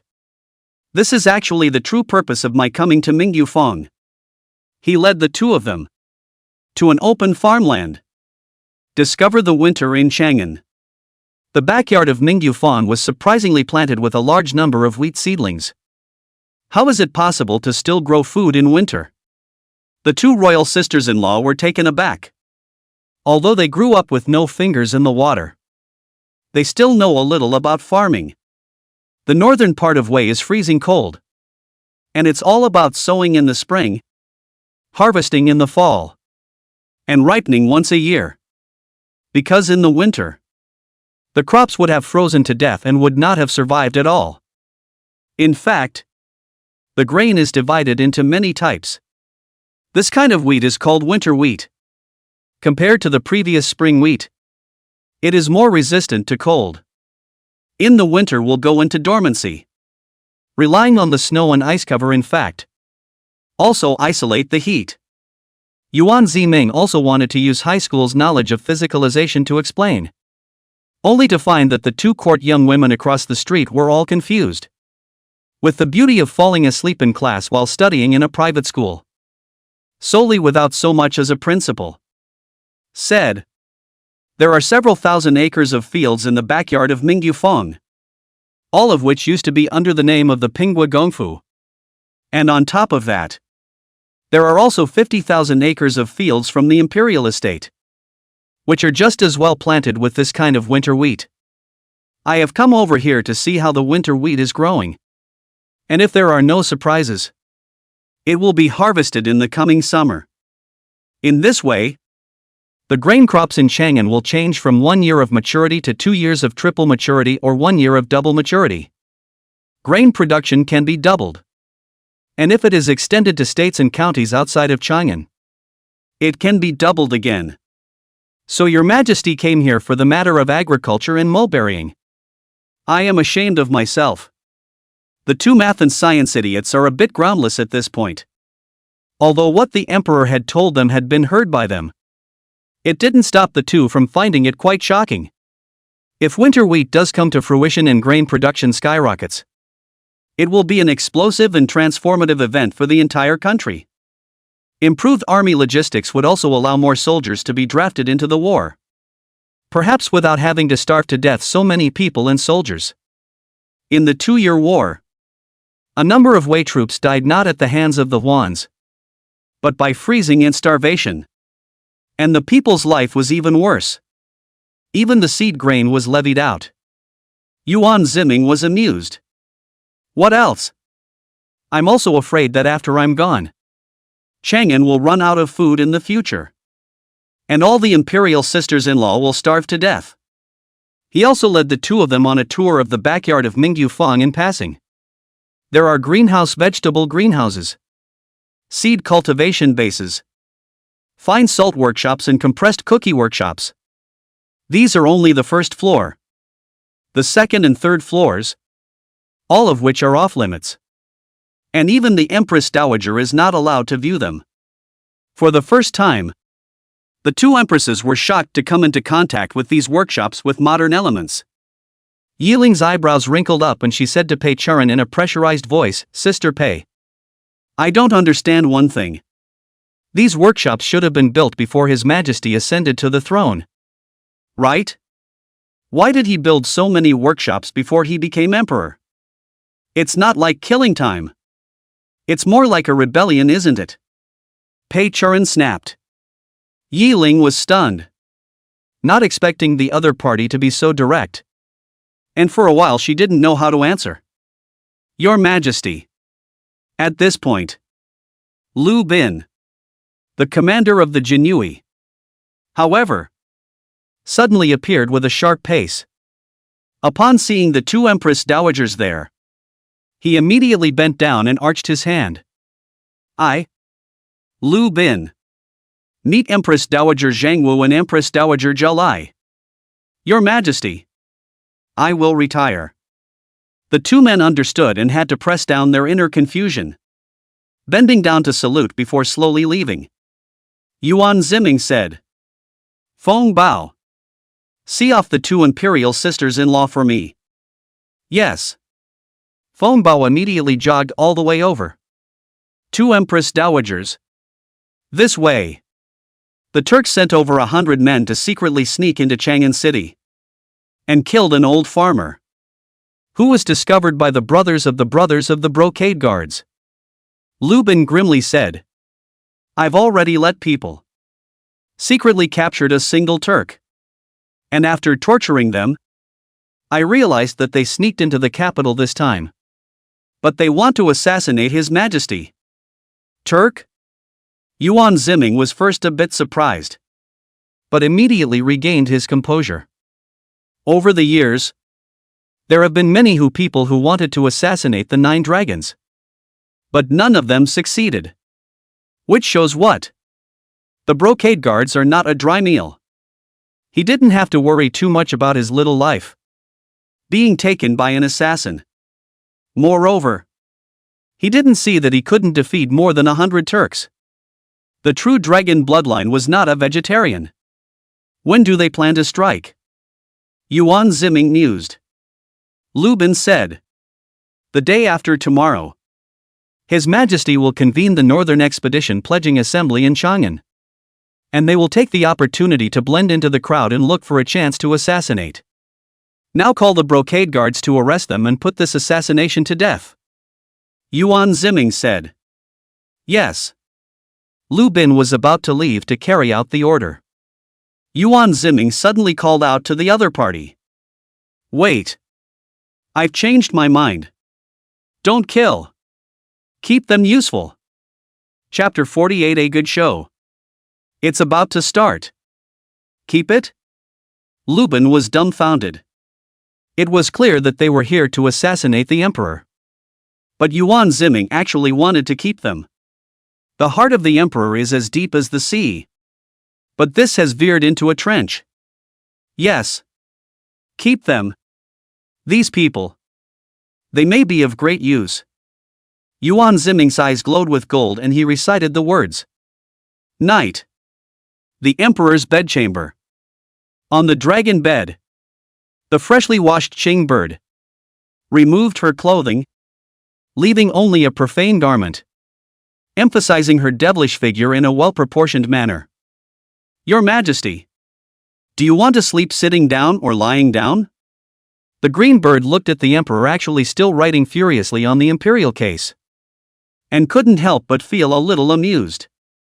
Yuan Ziming had just put away his pen at this time as well, and said in a calm manner, I want to sleep standing up. Surprised. Cygnus blushed. No. No way. Yuan Ziming smiled and handed the letter in his hand to the other party.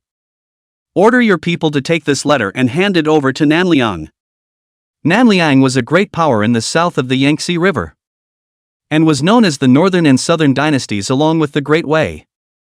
However, Nanliang is far from being a rival of the Great Wei dynasty in terms of both national power and military strength, and has been relying on trade with the Wei dynasty for many years to keep the peace.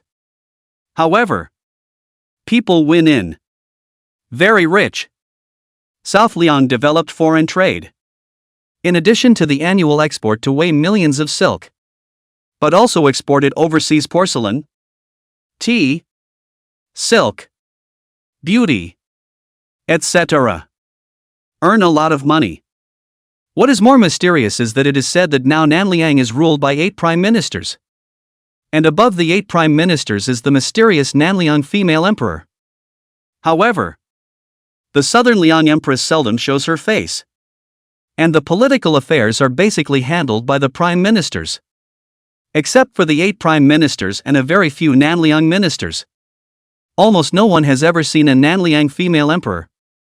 And it has also become a mysterious symbol in Nanliang. Why did you tell me to contact Nanliang? Cygnus was surprised. Because you are from Nanliang. Things will be much better if you are the one to step in. The corner of Yuan Ziming's mouth curved up in an arc, staring at Sybil's flawless white and stunningly beautiful face. He had a secret in his heart about Cygnus, but couldn't tell it. 3 days passed, and there were some sporadic reports of war from the front. Let's say that several warlords in the south started to mix up and sue each other for blackmail in Chang'an. And there were incidents of mob riots in some places. The Wei Wu pawns who marched out to the battlefield engaged the beggar's army along the way, beheading 3,000 men and taking tens of thousands of prisoners. Of course, these are just insignificant tidbits, because the next northern expedition is about to be chalked up. A few days later, the Pledge of Allegiance for the northern expedition. More than 100,000 people gathered in the huge Chang'an Square. Many of the people of Chang'an also came over to join in the fun. Rumor has it that the Prince of Wei will be there in person to console the spirits of the 9 dragons in heaven, vowing to eliminate the Hu bandits and quell the rebellion in all directions. The crowd. The Turkic wolf guards, disguised as people, were looking around, keeping a high level of vigilance. Today the Emperor of the Great Wei will personally appear at the Northern Expedition pledging assembly to have fun with the people. That's the best chance for us to assassinate him. When the time comes, take a good look at the vehicles that the Emperor rides in. As long as there is a dragon flag on it, it will definitely be the Son of Heaven's carriage. The leader of the Wolf Guards, carefully explaining all matters, whispered, "Gentlemen, if today's matter comes to fruition, we will be famous throughout the world. Yes. For the Great Turk. Long live." The wolf guards slapped themselves violently on the left side of their chest position with a wordless gag. The other side. Wang Dan, who hadn't been seen in days, surprisingly reappeared. Still heavily made up. Since the last time Qian Temple was raided, she simply removed even the disguise of being a monk and moved to live in her own palace. Utilized his contacts in the courtroom. The nephew Wang Lang, who was originally deposed, was only used to obliquely seal the power of the government. But instead he was awarded the position of Western Capital Retaining Envoy, in charge of coordinating all the logistical materials in Chang'an. And more importantly, the two descendants of the Langyue Wang clan serving in the field. An assassin, a governor, yesterday has returned to the capital to fill the vacant 6 important positions in the ministry. Meaning, one is regaining superb control in the court. Empress Dowager Dugi Xian also led dozens of forbidden troops at this moment to welcome Wang Dan. Great General Dugu, old me, today, has come to see you and His Majesty off. Wang Dan blowed and smiled. And awarded you as a marquis of the matter. The Ministry of Mandarin's side has been in the process of doing, by the time you return to the capital, a folding up, coupled with a few words of the old body. That is, the emperor would not dare to veto it. Dokushun was ecstatic and said, "Thank you, Empress Dowager." The heart is not free from emotion. In the end, Wei is a world where the imperial power and the lineage rule together. Even if the Empress Dowager suffered a loss before, but with her position in the royal family, coupled with the Luanjia Wang clan's roots in the place for hundreds of years, the emperor still cannot help her. This is not. There will soon be Wang's heart. Into the center. It is said that several prime ministers are too old, ready to go to the emperor to beg for bones, to be sentenced to death. Then the power vacuum. The Wang family must take advantage of the situation. Greetings to the Dowager Empress. At this moment, Emperor Yuan Ziming also walked over, surrounded by the crowd. And when he saw Wang Dan, his face changed and he bent down to salute. Wang Dan smiled faintly and said, "Your Majesty does not welcome my old self to see you off? My son would not dare." Yuan Ziming lowered his eyes. For the first time, he used the title son to express his humility. This was of course seen by Wang Dan as the other party temporarily avoiding the front line. But today she wanted more than that. Rather, he wanted to take the anger of the other party who had utilized the Qian temple and screwed himself over the other day and take it out hard once. I have been a monk for 2 years, and I have trouble walking with my legs. So I wonder if your Majesty would be so kind as to allow me to travel in your car today? In my car? Yuan Ziming was stunned. Looked to his bright yellow deluxe version of the donkey cart with the dragon standard. The reason for using donkey carts instead of horse-drawn carriages is that, in addition to the scarcity of horses during wartime, it is more important that riding in a donkey cart is more stable and comfortable, with the comfort of riding in a large SUV. What? Old me can't sit down? Wang Dan sneered back. Yuan Ziming clenched his teeth and hesitated a bit, but still said, Of course you can sit on it.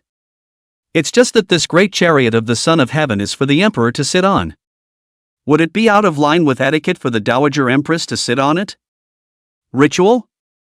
Wang Dan laughed coldly. Old me has given birth to 9 emperors for Wei. How come no one talked to old me about etiquette at that meeting? This etiquette is the etiquette of the ancestors? Isn't old me His Majesty's ancestor? Of course. My son leads the way. Yuan Ziming could only compromise and give in. Only then did Wang Dan raise his condescending chin and said, Old General Dugu, you escort the car, and a few of the Wang family's sons and daughters, accompany with the old me. Yes. Dokusin arched his hand. In his heart, he thought that the old Empress Dowager was so ruthless. To appear at the Pledge of Allegiance with yourself in the Emperor's heavenly chariot would surely shake the whole of Chang'an.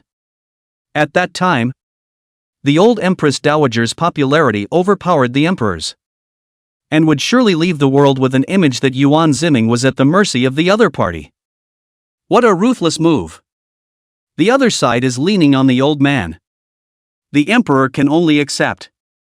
Seeing this, Dokusin somewhat sympathized with Yuan Ziming and couldn't help but steal a sideways glance at the Emperor behind him. Ha! It doesn't seem to be very angry or upset? Yuan Ziming in the back. The corners of his mouth were now curling up unknowingly, and his eyes were bursting with exuberant essence. Slowly lifting his sight, he fixed it on the front, the great car of the heavenly sun that Wang Dan was sitting on. Good show. It's about to start. Chapter 49, The Donkey Cart Warlord Surprises in Chang'an. Chang'an Square. In the huge convoy of the Son of Heaven's honor guards, the 100 officials and the people prostrated themselves on their knees. The Son of Heaven has never been a half-god, half-human symbol in the Great Way. Especially since the imperial family of the Great Way also has a dragon bloodline known as the Imperial Dragon. That's why they are deeply worshipped in the folklore. And people are offered to them as gods and goddesses. Hooray for 10,000 years. After everyone had finished shouting hail to the Emperor, they realized that under the dragon banner, in the big chariot of the Son of Heaven, was sitting, but it was not the Emperor. Instead, it's an elderly noblewoman. Why has our Emperor been replaced by a woman? No way? A beaver? And the civil and military officials were horrified. Old Empress Dowager. How come she's sitting in the dragon carriage that only the Son of Heaven can ride in? Isn't this a reversal of the Big Dipper? Does it mean that the Empress Dowager is greater than the Emperor? Lord Pei, do you think we should go and persuade here? Or not? The old ministers looked at each other and all asked Pei Ji. In front of a large audience, the old Empress did this. It is easy to trigger a public outcry. Pei Ji screamed in his heart. You guys have nothing to ask the old man what to do. I'm just a prime minister. Who can I offend? The old Empress Dowager who controls the army and the Wan clan of Langya? Or the decisive emperor? After a long time, he coughed dryly. Since His Majesty himself doesn't mind, it's better for us, who are subjects, not to meddle. We all had to borrow the donkey and pretend we didn't see it. Wang Dan looked around at the sea of people and couldn't help but laugh. Oh, everyone, level off. But neither the kneeling officials nor the prostrate people were indifferent when they heard each other's words. If I've been cheated by you once, I can't be cheated a second time. Wang Dan instantly froze and said with a stern face. Old me told you all to level off. Nobody gives a about her. Wang Dan suddenly stormed out. What do these court officials and Chang'an scholars mean? Contempt for me? Empress Dowager. They're probably waiting for the Emperor to arrive. Dokusin kindly reminded. Wang Dan's face grimaced. I am the mother of the 9 dragons. Even the Emperor of Great Way has to respectfully call me mother when he meets me. And these plebeians of theirs dare not put me in their eyes. Looking for death? Dokusin. Immediately order the forbidden troops to rise. And if they don't obey, they will be killed on the spot. Wang Dan lost his heart and said. Dokusin was dumbfounded. This character? Is she really the woman who gave birth to the 9 dragons? The 9 late emperors were wise for a lifetime. But they actually didn't inherit the sickly character of this crazy woman. Not far. The Turkic wolf guards had quietly approached. And looking over, the great chariot of the Son of Heaven under the dragon banner had indeed appeared. Coming. The carriages of the Great Way Emperor have appeared. The leader of the wolf guards agitatedly said, "Prepare to strike and assassinate the emperor." Behind them, a group of Chang'an people wearing hats, pretending to drink tea, but secretly stroking the embroidered spring knife hidden under the table, inform the top that the Turks are about to strike. Empress Dowager. Today is the Northern Expedition pledging assembly. A big day for Wei. A hasty slaughter is bound to shake the hearts of the army and the people. Dokuchen was still trying to persuade him bitterly. But a few of the Wang family's children were indignant. "What are you saying, General Dugu? The old Empress Dowager has given birth to 9 emperors for the Great Wei in her life, and has accomplished a great deal. Is it not possible that she is still not as good as that Yuan Ziming who stepped on luck to become the emperor?" Hearing this, Dokuchen felt like the sky was falling. Yuan Ziming used to be a playboy. With the Wang family, children relationship is also good, but also purely because of the odor. Fox friends only. The Wang family children in the bottom of the heart has actually been looking down on this playboy. But now, the dude who usually calls himself a brother and fools around together has transformed himself into a 9-to-5. How to convince them? Being so arched in fire. Wang Dan also couldn't collect his fire and shouted angrily, "Dugu Xin? Do you not want to do it anymore? If you don't want to do this position, I can find someone else to take over as the commander of this forbidden army." The old minister doesn't dare. Duo Xin hastily thanked him. "Then don't hurry up and do it." Wang Dan simply poked his head out of the donkey cart and said angrily that, "A bunch of unruly people. Unbelievable." Boom. The words landed. A loud bang but suddenly rang out. Dozens of black shadows actually fell from the sky and smashed directly onto the roof of her car. Kill. Shoo shoo. A wave of sleeve arrows fired. The group of guards around Wang Dan fell to the ground in unison. Assassin.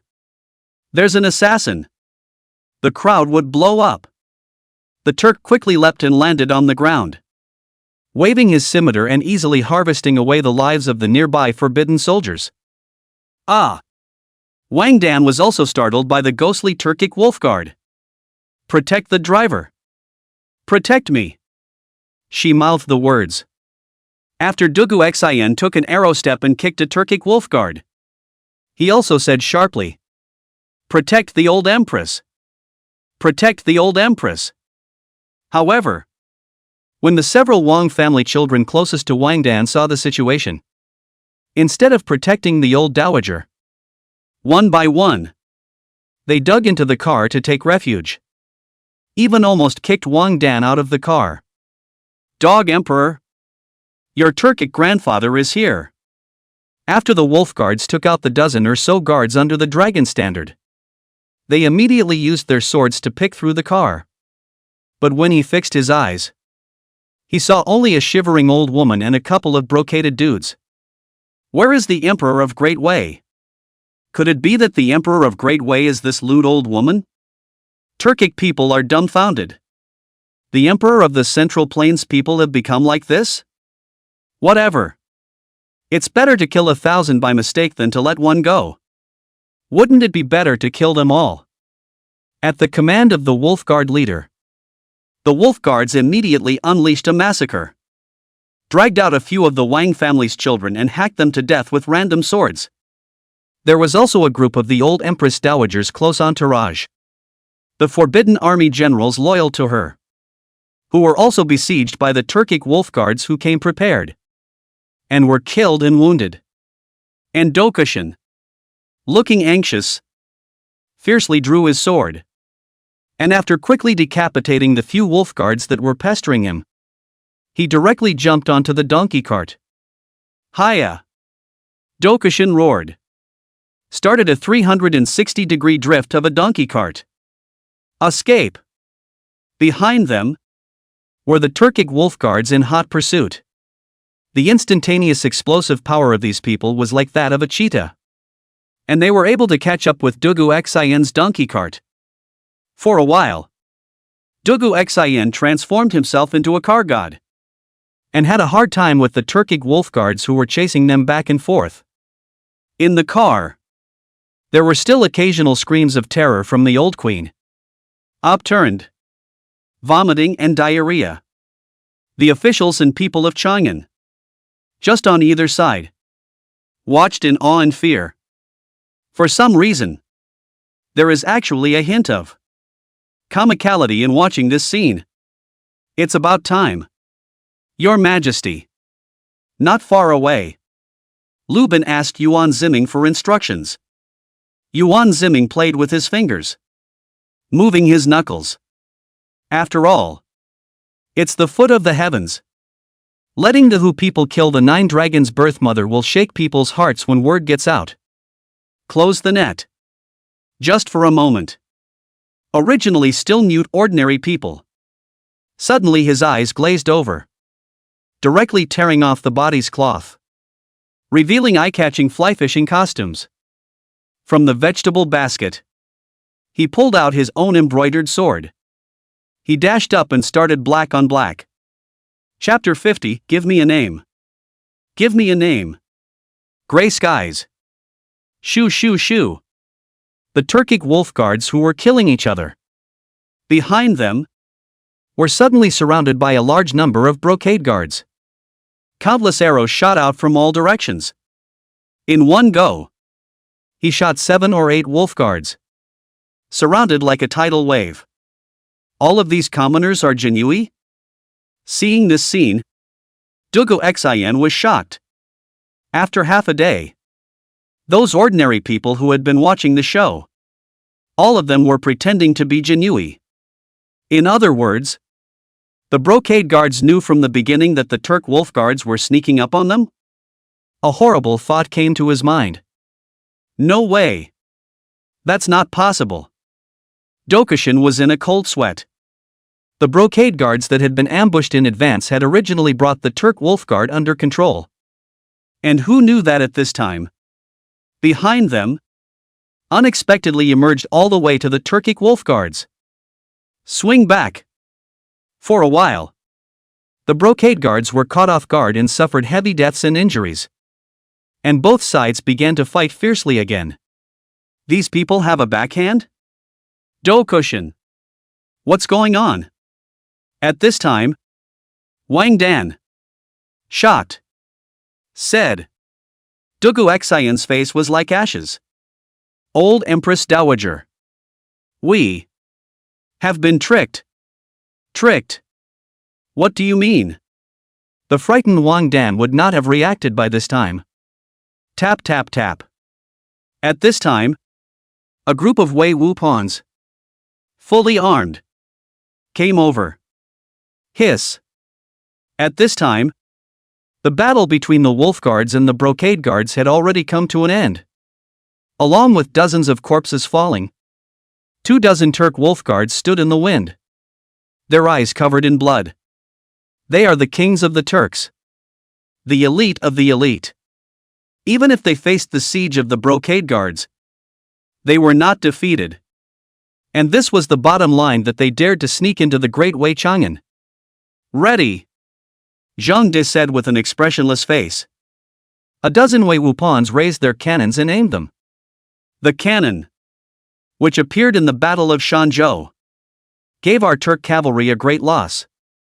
But according to intelligence, this type of fire rope gun is troublesome to operate, needs to be loaded with gunpowder, and has very limited accuracy.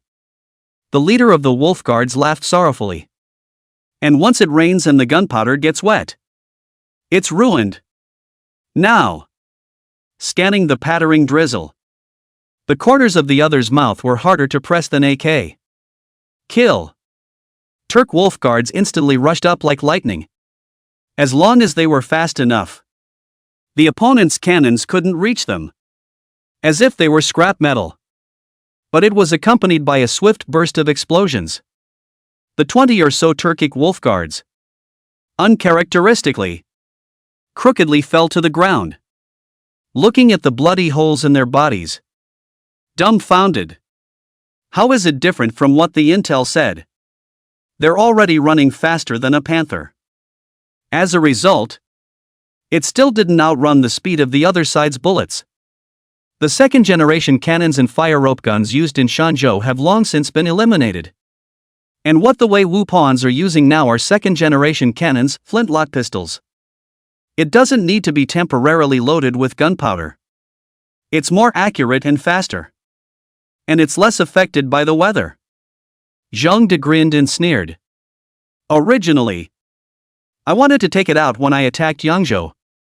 But since you Turks are eager to seek death, I just need to take you ahead of time to test the power. Having said that, Wei Wu Pan shoots another round of complimentary shots. The incomparable Turkic wolf guard. Completely dead. Bleeding from his 7 orifices. His body twitching and convulsing. Unfortunately, 100 mistakes were made. And it still allowed the leader of the wolf guards to escape. The other party was hit by a bullet. But he was still able to hold his body strong enough to make a sprint. And quickly left the range of the Wei Wu pawns. But no matter how much more he escaped, how could he possibly escape the clutches of the brocade guards? Just escaped 500 meters. Immediately by a group of brocade guards to rush out. Suddenly pressed down. Lu Bin, the commander of the Genie Wei, dejectedly came over. One foot stepping on the other's head. Kindly laughed. What? Weren't you still very proud just now? Turk wolf guards. Are you arrogant? Do you know? From the moment you came in, you have already been targeted by the Imperial Assignment Guard. You don't believe that Chang'an is your turf. Is it your place to come and go as you please? The Turk wolf guard suddenly grimaced. Black blood oozed from the corners of his mouth. Not good. This guy bit through the poison on his tongue. The professional Jinshiwai sensed the end immediately. Hurriedly pry open the other's mouth. Lu Bin, seeing that the duck to the mouth is going to fly, is also anxious. Grabbing the other party's head. Who's behind you? Speak. Say. Is it Dugu Xin? Or the Dowager Empress Wang Dan? Speak up. And I'll make sure you live. And get a promotion. Of course he knew that the mastermind behind it couldn't be the Empress Dowager's party. Or else Dokusin wouldn't have disguised himself as a car god. However, if he could take this opportunity to bring down Dugu Xin or the Dowager Empress's people, it would be a great achievement for Lu Bin in front of the emperor. In the future, if you take a step further in the position of commanding officer, the title of account, marquis, or whatever, will certainly not be in the cards. But the other man just snickered and dismissed it. Give a name. Give a name. Lu Bin said anxiously. Cough. At that moment, an unholy cough came from behind him. Lu Bin became furious. Who is it? Dare to obstruct my lord's work. Seek death. Turning his head, he realized that it was his former old friend, Dokusin. He inhaled a breath of air, collected his anger, and said with a smile on his face, Great General Dugu. It's you. This time, protecting the Empress Dowager from the Turks' assassination. You've worked hard and made a lot of achievements. And the Holy Spirit will surely have a reward for your efforts. The previous words, of course, were heard by Dugu Xin, who just smiled resentfully and said, Do not seek to be meritorious, but seek to be nothing more than that. And nothing more than that is meritorious. Luckily, I came to see Lord Lu interrogate this human. Or perhaps my head would have moved at some point. How could it be? Brother Dugu, you and I have been close friends for many years and have put our hearts on the line. How could I do such a two-faced thing? Lu Bin hastened to round up and say, I wonder if the Empress Dowager is well. It's resting in the imperial chariot. It's been shocked. Duo Xin sighed helplessly. But this time, they had too much to lose. 8 of Wang's sons and daughters. All of them dead. Wang Dan's close friends, including the Minister of the Household Ministry, the Minister of Criminal Affairs, the Minister of the Delizy, the Imperial Secretary, the Imperial City Envoy and other important senior officials. Also all died. Even Dokishin's inner circle in the Forbidden Army was basically killed or injured in the turmoil. They could all be the backbone of the Forbidden Army that he had planted. Without this group of mid-level officers, his control over the 50,000 Forbidden Army would be greatly reduced. Your Majesty, you let the Turks in on purpose. Didn't you? Dokishin let out a long sigh. If it was true, then he really had to start thinking about it and change his family. Can't fight it. The Dowager Empress. Feng Bao walked up to Wang Dan's imperial chariot at this time. Your Majesty is invited. The Dowager Empress Wang Dan, who was drinking a tranquilizing soup at this time, was so frightened that she couldn't even hold the bowl in her hand when she heard this. Her old face trembled. And she said, "Tell His Majesty that my old body is frightened.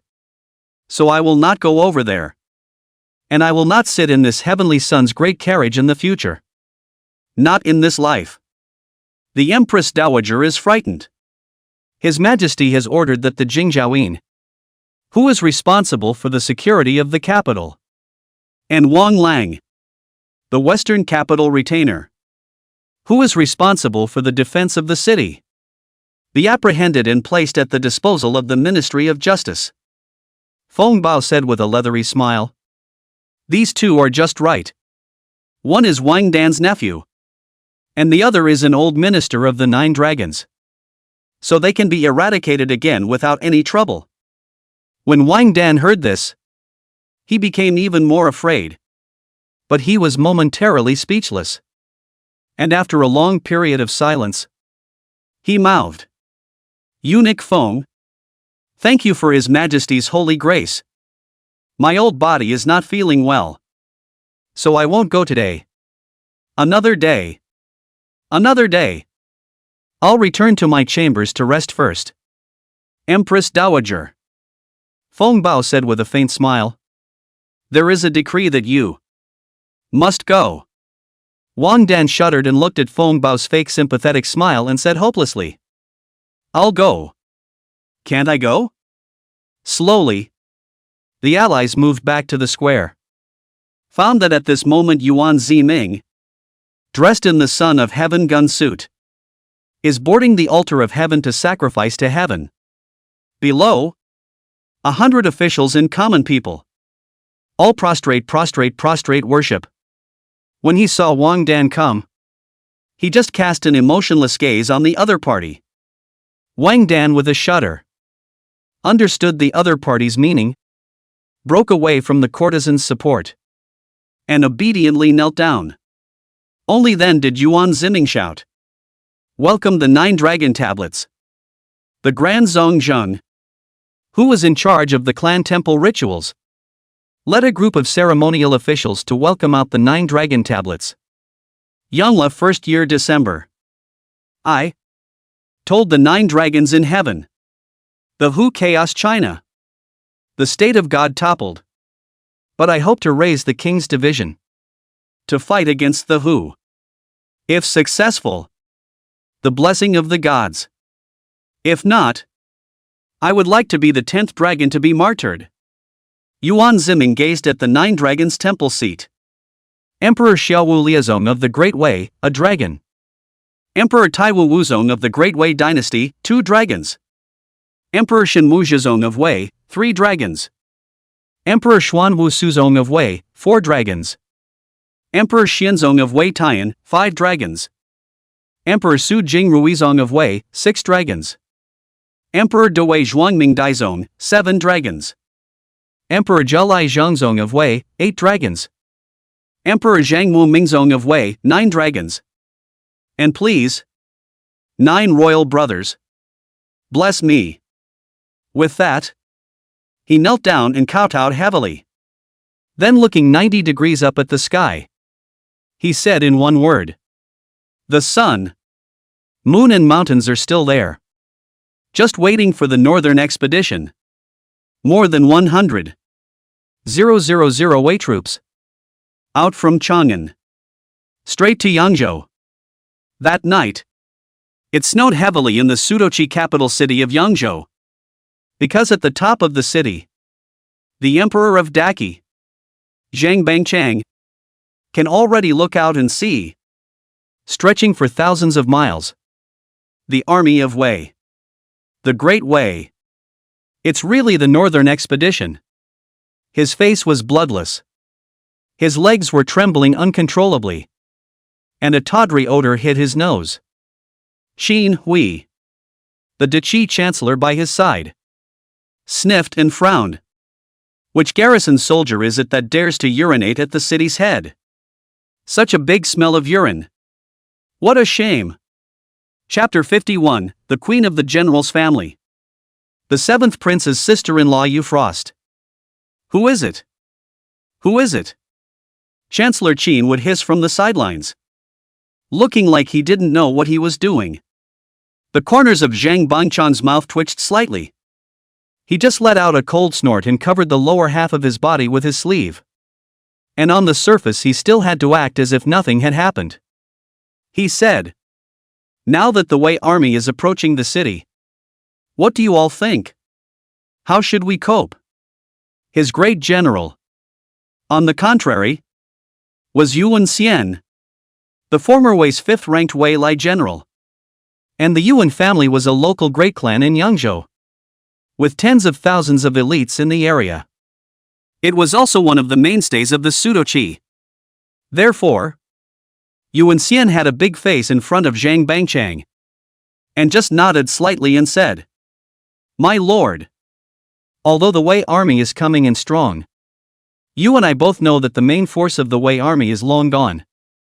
And these people are just a new army put together temporarily. As for our army, we currently have 200,000 men. And there are also 30,000 men from my department who are capable of fighting. If we defend the city, with the Wei's scarce supply of food and grass nowadays, we are bound to retreat in less than half a month." Upon hearing this, Zhang Bangchang was overjoyed. "This is very good. General Yuan, I order you to be the vanguard general. Lead your department of 30,000 men. Take advantage of the Wei army's unsteady foothold and sneak attack them. If this great cause can be accomplished, I am willing to share the world with you." Hearing this, Yuan Xian just snorted. "Nonsense. Do you really think the throne belongs to you?"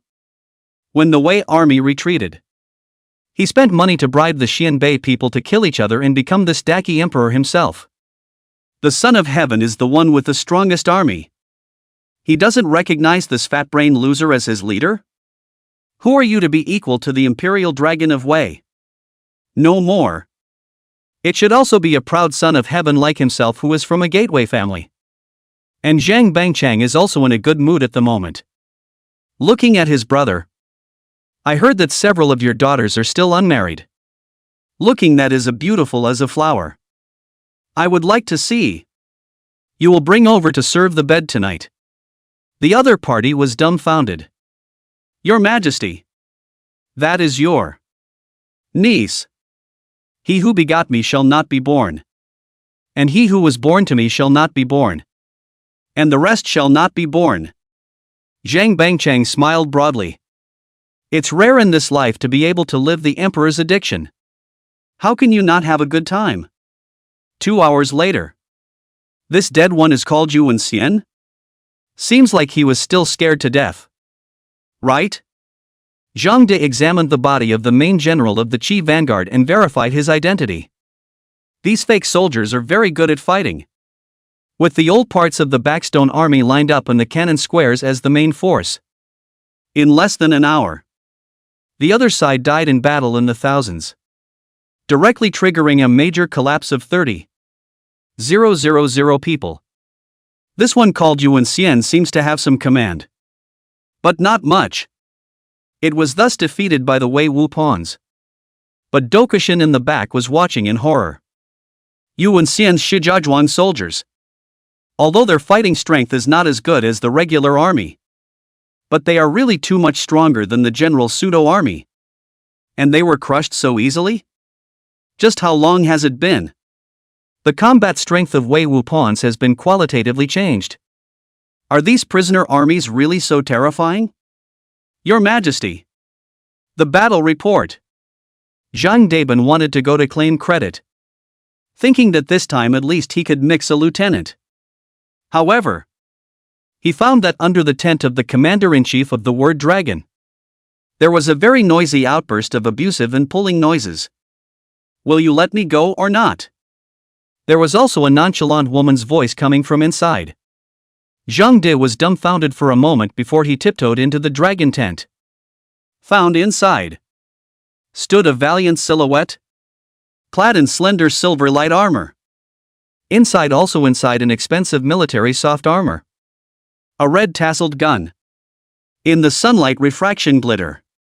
Zhang De fixed his eyes and was dumbfounded. Skin like cream. B-waist and thin legs. Erect chic pill head. Features pure and colorful.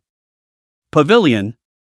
At first glance, Zhang De thought it was some kind of fairy descending to earth. What are you looking at? Never seen a widow with a dead husband? That absolutely beautiful woman glanced sideways and noticed the other party. Her almond eyes widening. The other party woke up as if from a dream and prostrated on his knees. I, Zhang De, Brigade Commander of the Wei Wu Pawns, pay my respects to the Empress Dowager, 7th Imperial Sister-in-law. It's fine to be angry at me, but don't lose your temper with my soldiers. Rear. Yuan Ziming, who was on the dragon chair, rubbed his temples and said helplessly. The absolutely beautiful woman burst into tears and fell to her knees. Genro. Please. Empress Dowager. Address your Majesty. Yuan Ziming interrupted, not daring to be so intimate when under his own hand. 7th Imperial wife Frost, widow of Emperor Yuan Shuang. Emperor Daizong. The 7-dragon Zhuang Ming Emperor of the Great Wei Dynasty. Speaking of this 7th brother, he seems to be the most mediocre of the 9 dragons. Look as handsome as several other royal brothers. Love of Buddhism. Or prince of the time to run to the Buddhist temple 2 or 3 days. And almost have to become a monk. After being brutally beaten by several of his own royal brothers, he was dragged out from inside the Buddhist temple. And from then on married and had a daughter.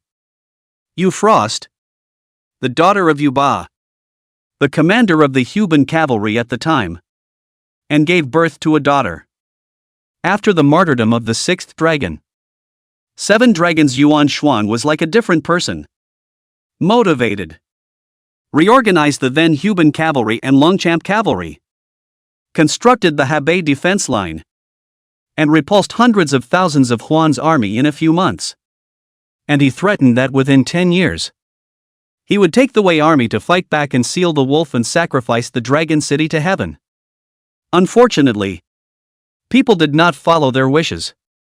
And during an inspection of the army, the 7 dragons then accidentally ate cattle and sheep infected with the plague, and died violently shortly thereafter. After his death, more than 100,000 troops under his command erupted into infighting. And the Hu took advantage of the situation and broke them down one by one, completely disintegrating the Hebei defense line. Besides, Frost, born in the Yu family of generals, grandfather and great-grandfather are all ministers from the dragon. And Frost grew up in this environment. The bones of the competitive, rumored to have been after the marriage of the 7 dragons of His Majesty's domestic violence. I have organized 3,000 Red Tassel Army, all made up of widows of generals who died in battle, willing to serve to the death and lead the vanguard of the king's division. To be the first to die. Euphrost said with a resolute attitude. The mourning family will avenge the death of Emperor Daizong in battle. Yuan Ziming laughed bitterly. Empress Dowager Zhuangming. I understand your bitterness. But the Northern Expeditionary Army has its own sons and daughters of the Great Way here. And I want to leave a spark for my martyred imperial brother and generals. You can't just take people's account books and kill them all. Can you? The Seven Dragons Empress Dowager sneaking out a few thousand female soldiers without asking for permission and running to Yuan Ziming to ask for war was enough of a headache for him. No way. A woman can hold up half the sky. Don't underestimate my people. Your Majesty. Yu Shang is still chattering away. Yuan Ziming had no choice but to look at Zheng De. You're looking for me with military matters? The other person froze. It's. Seeing an opportunity to bolt, Yuan Ziming immediately walked out. Go take a look. Yuan Xian's 30,000 strong army was routed by Wei Wupan's in the first battle. It also startled Dokuchen next door into a bad night's sleep. So that the emperor himself was still satisfied. It was just that along the way. There were thousands of miles of bare fields and floats all over the place. And it was so scary to see him. Is the famine in Guangzhou this bad? Even Chang'an can have a famine. Not to mention other places. It's only 1,000 times worse. I have heard that there are no less than hundreds of thousands of straggler and beggar armies in Guangzhou. How did these people find food to survive? Yuan Ziming curiously asked Feng Bao. The other side stammered and dared not speak. He had to look at Lu Bin. Lu Bin, the commander of the Jinyui, turned pale and said, Eat people. Chapter 52, Tai Shiling's face. Widely distributed blank warrants. Cannibalism. 2 short words, but very graphic and impactful. Yuan Ziming sucked in a mouthful of cool air. He knew that the history books, which spoke of the people eating their children easily during the time of famine, were not empty words. Dead or alive. Yuan Ziming said as his facial muscles twitched. The accompanying Taishang Lord couldn't stand to watch and took the initiative to help the other ministers out. Your Majesty. Normally the people would eat dead rice meat. But the beggar's army and the rover's army have complex compositions. And people can do anything when they're starving and mad. Being a professional historian, he had already said it quite euphemistically. Guangzhou is now in a severe drought. And a great drought is followed by a plague of locusts. At that time, even a small bag of locusts at random, not to mention wild grain, would be a lifesaver for countless people. The rice meat is just as valuable. The women were called unenviable sheep, too dark for science. The world is in turmoil. Order is breaking down. Yuan Ziming lamented that in comparison, Chang'an was really considered a pure land on earth. It is not a matter of scarcity but of uneven distribution. And the army of stragglers and beggars has risen up in all directions and keeps pouring in toward Chang'an. To put it plainly, isn't it true that Chang'an at least has a mouthful of food to eat? If Yuan Ziming didn't have this emperor status, he might have actually followed Huang Chao's example and slaughtered all the Chang'an public officials. But unfortunately, fate had bound him in a comical way to become the boss and talker of the group. He can't revolutionize his life. Your Majesty. The armies of Huolong and Sima Zhengban happened to be nearby to pacify the beggar's army, removing obstacles for my Northern Expeditionary Army. And the two of them begged to see the holy face. Feng Bao said. Declare it. Yuan Ziming whisked his sleeve. Seeing a side of the Taisher order, and in writing, cannot help but be curious to go forward smilingly said. Old Taisher Gong Ah. I don't know. How did you record before how I get along with my royal sisters-in-law? Sister-in-laws and brother-in-laws? The other side was expressionless. By the pen and by the sword. What a cold speech. Ahem. Then I'll take a few looks and guide you in your level of history writing. Okay? Yuan Ziming laughed awkwardly. The Taisho glanced at the other man and wrote down with his pen. On December 17th of the first year of Yongle, the emperor wanted to please the historians and tried to peek into the history books to change them. But Taisho Gong was upright and unyielding. Yuan Ziming was instantly filled with black lines. And his face was hot and painful. The green bird was amused and giggled at the side. Your Majesty. Don. Lose this person again. The new imperial guards forced themselves to be calm. Waves of shock rising in their eyes. This servant girl called Green Bird even dares to mock the emperor? This dare is even bigger than those empress dowagers. Knowing that even Feng Bao, the patriarch of 10 dynasties, didn't dare to heckle Yuan Ziming. It seems that in the future, when working beside His Majesty, we have to learn more from the other sister Qingtiao. Greetings, Your Majesty. This will. Huolong and Sima Zhengban had already prostrated themselves on the ground. The two of you have worked hard to fight the bandits. You've worked hard. Give me a seat. Yuan Ziming told the eunuchs to bring 2 gilded chairs for the two of them. How is the army progressing? He opened the door. Blessed by the virtue of His Majesty and the shelter of the 9 dragons, our army has recently recruited a cumulative total of 90,000 people from the Beggar's Army, taking over the Tongguan Pass in Weizhou. All of the leaders of the Straggler and Beggar's Army around the country have surrendered to the Winds of the Winds and are happy to welcome the King's division. These people would have been the common people of Wei. Some of them were to defend themselves against the invasion of the Hu people, and some of them were to make a living. And at heart they were not willing to go against the imperial court. After Huolong and Sima Zhengban's Wei Wupawns made a name for themselves, it was normal for a few hundred armed stragglers to come and surrender. But there is a problem that is very sharp. Sima Zhengban said with a frown. Too many people. Not enough military rations to share, is it? Yuan Ziming said it in one word. The two nodded as if pounding garlic. Yes. These stragglers are dragging their families, often with wives, children, and parents. And all of a sudden the ranks are swollen too much. And the food is stretched to the limit. Directly to the court to ask. The relevant departments must be all sorts of excuses.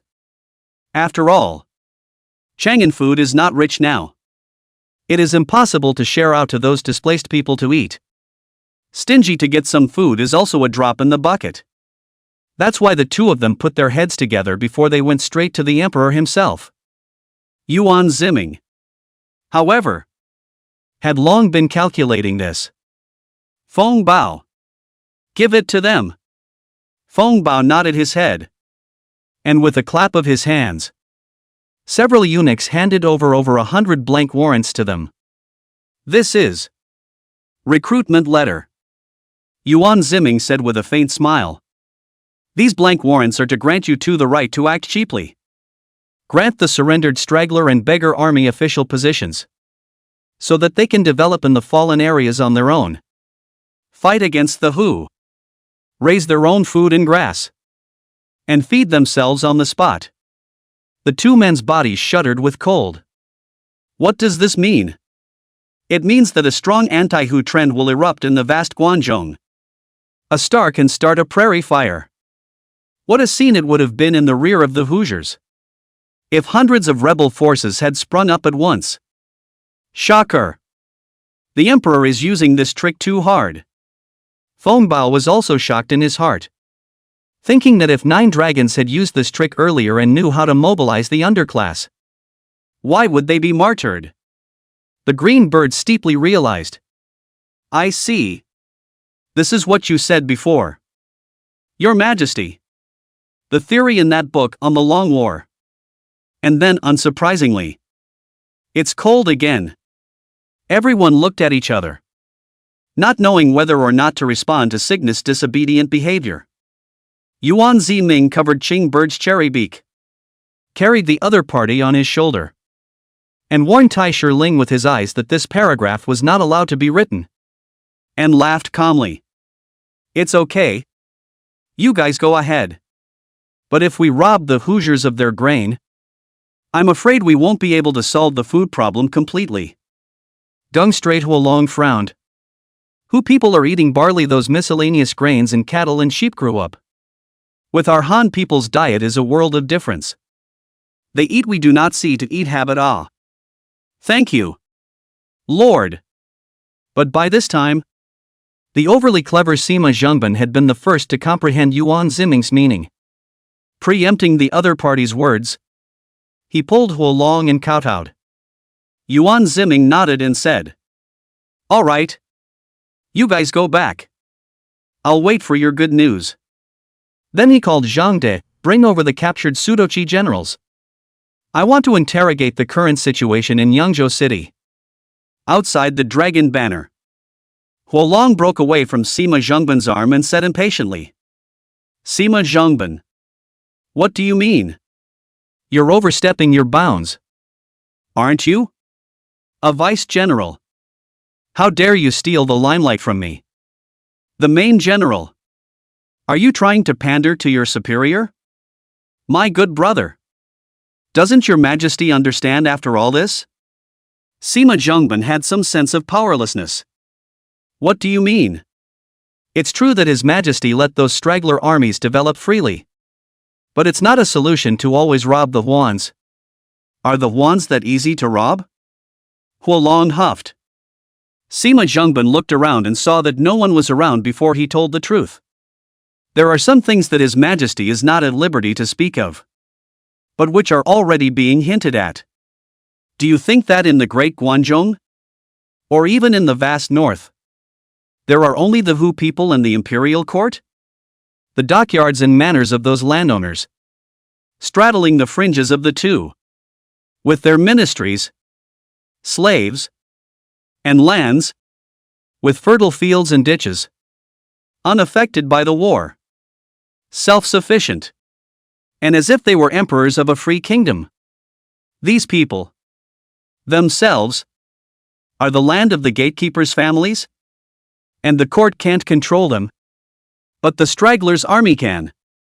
Chapter 53, Weakening the Gatehouse. Letter to Emperor Xiongnu.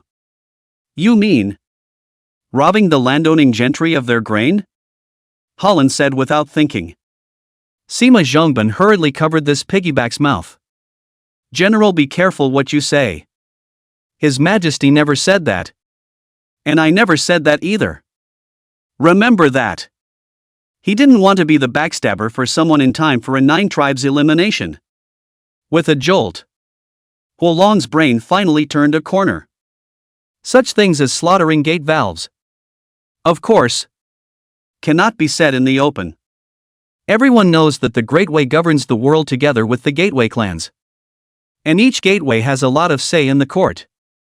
Even Yuan Ziming's previous private life, the Pinghua Gongfu where he was staying, was one of the Great Way gatekeepers? Which was why people were able to fist fight all the powerful people in the capital without fear. But what if it's a bunch of hungry stragglers and beggar armies? Oh, I cannot eat enough. But also care about what you do not gate valve. Rob on the end of the matter. Disobedient to the genealogy of the family tree to give you one by one to extinguish. The emperor is to use the force of the stragglers to silently eliminate another corrupted force in the court. Killing 2 birds with 1 stone ah. The other side. Under the dragon's tent of command, Vice Admiral Yuan Xian, who was beaten to death, struggled to be carried up and mouthed. Why do you genuinely know how to torture? Can't you guys use the beauty plan or any of those cleverer tricks? I didn't say I wouldn't surrender. Lubin kicked the other party severely. You traitor, gave you face. Right? Still want a beauty plan. Looking for someone bubble you're in to pour you wake up. Are you going to say it or not? I say. The other broke another rib, spat out a mouthful of blood, and warbled. Yangzhou City. claiming to have a large army of 200,000. But in reality they are all improvised rabble. In addition to the Yuan family's 30,000. The only one that can fight is the 40,000 men of the false emperor Zhang Bunchang, who has spent a great deal of money to create a force of 8,000 elite cavalry, most of which are cloaked in armor. And there are also a small number of mounts with mounted armor. That's why he was able to be a puppet emperor. Because he is the strongest among the various pseudo-armies. Are there any Hoosier troops outside of Yangzhou? Yuan Ziming asked. He didn't care about the fighting strength of the pseudo-chi. After all, it was just a pseudo-army and couldn't possibly be a match for their regular army. But you have to look at the master to beat a dog. And it's the Hu people's army behind pseudo-chi that's the tricky one. Outside the city of Yangzhou, there are stationed 50,000 Xianbei and 40,000 Xiongnu. But they are all outside the city, and seldom come into the city to deal with Zheng Bangchang. The other said truthfully. Yuan Ziming looked at Dugu Xin. General Dugu, if I order you to lead the Forbidden Army to attack Yangzhou, how long will it take to take it down? Dokushин pondered for a moment. And with his military steadiness he gave an answer. If there is no intervention from the Hu, 3 days. Give me 3 days. I will strike down Yangzhou. How many dead and wounded? Yuan Ziming pursued. Given the battle prowess of the pseudo-chi army, deaths and injuries of at least 20,000 people would be a sure thing. Dugu Xin hesitated. This is only assuming that the Huns and Xianbei outside the city do not intervene in the battle in Yangzhou. If the Hu people enter the battle, our army may not be able to defeat. That's the reality. 50,000 forbidden troops that hadn't been trained for long couldn't possibly cope with an army of 90,000 Huans. But even against Zhang Bangchang's pseudo-army, with the opposing sides crushing 8,000 elite cavalry, it may still cause great casualties to the Wei army. Yuan Ziming frowned. Obviously, he's not happy with the outcome of this prediction. He turned his head to Zhang De. If the Wei Wu pawns come to fight, how long will it take? Zhang De froze and compared a finger. 1 day? Dokushin's face changed drastically. This is impossible. It's an hour. Zhang De shrugged. Relying on his powerful battle record in Wei Wu Pan, he had been promoted to the 7th rank of lieutenant and was licensed to follow the emperor. Nonsense. It's impossible. A few of Dokushin's forbidden army generals were shocked and in disbelief. The Wei Wu Pan generals sneered. If you can't, then practice more. If it's possible, just go up and try it. You really think we're afraid of you? These people were Dugu Xion's old subordinates in the Black Riders. And each of them was high-minded and proud. Unable to tolerate the provocation of the Wei Wu Pawns, who were dog slayers. Seeing that the Wei Wu Pawns and the Forbidden Army were at cross swords, Yuan Ziming hurriedly rounded off the conversation. No matter who was allowed to go up to fight, the deaths and injuries will not be small. I mean, fighting a war, not only on the battlefield, but also outside the battlefield. Everyone then fell silent and looked at Yuan Ziming in unison. Lu Bin took the opportunity to say, in fact, His Majesty already knew the distribution of Xianbei and Xiongnu troops outside of Yangzhou 3 days ago, and intended to use diplomacy to dismantle them. Your Majesty, this must not seek out your old acquaintances among the Xianbei, to draw on the Xianbei army. Cygnus, who hadn't been squeaking, suddenly bared his right teeth and flirted. Isn't Tuoba Lanshin your old lover? Just look for her. Yuan Ziming immediately couldn't keep his face up. And looking at the crowd's astonished gazes, he had no choice but to open his mouth and explain. When I was young and hospitable, I like to make friends with the great men, beautiful women of the four seas. And it just so happened that there were freshmen. But then, he turned his words around. But this time, I am not looking for the Xianbei people. Instead, I'm looking for the Huns. When these words came out, the generals were even more confused. The Xianbei have a better relationship with the emperor. So instead of looking for them, you're looking for the Huns, who just suffered a defeat in Chang'an and lost 50,000 iron floats? Will the Huns treat you well? It's not if it's yellow mud falling out of your pants. The Han Empire, the capital city, Shangjing, great monarch's royal court, hot springs. The emperor of the great Huns, the great monarch of the Huns, Wanyan Wu Begbai, was swimming naked in the hot springs, enjoying the rare comfort. Report. Master of the kingdom. An urgent report from the south. It's a personal letter from the emperor of the Central Plains, Wanyan Liang. The Xiongnu clan minister came over with a hobbling pace. And Wanyan Wu Kalai, who was enjoying a rare moment of comfort at the moment, waved his hand. The emperor of the Central Plains? Thinking about how many Han children I killed before the 9 dragons. And how the 10th dragon of this way has killed my Wanyan Lu Rum and Wanyan Zongbi. The dragons of the Central Plains are really tricky. There's no rush. Wait for me to finish soaking in the hot springs first. Wanyan Liang. You have worked hard to come all the way to the royal court to report. Someone come. Fetch 20 pieces of silk and reward him. Wanyan Wu Kalai casually mentioned it. Who knows that the Xiongnu ministers led by Wanyan Liang instantly looked fierce and said, Master of the country. According to the ancestral system, the treasury may not be opened during non-war time. The master of the country is knowing the law and breaking it. Someone come. Bring out the family law of the Wanyan family. Wanyan Wu Bei all of a sudden his brain boomed, realizing that the big thing is not good. As expected, the old ministers of the Huns took out one of the imperial gift of Emperor Taizu's dragon stick and pulled Wanyan Wu Kilbao up and beat the other party's buttocks heavily with 20 big boards. Afterwards, before the blossomed State Master Wanyan Wu Kilbai to help up, a group of old ministers kneeled down and said, I am guilty of a capital offense. I am guilty of a capital offense. Originally chapped as Wanyan Wu Begbai. As soon as he sat on the dragon chair, instantly his 5 senses twitched. You. He's not as good as the emperor of the Middle Kingdom.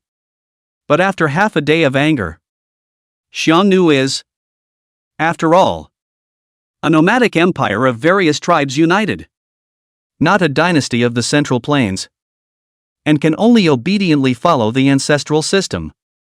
Someone read a personal letter from the Emperor of Great Wei. Chapter 54, The tough guys treat the troops and the fake troops go overboard. Yes.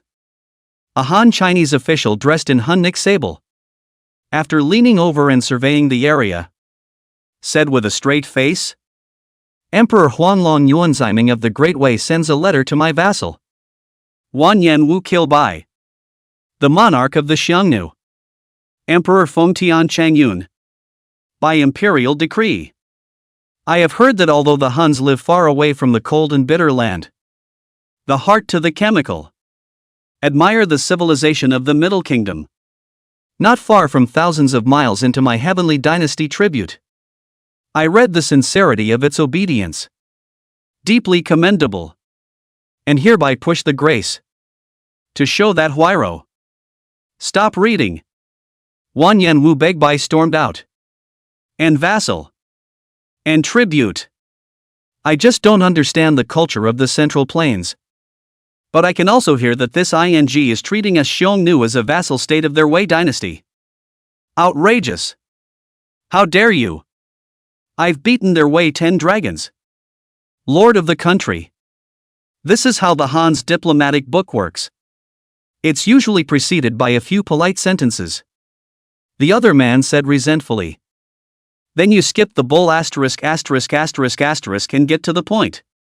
Wan Yanwu Begbai coldly grunted. Remembering the past. 50,000 iron floaters in Chang'an were overthrown. And the two famous generals of Wanyan fell. Jump again. Curses all jump. Seeing that he was exposed, Wanyan Wu Bei stormed out. The other man said coyly. Then there is one sentence left. The snipe and the muscle fight for the fisherman's profit. The defeat of Chang'an. 100,000 Xianbei cavalry pressed on. Does your lord know it peacefully? This statement was made. The Han ministers turned pale. Wanyan Wu Begbai's face was grim as he said. The Wei people are my mortal enemies? And they do not share the same fate. Especially the defeat of Chang'an. Killing my 50,000 iron fugitives. Causing my great Xiongnu's vitality to be greatly injured. So far unable to launch another attack. But the Xianbei people, who were close by as allies at the time, pressed on. More hateful.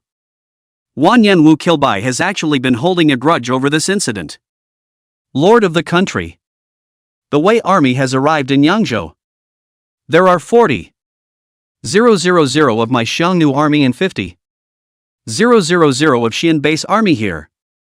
And Xianbei's commander-in-chief proposes that the two sides join forces. And will surely be able to wipe out the last of Wei's elites. A Han minister said. And joining forces? Joining forces with her grandfather. Wanyan Wu Begbai said grimly. This time, I have decided not to join forces with the Xianbei people. We Huns are the noble people of the desert steppe. Not the same people as these lowly Hu people from Liaodong. Don't even think about teaching me anything. Then just let the Wei army beat down Yangzhou city? State Lord. The name of this imperial expedition by the Wei court is the Northern Expedition. It's also coming at us. Wanyan Liang was surprised. Ha! I am not a little cutie either. Didn't the Emperor of Wei write this letter to me just to make us and the Xianbei implode so that they could profit from it? Wanyan Wu Bei laughed sorrowfully. Let the Xianbei fight the Wei army. Our Xiongnu army only needs to do one thing. Watch the fire from the other side of the river. Then take the opportunity to control Yangzhou city. Wait until they are both defeated and killed. Kill them all. Not a single one left. I have heard that Yangzhou, the Jiangnan of Wei dynasty, has 3 autumns of osmanthus and 10 miles of lotus. I really want to go south to have a good look at the magnificent rivers and mountains of the Han people. After saying that, Wanyan Wu Kilbai steeped in longing. It's been 2 years. Xiongnu's population has been reduced by 30% for this war. There are too many deaths and injuries. If he can't get the fertile land of Wei dynasty in return, I'm afraid he won't be the lord of this country for a long time. The lord of the kingdom is wise. Strengthen my great Huns. God of heaven protects us. The Han ministers bragged about it. The other side. Yangzhou. Along with the ladders, siege wagons and other large-scale siege equipment on the field. Countless Wei troops launched a meaty charge and pounced on the Yangzhou city head in one round. For a while, blood and flesh flew everywhere. The great battle had lasted for more than 3 hours. Arrows were flying around the city. And the city below was covered with the corpses of the Wei army. A mountain of corpses and a sea of blood. The Qi army at the city's head. Although the battle strength of good and bad. But still no sign of rout. With the numerical advantages still holding on. Dugu Xin, who was the commander-in-chief of this battle, was now personally present at the front line, encouraging the generals to charge into battle. Advancement. Decapitation. Entrenchment. Capture of the flag. The Wei generals also rose to the occasion and launched an attack with all their might. It's over. It's over. Dokishin was already dripping with cold sweat. In order not to lose the face of the Forbidden Army before the start of the war, he boasted that within 3 hours, in the case of the Wu people do not intervene, he can lead 50,000 forbidden troops to fight down the city of Yangzhou. But it was now 3 hours past the appointed time. 50,000 forbidden troops besieged the city of Yangzhou with high will, but still could not attack for a long time. Seeing that the dead and wounded have exceeded 5,000, the gates of the city did not move. Duo Xin was like an ant on a hot pan. Anxious. Didn't you say that those soldiers under Zhang Bangchang are all drunken fools? Why are they so tenacious? What kind of bull ****** intelligence did the Jinui give? Dokishin cursed in anger. The vice admiral sweatily said, "Great general. It is said that it was Zhang Bangchang who dispersed his family's wealth and gave all the money in his own treasury to the soldiers defending the city, and even sent out his own concubines and daughters to treat the soldiers. So the Qi army fought to the death and did not retreat." Dokishin was dismayed. This is a ruthless man. Wives and daughters can be given away. No wonder the Qi army is defending the city like crazy. What now? We can't let the emperor himself take out his 9 imperial wives to treat the army too. Right? Unless the Dugu clan wants to disappear from this world. General Dekuro. At this time, the secretarial supervisor in charge of the seal eunuch Feng Bao has been wearing a coat. Right all the way to the Imperial Guard's dusty rushed to the barracks. Eunuch Feng. Dugo Xin thumped a bit. Hurried to welcome up. The eunuch is here. There is a loss of distant welcome. I trouble the eunuch to report to the saint. The Forbidden Army generals are fighting in blood. The pseudo army is already in jeopardy. Just short of the door to the foot of the door. Retreat. Feng Bao's face was expressionless as he spat out 2 words. It was as if it could freeze the air. It was like falling into an ice cave. Eunuch. Dokishin was stunned. Give me a little more time. An oracle from His Majesty. Feng Bao blurted out. The generals of the Forbidden Army present hastily knelt down. Holy Baoan. Feng Bao took a step backwards, crossed his arms reverently and replied, I am at peace. Your Majesty's oracle. Dugu Xin. Do you want to lose all of my 50,000 forbidden troops before you give up? This is still the case when the Hu people have not participated in the war. If the Xinbei people and Xiongnu people really fight over, what are you going to do? With a few words, Dokishin was speechless. It is a fact that Sudochi's fighting strength exceeded the estimation. It was also true that he had overestimated the 50,000 forbidden troops he had on hand. In fact, not to mention now. Give yourself 3 more hours. Dugu Xin is not sure if he can gnaw down the 200,000 Sudochi troops in this Yangzhou city. Immediately take the Forbidden Army down to recuperate and replace them with my Wei Wu pawns.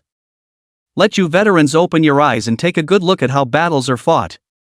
Feng Bao said with a stern face. After that, he picked up Dugu Xin with a smile on his face. After declaring the holy decree, Old General Dugu, take your soldiers down to have a good rest. Don't worry. Your military achievements in attacking the city are still counted in the account. Speaking. A ground-shaking sound came from outside the barracks. Dugu Xin knew that it was the Wei Wu pawn unit that had come to reinforce him. Just why is the movement so big? He walked out of the barracks in disbelief to find Wei Wu pawns pushing a cart and brushing past him in the black. A small cart, covered by a red cloth, was surprisingly barely pushed by 4 burly men. And having arrived at their intended location, they then lifted the red cloth from the car. Large caliber front mounted smoothbore cannon. Red cannon. Chapter 55, War God. Just the threshold to see me. Boom! Only one command was heard. In an instant, the solidly built Yangzhou city erupted with explosions one after another. Like a magnitude 10 earthquake. The Qi generals at the top of the city were blown apart on the spot. What's that? Looking dumbfounded at the pseudo-Qi generals. The people were dumbfounded. It was the first time they had ever seen a giant cannon of several thousand pounds. As if it were a behemoth stretched out in front of them. But unfortunately, without waiting for them to see clearly, in an instant, another wave of heavy artillery was fired. And in a moment, it actually blew a hole in the Yangzhou city's wall. The city is broken.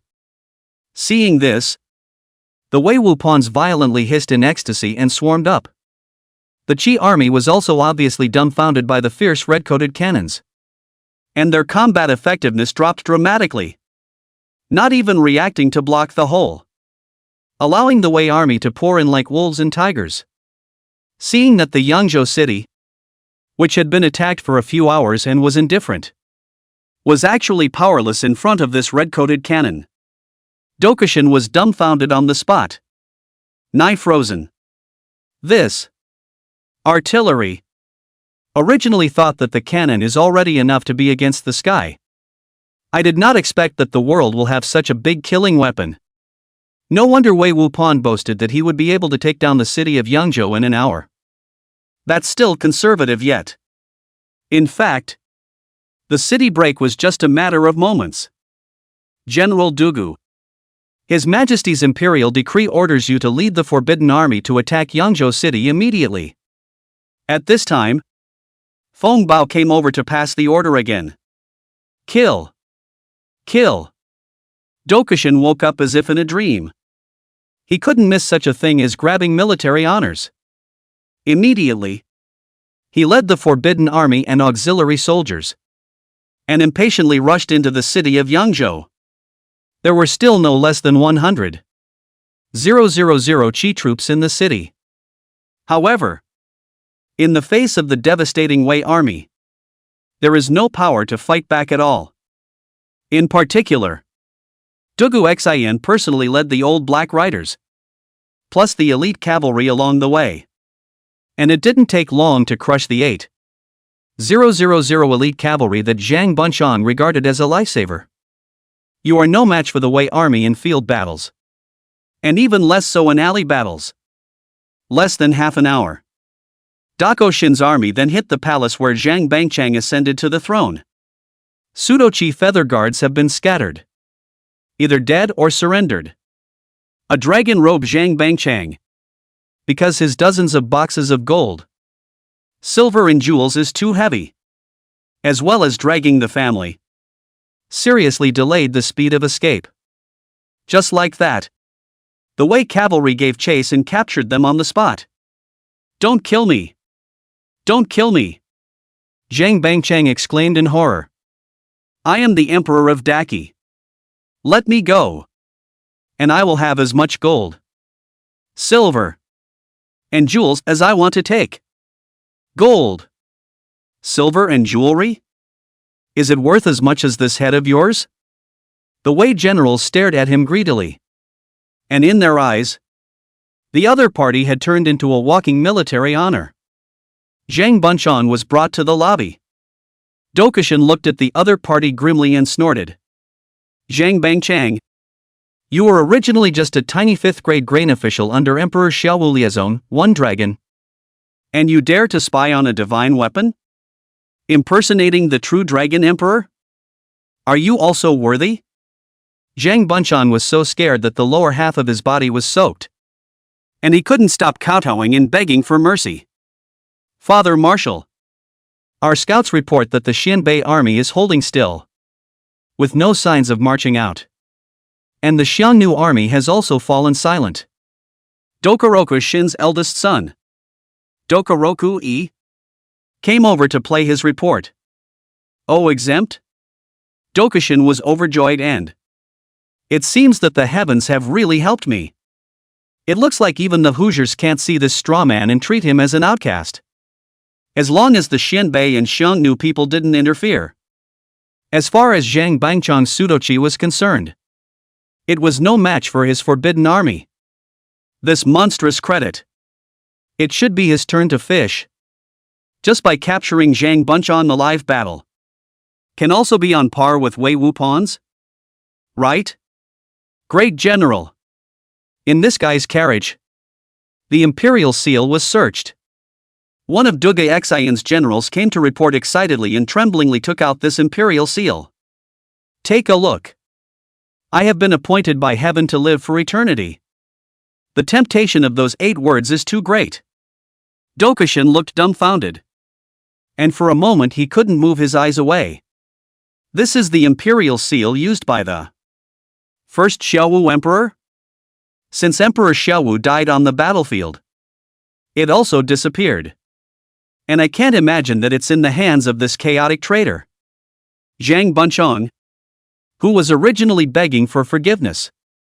Instantly had a jolt of calculation and kowtowed at the sight of the situation. The imperial seal of the late emperor, lost and found, has been transferred to the general's hands. This is the fate of the heavens, indicating that the kingdom of Wei will die. The master of the world is time to change people. Why don't you follow the people's wishes and claim the title of emperor to fight against the Wei and build the empire of the emperor? When these words came out, not only Dugu Xin, but also the hall full of forbidden army generals were shocked. Against the court? On a hill outside of Yangzhou City. But the years are quiet and spring is in full bloom, without the slightest hint of winter's steep chill. This place is called Windstorm Pavilion. In the past, it was the favorite place of famous scholars in Yangzhou to have a wild trip to trek and talk about metaphysics. At this time, Yuan Ziming shed his dragon robe and battle armor and rode in an ordinary carriage, with a white shirt, one hand stroking the zither, one hand setting up a barbecue grill, roasting a wild rabbit that he had just caught. Give the meat a good cut, skewer it, brush it with lard, and sprinkle it with a little fine salt. And the flavor is worth it on earth. Your Excellency. Listening to that movement, it seems that the Wei Wupans have already put the red coat cannons to use. Beside him, there was only one accompanying signet, who had been gazing intently at the battle in the distance. Well, the fight is on. And this should take down Zhang Bangchang. Yuan Ziming handed a skewer to Qingbird, mumbling as he ate with his mouth full of oil. A small Yangzhou city. Dugu Xin. Wei Wupans. Xianbei people. Xiongnu people. Zhang Bangchang's pseudochi. Ha! Big mess. Greenbird raised her eyebrows and said, "Wasn't it you who wanted to put so many people together? What's more, you came here to play the piano and eat barbecue in the middle of a war? Gongzi, I really don't know what's in your head." Yuan Ziming narrowed his eyes, reached out his finger, and flicked the other party's white head. "Ah! It hurts." The other huffed and plucked. "How else can I be your master if I can show you?" Yuan Ziming let out a big, bright laugh. What a flavorful rabbit! Just then, an uninvited guest, suddenly riding a high horse, broke into the duo's line of sight. Dressed in a basin collar iron armor, head inserted a few feathers, pale beard old head, not angry from the authority, shoulders inlaid with fox ermine fur, properly a Sibei emperor posture. In a flash, Cygnus was startled by this uninvited cavalry general, and the hairs of sweat on his body stood up coldly. "I am Morong Chue, a Xianbei." The other party smiled lightly and looked down at Yuan Ziming. "Dare I ask you, what is the custom of the people who eat rabbit meat like this?" As I recall, Neither the gentry nor the commoners in the Middle Kingdom have such a custom. Morong Chue. The king of Morong Xianbei. One of the three parts of Xianbei. Like the Xianbei war god in his own time and space. The Morong Chue here is also the first general of Xianbei with the reputation of the 9 states. He was 13 years old when he marched with the army. At the age of 15, he defeated the Xianbei Yuan clan. 18 years old to destroy the Capricorns. By the age of 60, he joined forces with the first general of the Xiongnu, Wanyan Loro, to fight against the 9 dragons of Wei. Unlike Wanyan Loro's repeated defeats, he often fought with the 9 dragons of the Great Wei, and was evaluated by Emperor Taiwu of the Great Wei, 2 dragons, as one of the strongest Huans of the Crouching Dragon and Sleeping Jiao. Oh, God of War. That's just the threshold for meeting me. Chapter 56, The Imperial Seal creates a split. Wei's army in danger. The Xianbei Empire, in fact, consisted of 3 of the strongest Xianbei tribes. The Tuoba, Morong, and Duan tribes. And the kings of the 3 tribes were collectively known as the Xianbei kings. Tuoba Lanqin is the princess of the Xianbei Tuoba tribe. Morong Chue, on the other hand, was the king of the Morong tribe of the Xianbei. In terms of rank, he was 1 level higher than Tuoba Lanqin. The Xianbei cavalry that Yuan Ziming encountered earlier on his way back to the capital was from the Morong Xianbei. Similarly, the Xianbei army stationed outside of Yangzhou City are all Morong Xianbei cavalry. This old man is the king of Xianbei? Cygnus had dislocated his jaw in shock. And Morong Chue was not restrained, and sat himself down, unclasped the saber at his waist, and laughed. I was hunting nearby, and I smelled this rabbit meat smell from a long way away. That's why I had the cheek to come and ask for a mouthful of meat from your excellency. And not for nothing, I would like to give my golden sword to you. Yuan Ziming smiled faintly and said, Isn't it just a bite of meat? What's the point? If this hero wants it, it's yours, said the man, handing over a row of skewers of roasted hare. Morong Choi took it and feasted on it. Pupils instantly earthquake, good fragrance. Male enhancement party under. Is it salt? A certain person has not eaten such a good salt. Cygnus looked startled. This king of Xianbei doesn't seem to be the same as the Wu people he met before? Full of heroism. And very polite. It is not like the hair and blood drinking Xianbei people, but rather like a Confucian general. Great king. The few Xianbei men who accompanied him deadlocked their brows and said, In the middle of nowhere, when Yangzhou City is at war, where are the 2 well-dressed men roasting hares? They must be Wei dog spies without a doubt. Shut up! Murray shouted angrily. How many times have I said? Don't bark one Wei dog after another. If we Xianbei want to rule the Central Plains for a long time, we must have a good relationship with the Han people. Don't learn from the Xiongnu and Turkic people, who can't move without slaughtering the city. They are barbarians. And this won't last long. 2 of you. Sorry. These men of mine are all rough men. They talk a little hard. Don't take it to heart. Murray also apologized profusely. The green bird was so scared that her pretty face turned white and she didn't dare to squeak. It was Yuan Ziming who laughed out loud. No harm done. Since the old hero is the king of the Xianbei. And right now this Yangzhou city is being attacked by the Wei army. Aren't you afraid that the puppets you've raised will die? Words. Instead, Morong Chue sat on his knees and gently stroked his beard and hair and said, This gentleman. Don't use a bull's knife to kill a chicken. District Wei Army. Why do I need to personally go out?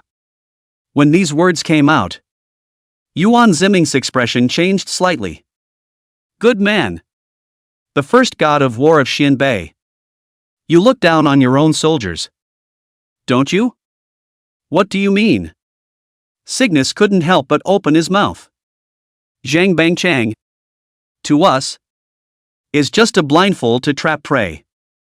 From the very beginning, we never expected those rabble of his to be able to defend Yangzhou. Nor did we intend to help him withstand the attack of the Wei army. Morong Chue said in a confident manner. His use is just to trigger a great chaos in the Wei army. You are the true Prince of Peace. Dugu Yi took the lead and knelt down. And a group of Dugu Xian's beloved ones also prostrated themselves on the ground obediently and said, I ask the great general to obey the mandate of heaven. Assume the throne of the emperor. And claim the throne before the court. Dokishin's face suddenly changed. Green for a while and white for a while. Assholes. What are you guys talking about? My Dugu family has been blessed by the emperor for generations and is a pure vassal of the Great Wei. And since you're telling me to rebel? Isn't this to trap me in disloyalty and injustice? As soon as Zhang Bangchan's imperial seal was taken out, the scene immediately became chaotic.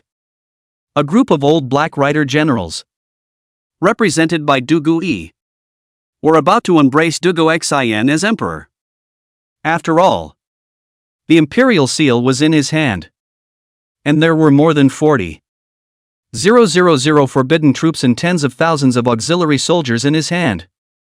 Plus the captured Sudochi soldiers and soldiers, adding up to more than 100,000 troops, which was more than enough to accomplish the cause of the emperor. And the appearance of this imperial seal was the fuse that set off all the conflicts.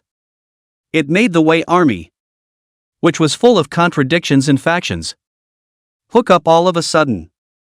And those present, besides Dugu Xian, there were also some forbidden army generals and auxiliary army generals who did not belong to his faction. And their faces swished dramatically, going in and out of the dilemma. Old General Dugu, we're eating from the Yuan family's royal family. But we can't smash someone else's Yuan family's pot. Old General Dugu, if you intend to call yourself an emperor and rebel here, then the 3,000 men in my army will immediately go to war with you. There are still 6,000 Wei Wupans outside. If the old general does something unsubmissive today, many people will die in Yangzhou city. There was a lot of bickering and tit-for-tat. And Dokishin was even more talked out of his head. Who should be listened to when his cronies tell him to become emperor and his men oppose him? And the point is, once this matter is leaked today, no matter if he becomes this emperor or not, he will definitely let Yuan Ziming know. Once the emperor knows, even if you didn't rebel, he will make an example of you. But if he rebels, not to mention the army of over 100,000, how many of them will really follow his orders? Even for the forbidden army under his control, those who are willing to follow him are afraid to be no more than half. Not to mention that those 6,000 Wei Wupans are not vegetarians. Chang Bang Chang. As soon as Dokishin saw this guy who had laid a mine for him, he became furious and drew his sword to chop the other guy. At that moment, there was a sudden commotion outside. A terrified scream erupted from the Wei army. The Xianbei people. Xianbei people are coming. Dokishin's head instantly exploded with goosebumps. And he rushed out with an arrow step. It was discovered that not far away, a neatly organized and swiftly moving Xianbei armored cavalry had unexpectedly appeared. How can it be? The scouts came to report that the Xianbei army camp was calm and quiet, with no signs of any military movements. How could they suddenly appear here? Are they heavenly soldiers? Dokishin roared. Reorganize the army and prepare for battle.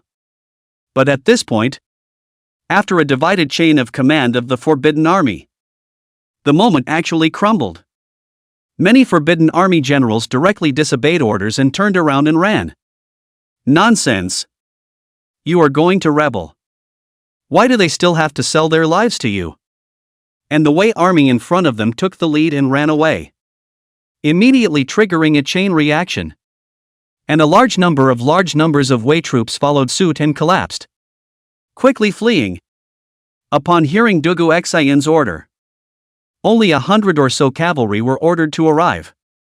But they were quickly rushed by the routed soldiers. The Xianbei cavalry, who were close at hand, took advantage of the situation to surprise. On the spot, Dugu Xian's most elite Black Riders' old troops were encircled and rushed to kill. At this moment, Dugu Xian saw the real face of the other side in the blood and flesh. And what came was not the main force of Xianbei. There were only a few hundred Xianbei cavalrymen, led by a powerful, bearded veteran general. My humble self, Morong Xianbei Morong De, the younger brother of the current Xianbei king Morong Chue. Remember, it's the one who took your Wei dog's life. The other man laughed openly, swinging his huge saber. He severed Dokishin's right arm in the air. 500 Xianbei cavalry, defeating tens of thousands of Wei troops. This is the strength of the famous Morong Xianbei. Windstorm Pavilion. Morong Chue, who was eating heartily, laughed out a face full of wrinkles. After the death of the 9 dragons of Wei, the Wei army have all become rats. And there's no need for me to personally step in to deal with goods like Dugu Xin. TSK. With this mess, the 10th dragon of the Great Wei even dares to hide in the back and not show up. It seems that this true dragon has turned into a worm. Yuan Ziming silently gazed out at all of this without saying a word. Morong Chue asked at this time, by the way, having eaten the rabbit meat of Gongzi, I don't know what his name is? Chapter 57 Lemony Snatcher's Dragon's Den. Hero's Burial Place. My name is Zhen Z Ming, Yuan Ziming said with a faint smile. The Yuan of the Great Wei Imperial Clan. Or as you call it, the 10th dragon of the Great Wei. The words landed. Morong Chue's smile instantly solidified. Gongzi is the 10th dragon of Wei? It can't be. Can it? Ha ha ha. Your Excellency is truly a man of humor and wit. The king of the Morong Xianbei is out hunting and can run into the emperor of Wei roasting wild rabbits on a mountain? He had familiarized himself with the history books of the Han people and had never even seen this scene. He's the first? Can't be that unlucky, ha ha ha. If it's true, I'm afraid this will be laughed at for 1,000 years by future generations. I am. Yuan Ziming said in an ancient manner. You're not. Murray smiled and waved his hand. I am. You're not. Between the flashes of lightning and fire, Morong Chue suddenly stormed up, and his hands turned into claws to pounce on the other party like lightning. The amiable smile, in a flash, became incomparably hideous. With bloodshot eyes, as if it was a ferocious tiger that was hunting for food. Mild-mannered and refined. Just a disguise. Once in danger, the nature of the Hu people will be exposed. That's the king of the Xianbei people. The god of war of the Hu people. But alas, just for a moment. Yuan Ziming also took a healthy step. Sidestepped and quickly dodged. Then did a backflip.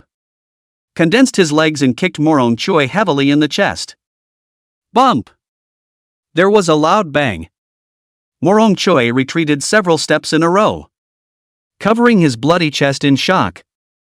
He considered himself to be the strongest king of Xianbei, the peak of his force value. Surprisingly, he was forced back by a kick from the Han's emperor. Wei 9 dragons. One by one are the world's great masters. The king also slightly hand-to-hand. On the single combat. Can fight with the king within 100 strokes? Only a dragon filial piety Wu Emperor. 2 dragons Tai Wu Emperor. 3 dragons God Wu Emperor only. But you are more powerful than your 9 imperial brothers. But also powerful. He had even changed his title to this king, switching identities in a fluid manner. The Yuan Ziming in Morong Chue's eyes herculeanly ripped off a white shirt, revealing a full body of tendon flesh, comparable to the devil's tendon man. Is this the bloodline suppression of the true dragon of Wei? Morong Chue thought that his own royal bloodline was also an existence that looked down on others. But every time he faced the Wei imperial dragon, he had the feeling of a mole looking up at an elephant. This king is not convinced. The king and his vassals would rather have seeds. What is the dragon race? It's just your Han people's ghosts and gods. Looking through your Han history books, the words of the sages only say 4 words: strive to be the emperor. This throne, the one surnamed Yuan, can be the emperor. Why can't we surnamed Morong? Murray hissed. Hysterical. Muscles rippled, bursting through the armor on the spot. He's going to get real. Go on a killing spree. And leave no one here behind. However, in the next moment, countless crossbow arrows suddenly flew out from the shadows, killing the accompanying Xianbei generals. The brocade guards came out like a tidal wave. There was an ambush. Morong Chue was shocked. Would like to turn around? But immediately by 7 or 8 brocade guards. Hold hands and feet. To the dead, hold down. Yuan Ziming.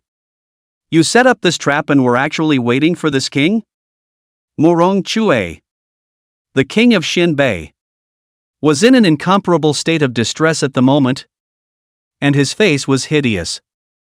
Yuan Ziming silently took Lu Bin's dragon robe, put it on, and sat on the dragon chair moved by the brocade guards, and faintly drank a mouthful of Biluakun and said, "You used Yangzhou as a game to force the Wei army into the game.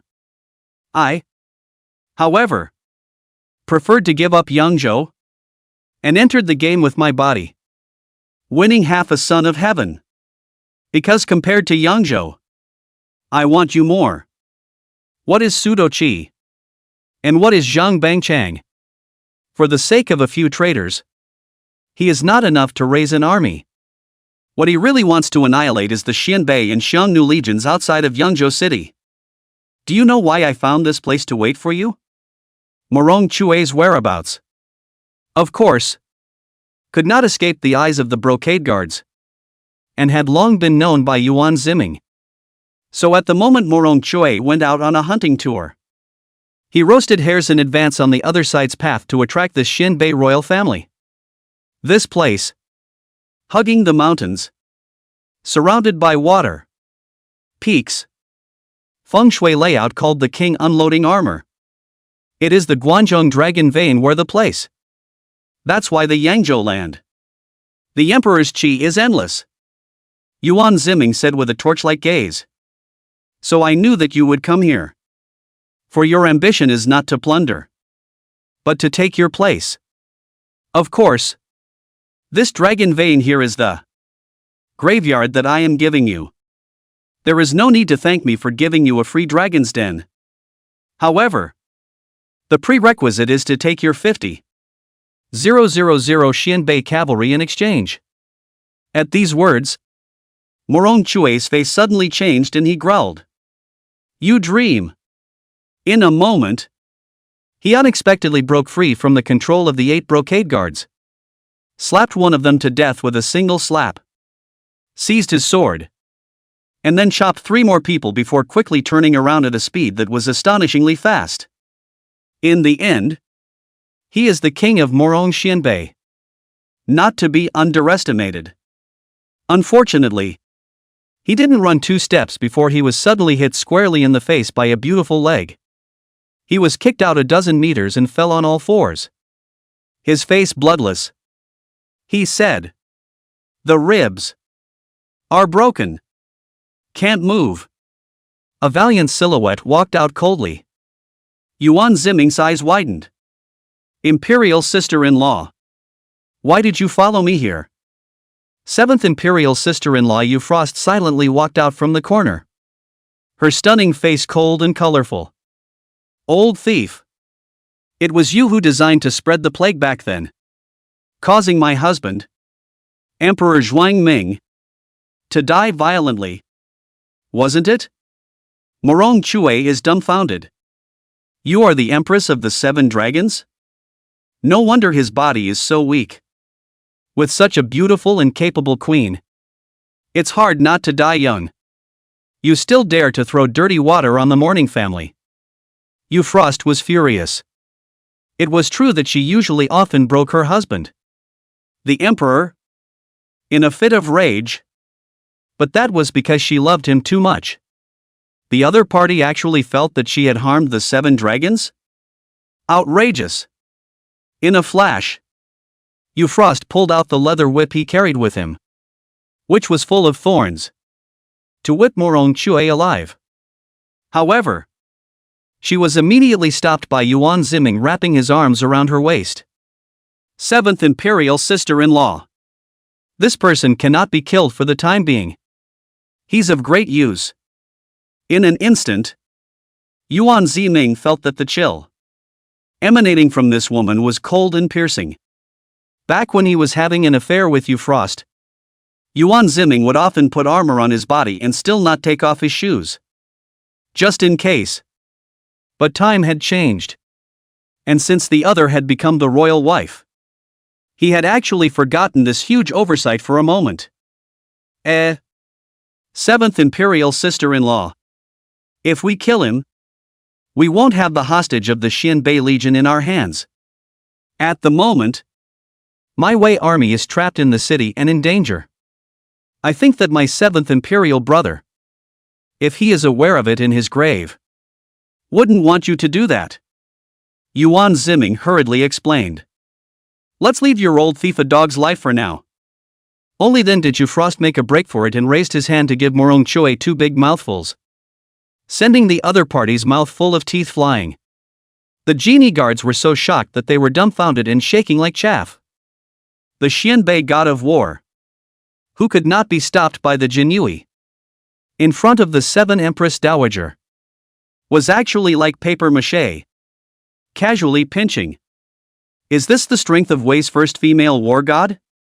Then, seventh Imperial Sister-in-Law, I'll take him away? Yuan Ziming forced a smile and carefully said, I am a weak woman who does not understand military affairs, so I will leave it to your majesty. Euphrost steeply wiped her tears again and said in a pitiful, bird-like manner.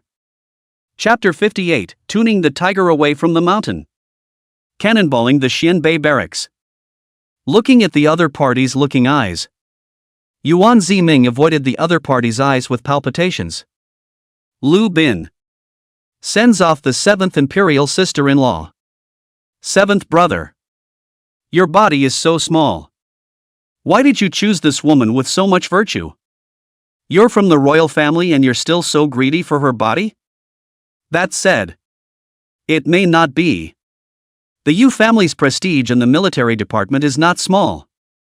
Euphrod's father was a big shot who died in battle as the Huban riding commander and Fenhua general, and was posthumously honored as a loyal county king by the court of the Wei dynasty.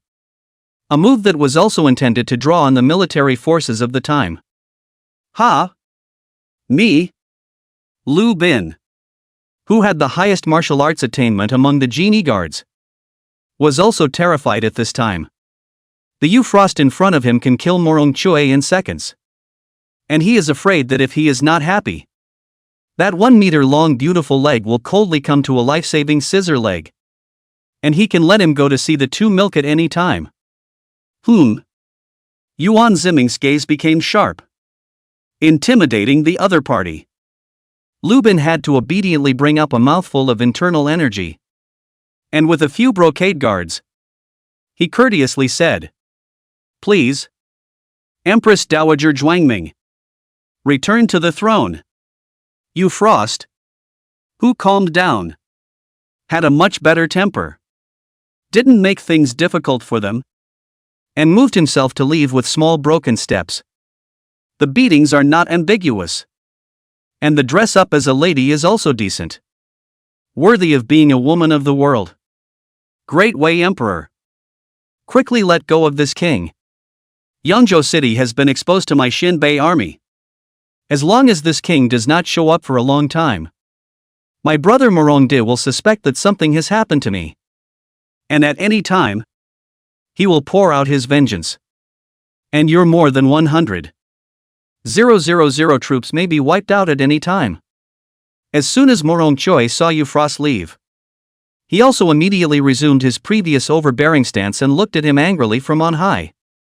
This king hasn't even been afraid of the 9 dragons of Wei. You little child. You think you can save the day by trapping this king with this little trick? Change the situation? Joke. Are the 50,000 Xianbei troops for show? Are 40,000 Xiongnu troops for show? Not to mention that you can't deal with the 50,000 Xianbei army. Even if you spare all your strength to fully deal with this king's Xinbei army, those 40,000 Xiongnu people will just sit back and do nothing? In the Battle of Chang'an, your great Wei killed 50,000 Taifu. You have already made a blood feud with the Xiongnu royal court. A feud they won't forget. The other party cursed angrily in rapid succession. Yuan Ziming, however, turned his hand and grabbed Qing Bird, ruthlessly hugging the other party's smooth little savage waist and directly putting the other party down. Ha! Your Excellency! No! Your Majesty! What do you want? In public? Sybil blossomed. Morong Chue scolded you. And you're messing with me? What's this? The Imperial Guard was so shocked that he hastily blindfolded his eyes and quickly turned around. Is this the kind of thing they can see and hear? Aren't they afraid of being silenced by His Majesty? But could it also mean that His Majesty didn't treat them as outsiders? As a result, Yuan Ziming just removed her embroidered little shoes from the green bird. Then stuff it in Murray's mouth. Noisy! Don't worry. The green bird doesn't have feet. Morong Chue. Don't you think that I can't break this bureau? Today I will tell you how I broke it. Yuan Ziming said gently. Green bird. Fire the firework bombs. The green bird understood. And after glaring mournfully at Yuan Ziming, he pulled out his homemade firework gun and released it towards the sky. Palm. In the sky, sparkling fireworks bloomed. And just then, outside the Xinbei army camp, a large number of red-clad cannons were already in position. The reason why he had to give Dugu Xian and the Forbidden Army the credit for the attack on Yangzhou City was because Yuan Ziming 6,000 Wei Wu pawns had more important things to do. Ignite and fire. A command. Dozens of red-coated cannons fired in unison. Countless artillery shells fell like rain on the Xinbei army's barracks. And the sea of fire filled the sky, as if it were hell on earth. Many Xinbei people, who were drilling in the barracks, were blown into 7 or 8 pieces by the shells that fell from the sky before they realized anything. For a while, the 50,000 Xinbei army was in a big mess. What's going on? Our barracks were raided by the Wei dogs? Morongde in Yangzhou City also quickly heard the sound of the Xinbei camp's cannons, and was so shocked that he left his great situation behind and led the Xinbei cavalry to urgently rush to help. If it was really Wei Dog's trick of transferring the tiger away from the mountain, then it really concealed the truth and fooled everyone. He actually wanted to eat 50,000 of their Xinbei elites without sacrificing tens of thousands of forbidden troops. Father Commander. At this point, Dokuroy found Dokuroxen with a broken arm, already dying. This former vice-captain of the Black Riders was already battered and bruised after fighting a fierce battle against Morongdi and the Xinbei cavalry under siege, fighting to the death of 9 whole Xinbei cavalrymen. Boy! Dokushin was badly injured. His eyes were all bloodshot. And he weakly said, "Come a little closer so your own father can get a good look at you." "Father Marshal." It's okay. You are a tiger general of Wei. Your lucky stars are shining brightly. You will be able to turn danger into success. The eldest son, Du Gu-yi, thought that his old man was going to explain his legacy and cried with tears in his eyes, putting his face over while crying. Dokushin stroked his eldest son's face and lamented. At the age of 15, you began to follow your father in his campaigns. It's not easy for you. Today, my father is going to be sorry for you. Father Marshal. What do you mean? Dokuroi was in a daze. A small knife coldly stabbed into the other party's neck, cutting the aorta and spilling blood. Father. Dokuroi was dumbstruck, as if struck by lightning. Sinful animal. If there is no you, how can my father have today's defeat? Causing the old man to be humiliated by the Hu people. Almost late in life. Today this matter spread out. The court pursued. Must be someone to take the blame. Can only be you die. Dokushin, who was still dying, became sixfold in a flash. Incitement to conspire and a great defeat of the Forbidden Army. These two crimes alone would have made him immortal. And he could only let his eldest son take the blame for him. Men. Why has the Xianbei army retreated? After handily killing his own son, Dokushin was in a violent mood and was upset. Great General. It seems to be Wei Wupon's. Shelling the Xianbei barracks. A forbidden general came over and said. Duo Xian all of a sudden as if he had lost his mother. Fell to the ground. Lost his soul and said. So. It turns out we're the bait. Ha ha ha ha ha. Ridiculous. Ridiculous. What imperial seal? What imperial position? What military honor? This is clearly the emperor's setup for the old man. Dokushin wanted to cry. Looking at his son who was killed by himself, a crazy and morbid thought came to his mind. Yuan Ziming. You caused me to lose my son in my old age. I won't just let it go. Xianbei Camp. After seeing the raised military camp, the commander-in-chief of the Xianbei army, Morong De, the younger brother of the Xianbei king Morong Chue, was dumbfounded. This artillery. I'm afraid it's not some kind of sorcery. It will have such destructive power. How are the dead and wounded? Thousands of brethren are known to have been killed by the bombing.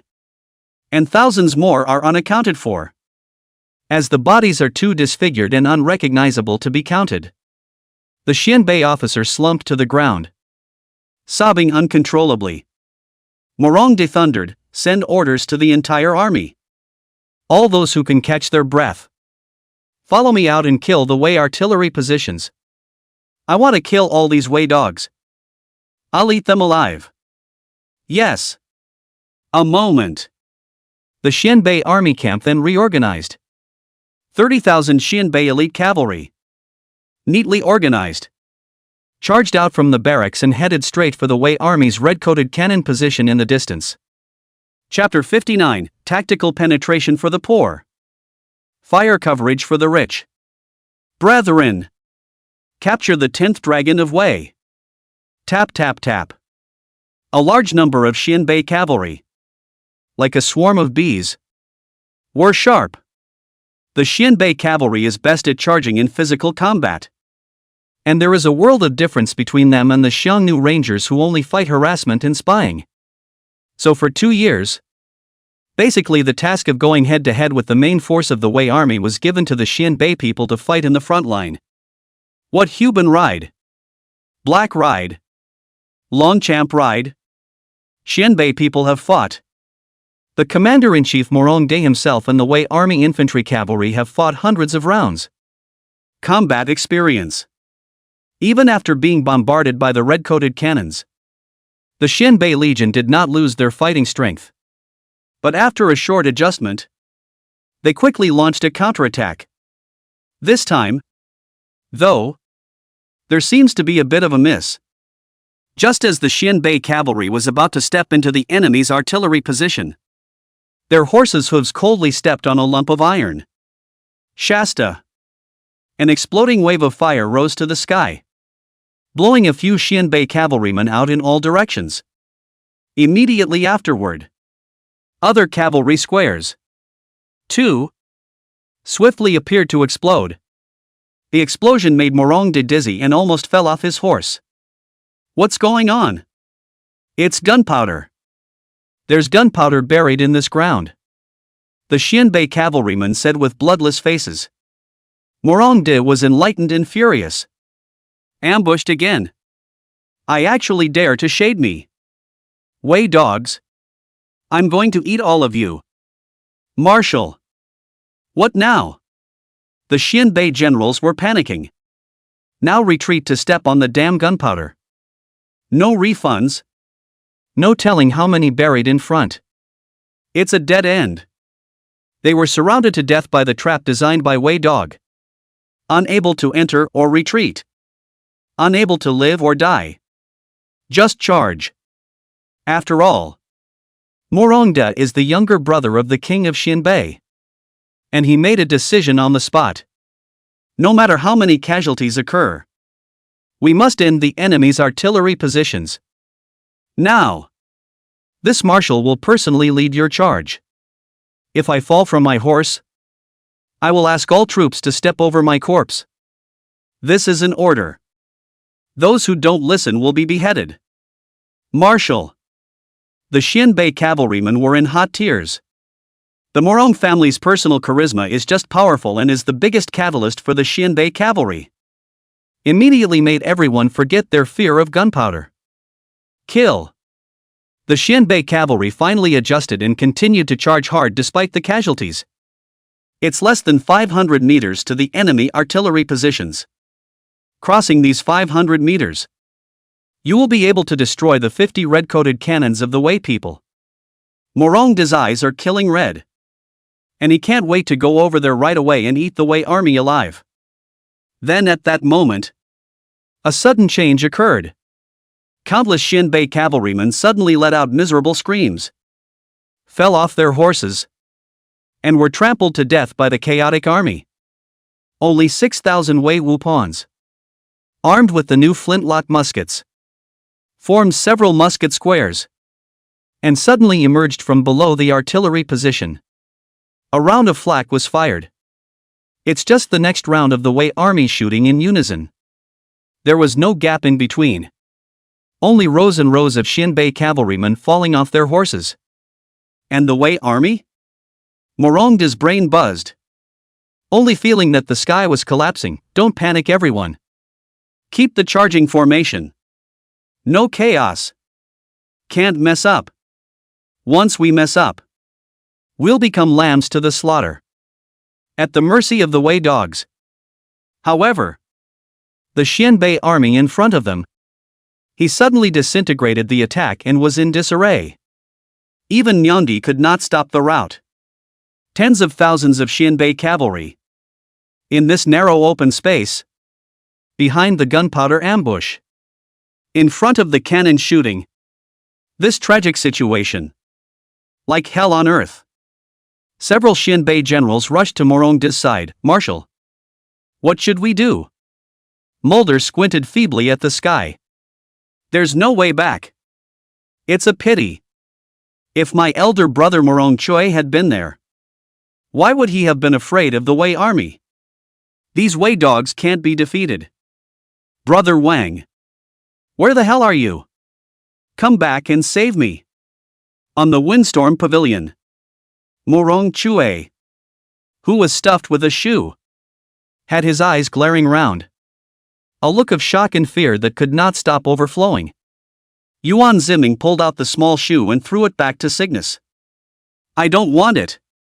Signet was so angry that she shoved the shoe back into Morong Choi's mouth. Marie? Almost got it. Yuan Ziming rolled his eyes and took out the small embroidered shoes again. King Morong? Do you know what I would most like to say at this point in time? Yuan Ziming said with a smirk. I know. It's a phrase you used to love to yell. Sire. Cygnus snatched the words and said. Word for word. Poor for tactical penetration. Rich for fire coverage. Murray was silent for a moment. Rising suddenly, he snatched the sword of one of the Imperial guards beside him and kicked the other away before placing his sword on Yuan Ziming's neck. Quickly give the order. Let the Wei army. Lift the siege on my Xianbei army.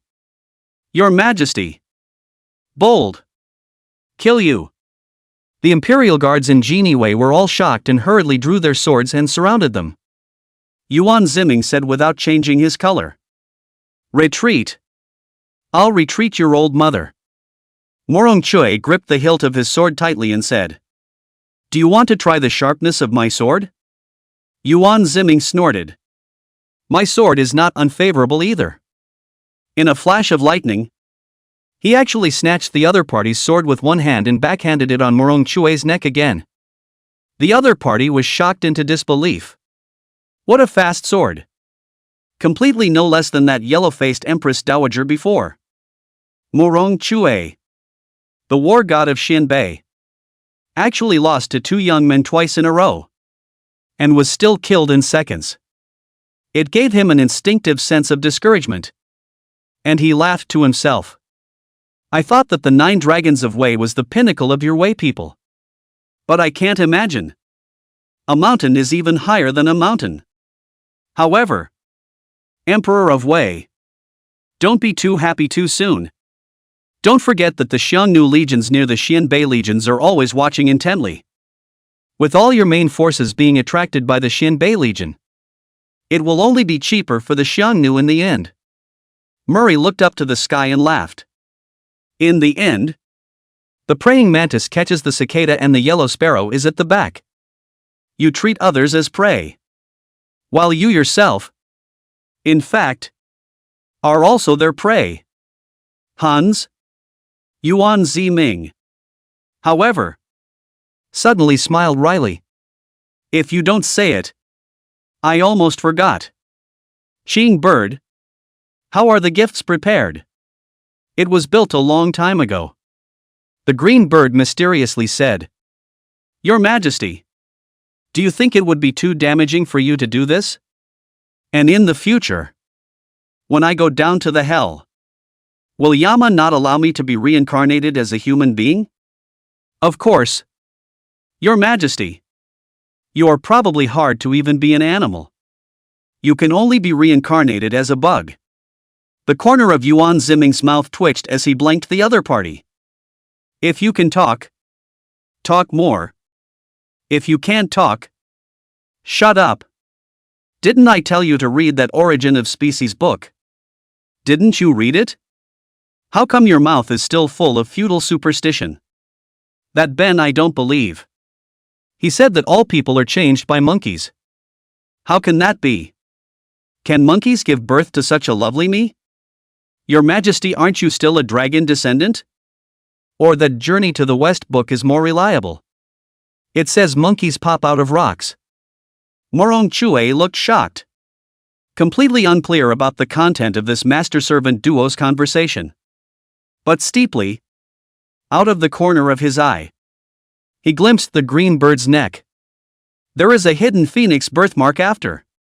His face changed greatly. This woman has the aura of an emperor in her. How come? Chapter 60, 2 dragons in the same dynasty. 2 dragons do not see each other. What are you looking at? Want an old cow to eat young grass? Signet glared at Morong Chui with a sideways, cold, icy look. Thinking beautifully. This girl is soft and hard. The emperor bullies are ignored. But still afraid of you. This old hulk? 2 dragons in the same court? Murray was taken aback. When he was young, he also traveled in Chang'an and was familiar with the culture of the Central Plains. The ancestral system of Wei is that the 2 dragons do not meet. The emperor and the crown prince of Great Wei. Except for important occasions when they would appear together. Basically got together very little. even when the crown prince gave birth to a royal grandson. According to etiquette, he had to be at least 3 years old before he could enter the palace to face the saint. But this woman. Morong Chue's heart rippled as he looked at Yuan Ziming with a gaze filled with incredulity. A dragon treats another dragon as a maid? And he also goes up and down and treats it as a play pet. Could something so damaging to the nation's fortunes have occurred? No way. The dragon Qi on Yuan Ziming is terribly strong. And this green bird has been serving the Emperor of Great Wei for many years. So I think it has been tainted with some dragon Qi. Morong Chua thought about it. And this was the only reasonable answer. Only. What is the gift for the Huns in their mouths? What gift can there be in the whole world that can compare to an army of 40,000 Huns? Not far. Hun barracks. The Xiongnu commander-in-chief, Wanyan Zonghan, was overlooking the Xianbei cavalrymen who were being slaughtered by the red-coated cannons and cannons, and gloatingly laughed. This Xianbei people, who usually think highly of themselves, always saying that they are the descendants of some yellow emperor, looking down on us Xiongnu people, and seeing death at the Battle of Chang'an, are now well, and also have today, retribution. Marshal. Right now the Xianbei and Wei troops are killing each other. It's time for us to show our skills. The Hun Vice Admiral, Hierophant, was quite exuberant. Wanyan Zonghan glanced at the other party. Will take advantage of the fire to say so justified? They Hun's face skin is really getting thicker and thicker. This is the experience of war. Right? Ha! Why do I need you to remind me of this? The Lord of the Kingdom has long since sent a letter, ordering us to wait for an opportunity to find one, and preferably kill the Xianbei and Wei together. Wanyan Zonghan solemnly said. Right now, the main force of the Wei army, the Forbidden Army, is trapped in Yangzhou, unable to take care of itself. The other main force, the Wei Wupans, are fighting the Xianbei army. The time is ripe.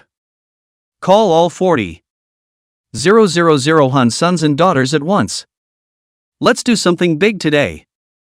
Vice General Helion Hubris excitedly arched his hand and said, Yes. 40,000 Hun cavalry. Basically light cavalry. And a lot of them were just improvised herders. There was no way around it.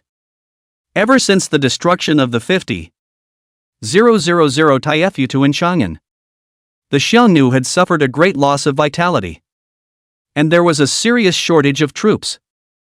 So they had no choice but to start requisitioning the herdsmen in the rear to be integrated into the army as well. These 40,000 men had no chance of winning against either the Wei army or the Xianbei army. But if it's taking advantage of the situation, that's really more than enough. Moreover, Wanyan Zonghan is also one of the great generals of Xiongnu.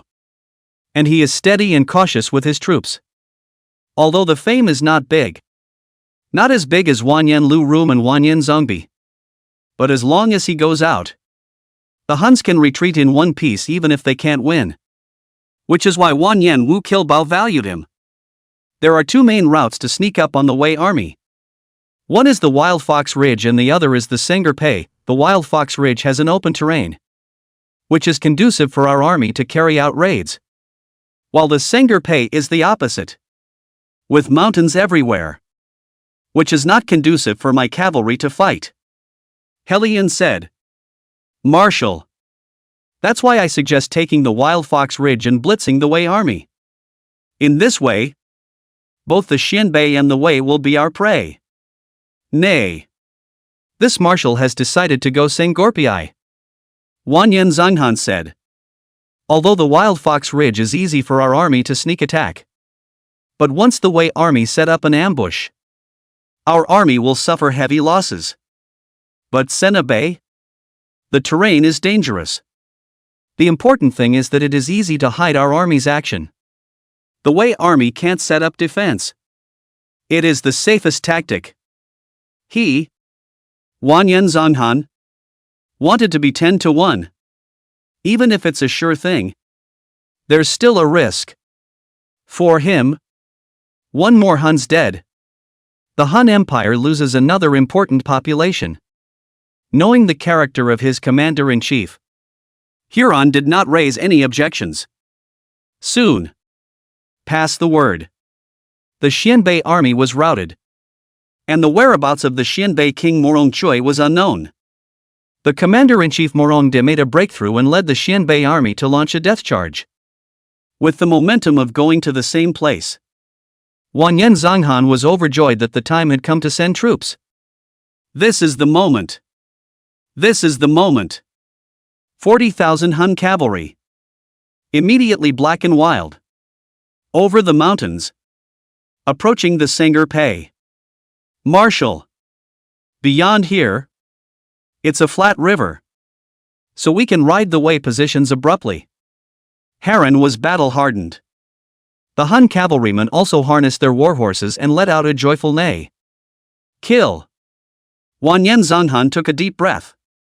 The time of the decisive battle came. Emperor Yuan Ziming of Wei. It's time for you to pay the blood debt of the defeat at Chang'an. Kill! The Hun cavalryman quickly traversed the Sangorpiai. It was only when he went over the last mountain that a huge object stretched across his eyes and suddenly appeared in the field of vision. What's this? Watch out! Immediately, Wanyan Zonghan's nerves tightened. Helion fixed his eyes and locked his eyebrows. Marshal! Not an ambush. It seems to be a white bone skeleton? White bones? Wanyan Zonghan was confused. How could there be so many white bone skeletons in a good Sangorpiai? There has not been any recent war here. So he immediately approached with his army, wanting to find out what was going on. One look and the hairs on your body stand on end. Here a hill piled with the white bones of human heads. Heads? The countless heads surprised Wanyan Zonghan. But immediately afterward, his pupils contracted dramatically. On top of this mountain of human heads, two familiar faces came into view. That is, the head of Wanyan Zongbi and Wanyan Loro, who have already died in battle. This is. A sense of foreboding surged within Wanyan Zonghan. A wail of pathos suddenly erupted from the Han army. Isn't that my Jiro? That head. That's my own brother. The heads of my 3 older brothers. And how they came to be here. 2. Those are the heads of the 50,000 Huns who died in battle at Chang'an. With a bang, Wanyan Zongbi's brain went down as if he had been hit by a stick in the head. For in his sight, he also saw the person he had longed for, his only and only son, who had been specially made to join the strongest Taifutu in order to gild his lily, and who had gone to the empty city of Chang'an only for the sake of gilding the lily. However, his son was killed in battle in Chang'an, and his white hair was sent to his black hair. Wanyan Zongbi suddenly dismounted from his horse as if he was out of control, pounced on the pile of corpses, held up his son's head, and wept bitterly. Son, you died a horrible death. Many of the Huns present were relatives of Huns who had died in battle. And when they saw their Lord Commander crying out, they couldn't help but dismount and rush into that pile of corpses to start searching for the heads of their loved ones. One cried out in pain, almost inconsolably. 40,000 Hun cavalrymen, all at once, wailing like an onyx-clad funeral procession. Vice Admiral Helion Shuro was alarmed. No good. This is a way plot, deliberately baiting our army. Marshal, come to your senses. He defiantly lunged at Wanyan Zonghan, trying to pull the other away. Put. In the next moment, Wanyan Zonghan spat out a mouthful of old blood. His eyes went black, and he instantly fainted. Chapter 61 Great Victory in Yangzhou. Appointment of first-grade crane red-tasting master. So mean. After leaving 2 words, Wanyan Zonghan left his hand behind. Tens of thousands of Huns lost their backbone and instantly collapsed. It was obviously close to the Wei army position. Close at hand. Favored to fall in this moment. By the time the Xiongnu army reacted, the opportunity to fight was lost. Because the Wei army in Yangzhou city had already rushed to reinforce them. The Xiongnu army was decapitated by more than 4,000 men. 30,000 men surrendered. And the Vice-General Helian Hua led the remnants of 7,000 troops to retreat urgently. On the windstorm pavilion, Morong Chue, who learned of this news, was silent for a long time. Then he looked at Yuan Ziming. Emperor of Wei. Do you have any humanity left? Being scolded by a human for having no humanity. But Yuan Ziming was so happy that the green bird took off her other embroidered shoe on the spot. Only instead of stuffing it into the other's mouth, she smashed it into Morong Chue's face. Ah! Don't fight! Don't fight! Morong Chue's head was broken and bleeding. And he was lying on the ground, screaming miserably. Your Majesty! At this time, Feng Bao rushed over in a hurry and frowned. The Forbidden Army, in order to seize military merits, killed the main general and massacred the Xiongnu army without asking for permission. Our army and the captives had a melee. All the Xiongnu who surrendered were killed. Our army also had a stampede in order to scramble for heads. And at least hundreds were killed. When Morong Chue heard this, he was immediately fainted to death. Too tigerish for this bunch of soldiers. Yuan Ziming was speechless. The head of a Hoosier, under the military merit system, is worth quite a bit of money. Everyone in order to military achievements. Scrambling for heads is normal. Just killed 30,000 prisoners. But refreshed his 3 views. Han people in the end the bones of the fighting nation's genetic strength. From beginning to end has not changed. Your Majesty! The fierce battle between our army and the Xinbei army is also over. 8,000 heads were beheaded and 3,000 captured. The commander-in-chief, Muyang De, led his troops to flee to the north and ran too fast. Our cavalry is insufficient to catch up with them for the time being. Feng Bao added. Enough is enough. As the first battle with the Xinbei, it is enough to shake China. Yuan Ziming, however, was satisfied. Morong De was a famous Xinbei general. And the Xinbei army was also a notch stronger than the Xiongnu army as a whole. So it was already a surprise to be able to annihilate more than 10,000 people. More importantly, the king of Xinbei is in his own hands. That's the biggest takeaway. Soon, the dragon banner arrives at the crumbling city of Yangzhou. Yuan Ziming was the first to step out. And before his eyes were corpses. Dugushin led the Forbidden Army to receive the chariot. Long live the Emperor! This is the imperial seal of Emperor Xiaowu, taken from the traitor Zhang Bangchang, and now returned to its original owner. Dugushin said as he got down on one knee. Yuan Ziming said without slanting his eyes. Where is Zhang Bangchang? This thief was overly arrogant and actually instigated the relationship between my minister and His Majesty. So the micro-minister has personally executed the disruptive son. Dugushin said in a cheeky, deep voice. The moment these words came out, the faces of the people accompanying the driver beside Yuan Ziming all changed. Zhang Bunchang is a pseudo-Qi emperor. So Duga Xin killed him just like that? I'm afraid this is not an attempt to silence him. Oh. Why? Iching is really loyal and commendable. Yuan Ziming smiled and said. But how have I heard that your men, too, Want to give you a mutiny. A yellow robe? So many forbidden soldiers were present at the time that it had long since reached Yuan Ziming's ears. I have absolutely no such intention. Dokusin panicked. And said in a strong voice that was all the work of my rebellious son. Dugu-e alone.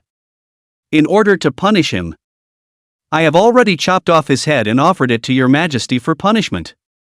Even your own son? We all looked at each other. Dako confidence is ruthless enough to take his own son as a backstabber. But also dead without evidence. Yuan Ziming was also thoughtful. This old dang. He underestimated the other side. And would have liked to take this opportunity to put the Dugu family to death. And the Empress Dowager did not dare to say anything. Rebellion is the only crime that cannot be pardoned. A biased move to the bottom of the barrel. TBH. What shall I seal you with? Yuan Ziming thought for a second. The corner of his mouth curled up. And his gaze was like a torch as he said. Let's put it this way. A few of the Forbidden Army generals around you have been quite successful in the Battle of Yangzhou this time. I can't be stingy either. Feng Bao. Proposed to execute. Seal the 17 Forbidden Army generals under Dugu Xian's command as first-grade crane-tasting masters.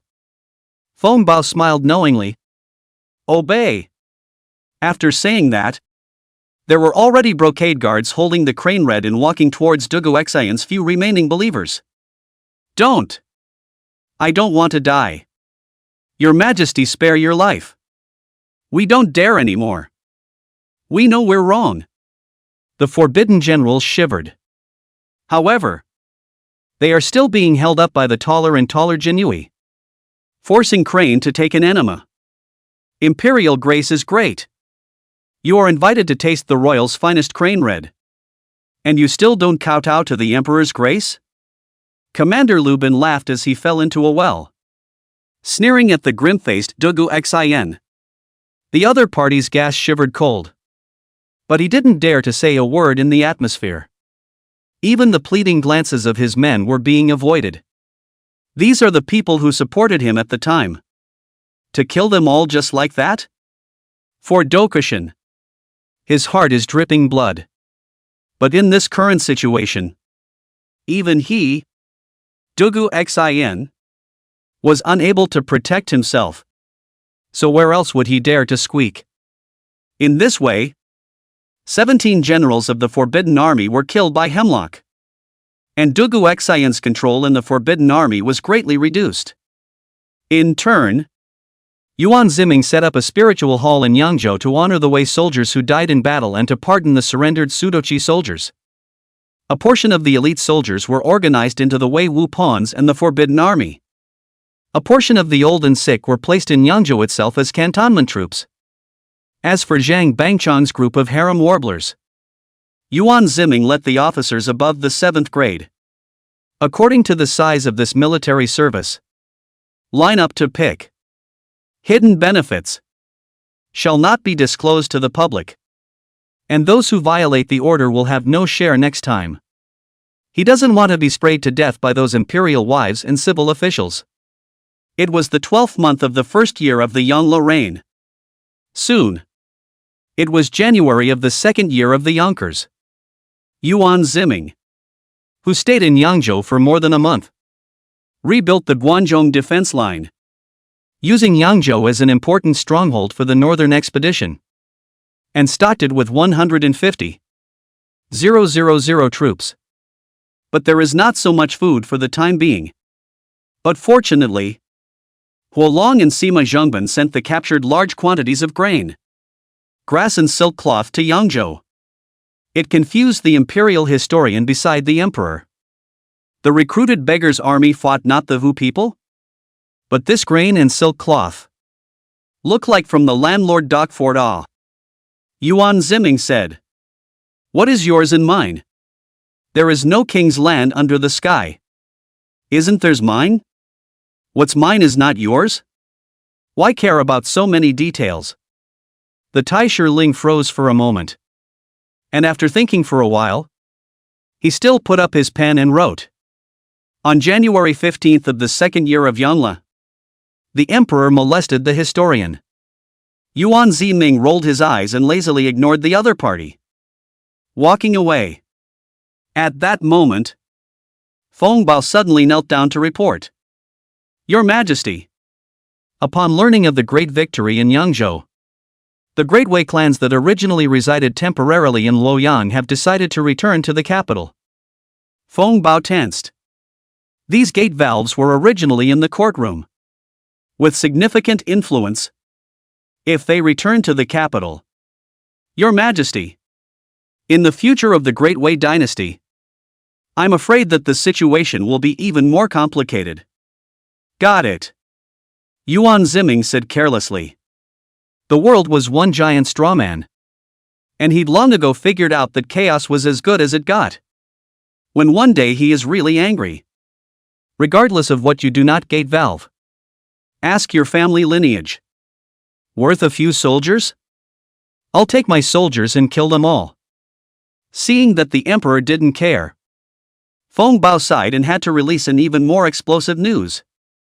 Your Majesty, this also means that you will soon have a queen. Chapter 62. I still don't have a say in the empress? Same time. Luoyang City. Choice House.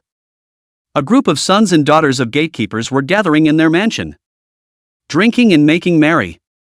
And after taking wushizhen, they all began to hallucinate and let loose. The present Son of Heaven's imperial campaign and the great victory in Yangzhou. This is the first time since the martyrdom of the 9 dragons that the lost land has been truly recovered from the hands of the Hu people. Isn't it? Xian, who came from the Chunlu Xie clan, said with a slight smile. There is a north-south divide in the Wei Gateway.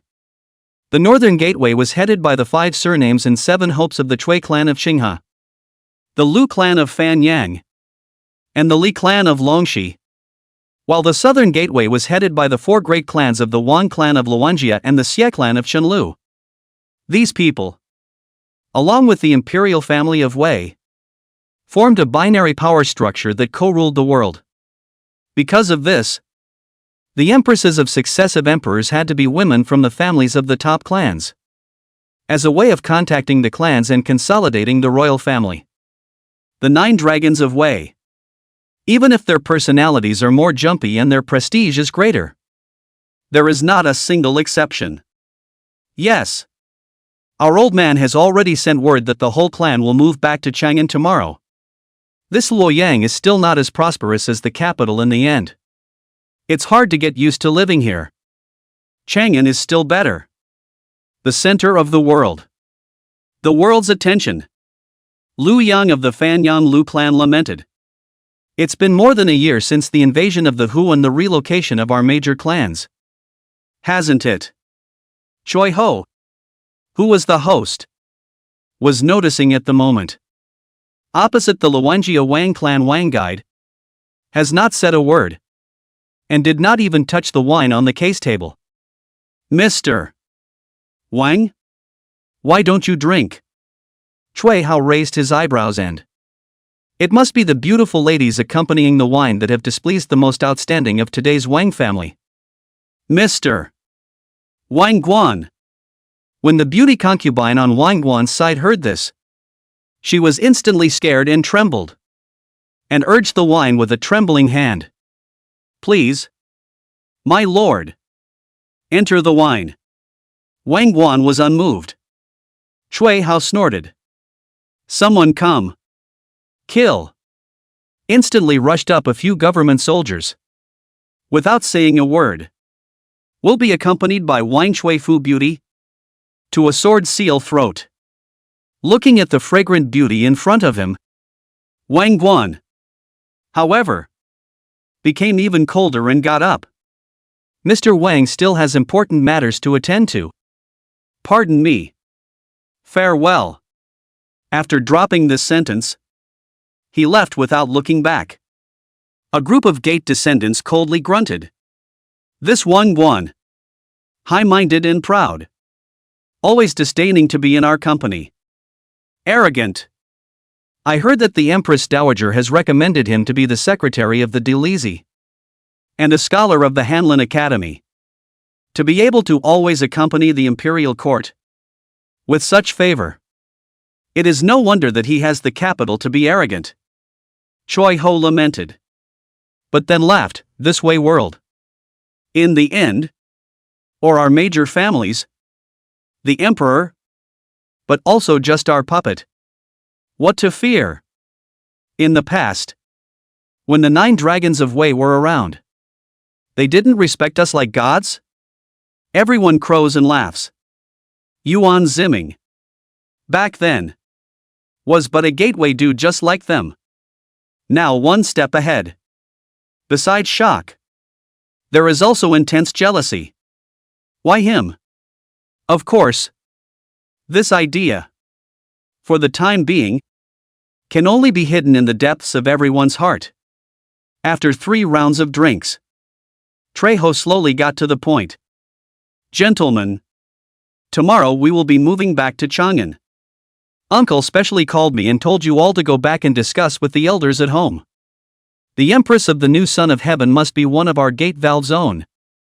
This point cannot be changed. What do you mean?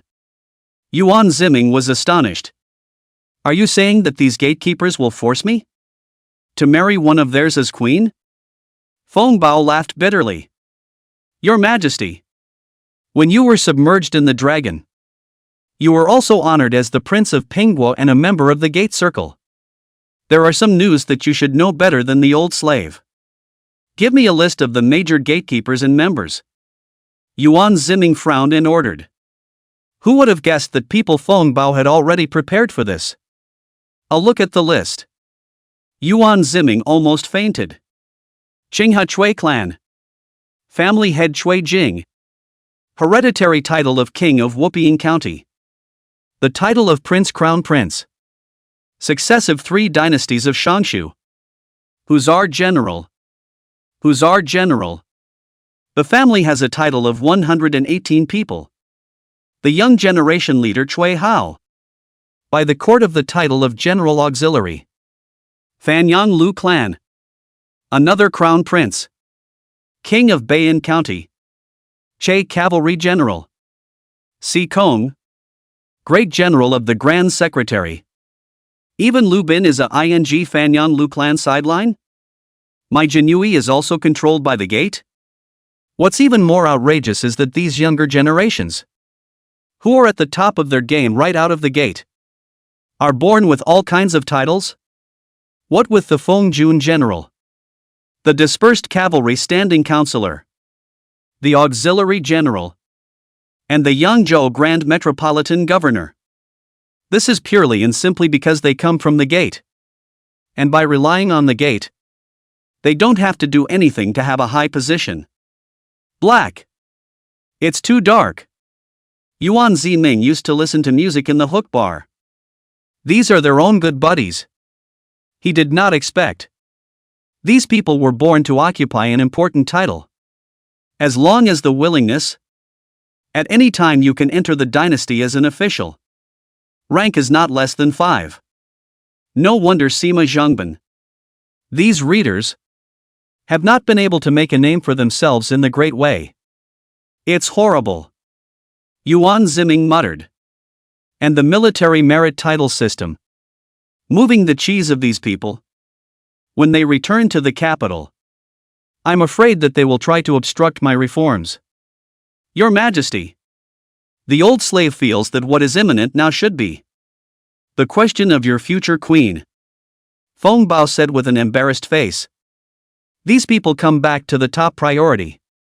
They should manage to stuff all kinds of showgirls inside the palace for your Majesty to select. Ha! This is not simple. They despite send in. Look beautiful. I do not accept. Not good. Yuan Ziming was unimpressed. Feng Bao said quietly. Your Majesty. This matter? You have no say. I'm on early 8. Yuan Ziming couldn't help but curse his mother. I'm the Son of Heaven. And choosing an empress still doesn't count. Since ancient times, The matter of marriage has been the words of a matchmaker by the order of parents. Even as royalty, there is no exception. The empress is naturally chosen by the 9 empress dowagers and the dowager empress. This matter really doesn't count when you say it. Feng Bao laughed resentfully with an expression of looking at a clown. Yuan Ziming's face went black. Wei can't go back to before. That kind of dark era where the gatehouse was rampant. If he really married the gatehouse girl as the queen, then the gatehouse will only become more powerful by using the name of the foreign relatives. No way. I have to discuss this with my royal sister-in-law. Thinking about it, he had to look for. First, Yu Frost, the 7th royal sister-in-law who was still in Yangzhou. After some brief inquiries, this delightful Empress Dowager Zhuang Ming puffed and laughed, picking her onion pinky. So the great Wei Emperor Yangla, who created the great victory of Yangzhou and slaughtered 30,000 Xiongnu captives, would also be afraid of such trivial matters as urging a marriage? Yuan Ziming laughed awkwardly. It's not fear. Imperial sister-in-law. I have already said. I only want to restore the mountains and rivers of Wei. I don't have this mind to talk about love. And I can't bear to let other families' girl keep a room alone. In case. You say in case of a carelessness. And also Green the Dragon. How can this be good? Yu Frost couldn't help but say. In fact, the Wei, my concubine really thought of one for you. Quickly. Yuan Ziming's eyes lit up. Yu Frost said without thinking. Marry me as your queen. Chapter 63. After returning to the capital, the emperor began to eat Dan. Marry me, Yu Frost said with a burning gaze. Yuan Ziming was shocked and subconsciously wanted to lean back. But then remembered that there was no place to lean behind him. Solely half lying on the ground, he swallowed and said, You are my royal sister-in-law, the widow of the late emperor. There is a tradition in Wei of a brother's death, and a royal sister-in-law can be renewed by her brother as well. Yu Frost gushed. This is traced in the history of my Wei. In the past, the consort of Emperor Taizong, also for Emperor Gaozong to be the empress. Worthy of being the daughter of a family, even if it is a family of military generals. It is also an exposition of the past and present. And it is ahead of the road when it comes to the great truth. But when he thought of his brother who died young, Yuan Ziming had a chill down his back.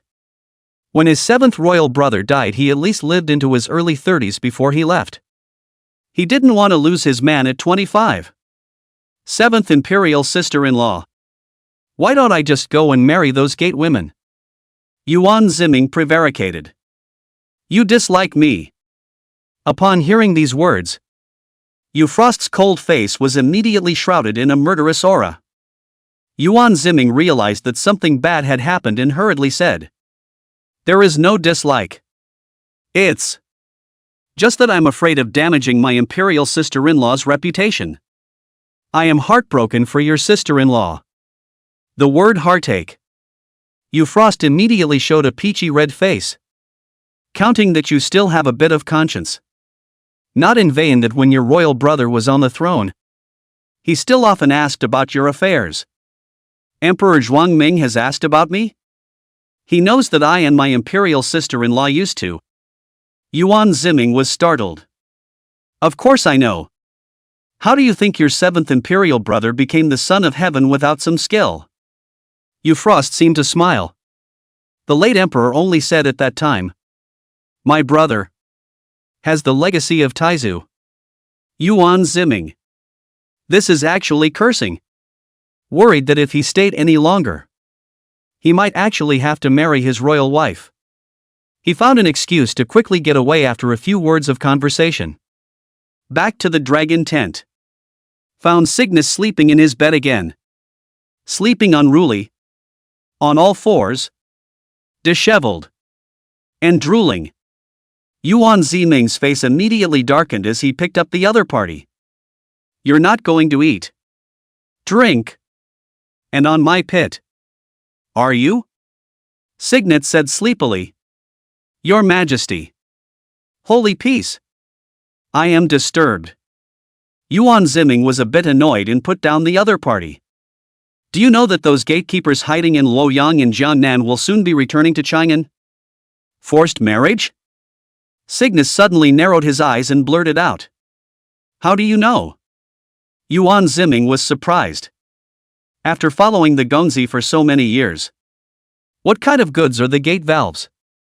Can they not be clear? You are the teenage emperor. And just a little bit of the rise of the middle class. But also single. Gate valves can let go of the opportunity to stuff an empress into your place? Moreover, after you ascended the throne, you first copied a group of prominent noble families in Chang'an. And then enacted the military title system, rewarding those without any birthright with official positions and titles. So I'm sure that the gatekeepers, having sensed the danger, urgently need to join forces with you.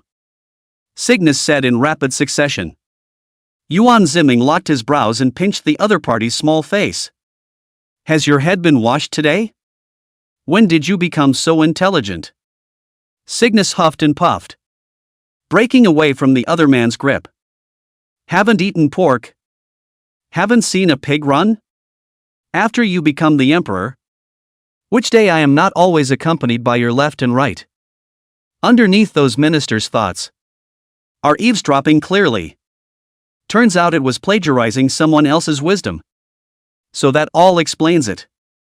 So what do you think I should do? Yuan Ziming narrowed his eyes and looked at Cygnus intriguingly. Xing Bird was all of a sudden a deer in the headlights and casually said, Then marry them. The women of the gatehouse are also all talented Qianjin of both color and art. So I'm sure His Majesty will like it as well. Yuan Ziming said. But I don't want to give up a whole forest for a small tree. Especially you. And everyone at Naruto Place ah. Green Bird rolled his eyes. Come on. Don't take the porcelain work without this diamond drill. What kind of work do you have that I'm not aware of? Seeing that he was slapped in the face, Yuan Ziming was not annoyed. If you want a woman of the world. Unless I can set up a status higher than those gate women.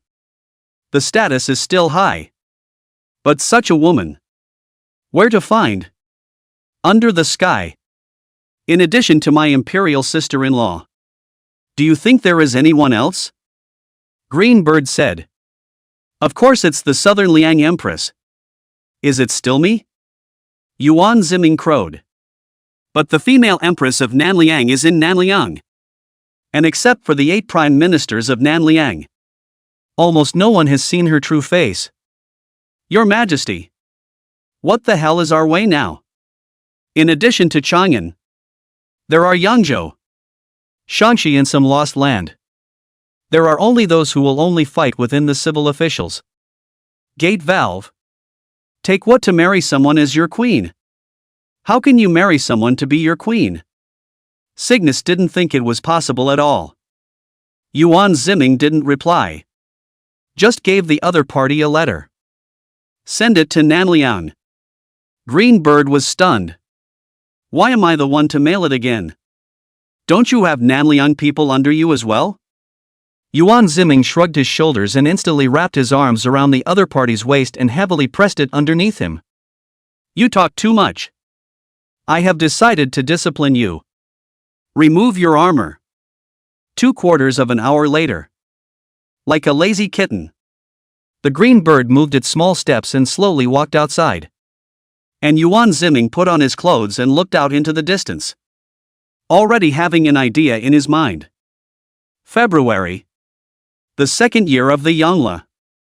The Holy driving back to the capital, accompanied by 50,000 new armored soldiers. Wei Wupan's 30,000 people. And will be captured by the Hu People Parade. As the capital view. A sensation in the capital. On that day, Hundreds of thousands of Chang'an citizens took to the streets to watch. It is claimed that the Chang tribe entrenched in the vicinity of Chang'an heard about it and led more than 1,000 households to submit. It was organized by Yuan Ziming into the Wei Wu pawns as his own side's Human cavalry. After the great victory in Yangzhou, the original clamor of the theory of the death of the country, not broken, the interruption of the canal transportation, and began to have a lot of places to start escorting the supplies, so that the capital's logistical pressure slightly alleviated some. At this very moment, in Yangon Palace, a group of lords of the gatehouse were kneeling in the hall to greet the old Empress Dowager. Wang Dan sipped her tea while wrinkling her phoenix eyebrows and said, "You guys say that the Son of Heaven hasn't taken care of the court since he returned to the palace? Then what has he been doing for the past 2 days?" The gatekeepers looked at each other and said, "Summoning Taoist squares. There are rumors in the palace that they intend to make pills and explore the method of immortality. If His Majesty does not convene the court, we old bones, we can't be so brazen as to go to the royal court to recommend our own virtuous daughters. So the candidate for empress will not remain in limbo? Wang Dan, since the last time by the Turk sneak attack, has become timid as a mouse? All day long only dare to hide in this harem. The door does not go out of the door." At that, she also just snorted a cold laugh. Looking for those old Taoists to make pills? This Son of Heaven of ours is only 25 years old. And he's thinking about immortality. That's a bit too eager. Since ancient times, emperors who like to eat Dan don't live long. Wang Dan was a bit gloating. If Yuan Ziming was really greedy for immortality, then I was afraid that he would have to die in a few years. On the side, Wang Guan, who had already returned to Chang'an from Luoyang, but said expressionlessly, "Grandmother Empress Dowager, I'm afraid it's not that simple." "Oh, you're not? Nephew Wang Guan? Then tell me, what is the emperor's intention?" A few gate lords saw Wang Guan, a milquetoast child, also dared to interrupt. A little displeased, slightly sneered, Wang Guan arrogantly raised his head, twisted his fingers through the teacup, and on the tabletop wrote 2 words with T. Extinction. Buddha. Chapter 64. A minion in the palace, but a 10 dynasty elder outside the palace. At the sight of those 2 words, the entire room was silenced. The current Son of Heaven, no less holy than the 9 dragons, how could he pursue the way of immortality at such a young age? Director Wang analyzed that. His true purpose is to support the Tao and destroy the Buddha. Because there are hundreds of Buddhist temples in the territory of Wei, each of which is rich enough to rival the country. And if they can be all copied, not only can they get a large amount of land and money, but they can also release at least hundreds of thousands of young men and women to return to the countryside, greatly enhancing the strength of the country. But Wei, since the founding of the country, the Buddha is extremely respected. On to the first emperor down to the people are generally believe in Buddha. Hastily rise to extinguish the Buddha means is bound to cause social upheaval. So use alchemy as a front. And then, pust. When they heard this, they couldn't hold it together anymore. And they laughed out loud. Prince Wang Guide, it is said that you are the young talent of the Wang family, the leader of the young generation. And you are indeed headstrong when it comes to the imperial situation. But isn't it a bit of an over-imagination? Also extinguished the Buddha. The Son of Heaven copied a Xi'an temple. Almost let Chang'an mutiny. He still dares to stare at the Buddhist temple, those fields? Milky little child. Indeed too tender. Still need a few more years of training. Wang Dan is also a kind smile, no harm. Guide child after all. Young and ignorant well. All right. And then more training. Will become a great weapon. Everyone roared with laughter. Wang Guan's face abruptly drooped and coldly put down a sentence. Pit bull. Not to be conspired with. Then, without looking back, he left. Only the indignant gate lords were left behind. Arrogant and domineering thing. This son is too proud of his talent to be used. Duke. Outside the palace. It was Wang Guan's servants who hurriedly carried the sedan chair over. Go! Go to the siren. Wang Guan said with an expressionless face. The Secret Service? Isn't that the palace eunuch's sphere of influence? Wang's subordinate was shocked and reminded in a low voice. Your Excellency. That the secretary is the emperor's beloved? And our Wang family has always been at odds with Ah. It's just that we don't deal with each other.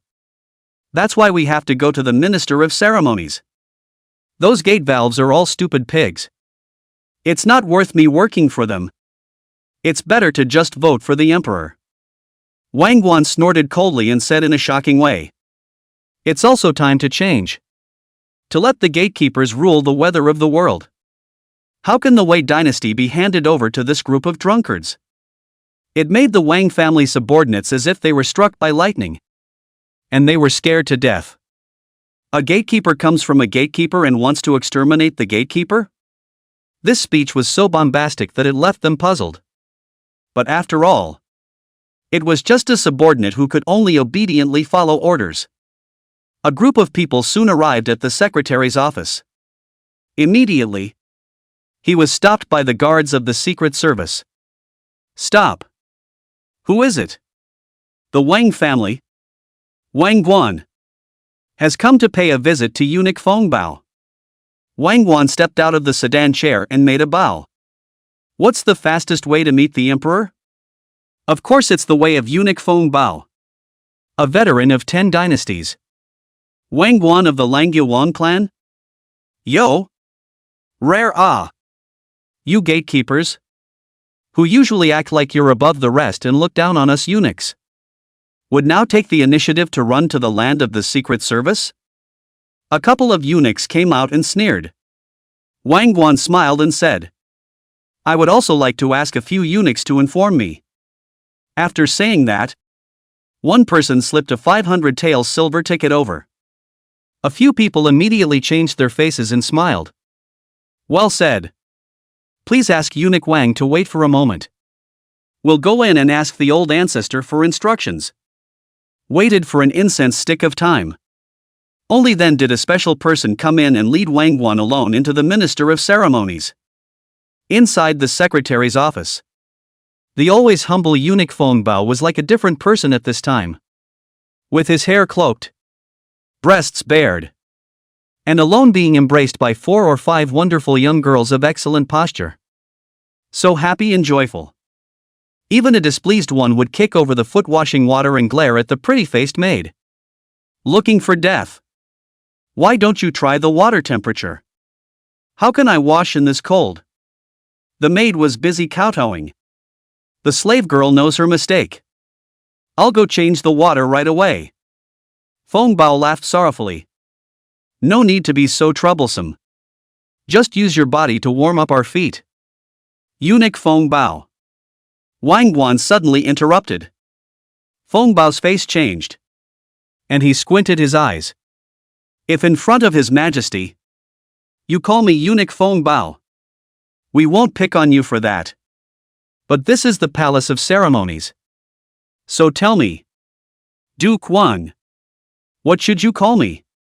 Old ancestor. A couple of eunuchs fawned and took over. Wang Gui's mouth twitched. In the end, is a power eunuch who has served 10 great Wei emperors and understands the way of power. One set in front of the person and one set behind the person. Wang Guan. Meet the old ancestor. Wang Guan took a deep breath, also able to yield, and said, I have a strategy for ruling the country that I would like to offer to your majesty. I would like to help your majesty to eliminate the trouble of the gatekeepers and realize the ambition of the Zhongxing. Saying that, He shook out a 10,000 taels silver check from his pocket. This is the money to buy tea for the old ancestors. A piece of sincerity from Wang Guan. Feng Bao was a bit surprised and called back the beauty queens on his left and right. You come from the noble Langya Wang clan, relying on the family door shade. A small age on top of the cloud riding lieutenant title. It is said that the court side also intends to grant you marble young secretary plus Hanlon scholar. Why should I go through my doorway?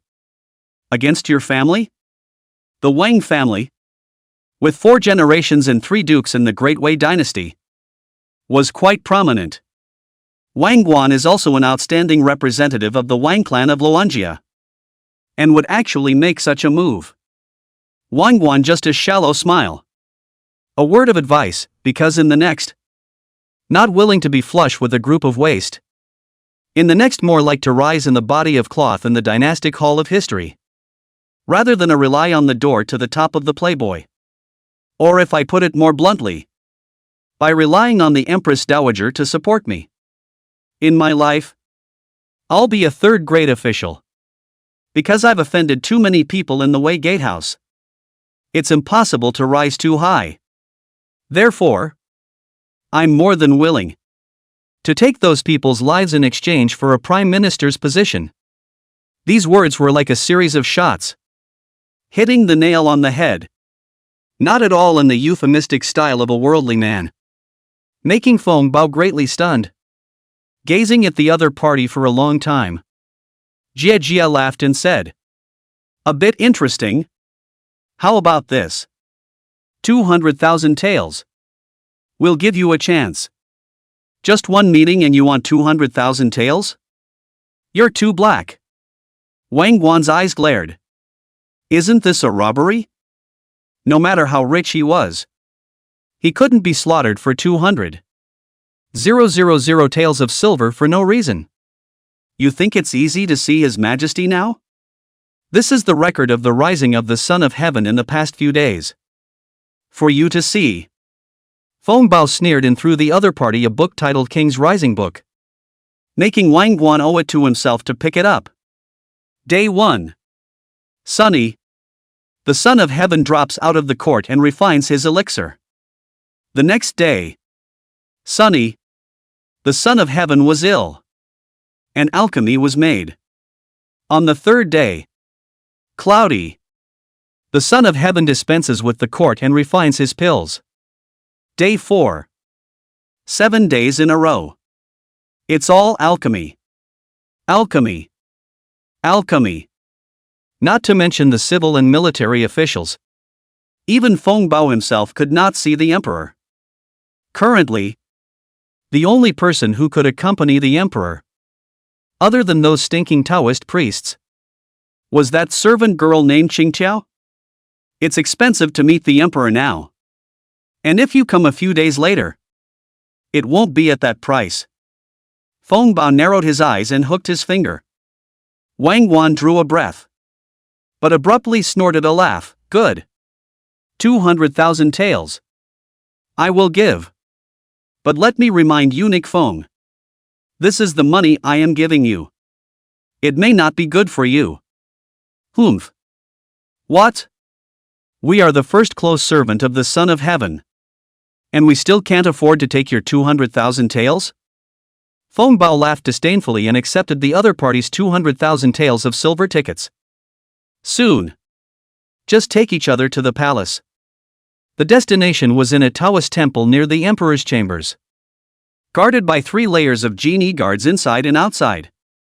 Upon seeing that it was Feng Bao, the brocade guards immediately withdrew a path. Wang Guan cannot help but lament. The palace security is tight. The emperor alchemy are so confidential? No. This emperor will not really make pills. Right? Your Majesty. In the blink of an eye. They then came to the end of their walk and knelt down at the door of the endless Taoist temple. After Feng Bao shouted 3 times in a row, there was finally a response from inside. Ha ha ha. It's done. It's finally done. Penicillin. Finally. I've made it. only to see a beggar with ragged clothes and unkempt hair running out excitedly from inside the Taoist temple. Feng Bao fixed his eyes to see how that beggar was wearing a bright yellow Son of Heaven jade belt. What? Eunuch Feng? Don't you recognize me? The other party grinned coldly and said, Your Majesty. Feng Bao man was dumbfounded and hurriedly kowtowed. Old slave has eyes and doesn't recognize MT. Tai. Old slave. Who knew that the Wang director beside him suddenly snatched his words. Mingo. Brother Ming. Haven't seen you for a few days. Missed me. I'm your lapdog. Guide. After saying that, Woody got up and went forward, pouncing on Yuan Ziming. Brother Ming? Have you really become an emperor? Back then in Ming Yufeng, when the two of us were known as the two great talents of the Qinglu, you kept mentioning what dared to laugh at Huang Chao for not being a husband, and that the king and his vassals would rather have seeds. I didn't realize that it was yourself you were against. Chapter 65, Willing to be an orphan as if I were here in person. If it isn't director? Why did you come back with us? Yuan Ziming was taken aback. The people around the emperor were so shocked that their jaws broke. Feng Bao's jaw dropped, looking at the 200,000 taels of silver in his pocket. He was at a loss for words and felt extraordinarily hot. Wang Guan and His Majesty are close friends? It can't be. It can't be. A gatekeeper's wild life. A flamboyant fop who spends a lot of time eating and drinking his way through the folklore. It's amazing how the two can cross paths like that. Brother Ming. Brother Ming. I can finally see you. After you became emperor. It's really hard to see you. Director Wang was so excited. Got it. Stay away from me. How long has it been since you cut your nose hair? It's almost rubbed on my face. Yuan Ziming laughed with a disgusted look on his face. Back then, in the Mingyu Square, this kid and himself are the same. Are the cynicism of 10,000 years? A day to say that they want to overthrow the court. A day to say that they want to destroy the gate. Can be said to be stinky. And soon became a confidant. The difference is that Yuan Ziming is a perennial imperial examination dropout, while Wang Guan has been in the top 3 of the first grade every time, but voluntarily gave up his merit. To say the least, this kid is the real pride of heaven. Ming brother. Is not. I, Wang Guan, pay homage to His Majesty. Wang Guan, who was excited for half a day, finally came back to his senses, realized the difference between a ruler and a minister, and immediately kneeled down and saluted. You and I are brothers. Why bother with formalities?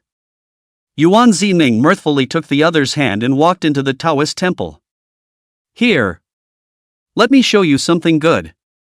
He pointed to a liquid in a petri dish. This is penicillin, extracted from moldy fruits and vegetables. It can effectively inhibit the inflammation and infection of wounds. And if it is implemented in the military, it greatly reduces the mortality rate of soldiers. He said, and then pointed to a few Taoist priests in front of him who were in the middle of a porcelain furnace. They are trying to use sandstone as a raw material to fire glass, which is a rare good and will be of great use in the future. Wang Guan was stunned.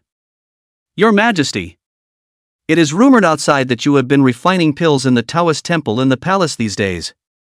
That's just for cover. Yuan Ziming said with a faint smile. Don't think that Taoist priests only know how to alchemize pills. Alchemy is only their most insignificant side business, and has been exaggerated by successive emperors.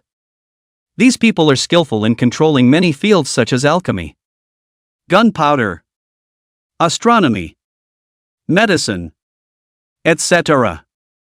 And in terms of being knowledgeable, they are far better than those nerds and vultures who can only recite sutras. And Taoist priests pay attention to the cultivation of the body. In fact, not at all the pursuit of immortality. It is those who are delusional dignitaries. To give some of the poorly learned Taoists stick playing God. Tarnishing the reputation of Taoism is just the opportunity. Yuan Ziming sat cross-legged. What's more, Taoism originated in my China. Is the indigenous science? More integration of Chinese civilization. I want to promote Tao to support the Taoan way. In order to correct the hearts and minds of the people. Ming rituals and teachings. Ahem. By the waypoint to get money. Only the last sentence was sincere. 480 temples in the north. How many buildings in the smoke and rain? The situation in which the Buddhist temple was dominant had to be changed.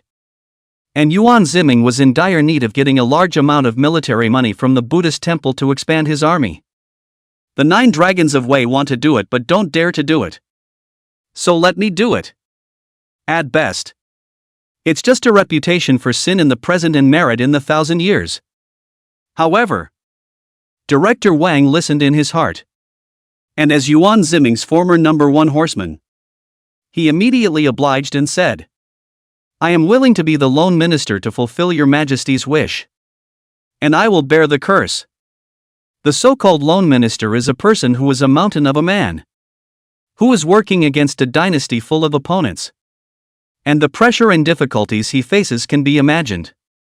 Yuan Ziming was moved. Old Wang. I wasn't wrong about you back then. Don't worry. I promise you. After you die. State funeral. Director Wang. Your Majesty. I actually want a chancellor. Ahem. This is for another day. In short, I will give you the King's Order banner. As if I am personally present. Fully responsible for this matter. Let the secretarial supervisor and the brocade guards fully cooperate with you.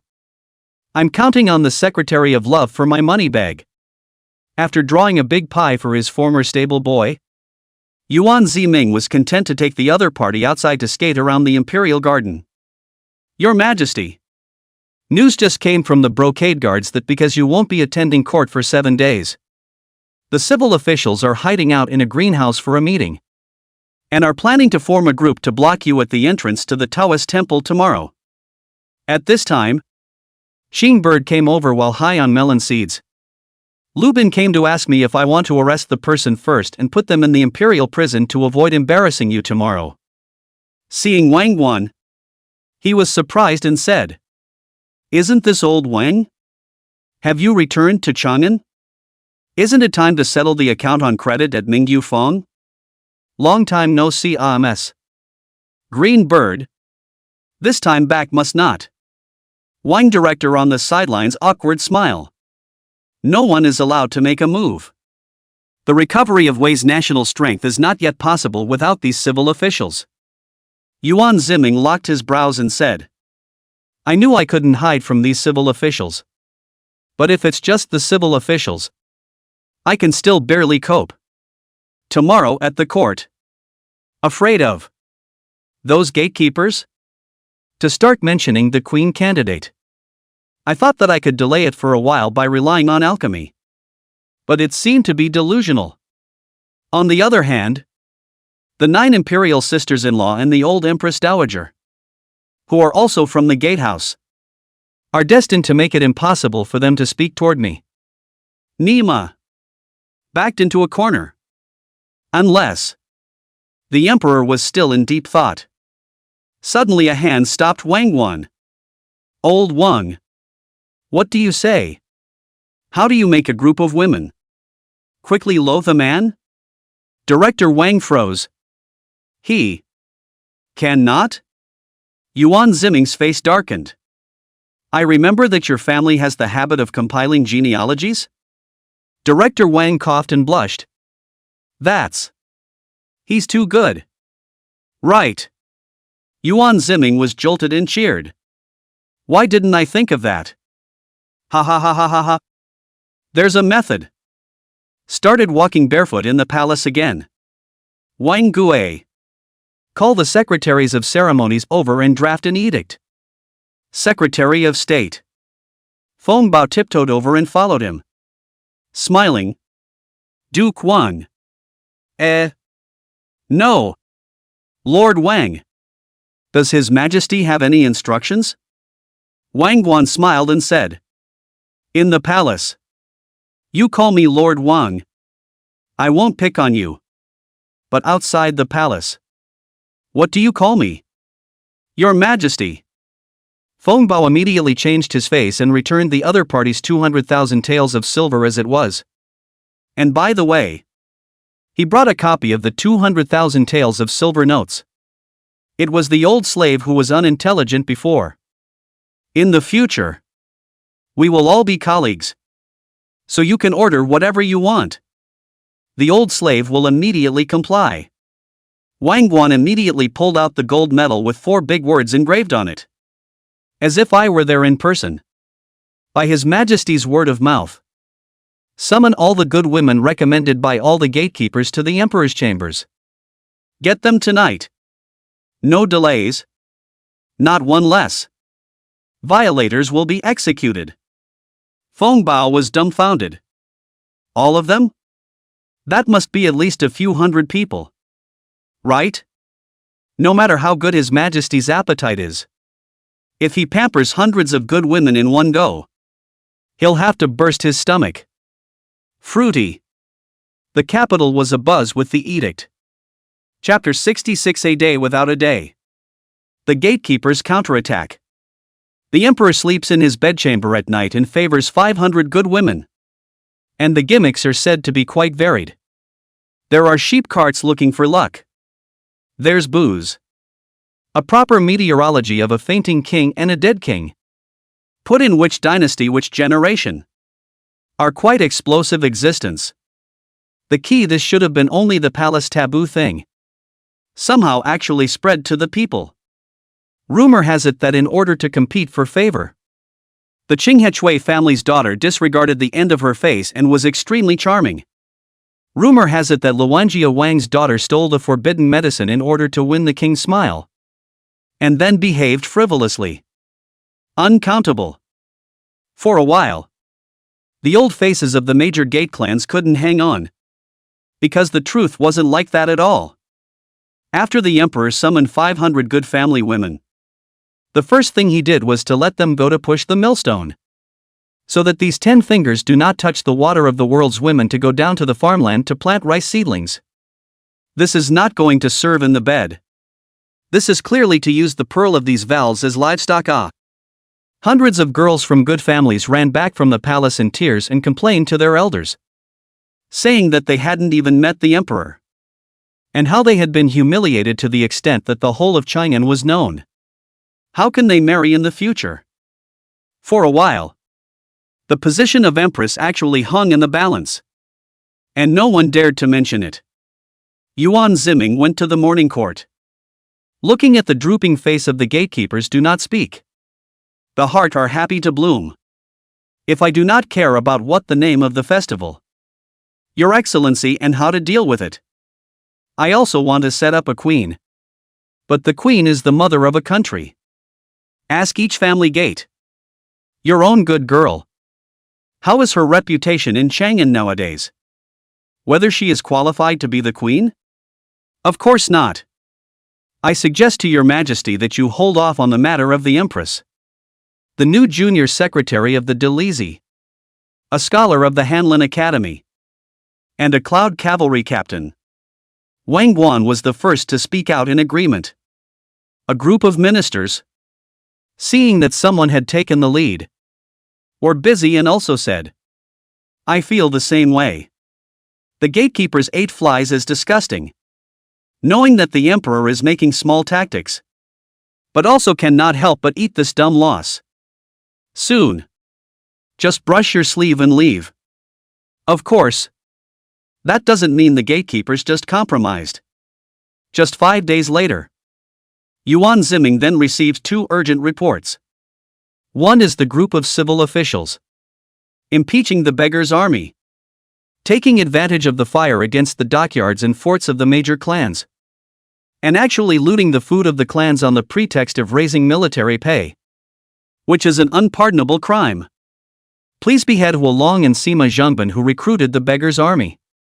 Obviously, the gatekeepers couldn't tolerate that the beggars' army, these unruly people, so blatantly offended their interests, and began to operate the imperial court's connections to fight back. Yuan Ziming had to urgently summon the gatekeeper rebel, Wang Guan, to come and discuss a plan. The final result of the deliberation was to demote the main general Huolong to be the minister of propaganda, and to authorize another general of Pingbei to lead part of the beggar army to build a fortress near Yangzhou. In fact, it's a clear devaluation and a promotion with more power. As for Sima Zhengban, Yuan Ziming transferred him back to the capital. Simply let him in the Royal Historical Bureau as a royal historian. Anyway, he yelled all day long that he is a Confucian scholar. Then go to the land of the magistrate to play the residual heat, to see if you can fight over those who are talking about the civil officials. The other urgent report, on the other hand, was more problematic. Your Majesty, according to my arrangement, in the first half of the second year of Yongle, dozens of Taoist temples will be constructed in Chang'an and its dozens of cities, fostering the power of Taoism in the hope of reversing the current situation of Buddhist temples being the only ones in power. Inside the southern study, Wang Guan said with a straight face. Yuan Ziming nodded thoughtfully, frowning as he stared at a presented Jingbiao. Your Majesty, you've been staring at this Jingbiao for half an hour. What is it about? Director Wang, who had finished reporting matters, couldn't help but ask. Ha! It wouldn't hurt to show you. Yuan Ziming threw the Zheng folders to Wang Guan. The other party fixed his eyes on it and sucked in a breath of cold air on the spot. It starts with, "How are you? Great nephew? I am your Majesty's royal uncle, King Yong of Wei." King Yong? The young king who sits in Luoyang? The king's guide plummeted. Yong Wang was originally just a side branch of the clan, belonging to the hereditary county king who relied on his ancestors to get mixed up. During the period of the 9 Dragons, when the war was tense, there was an imperial decree that the Yong Wang, who was living in Luoyang at that time, was ranked among the princes and served as the eastern capital retainer, in order to sit on the town of Luoyang. In fact, to put it bluntly, this sitting is no real power, but only in the capacity of prince. To deter, more just symbolic significance. But then, because of the war, the gatekeepers migrated en masse to Luoyang, and took a liking to the elderly and dim-witted King Yong. Simply the perfect candidate for a puppet. So under the operation of the family, the Yong Wang, who has accomplished nothing, transformed into a military governor of Hunan and Hebei. Luoyang Order. Zhenhua General, controlling the core of Wei's central plains. The powerful Yong Wang, more and more arrogant, because Luoyang is located in the key position of transportation to Chang'an, even dared to withhold the transportation of goods, embracing the army. 9 Dragons Zhangwu Emperor had issued an edict for him to lead the Luoyang army to support Chang'an. The other has read not to return. Yuan Ziming had wanted to deal with the warring Guanzhong before freeing up his hands to clean up this Yong Wang who didn't know the sky and the earth. Who knows that this old prince, the first 2 days of the unprecedented initiative to submit a table, not only called the Emperor Yuan Ziming as a great nephew to the imperial uncle of the frame, but also played the self-proclaimed supervisor to control all the territory east of the Yellow River. Back the up. Your Majesty, this Yong Wang is now in Luoyang. Do you want me to lead the brocade guards and rush to Luoyang by day and night to capture him or assassinate him on the spot? Commander Lu Bin said. Yuan Ziming waved his head and said, "He's putting up the airs of a royal uncle. If we kill him at this time, it will cause civil unrest in the royal family. Lu Bin. You go down first. Yes. Lu Bin excused himself. At this time Yuan Ziming face only black up, 80% is again those gate valve urge. Tomorrow's court meeting. I estimate that those gate valves will join forces to make this Yongwang really become some kind of supervisor. One emperor. One supervisor. The sky is the limit. Who is really in charge of this great Wei dynasty? Oh. Yuan Ziming finally realized the tail end of these gatekeepers. Disgusting. Isn't this just getting back at himself? What a time to be in a nest. When the country is dying. Zhang Da. Yuan Ziming said in a stern voice. In. Zhang De, who had been promoted to cavalry captain, stepped out in the shadows. It scared the king's director. How many dark passages are there in this south study and how many people are hidden? Tomorrow morning at the court. Bring 1,000 Wei Wu pawns. All in armor. Yuan Ziming face expressionless said. Genie Wei by the infiltration of the gate valve is not small. I cannot trust. Only Wei Wu pawns. All of them are composed of low status people. And the gate valve basically have no interactions. I want you all tomorrow. Listen to my orders. I want to kill people. Establish prestige. You're forcing your hand. Aren't you? Then come on. This time, he decides before he decides. And without seeking instructions from the 9 imperial wives. And without going through the minister of ceremonies and the brocade guards. He directly leads his men in a crunching chop. The next morning's morning court. Just as Yuan Ziming was furious and led a group of Wei Wu pawns to the court. Pei Ji, the secretary of the Ministry of War, was found standing in front of the palace gate with a bloodless face. Pei Aiching? Why did you run to the palace gates before dawn? Not waiting for the morning court at Fengtian Hall? Your Majesty. The Yong King. Said the other party. Trembling. Yuan Ziming froze and smiled politely. I know you're going to say something about Yong Wang. I'm going to have an early morning court today. And I also happen to want to resolve this matter. So if there's anything, wait until you're in the morning court. No way. It must be said now. The other man chopped and flopped down on his knees and said, Your Majesty. A military emergency has just been received. The Turk invaded Hujing Pass and attacked Luoyang from the south. The supervisor of Luoyang, King Yong, led his army to attack. And was defeated by the Turk. And the garrison of Luoyang and Hujing Pass of 30,000 soldiers were all wiped out. King Yong's whereabouts are unknown. And Luoyang is in a state of emergency. Your Majesty. Once Luoyang is broken, it will block the transportation of water. The Wei dynasty will be finished. Chapter 67 Dynasty Hall Free Fighting Competition. Luoyang is going to be lost?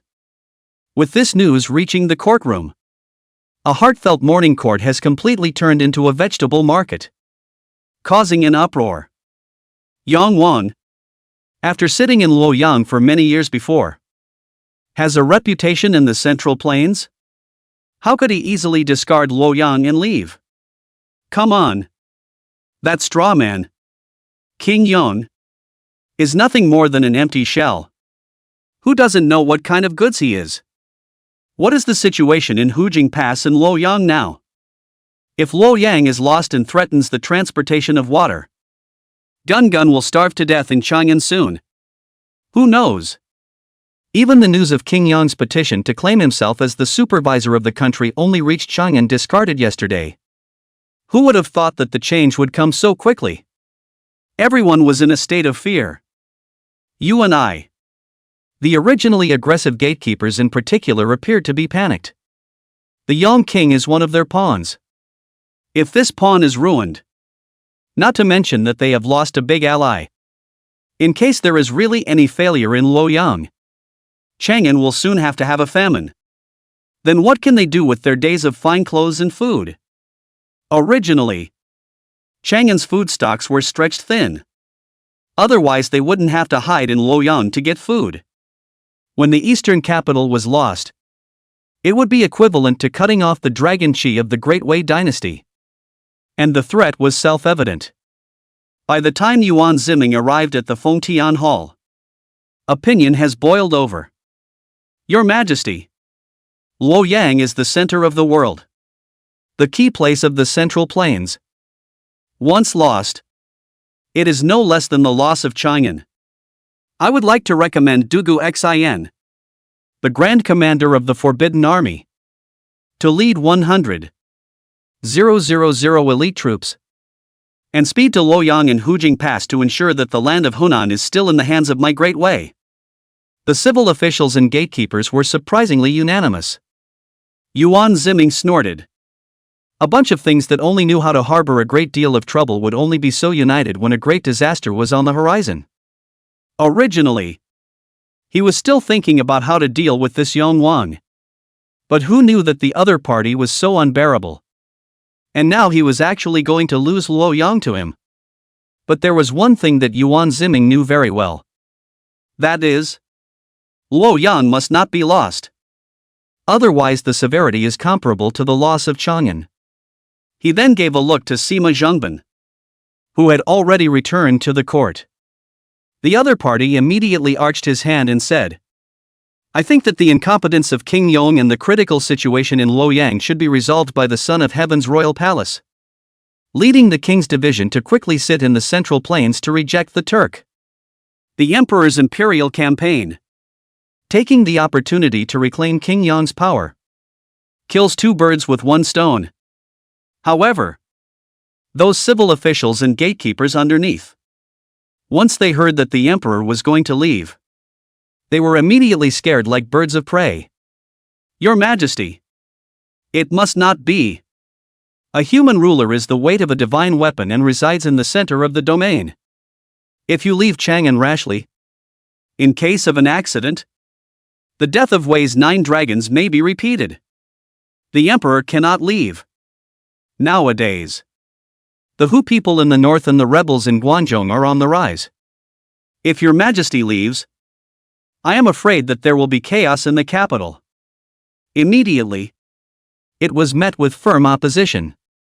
The royal historians of the imperial court even expressed their strong will to bang on the pillars in public. The reason is very simple. Now Chang'an is not safe. All rely on the emperor in control the four sides. Barely able to fill the Guangzhou this leaky hole in all directions. But if the emperor walks, those who temporarily laid down the Hu people, ambitious beggar army, God knows what they will do. What over the top. I heard that there have been a number of landlords of the manor by the beggar army ransacked, but also killed a lot of. Yuan Ziming also did not expect that now that he was moving to leave, the resistance would be so great that almost the entire court was against it. Feng Bao said in a cold voice at the right time. Dugi Xin has been suing for illness at home and not coming to the court since the great victory in Yangzhou. And now that all of you have recommended him to reinforce Luoyang, aren't you afraid that the yellow robe will come again? How many more sons does he have for him to cut this time? The representative of the eunuch power, the secretary for justice, also came to intervene. And Wei Wu pawns and Forbidden Army generals, they also came out to oppose it. After the Battle of Yangzhou, our army has also suffered many losses. They are all veterans of 100 battles. The army is now filled with a large number of new recruits. And there is no advantage in a real fight with the Turks. The gatekeepers said, if it's really not possible, spend the money to eliminate the disaster. First compensate the Turks with some silver, and save Luoyang. Then it's not too late to try to counterattack. The clique of gatekeepers, the clique of civil officials, the clique of military generals, and the clique of eunuchs, in the courtroom of the Great Wei, began a free-for-all, which was interspersed with certain nationalistic greetings and fisticuffs. This morning court was held from morning to afternoon. And it was still a war of words. And Yuan Ziming was sitting in the dragon chair and fell asleep. Until the green bird, holding a steaming bowl of clear soup noodles, incense, woke up the emperor himself. Oh. No? Where did you get it? Yuan Ziming's eyes watered. I haven't eaten all day. How can I not be tempted to see it? Of course I asked the imperial kitchen to make it. Your personal eunuch, Feng Bao, is still down there arguing with someone. Poor His Majesty the Emperor. He can't even eat a bowl of noodles and clear soup. Cygnus crowed. But the next thing she knew, she was being roughly held over the emperor's knee. One sucked the noodles out of the other's bowl and emptied it in one go. Eating the dry road. Next time put some sesame oil and scallions. I don't like it too light. 2 seconds after the downtime. You stole my noodles. Sybil blossomed. You are all mine. I can't eat your noodles? Yuan Ziming laughed evilly. Cygnus was silent. Yuan Ziming, however, his face changed and his stomach made a gurgling sound as if the yellow river water had broken its banks. Ha ha ha. Cygnus abruptly laughed his head off and, I knew that you would steal my noodles to eat. So the slave girl added a little medicine to stimulate digestion. Yuan Ziming's teeth were about to be clenched. Bestow death.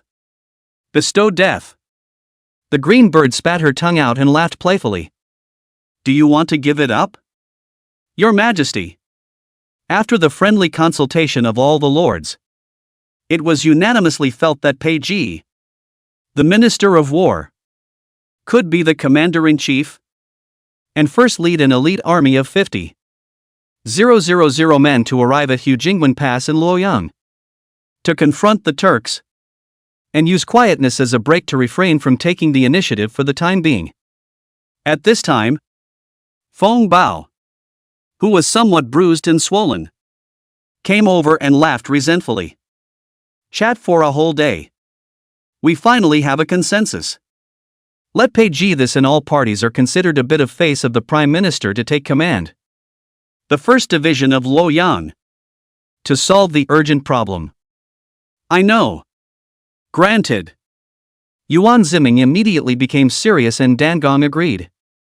Soldiers are quick. We'll vow to march tomorrow. Go back. After retiring from the court, Yuan Ziming then grabbed the green bird and angrily brought it back to his chambers and roughly threw it on the dragon bed. As a result, the other party just did a carp and stared at Yuan Ziming with interest. Gongzi, you're not thinking of taking out all the anger you've suffered on those officials on me, are you? Yuan Ziming froze. And suddenly the corners of his mouth rose as he said, What makes you think that? Isn't it a provocation of your emperor's authority that they overstepped you and took the liberty of putting Pei Ji in command? You could have completely vetoed it. Otherwise, those civil officials really think that our Wei emperor is a soft touch. The green bird hummed daintily and stared playfully at Yuan Ziming. But at that moment, Wang Guan, Zhang De, and Sima Zhengban, among others, suddenly entered the hall. Your Majesty, in accordance with your instructions, 10,000 Wei Wushu soldiers have been secretly summoned, crossing over the formalities of the Ministry of War and the Privy Council. The cannons and red-coated cannons, too, have begun to be moved ahead of schedule, and the logistical forces are being urgently mobilized. It's ready to go tonight. Hearing this, Cygnet's beautiful eyes stared like copper bells, not reacting to what was going on. Feng Bao walked over and said with a slight smile, MS. Green Bird, you don't understand. It's not that the 100 officials have overstepped His Majesty. It's that His Majesty has overstepped the 100 officials. From the beginning of receiving this military message, His Majesty was already prepared. For the imperial expedition. That court meeting was just a big show for others to see. Upon hearing this, Cygnus felt his 3 views shattered and was dumbfounded. His Majesty told you in advance? Everyone shook their heads. Then why do you all know but not me? Sybil asked unexpectedly. Your Majesty's hints are obvious enough. Isn't it something that can be seen plainly? It's not very hurtful. It's extremely insulting. A few moments later, Cygnus clawed his way back under the covers, leaving only the Emperor himself to scoff mercilessly. At night, the Wei Wu pawns, gathered in secret, marched briskly through the night. But at the palace gates, a phoenix alliance from the harem suddenly appeared and blocked their way. Chapter 68, Lady Zhuge of Chang'an. Honorable Empress Dowager. Ahem. In the phoenix Luang walked down a delicate woman with a delicate and charming figure, carried a handkerchief and coughed not too gently. Empress of Emperor Yuan Jing of the Six Dragons Great Wei Sujing Ruizong. Descendant of the founding father of the country, King Zhongshan. Su Miaoyun. Greetings, Empress Su Jing, Zhang De and the others, breaking in a fire, prostrate themselves on their knees in unison, their hearts pounding. Horrified. How did the 6th Empress know that the Wei Wu pawns would make a move this night?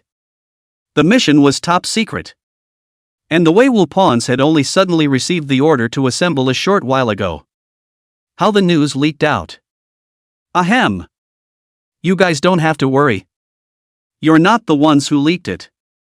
Su Miaoyan grasped the handkerchief with her slender jade fingers, and her gaze was like a torch as she said. It was Mourner. Who guessed? You were stopped to see the Emperor. Tell the Emperor to come and see me. The other side. Yuan Ziming, who had just been fully loaded and ready to go, was dumbfounded when he learned of 6th Imperial sister-in-law's sudden killing. Ryoga scoffed to himself. In the end, I was careless. Su Miaoyun, my 6th Imperial sister-in-law, is the smartest of the 9 Imperial sisters-in-law, known as the female Zhuge of Chang'an. She anticipates things like a god, and can also measure the heavens. Even the supervisor of the Qin Tian supervisor is ashamed to be inferior. Su Miaoyun was born after the founding of the country's meritorious service, although from a young age frail and sickly, but the memory is superb. At the age of 5 years old can familiarize with the 4 books and 5 sutras. At the age of 10 years old knowledge reserves have reached the level of the Jinshe. Su family adore at the moment there are 8 Jinshe. All said that they are far inferior to Su Miaoyun. If not, the other side is a daughter. I am afraid that in this great Wei dynasty can have the life of the Zaifu. Speaking of which, at that time, when he met Su Miaoyun, he was only 18 years old, and both of them appreciated each other. But unfortunately, Su Miaoyun had an Achilles heel, and although she was smart, she was in love with the brain. That's why she lost to Yuan Ziming, the scum of the earth. And after being dumped, Su Miaoyun, stimulated, completely metamorphosed into Chang'an female Zhuge. She once offered advice to the court. Cantonment military system, pulling together and dividing the Hu people tribes, counting and suing the art of the line, etc. are stunning for a while.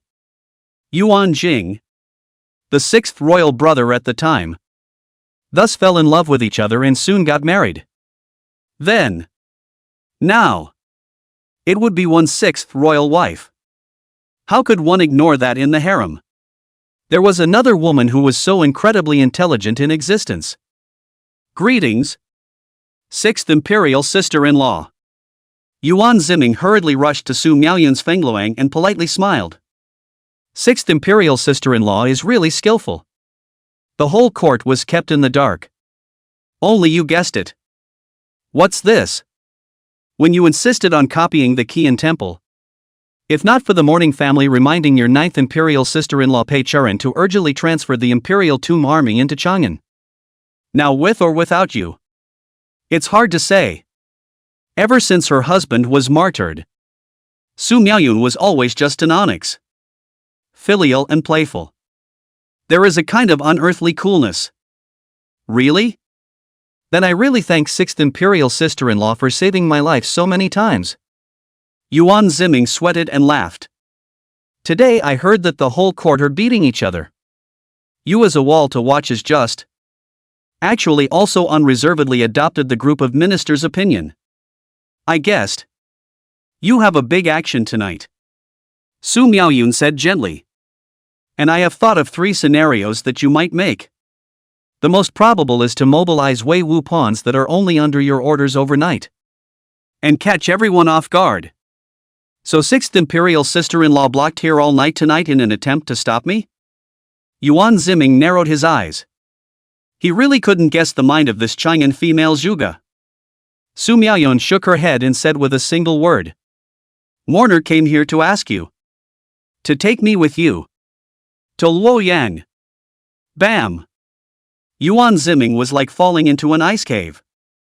It's not as bad as coming to stop him. Before going to Yangzhou, the 7th Imperial sister-in-law Yi Ling AWOL personally raised 3,000 red-tasseled army accompanied. In favor of their own still cannot beat each other. Persuade and persuade. Now, what we are going to go to is far more dangerous than Yangzhou. The battlefield of the Central Plains where life and death are uncertain. And the frail and sickly 6th Imperial sister-in-law, Su Miaoyun, is actually going to follow her there? Isn't this burying a time bomb for her army? 6th Imperial sister-in-law. Fighting a war is not child's play. Yuan Ziming wanted to say. If I am not allowed to go, I will shout. Su Miaoyun, however, held it to death. Smiled sweetly and said. You go to Shanzhou. To Yangzhou. Where to go? I do not care. But only this battle. I must go. Why? Please also ask 6th Imperial sister-in-law to solve your doubts. Yuan Ziming was astonished. Su Miaoyun's pitiful face instantly became hideous. Your 6th Imperial brother Yuan Jing. The most handsome, gentle-tempered, and poised Emperor of the 9 Dragons. Emperor Su Jing Ruizong of Wei. What an excellent man! Shaking off all 9 streets of you back then.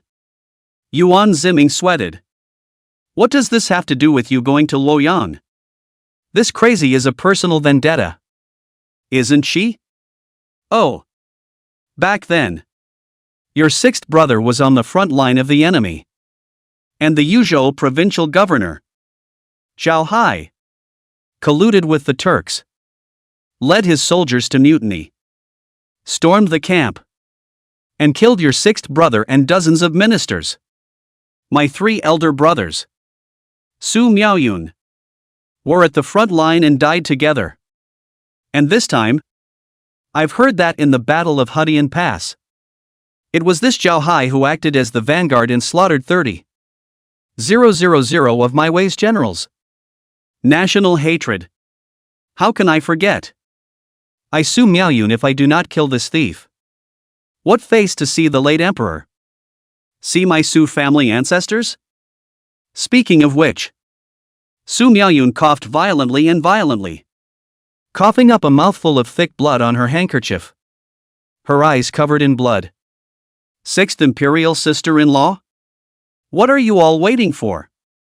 Why don't you hurry to help? Yuan Ziming hurriedly called the palace maid to assist Su Miaoyun. Yuan Lang at this moment.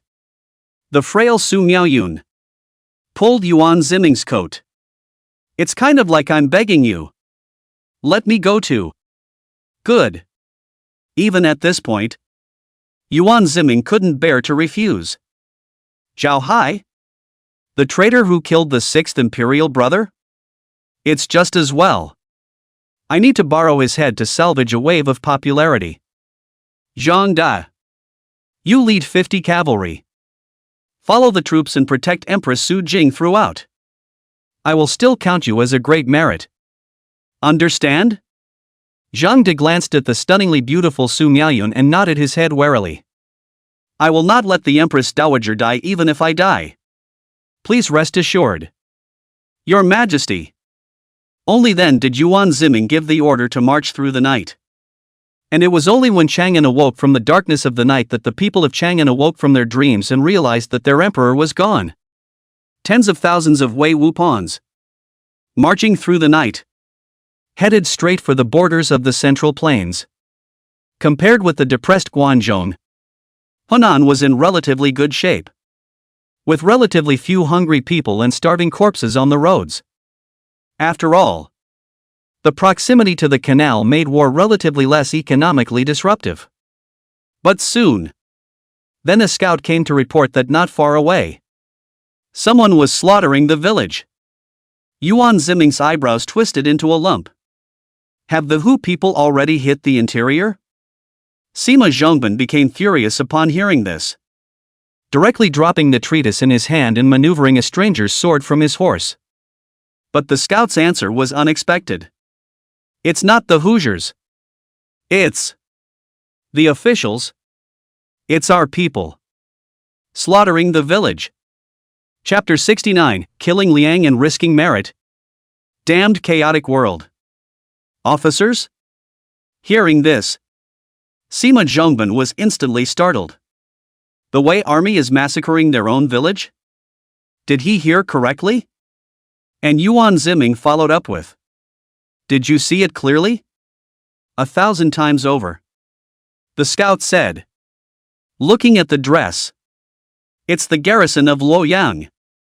Are you saying that the Wei army is killing the common people of Wei? Yuan Ziming was infuriated and laughed. The outrageous thing every year. Outrageous is mom to outrageous open the door this kind of thing. Is really a big drop. On the side, Wang Guan suddenly had a dead frown on his face. Your Majesty, it is entirely possible that this could happen. You have forgotten that under the military merit title system, the path of promotion for generals is basically tied to beheading the heads of Hu people. These officers and soldiers. It's possible that they are killing Liang and risking their honor, using the heads of the common people of Wei to serve as the heads of the Hu people in exchange for military honors. Is it not better to deal with those defenseless villagers than to go into battle against those fierce swans? Wang Guan had lived in Luoyang for some time, and perhaps had long since gained insight into everything, and was merely using the subject to remind the emperor. Yuan Ziming laughed after a moment of silence. Zhang De. In. Zhang De led a group of Wei Wu pawns all the way out. Surround that group of Wei troops. I want to ask questions. Yuan Ziming said with an ancient well. Yes.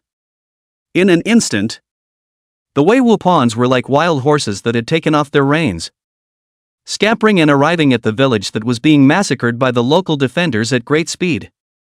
What man? Seeing the Wei Wu pawns falling from the sky, the local defenders thought that the Hu people had struck. And all of a sudden, they were shocked. The hound dog is coming. Run. Everyone run. More than 100 disorganized soldiers, in a great swarm, scurrying around like headless flies. How could it be a match for Wei Wu pawns? In a few moments, dozens of them were killed and the rest surrendered in place. It took a while for the group of disorganized soldiers to figure out that the other side wasn't a Hoosier. Instead, it's reinforcements from Chang'an. Asterisk asterisk asterisk asterisk. You guys from Chang'an, have your brains been pinched by a door? Look carefully at who we are. We are the Luoyang Central Army.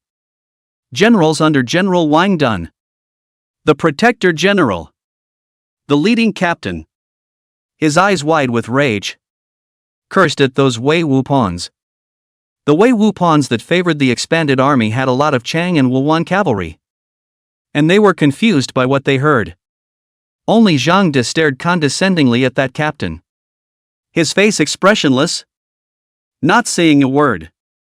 That captain was furious and said, "Who is your officer? A mere 6th-ranked officer dares to kill his own brother in the same room.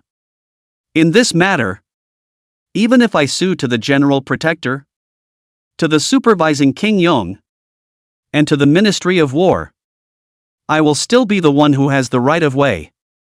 Killing a good man and taking credit for it is also justified?" Yuan Ziming approached with a calm and unhurried manner. Seeing that dragon standard, the captain, who was still high and mighty, was immediately scared out of his wits, and the whole person stumbled and fell to the ground, staggering up and kowtowing. "Hooray! Long live!" Who would have expected that the emperor himself would be in the vicinity of Luoyang in person? Before the Luoyang bureaucrats at all levels received the wind is that the court intends to let the Ministry of War pay Ji Commander-in-Chief to support the 2 places of Luoyang and Hujingwen Pass. Pei Ji was a prime minister, and in terms of rank, he was unable to restrain the Yongwang supervisor. This is also a reasonable candidate that everyone can accept. At least it will not upset the current delicate political balance. But today, the 10th dragon of Wei just appeared alive in front of you. The dragon's looking out of the corner of his eye. The master of the world's food chain.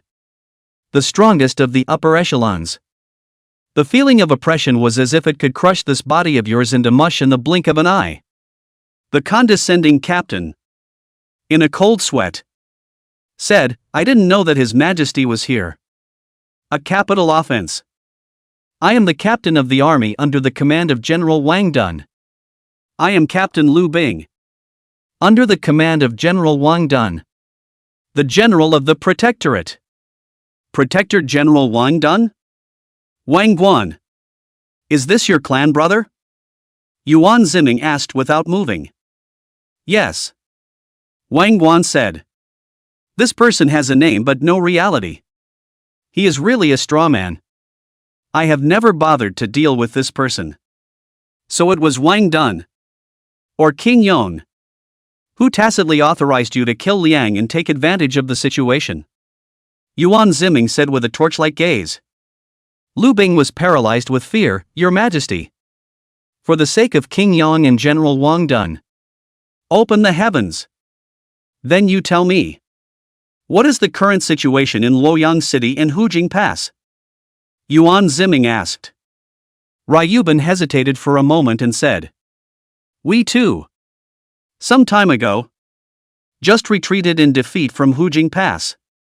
And at present, the connection between Hujing Pass and Luoyang has been broken. And life and death are unknown. As for Luoyang, it is currently gathering 3,000 to 4,000 routed soldiers who retreated from the front line, as well as reinforcements from the leading General Cao Bao, the Heiyang section Chief Li Hu, and others, adding up to 7,000 to 8,000 people. At present, Luoyang is surrounded by chaos. It is not possible to guarantee when the Hu people will hit. I am also a moment of confusion. Thinking before the loss of Luoyang, earn a handful of military achievements to fish in troubled waters. Lu Bing cried out. This is something that many other defenders in Luoyang are doing as well. And the Yongwang supervisors are all tacitly approving of it. So please, Your Majesty, give me a chance to change my ways. Yuan Ziming's eyes didn't move away from the corpses that sprawled across that village. The woman's hair was disheveled. Her clothes were unkempt. The lower half of her body was bloody. Her face was emaciated. And it was obvious that she had been subjected to inhuman rape before she died. The child was even pierced on the spot. Fear and crying running down that tender face. They were all yellow-faced villagers, terrified in a chaotic world. However, they did not die at the hands of foreign enemies, but at the hands of Wei soldiers who they regarded as their protectors. Chaos. That's when he realized what it meant to be in chaos. When I wanted to rebel, I also wanted to overthrow such a world. The 9 dragons of Wei might have made an effort, but they lost to reality, to the deep-rooted stubbornness of this empire. But he, Yuan Ziming, would not. Yuan Ziming's slender fingers twisted slightly, making a crunching sound.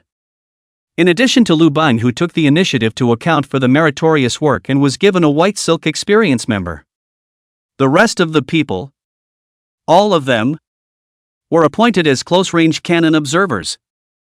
A group of local soldiers in disorder have not yet heard what the emperor means by this. A group of Wei Wu pawns have already set up the fire cannons. Is a word horse shooting? On the other hand, Lu Bian reacted quickly and yelled, I am general of the protectorate, Wang Dun, of the Yang King's supervisors. Your Majesty, you have no right to kill me. King Yang is your royal uncle, the supervisor. If you want to kill me, you must have the consent of the Yang King's supervisor. It must. Speaking, a foot of white silk had strangled the other's neck in death. Give it a hard yank. The other side is dead. Yuan Ziming's eyelids fluttered wildly, and after taking his knife from Zhang De, he slashed at Lu Bian's corpse, almost chopping the other party into pieces of flesh of varying sizes. Load the redcoat cannon and leave him in the dust, he said in a cold voice. What the? A mere chaotic captain from Luoyang dares to hold the Yang King over himself? It seems that this Yang Wang, in the Central Plains, his words are more effective than his own imperial decree. Send orders to the entire army. Now entering Luoyang, there is no need to notify the local officials in advance. The dragon banner can open the road. I want to see who dares to block the dragon banner's path under the whole sky. Chapter 70. My great-nephew wants to see me. What is this king afraid of? Your Majesty, the officials of Luoyang City, after all, are still members of their own family? Will this cause civil unrest? At this point, behind them, a Phoenix Alliance quietly arrived. Su Miaoyun was dressed in white, spotless, with a noble and cool face that could only be viewed from afar. Greetings to Empress Su Jing. Everyone saluted in unison. Sixth Imperial sister-in-law is here to advise me? Yuan Ziming said with a faint smile. Yes. According to my concubine's opinion, you can let Feng Bao replace you and go to Luoyang City to announce the decree in advance, so that the Yang Wang raid a group of Luoyang civil and military officials to welcome you at the entrance of Luoyang City. In this way, it can stabilize the situation, but also give the two sides a step to avoid infighting.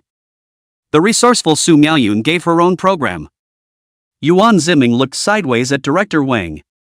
Old Wang, what do you think? Wang Guan archly said.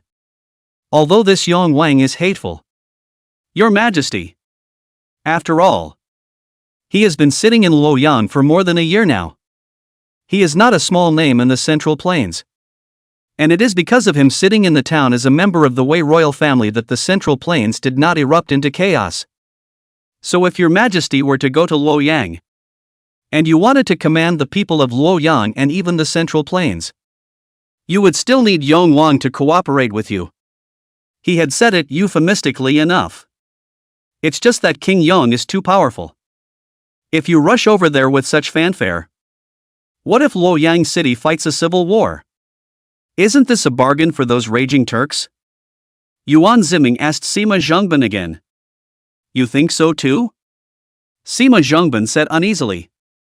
Your Majesty, although King Yang and his party have gone overboard with some things, they are still courtiers after all. And the Hu people are the great danger to the heart. So they should unite and be united. Feng Bao also immediately chimed in. Your Majesty, the old slave feels the same way. Yuan Ziming was reticent for a moment, but suddenly asked the green bird at his side. What do you think? Cygnus, who was walking away, didn't expect this emperor, one day, to actually ask for his opinion. She had always been a vase by Yuan Ziming's side. And for the first time, she felt so many pairs of eyes sweeping her way. And the melon seeds in her hand couldn't even be knocked fragrantly anymore. Knocking and bumping her way. This Yang Wang, arrogant and incompetent, pitted 30,000 Wei soldiers to death. And condoned his men to kill good and risk their lives. Not even sparing the common people. If you ask me, this kind of person should be killed. And those what party members of his? None of them should be left. They all deserve to die. Yuan Ziming froze for a moment before stroking his palm and laughing. When these words came out, the crowd's faces changed. Su Miaoyun drooped her face and said, "Military and state affairs. How can you allow a girl to chew your tongue?" "Slap me," said. A courtesan stepped forward and was about to slap her opponent. However, he was immediately pinched by Yuan Ziming's neck with one hand and crushed his neck on the spot. The other screamed. His whole body spasmed. And then he croaked to the ground and died. "Your Majesty!" "You!" Su Miaoyun was stunned. Not expecting that Yuan Ziming would make a move to kill his own personal palace made for the sake of a maid. Who is still in charge of this Wei dynasty? She, a dowager empress and the emperor's 6th imperial sister-in-law, is not as important as a maid. 6th imperial sister-in-law. The green bird's gun is fast. Fast too. If she strikes, no one can stop it. Yuan Ziming coldly said. I killed someone for the safety of my imperial sister-in-law. Also, the legacy of the great ancestor dictates that the harem shall not interfere in politics. What? Is Empress Su Jing going to teach me to do things too?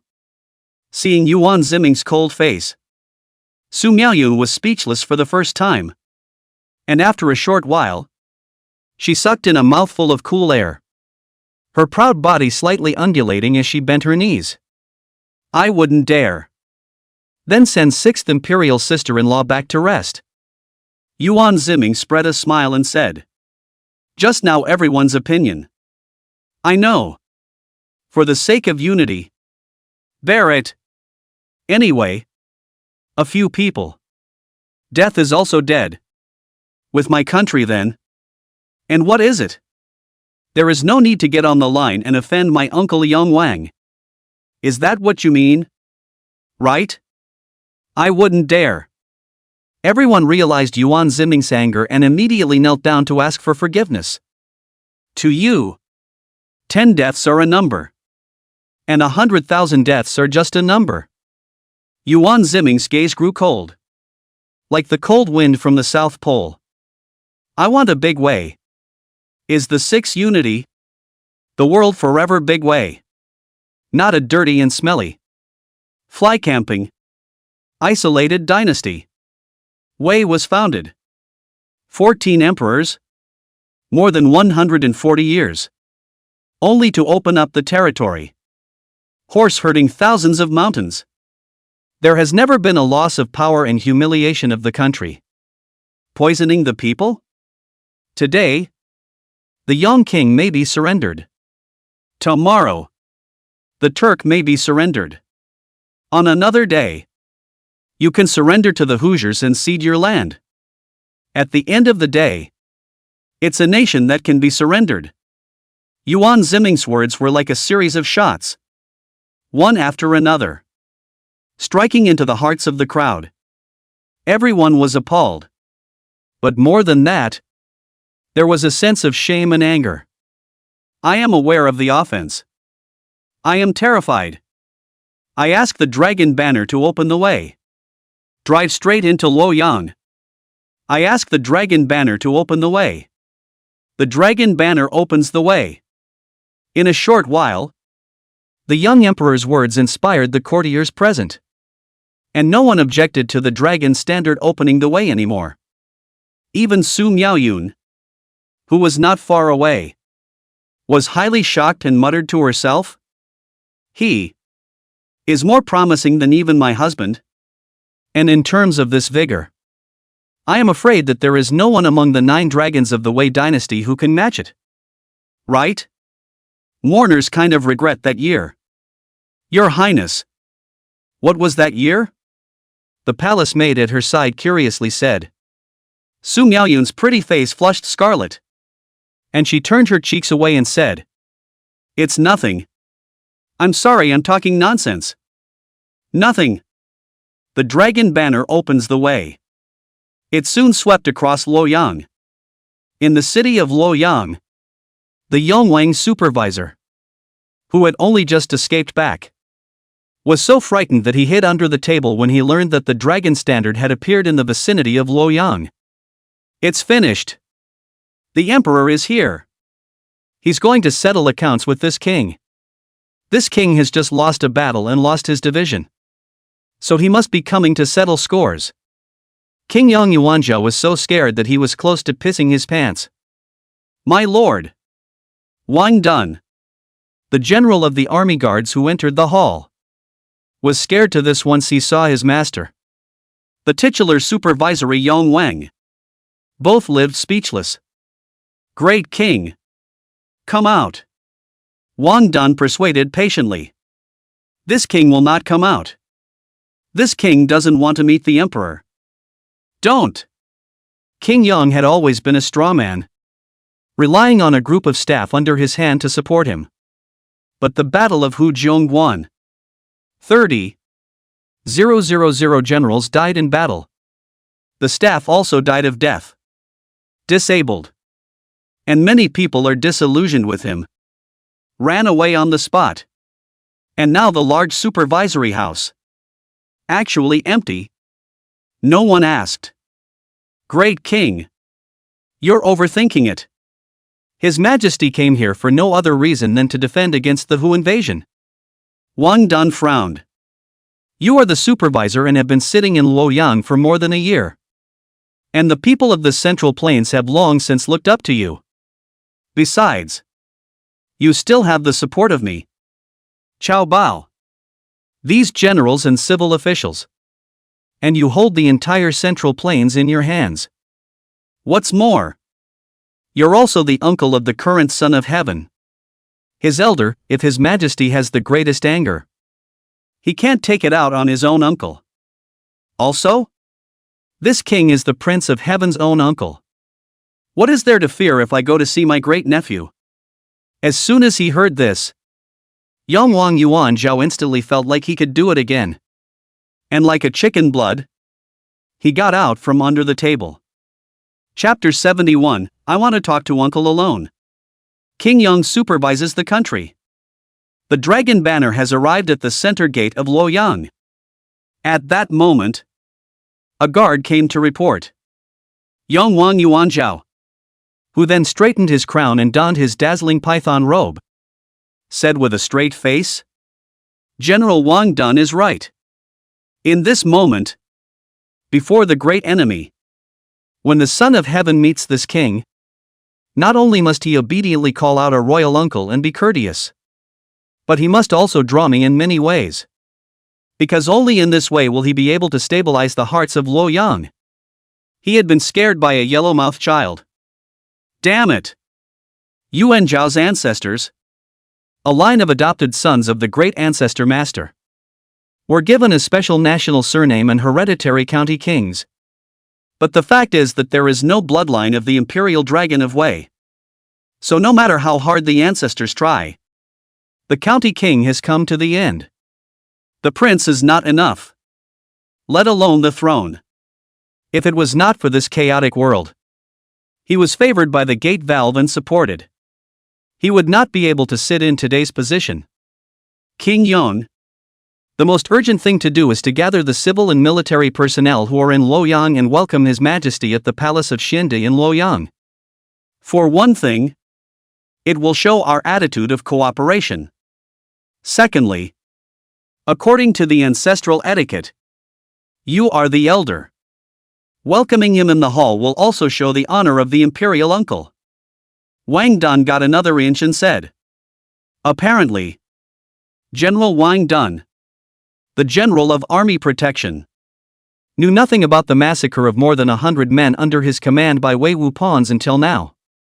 Feel that the other party is just in the way 9 dragons martyred.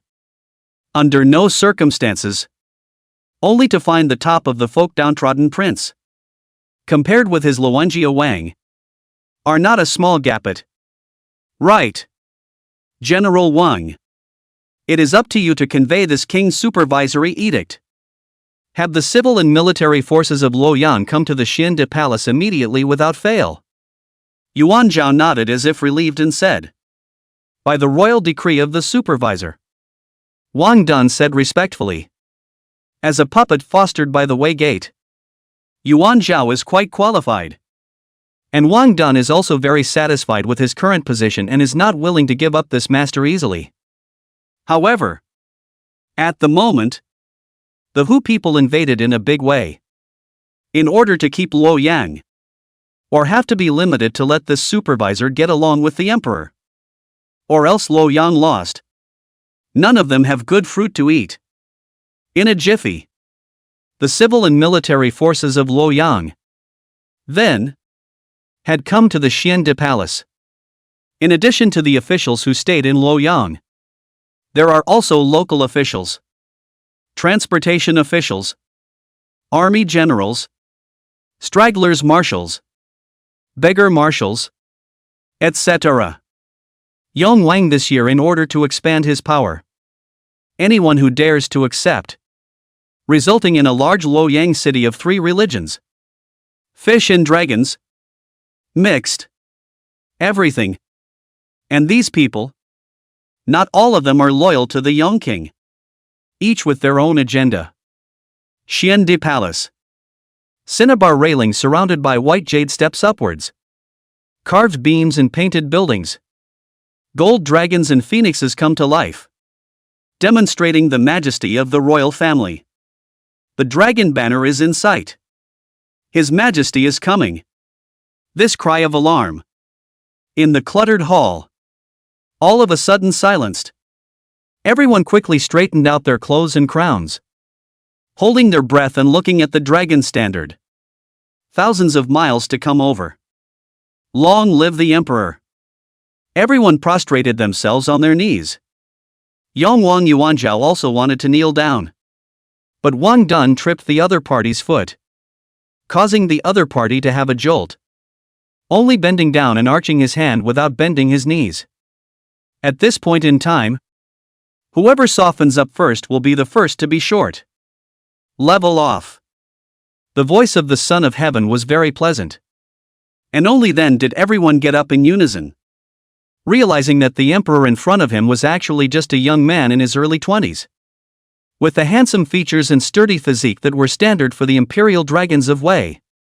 The eyes are deep and majestic like hidden stars and the nose is high. Among the civil and military forces in Luoyang, there are whispers from the Hu chiefs and commanders who have affiliated with the Great Wei. The last time I saw the emperor of Great Wei, I remembered that he was still a bearded and majestic middle-aged man. But now how did he turn into a child? This Great Wei dragon clan. Has it declined to this point? Just as everyone was in a trance. The Yongwang Yuanzhao in front of them suddenly exclaimed. Great nephew! You've missed your royal uncle. Saying that, without waiting for the other party to respond, he tightly held Yuan Ziming's hand. This king is your royal uncle. King Yang Yuanzhao Ah. We are family. All these years, all the who messed with China. Your uncle. In order to help you true dragon nephews look after your family. Left his wife and children behind. And stayed behind only in this dilapidated Luoyang to clean up the mess. It's not easy. Now, having seen my great nephew come back safe and sound, this king is relieved. Great nephew. Don't worry. With your royal uncle here, the Hu people will not be able to enter Luoyang. Hearing this, The various forces had different expressions. Wang Guan and Sima Zhongban and the others naturally had their faces crumpled, calling out to the current emperor with a mouthful of great-nephews. Does he still regard him as a subject? You don't want to use your status as an elder to overpower the emperor. Do you? The streams of Wang Dan and Qiao Bao were, of course, complacent. As soon as he came, he gave the emperor a downward spiral, so that the civil and military forces in Luoyang would have a scale in their hearts as to whether they should listen to the emperor or follow the Yongwang supervisor.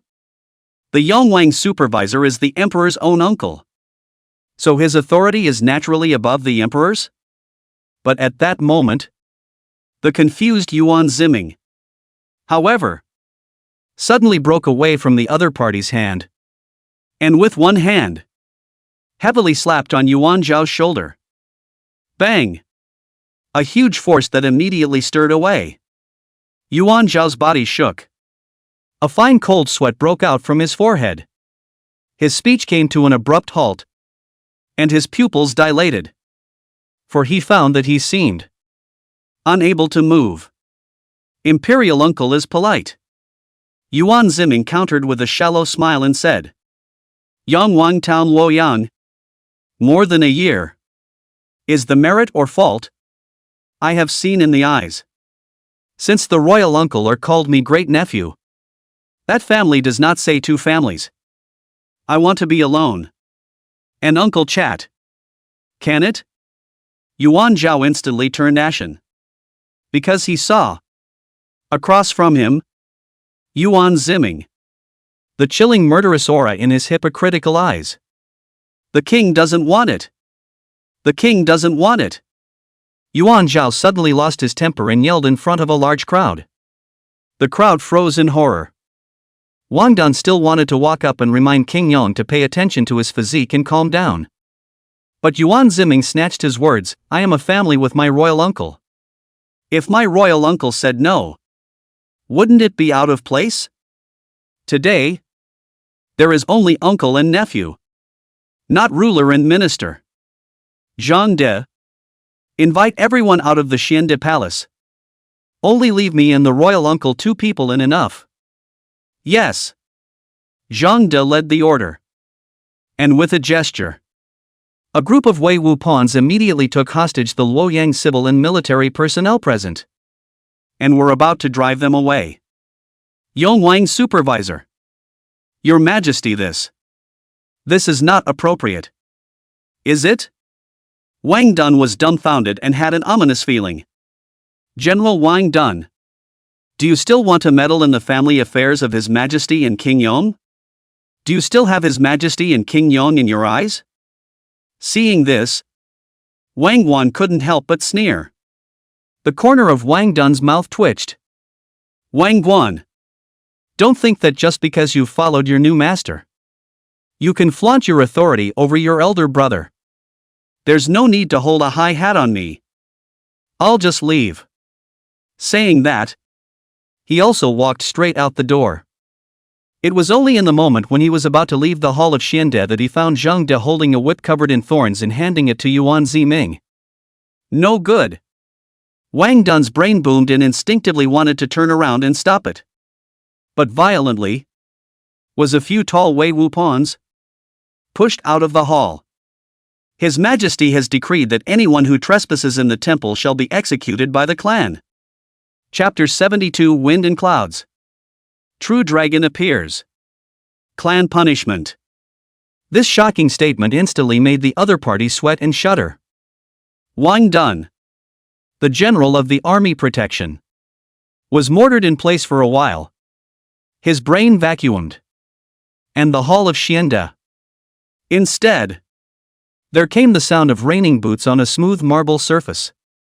This was followed by the motion of the whip cracking. Your Majesty, what do you want? I'm your royal uncle. Your Majesty.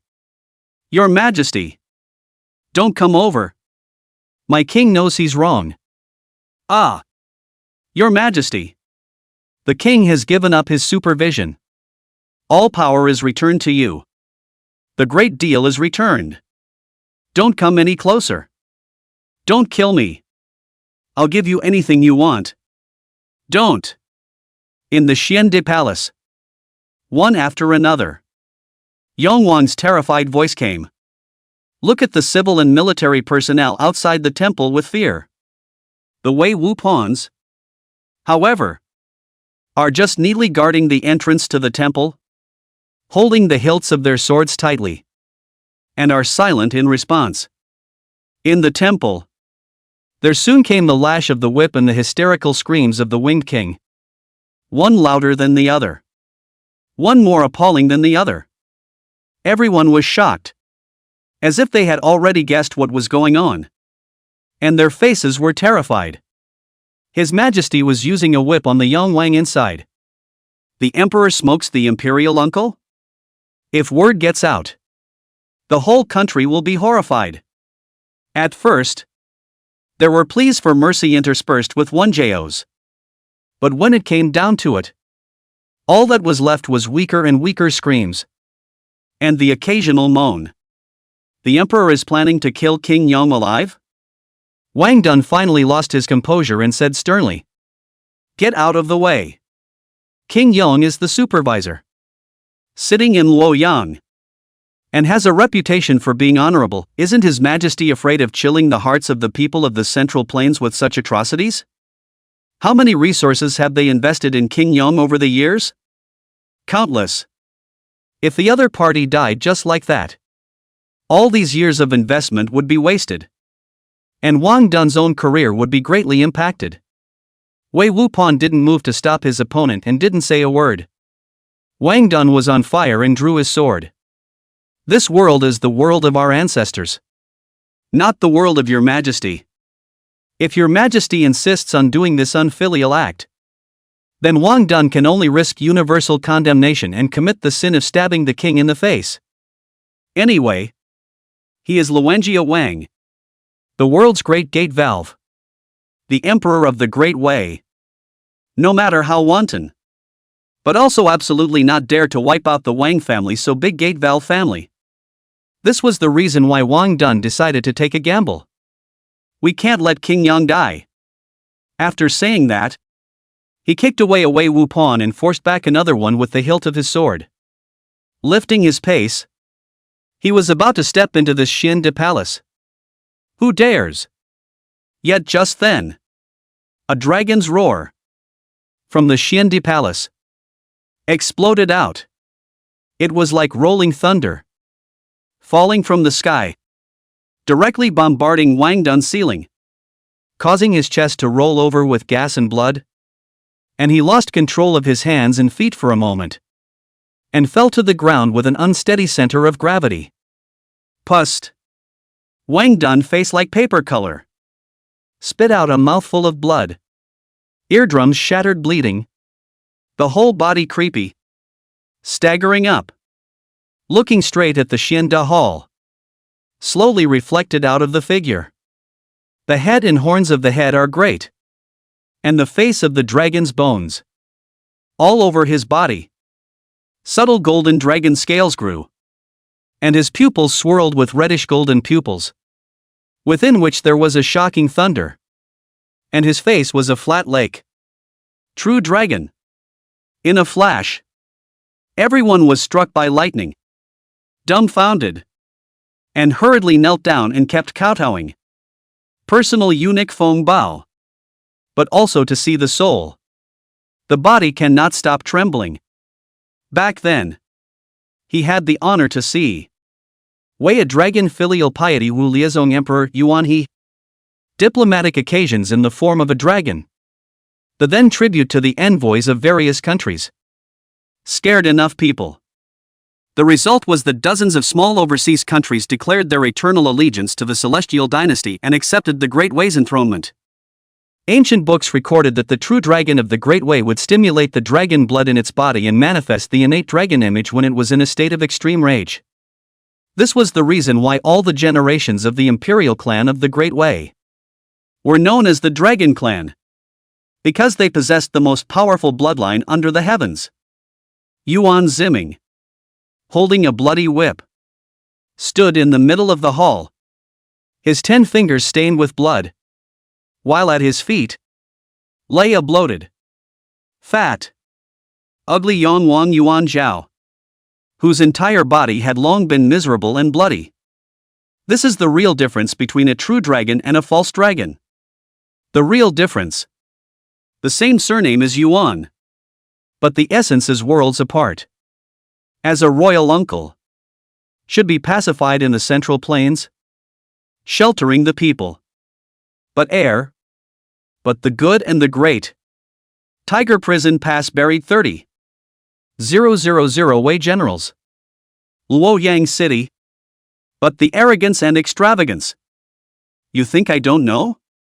Your granary in Luoyang. Half of the piled up grains are moldy. While outside Luoyang City, there is a famine. The people are eating each other easily. Eating people every day. Yuan Ziming was furious. Also, you still condone the people underneath you, killing Liang and taking the heads of the common people as the heads of the Hu people, and sending them to Chang'an to claim the credit? Hearing this, Wang Dun, Chao Bao, and other Yongwang's generals were already like birds of prey, burying their heads extremely deep and deep. I ugly words in advance. Who dares to take my territory? My soldiers? My people's life is not taken seriously. I have to be whose life? So what if you are a royal uncle? So what if you're an overseer? Yuan Ziming used a heavy throw up a whip and tore the young Wang, who had long been dead, another bloody gash ruthlessly. But this whip, it is not rushing the young Wang, but against those Luoyang civil and military. Everyone was already drenched in cold sweat, lying on the ground and shivering, regardless of whether or not they were browbeating with King Yang before. They were all now collectively pretending to be dead. Only then did Yuan Ziming calmly walk up the Hanbai steps of the Xiande Palace and sat down, in the position that originally belonged to Yongwang Yuan Zhao, and indifferently said, "In the past, Master Taizu, who was but a boy in Luoyang, was still watching dogs fight at the age of 47. But at the age of 55, he had already asked for the world and created an empire. I'm not as good as Taizu. Is also a great Wei imperial dragon. From now on, Luoyang and even Yingchuan, Ruzhou and other places in Hunan are all for me to control. All of you Luoyang civil and military. Can there be objections?" Everyone looked at each other without saying a word. Yuan Ziming narrowed his eyes and lazily said, "Give me back my word. His Majesty's word. Everything is up to His Majesty." The civil and military men of Luoyang were fearful. The king has been killed. What can they do? Just follow orders. Protector General Wang Dun. Your party wants to break into my temple? Yuan Ziming looked sideways to Wang Dun, who was still maintaining his kneeling position, and the other party's face was ashen as death, and said, "Your Majesty, the micro-minister just wants to enter the hall and help your highness eradicate social scum like the young king. I trust you." Yuan Ziming laughed. "However, from now on, all the soldiers under the young Wang's command will be assigned to the command of Wei Wupons, including the 3,000 elite soldiers under your hand. By the way, I heard that you, Wang Dun, still have 3,000 Shijia soldiers in Luoyang? I also borrowed them together. Your Majesty, that Shijia soldiers are the Wang family's ministry to protect their property in Luoyang. Wang Dun's lips are dark green. That is Luwenjia Wang's own property. The emperor is sentenced to be snatched over. As a result, Yuan Ziming ignored it and refrained from answering. In one day, the civil and military forces of Luoyang City, 8,000 soldiers, and a population of 300,000, were all back under Yuan Ziming's control. Now, The first thing to find out. The Tiger prison pass in the end is not defended. Whether the Turk has already hit over.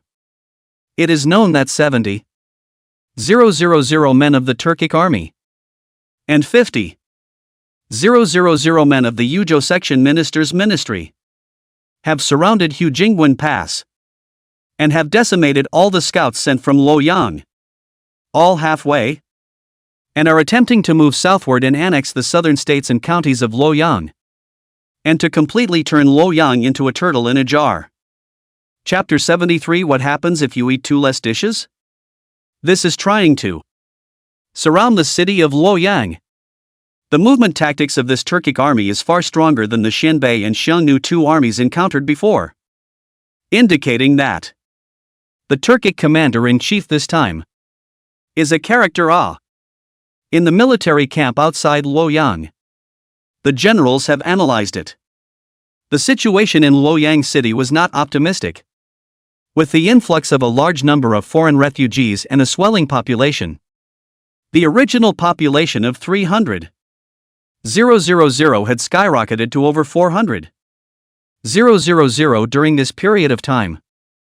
Coupled with the arrival of reinforcements from all directions, the logistical pressure could be imagined. Priority should be given to supplying the army. The people starve to death, and this land will still be Wei's territory. A hungry Wei army is not as energetic as a dog on the road to Luoyang. Nonsense. You don't care about the hundreds of thousands of people in Luoyang? In the past 2 days, there have been quite a few stragglers causing trouble in the city. If there is a straggler riot in Luoyang city, we won't need to wait for the Hu people to come over. We'll collapse without a fight. The stray riots in Luoyang could not be ignored. Open the barn and release the grain. Facing the military camp, the noisy crowd. Yuan Ziming, who was in the marshal's seat, hammered out. The green bird at his side, sniffing, pouted. His pretty face intoxicated. Asterisk asterisk asterisk asterisk. How can you be so handsome? Everyone locks their brows. Your Majesty. Although there is quite a bit of grain stored in the Luoyang granary, if it is taken out for relief, I'm afraid that the rations originally supplied to the civil and military forces of Luoyang, the elite of the Wei army, and the prominent nobles of the gate will not be enough. Yuan Ziming just closed his eyes and said, "There is a teacher once told me that the survival of people lost land. People and land all exist. If you save the land and lose the people, both the people and the land will be lost. If we lose the hearts of the people, then there is no difference between the imperial court for the people and that beastly Hulk. Why do you think they still want to help us defend the city? Defend the territory of Wei?" The crowd's body shook. If you store people and lose land, all people and land will be stored. If we save the land and lose the people, we lose both the people and the land. In a single sentence, a mere 16 words, surprisingly, contain endless military mysteries. To be able to make the Son of Heaven so mindful of this, it seems that this teacher is also a man of the world. So from now on, Luoyang issues martial law, cuts all food supplies from the upper levels. And I won't eat. So I'll eat whatever the generals of Wei eat in the future. Yuan Ziming said, removing this freshly cooked peppercorn stewed chicken from the imperial court. This was supposed to be the emperor's midnight snack, and was pranked by Cygnus with super peppercorns, just in time to be used to buy people's hearts. For the generals on guard tonight. What? Everyone was dumbfounded and burst into tears of excitement all at once.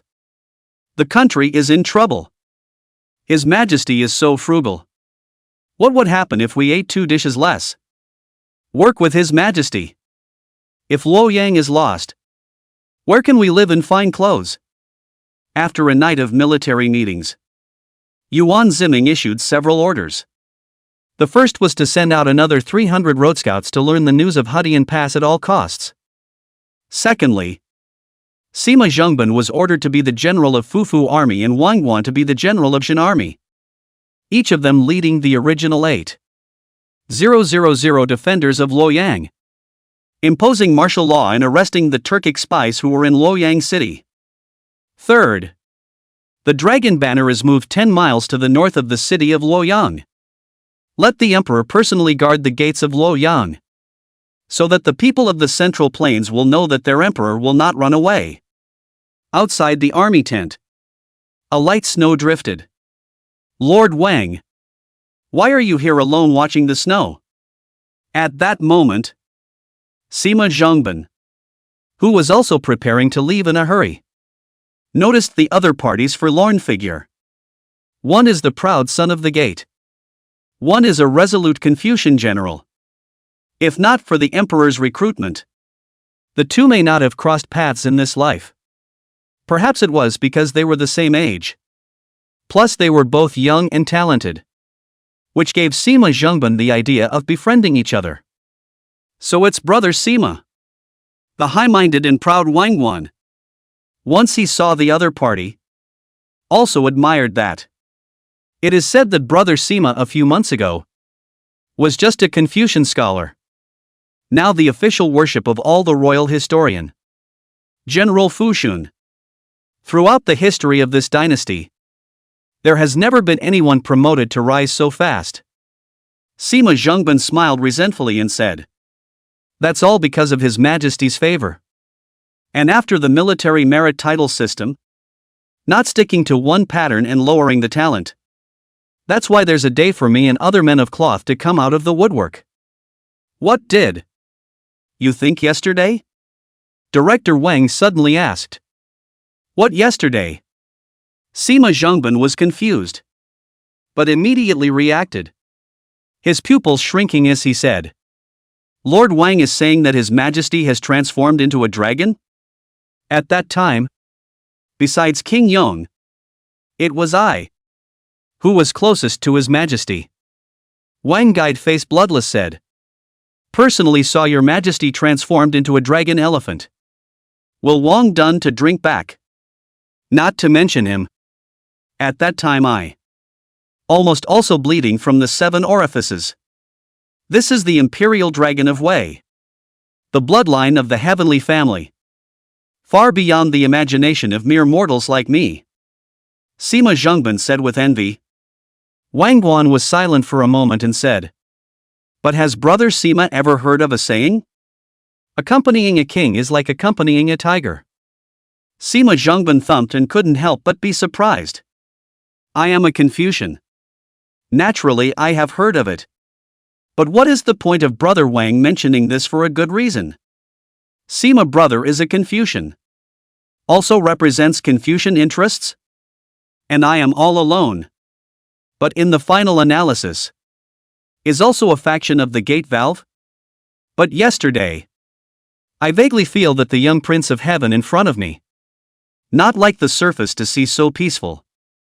I have a premonition that he is going to do great things. Great things with a bang. And at that time, whether it is Confucianism or the gate valve, only to face the disaster of extinction. The king's guide stammered. Sima Zhengban frowned. Brother Wang Yu. Ha ha ha. I'm drunk. But Wang Guan suddenly lifted the bottle of wine at his waist and laughed drunkenly, saying, drinking nonsense? Never mind. Sima Zhengban looked at the other party's stumbling away figure and fell into a moment of contemplation. Late night. Inside the dragon banner. Yuan Ziming, who was sleeping, rolled over, barred his mouth, and occasionally spoke in his sleep. Would the Empress Dowager like to share my bed this night? Kill. But at that moment, by the side of the ear, there suddenly came an explosive hissing sound. Yuan Ziming was jolted awake and jumped up from the bed, quickly draping the soft armor aside before putting on the dragon robe and fastening the buttons. It was found that outside There was actually a lot of smoke and chaos. What's going on? Yuan Ziming realized something big was wrong. An arrow rushed out. Outside the tent, two bodies suddenly flew out and fell at Yuan Ziming's feet. And when he fixed his eyes on them, they were Turkic wolf guards. At first glance again, it was the heavily armed Cygnus, holding a red-tasseled spear. Staring. Turk. Attack the camp. The large part of the vanguard army, Zhang, broke the connection and did not know where to go. The main force of the Turks came straight to my center army camp. It's unclear how many Turkic troops have come, but all around have been blocked by the Hu. The green bird solemnly said, "You go first, Duke. Leave this place to me to break the back." And at that moment, shouts of murder came from all directions. Kill. That's the dragon tent. Capture the Wei Emperor alive. Chapter 74, Turkic Night Attack. Rise of the Peace-Talking Faction. The cavalry, like sharp blades coming out of their sheaths, flew at Yuan Ziming. Escort. The guards around the dragon standard were hysterical. But it was hard to beat four hands with two fists. Still letting a few Turkic cavalrymen drill a hole. And in an instant they pounced in front of Yuan Ziming. But just for a moment. Yuan Ziming took a jump in place. A sharp sword was pulled out from his waist. And in a swift and decisive manner, he chopped in the air and decapitated the head of a Turkic cavalryman, followed by a quick displacement. Avoiding the onslaught of the Turkic cavalry, he used the height of his jump to slash again. The two Turkic cavalrymen screamed miserably and tumbled over. And it was only then that a large number of guards rushed over in a flurry of wind to reinforce and stop the Turkic cavalry. Yuan Ziming still felt that it wasn't too much, and raised his sword thinking to chop up a few more Turks for fun. But the green bird behind him suddenly cursed. "Why don't you leave? This dragon banner of yours has become a living target here. The Turkic people are pouring in from all around in a steady stream. They just won't do anything this time. As long as they can hurt you, it's already a victory." After saying that, she lifted her red-tasseled spear, and a swift gun she swept through, killing another Turkic cavalryman. She was also killing her eyes. Otherwise she normally wouldn't dare to be so mean to Yuan Ziming. Because this man will turn around and get back at you. Yuan Ziming, however, laughed out loud instead of retreating. "Silly girl. In the eyes of the Turkic people, this is a living target. But in the eyes of the Han Chinese, do you know what it means? It means that the faith of the Wei army is still standing, towering in this barracks. Escort." At this time, the surrounding black pressurized Wei soldiers, one by one, desperately pounced up, scrambling to block in front of the dragon standard. Cygnus was dumbfounded. Yuan Ziming was right about one thing: the emperor was the faith of the army. And as long as his banner stayed up, he could inspire his soldiers to fight back without fear of death. If Yuan Ziming hastily withdrew the dragon banner and fled, the entire Wei army would be leaderless and would completely collapse. Then won't the Turks' purpose of sneak attack be accomplished? After a while, Zhang De led his vanguard battalion of 1,000 men to kill. And the Turkic cavalry, seeing that there was no profit to be made, found a direction to break out and go. But the danger of Luoyang is not yet lifted. The ministries of Sima Zhongban and Wangguan were also attacked by Turkic cavalry. Because Wangguan was not good at military affairs. His 4,000 men were defeated and fled back to Luoyang escorted by dozens of his own soldiers. As for Sima Zhongban, he also suffered a great defeat at first, losing more than 1,000 men, and hastily withdrew his army tens of miles to the west, dropping a large number of supply wagons and possessions along the way, which induced the Turkic cavalry to loot in order to scramble for the possessions. Sima Zhongban took advantage of the situation and led his army to cover up and behead the Turkic people with 1200 levels. And the Turkic army fled to the north. Simply a classic foot and horse field tactic that could go down in history. At the gates of Luoyang, small encounters also took place. But relying on the defense of the high walls of Luoyang, the Turkic army did not eat anything sweet, and retreated after a few rounds of tentative attacks. The day finally dawned. In this battle, our army suffered over 10,000 dead and wounded, and captured more than 3,000 Turkic heads, of which half of Luoyang's central army was annihilated. And some of the other defenders fled in cowardice, and have been put to death on the spot by the supervisory team. To summarize, Yuan Ziming's main force of Wei Wupons, with mutual deaths and injuries, was barely 50 to 50. The Luoyang garrison of more than 5,000 men, including Wang Wan, was completely wiped out. Only Sima Zhongban's division, with more than 1,000 men, retained its full establishment and made the greatest military achievement of the field. Sima Zhongban, for meritorious service, has been added to the rank of general of the auxiliary kingdom, and is in control of all the troops and horses currently in the city of Luoyang.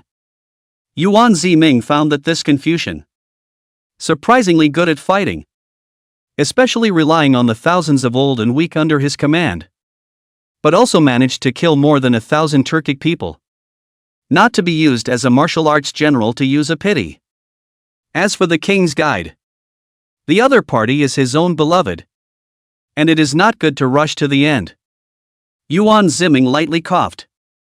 Removed from military service. Fined half a year's salary. Relegated to the Senate secretary. For the time being, in my dragon standard. As a military staff. And then more experience. The Wei Senator Sima is only from the 8th grade. Which is not a small blow to Wang Wan.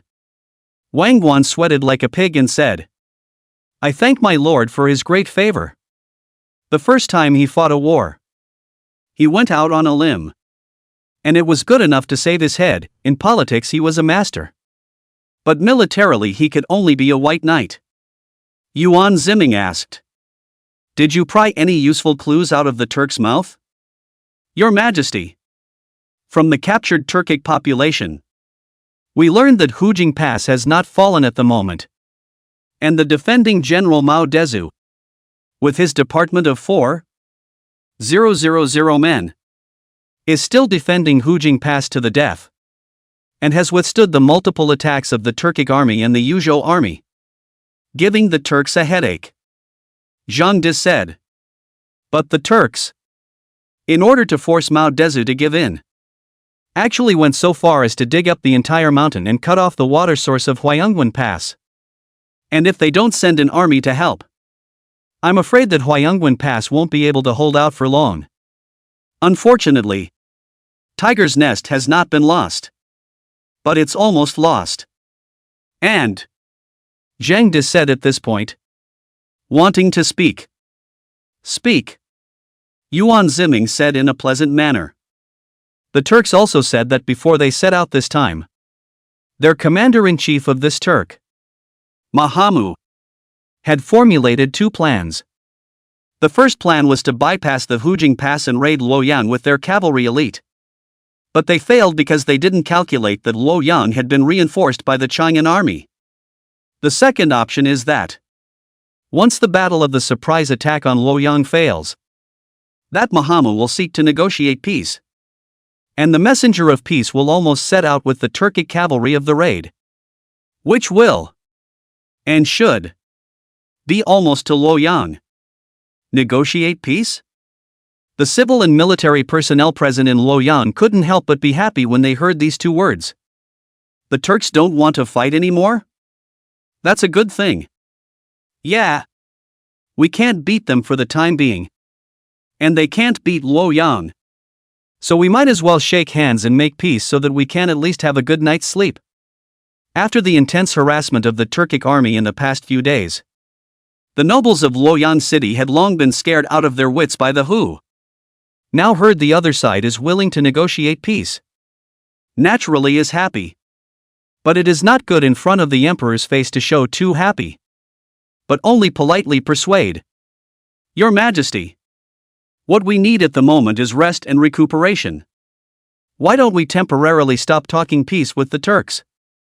And after our army has built up its strength, then we will attempt to go north? No. Sima Zhongban, as a staunch warmonger, immediately jumped out to oppose the time is in our favor. But it's more in the Turks' favor. They are trying to stall for time to annex Hujing Pass. If Hujing Pass is lost, won't Luoyang be in the bag for them? If we don't lose Hujing Pass, the Turks can just as easily bypass Hujing Pass to fight Luoyang. Especially Zhao Hai's Yuzhou armored cavalry, which is the most elite iron cavalry in Hebei. According to the current situation in Luoyang, they simply can't win. Among the local officials of Luoyang, there are also those who understand military. And they immediately came out to refute with reason. Yuan Ziming was instantly caught in the middle of the two, narrowing his eyes and not taking a stance. Wang Gui guessed the holy intention. The emperor must want to fight. But in the way of the current opposition is too big. Not good to come out to make a decision. So he took the initiative to round up the situation and said, "Why don't we ask Empress Su Jing for her opinion? She has been known as a wise counselor and will have a good idea." Yuan Ziming nodded slightly and said, "That's fine. Feng Bao, go invite Empress Su over." At this point, a general came to report. "A messenger from Turkestan is here, seeking an audience with your Majesty." The entire room instantly froze, as if the air was frozen, and looked at Yuan Ziming in unison. Yuan Ziming's eyelids fluttered wildly.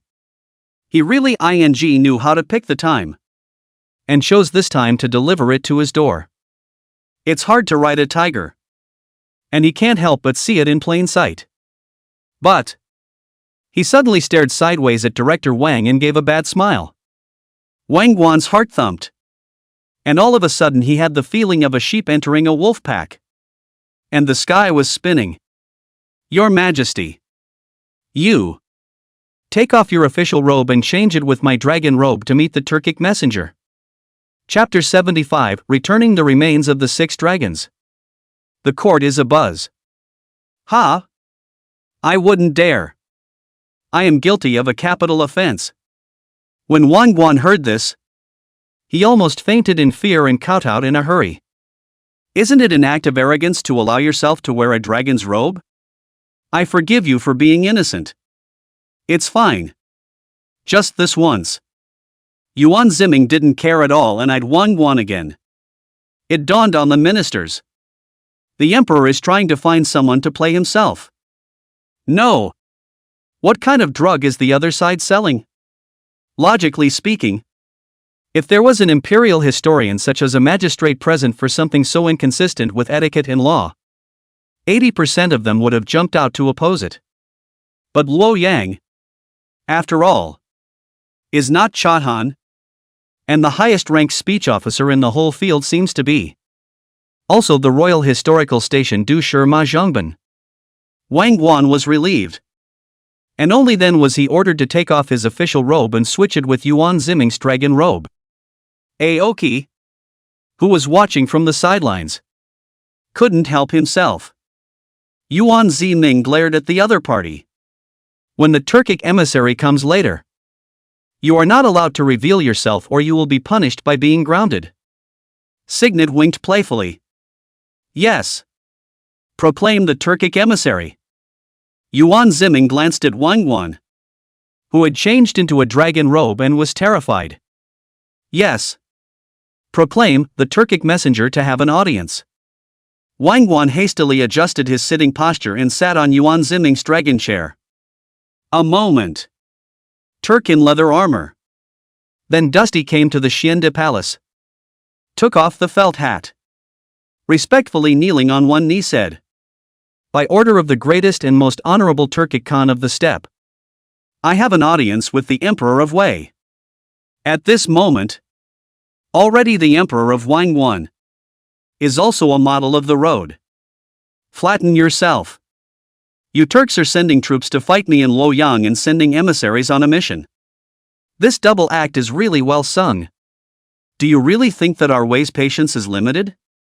The Turkic emissary smiled slightly and said, I, Great Turkic, have always practiced the strategy of first courtesy and then troops. If your country did not block the attack of our army, there is no chance for us to have peace talks this time. When these words came out, the civil and military of Luoyang chattered and climbed up in small voices. The Turk is truly arrogant, beating us and still making a righteous gesture. 30 years east of the river. 30 years west of the river. Think back then. During the time of my Taizu and Taizong emperors, the Turkic people were nothing more than small, unimpressive tribes that didn't even have the qualifications to enter Chang'an to pay tribute. But it's time to talk about it. Talking heads is a traditional skill. But the Luoyang civil and military people, from the bottom of their hearts, still hope that they can shake hands with the Turks and make peace. Wang Guan saw Yuan Ziming's calm demeanor. So he said with a straight face, state your terms of negotiation.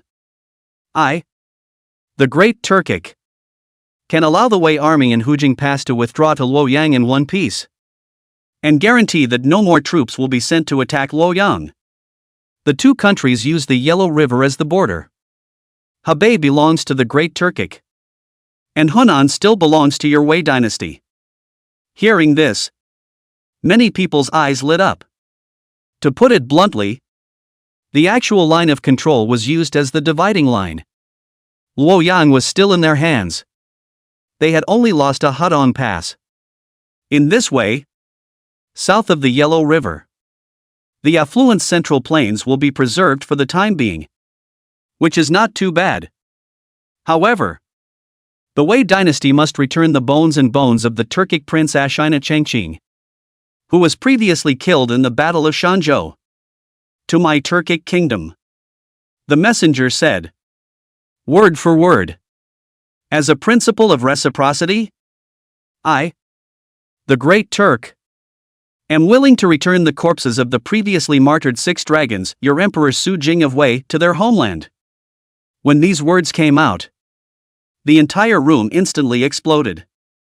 The 6 dragons respect Emperor Yuan Jing, both civil and military, and are the most skilled at enlisting people in the 9 dragons. When he was sitting on the front line of Hebei, he also stayed in Luoyang for a period of time and was deeply loved by the people of Luoyang. If not for Zhao Hai, the governor of Yuzhou, who led the Hu cavalry under his command to turn on the Hu people and kill Emperor Ruizong of the 6 dragons, Yuan Jing could have suppressed the Hu people for at least 5 years.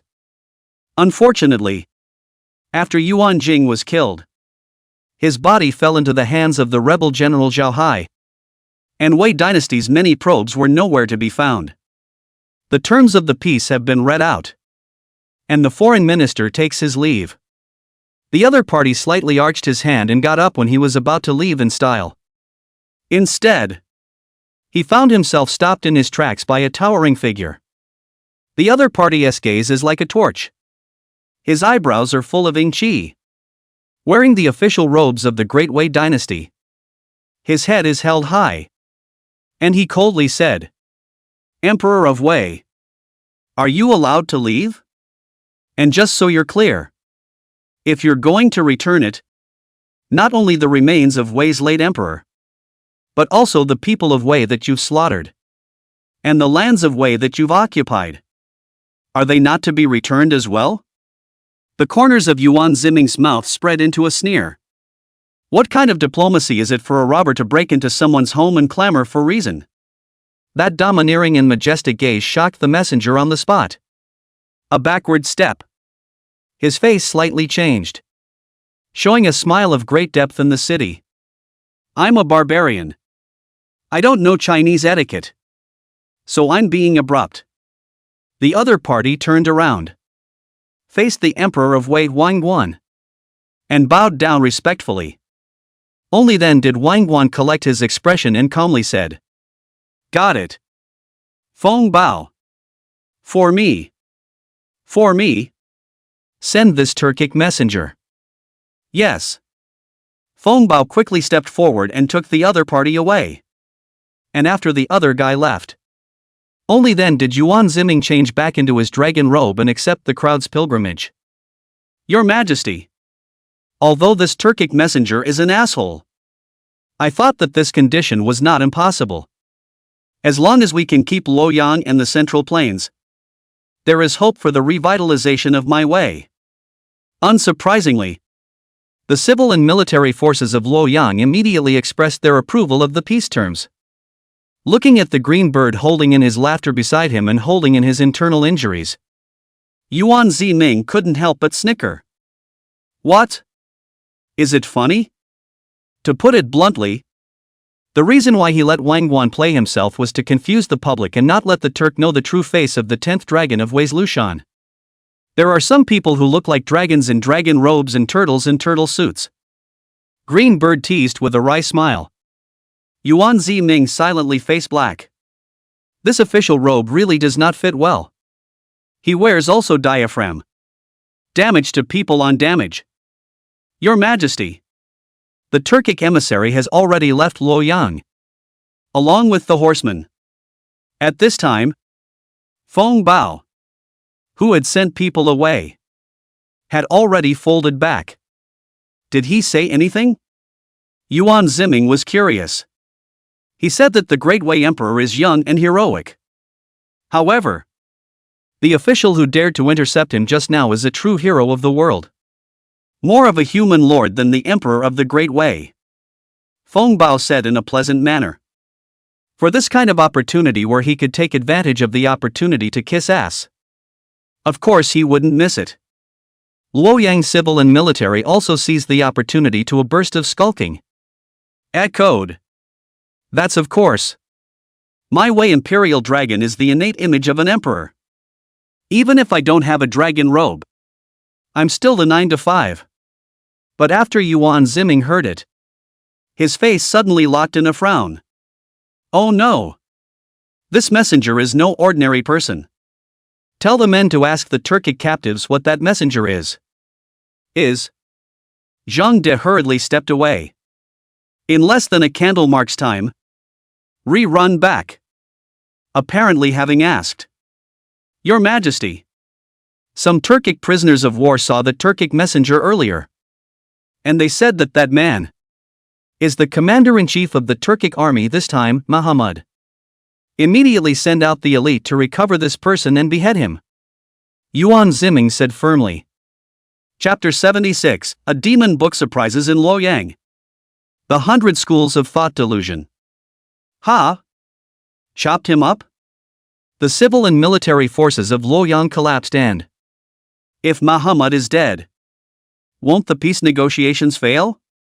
Your Majesty, think twice. Idiot. This Muhammad is dangerous.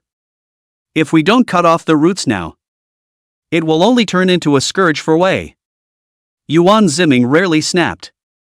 When I think about it, even Murong Chue, the king of Xinbei, couldn't recognize his true identity at a glance. To be able to see one's own keel at a glance showed that this Turkic commander was by no means a fool. The group of ministers were kneeling and shivering, but they were just tugging at Yuan Ziming's leg, not letting go. In his haste, Yuan Ziming almost dragonized in place again. No! The dragon scales on his body still hadn't completely disappeared from his last outburst. And if he were to dragonize again, he was worried that he would accidentally lose his mind. Thinking about it, and afraid of kicking each other to death. That hiding in the corner, the dark and cunning Taisher, is eyeing himself. At that moment, the eunuch came to report. Empress Su Jing, Su Miaoyun, is here. The house was in trouble. And the Queen of the Six Dragons was actually here. Yuan Ziming had no choice but to leave the crowd behind and greet Su Miaoyun first. Your Majesty. The Turkic messenger said he could return my husband's corpse? As soon as she entered, Su Miaoyun couldn't wait to ask. Sure enough, this clever woman has eyes and ears in Luoyang. Yuan Ziming was stunned and nodded. Su Miaoyun burst into hot tears all of a sudden. When I was in Luoyang these days, I did two things. One was to promote the planting of winter wheat to prevent a large-scale famine in Luoyang in the beginning of spring. The other thing is to pray at the Buddhist temple day and night, praying for Buddha's blessing for His Majesty, for the late emperor, and for the Great Wei clan and the countryside.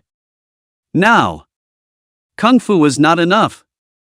The remains of the late emperor will, at last, be returned to the imperial temple. The other side of the tears of joy. A time actually stumbled and fell to the ground. Shocked, the palace made eunuchs around the hands and feet. Yuan Ziming said in dismay. But Empress Dowager, this is a delaying tactic of the Turkic people. If we agree to negotiate peace now, and give up the Tiger's Nest Pass, Luoyang will be the meat at the edge of other people's mouths. And we can take it any time we want to. At the moment, it was in the middle of a harsh winter, and many of the Turks' cattle and sheep died of starvation. These Turks are trying to wait for the beginning of spring, when the cattle, sheep and horses are fat, and then take advantage of the situation to go south. Without a barrier, Luoyang was tantamount to a dangerous city, as precarious as the Central Plains. Sima Zhengbin and other main warring factions also hastened to help out. But this sensible Empress Dowager Su, this will be completely deaf to any advice. Self-centered. Your Majesty, since ancient times, all good deeds and filial piety come first. The late emperor, that was your brother. Can you bear to see your brother's bones buried in the wilderness? Good. Playing the emotional card plus moralizing now. Yuan Ziming was non-committal. The parties are not happy. The next day, Pei Ji finally led 100,000 Chang'an reinforcements and arrived at Luoyang. On top of that, Lu Bin's Jinyue and Dugu Xian's Forbidden Army Department also followed. Interspersed among them were men of the civil and gentry groups, who conveyed to the emperor as they did the will for peace. May your Majesty put away your warlike spirit and rest with the people. Yangzhou Northern Expedition. Its depletion of national strength is already huge. Chang'an, Luoyang, two capitals have many scholars discuss. Said that His Majesty militaristic, empty consumption of national strength. The outhouse next door to the bedchamber. Yuan Ziming squatted while reading these zhengbiao from Chang'an. Then pulled them off and used them as toilet paper to wipe his ass. Bull *********. Returning to the bedchamber, Qing Bird had the sense to help Yuan Ziming put on his dragon robe. She was mischievous, but she knew how much pressure the emperor was under these days. The civil officials group and the gatekeepers group are all on the warpath. And even the Empress Dowager's side doesn't support him anymore. Together with the arrival of Pei Ji's reinforcements in Luoyang, the logistical pressure in Luoyang multiplied. And the original granary was no longer enough to support the food and drink in Luoyang city. A decision must be made. It's peace, or fight, or your own people will have to hold out. Your Majesty. Lu Bin, the commander of the Jinyue, knelt down and said, Lu Bin, it is said that you are from the Fanyan Lu clan. I will ask you, can I trust you? Yuan Ziming played with the western wine in his glass. His face clouded through the moonlight. Lu Bin took a deep breath, knowing that the emperor had begun to alienate himself ever since the gate dispute. It's up to you to regain your trust. My humble servant, Lu Bin, is a scholar of the 18th year of Yongning, a disciple of the Son of Heaven. To me, Loyalty to my family is only a small filial piety. Loyalty to His Majesty is a great loyalty and filial piety. I will be the minister of loyalty and filial piety. Good. I'll believe you this time. Yuan Ziming's gaze was like a torch as he personally gave the other party wine and asked, "Your brocade guards. Have they found out any news in Luoyang City yet?" External enemies weren't scary. What made him really worried was that internal enemies. Would his own people make a scene? Not optimistic. Lubin honestly said. Grain prices have skyrocketed. Already 50 times as much as 10 days ago. And if it continues like this, the people are afraid that they will have to change their children to eat. And ascertain that there are some treacherous merchants in the market, relying on their backgrounds to inflate the price of grain. Kill. Yuan Ziming put his glass down and said, "Word for word. Kill whoever you find out. No need to consult me." What he hated the most was these so-called high officials of the imperial court under his own hands, doing things that were detrimental to the country and the people. You're speculating on food prices again, aren't you? Then I'll fry your head too. And what? Asked Yuan Ziming. Luoyang has always been a gathering place for the 100 schools of thought. And these days, it seems that the Confucians, Mahists, lawyers, soldiers, yin-yangists, and other 100 schools of thought are circulating statements that are unfavorable to the imperial court and His Majesty. And the masterminds behind them are still being investigated. And by the way, one of the demonic books that they have been reading widely has been confiscated. Lubin pulled out a book with a crude cover in his backhand. It was engraved with a few large, crooked letters. The Democratic Republican Theory. Author, Chang'an Dropout. This book is simply demonic words and nonsense, saying what feudal monarchy oppresses the laboring people, to overthrow the emperor's rule and Confucian rights and laws, and to establish some kind of republic. Imperial power is a gift from heaven. And the 3 principles and 5 principles are the basis of a person's foundation. So how can he be allowed to slander them like this? Lubin also said with righteous indignation. Yuan Ziming was petrified on the spot. Signed, Longacre Fellows? Wasn't this a book he wrote in a drunken stupor? It was sold for 5 coins to a peddler selling housebooks on the streets of Chang'an. So how did it end up in the hands of the 100 schools of thought in Luoyang? Your Majesty. This author seems to be from Chang'an. And his handwriting is familiar. Allow me to check carefully. I believe I will soon be able to find out the whereabouts of this person. Lubin exclaimed. Ahem. You don't need to care about the author of this book. It's probably dead. Just check the person behind the 100 schools of the gods. Your Majesty. Why does your face look a bit ugly? Are you sick? Lubin was surprised. Yuan Ziming lightly coughed. I was angry by this demon book. It's fine. You go down. Late into the night, Chancellor Pei Ji gave himself a fold. The table protects the Army General Wang Dun as a temporary substitute for the left minister of the Ministry of Rights, as the Wei dynasty's envoy to the Turkic provinces, to go to Hudian Pass, to negotiate with the Turkic people on the peace negotiation. Letting Wang Dun be this backstabber is in line with the expectations of all parties. Just really negotiate peace? Yuan Ziming of course does not think so. He still intends to transfer Wei Wu Panjiang Daksu first north, in case the Turkic people go back on their word and establish several docking forts as a barrier in the north of Luoyang. But that plan is soon shattered by an unexpected visitor. Empress Su Jing Su Miaoyun arrived. Your Majesty. Wang Dun has left with his envoy? Right. Empress Dowager. Please don't be anxious. Just wait for the good news. Yuan Ziming soothed. Su Miaoyun changed her face. Waiting for a ghost. Since the envoy has already left, Why don't you hurry up and dispatch your troops and transfer your army to follow the envoy to sneak up on the Turks?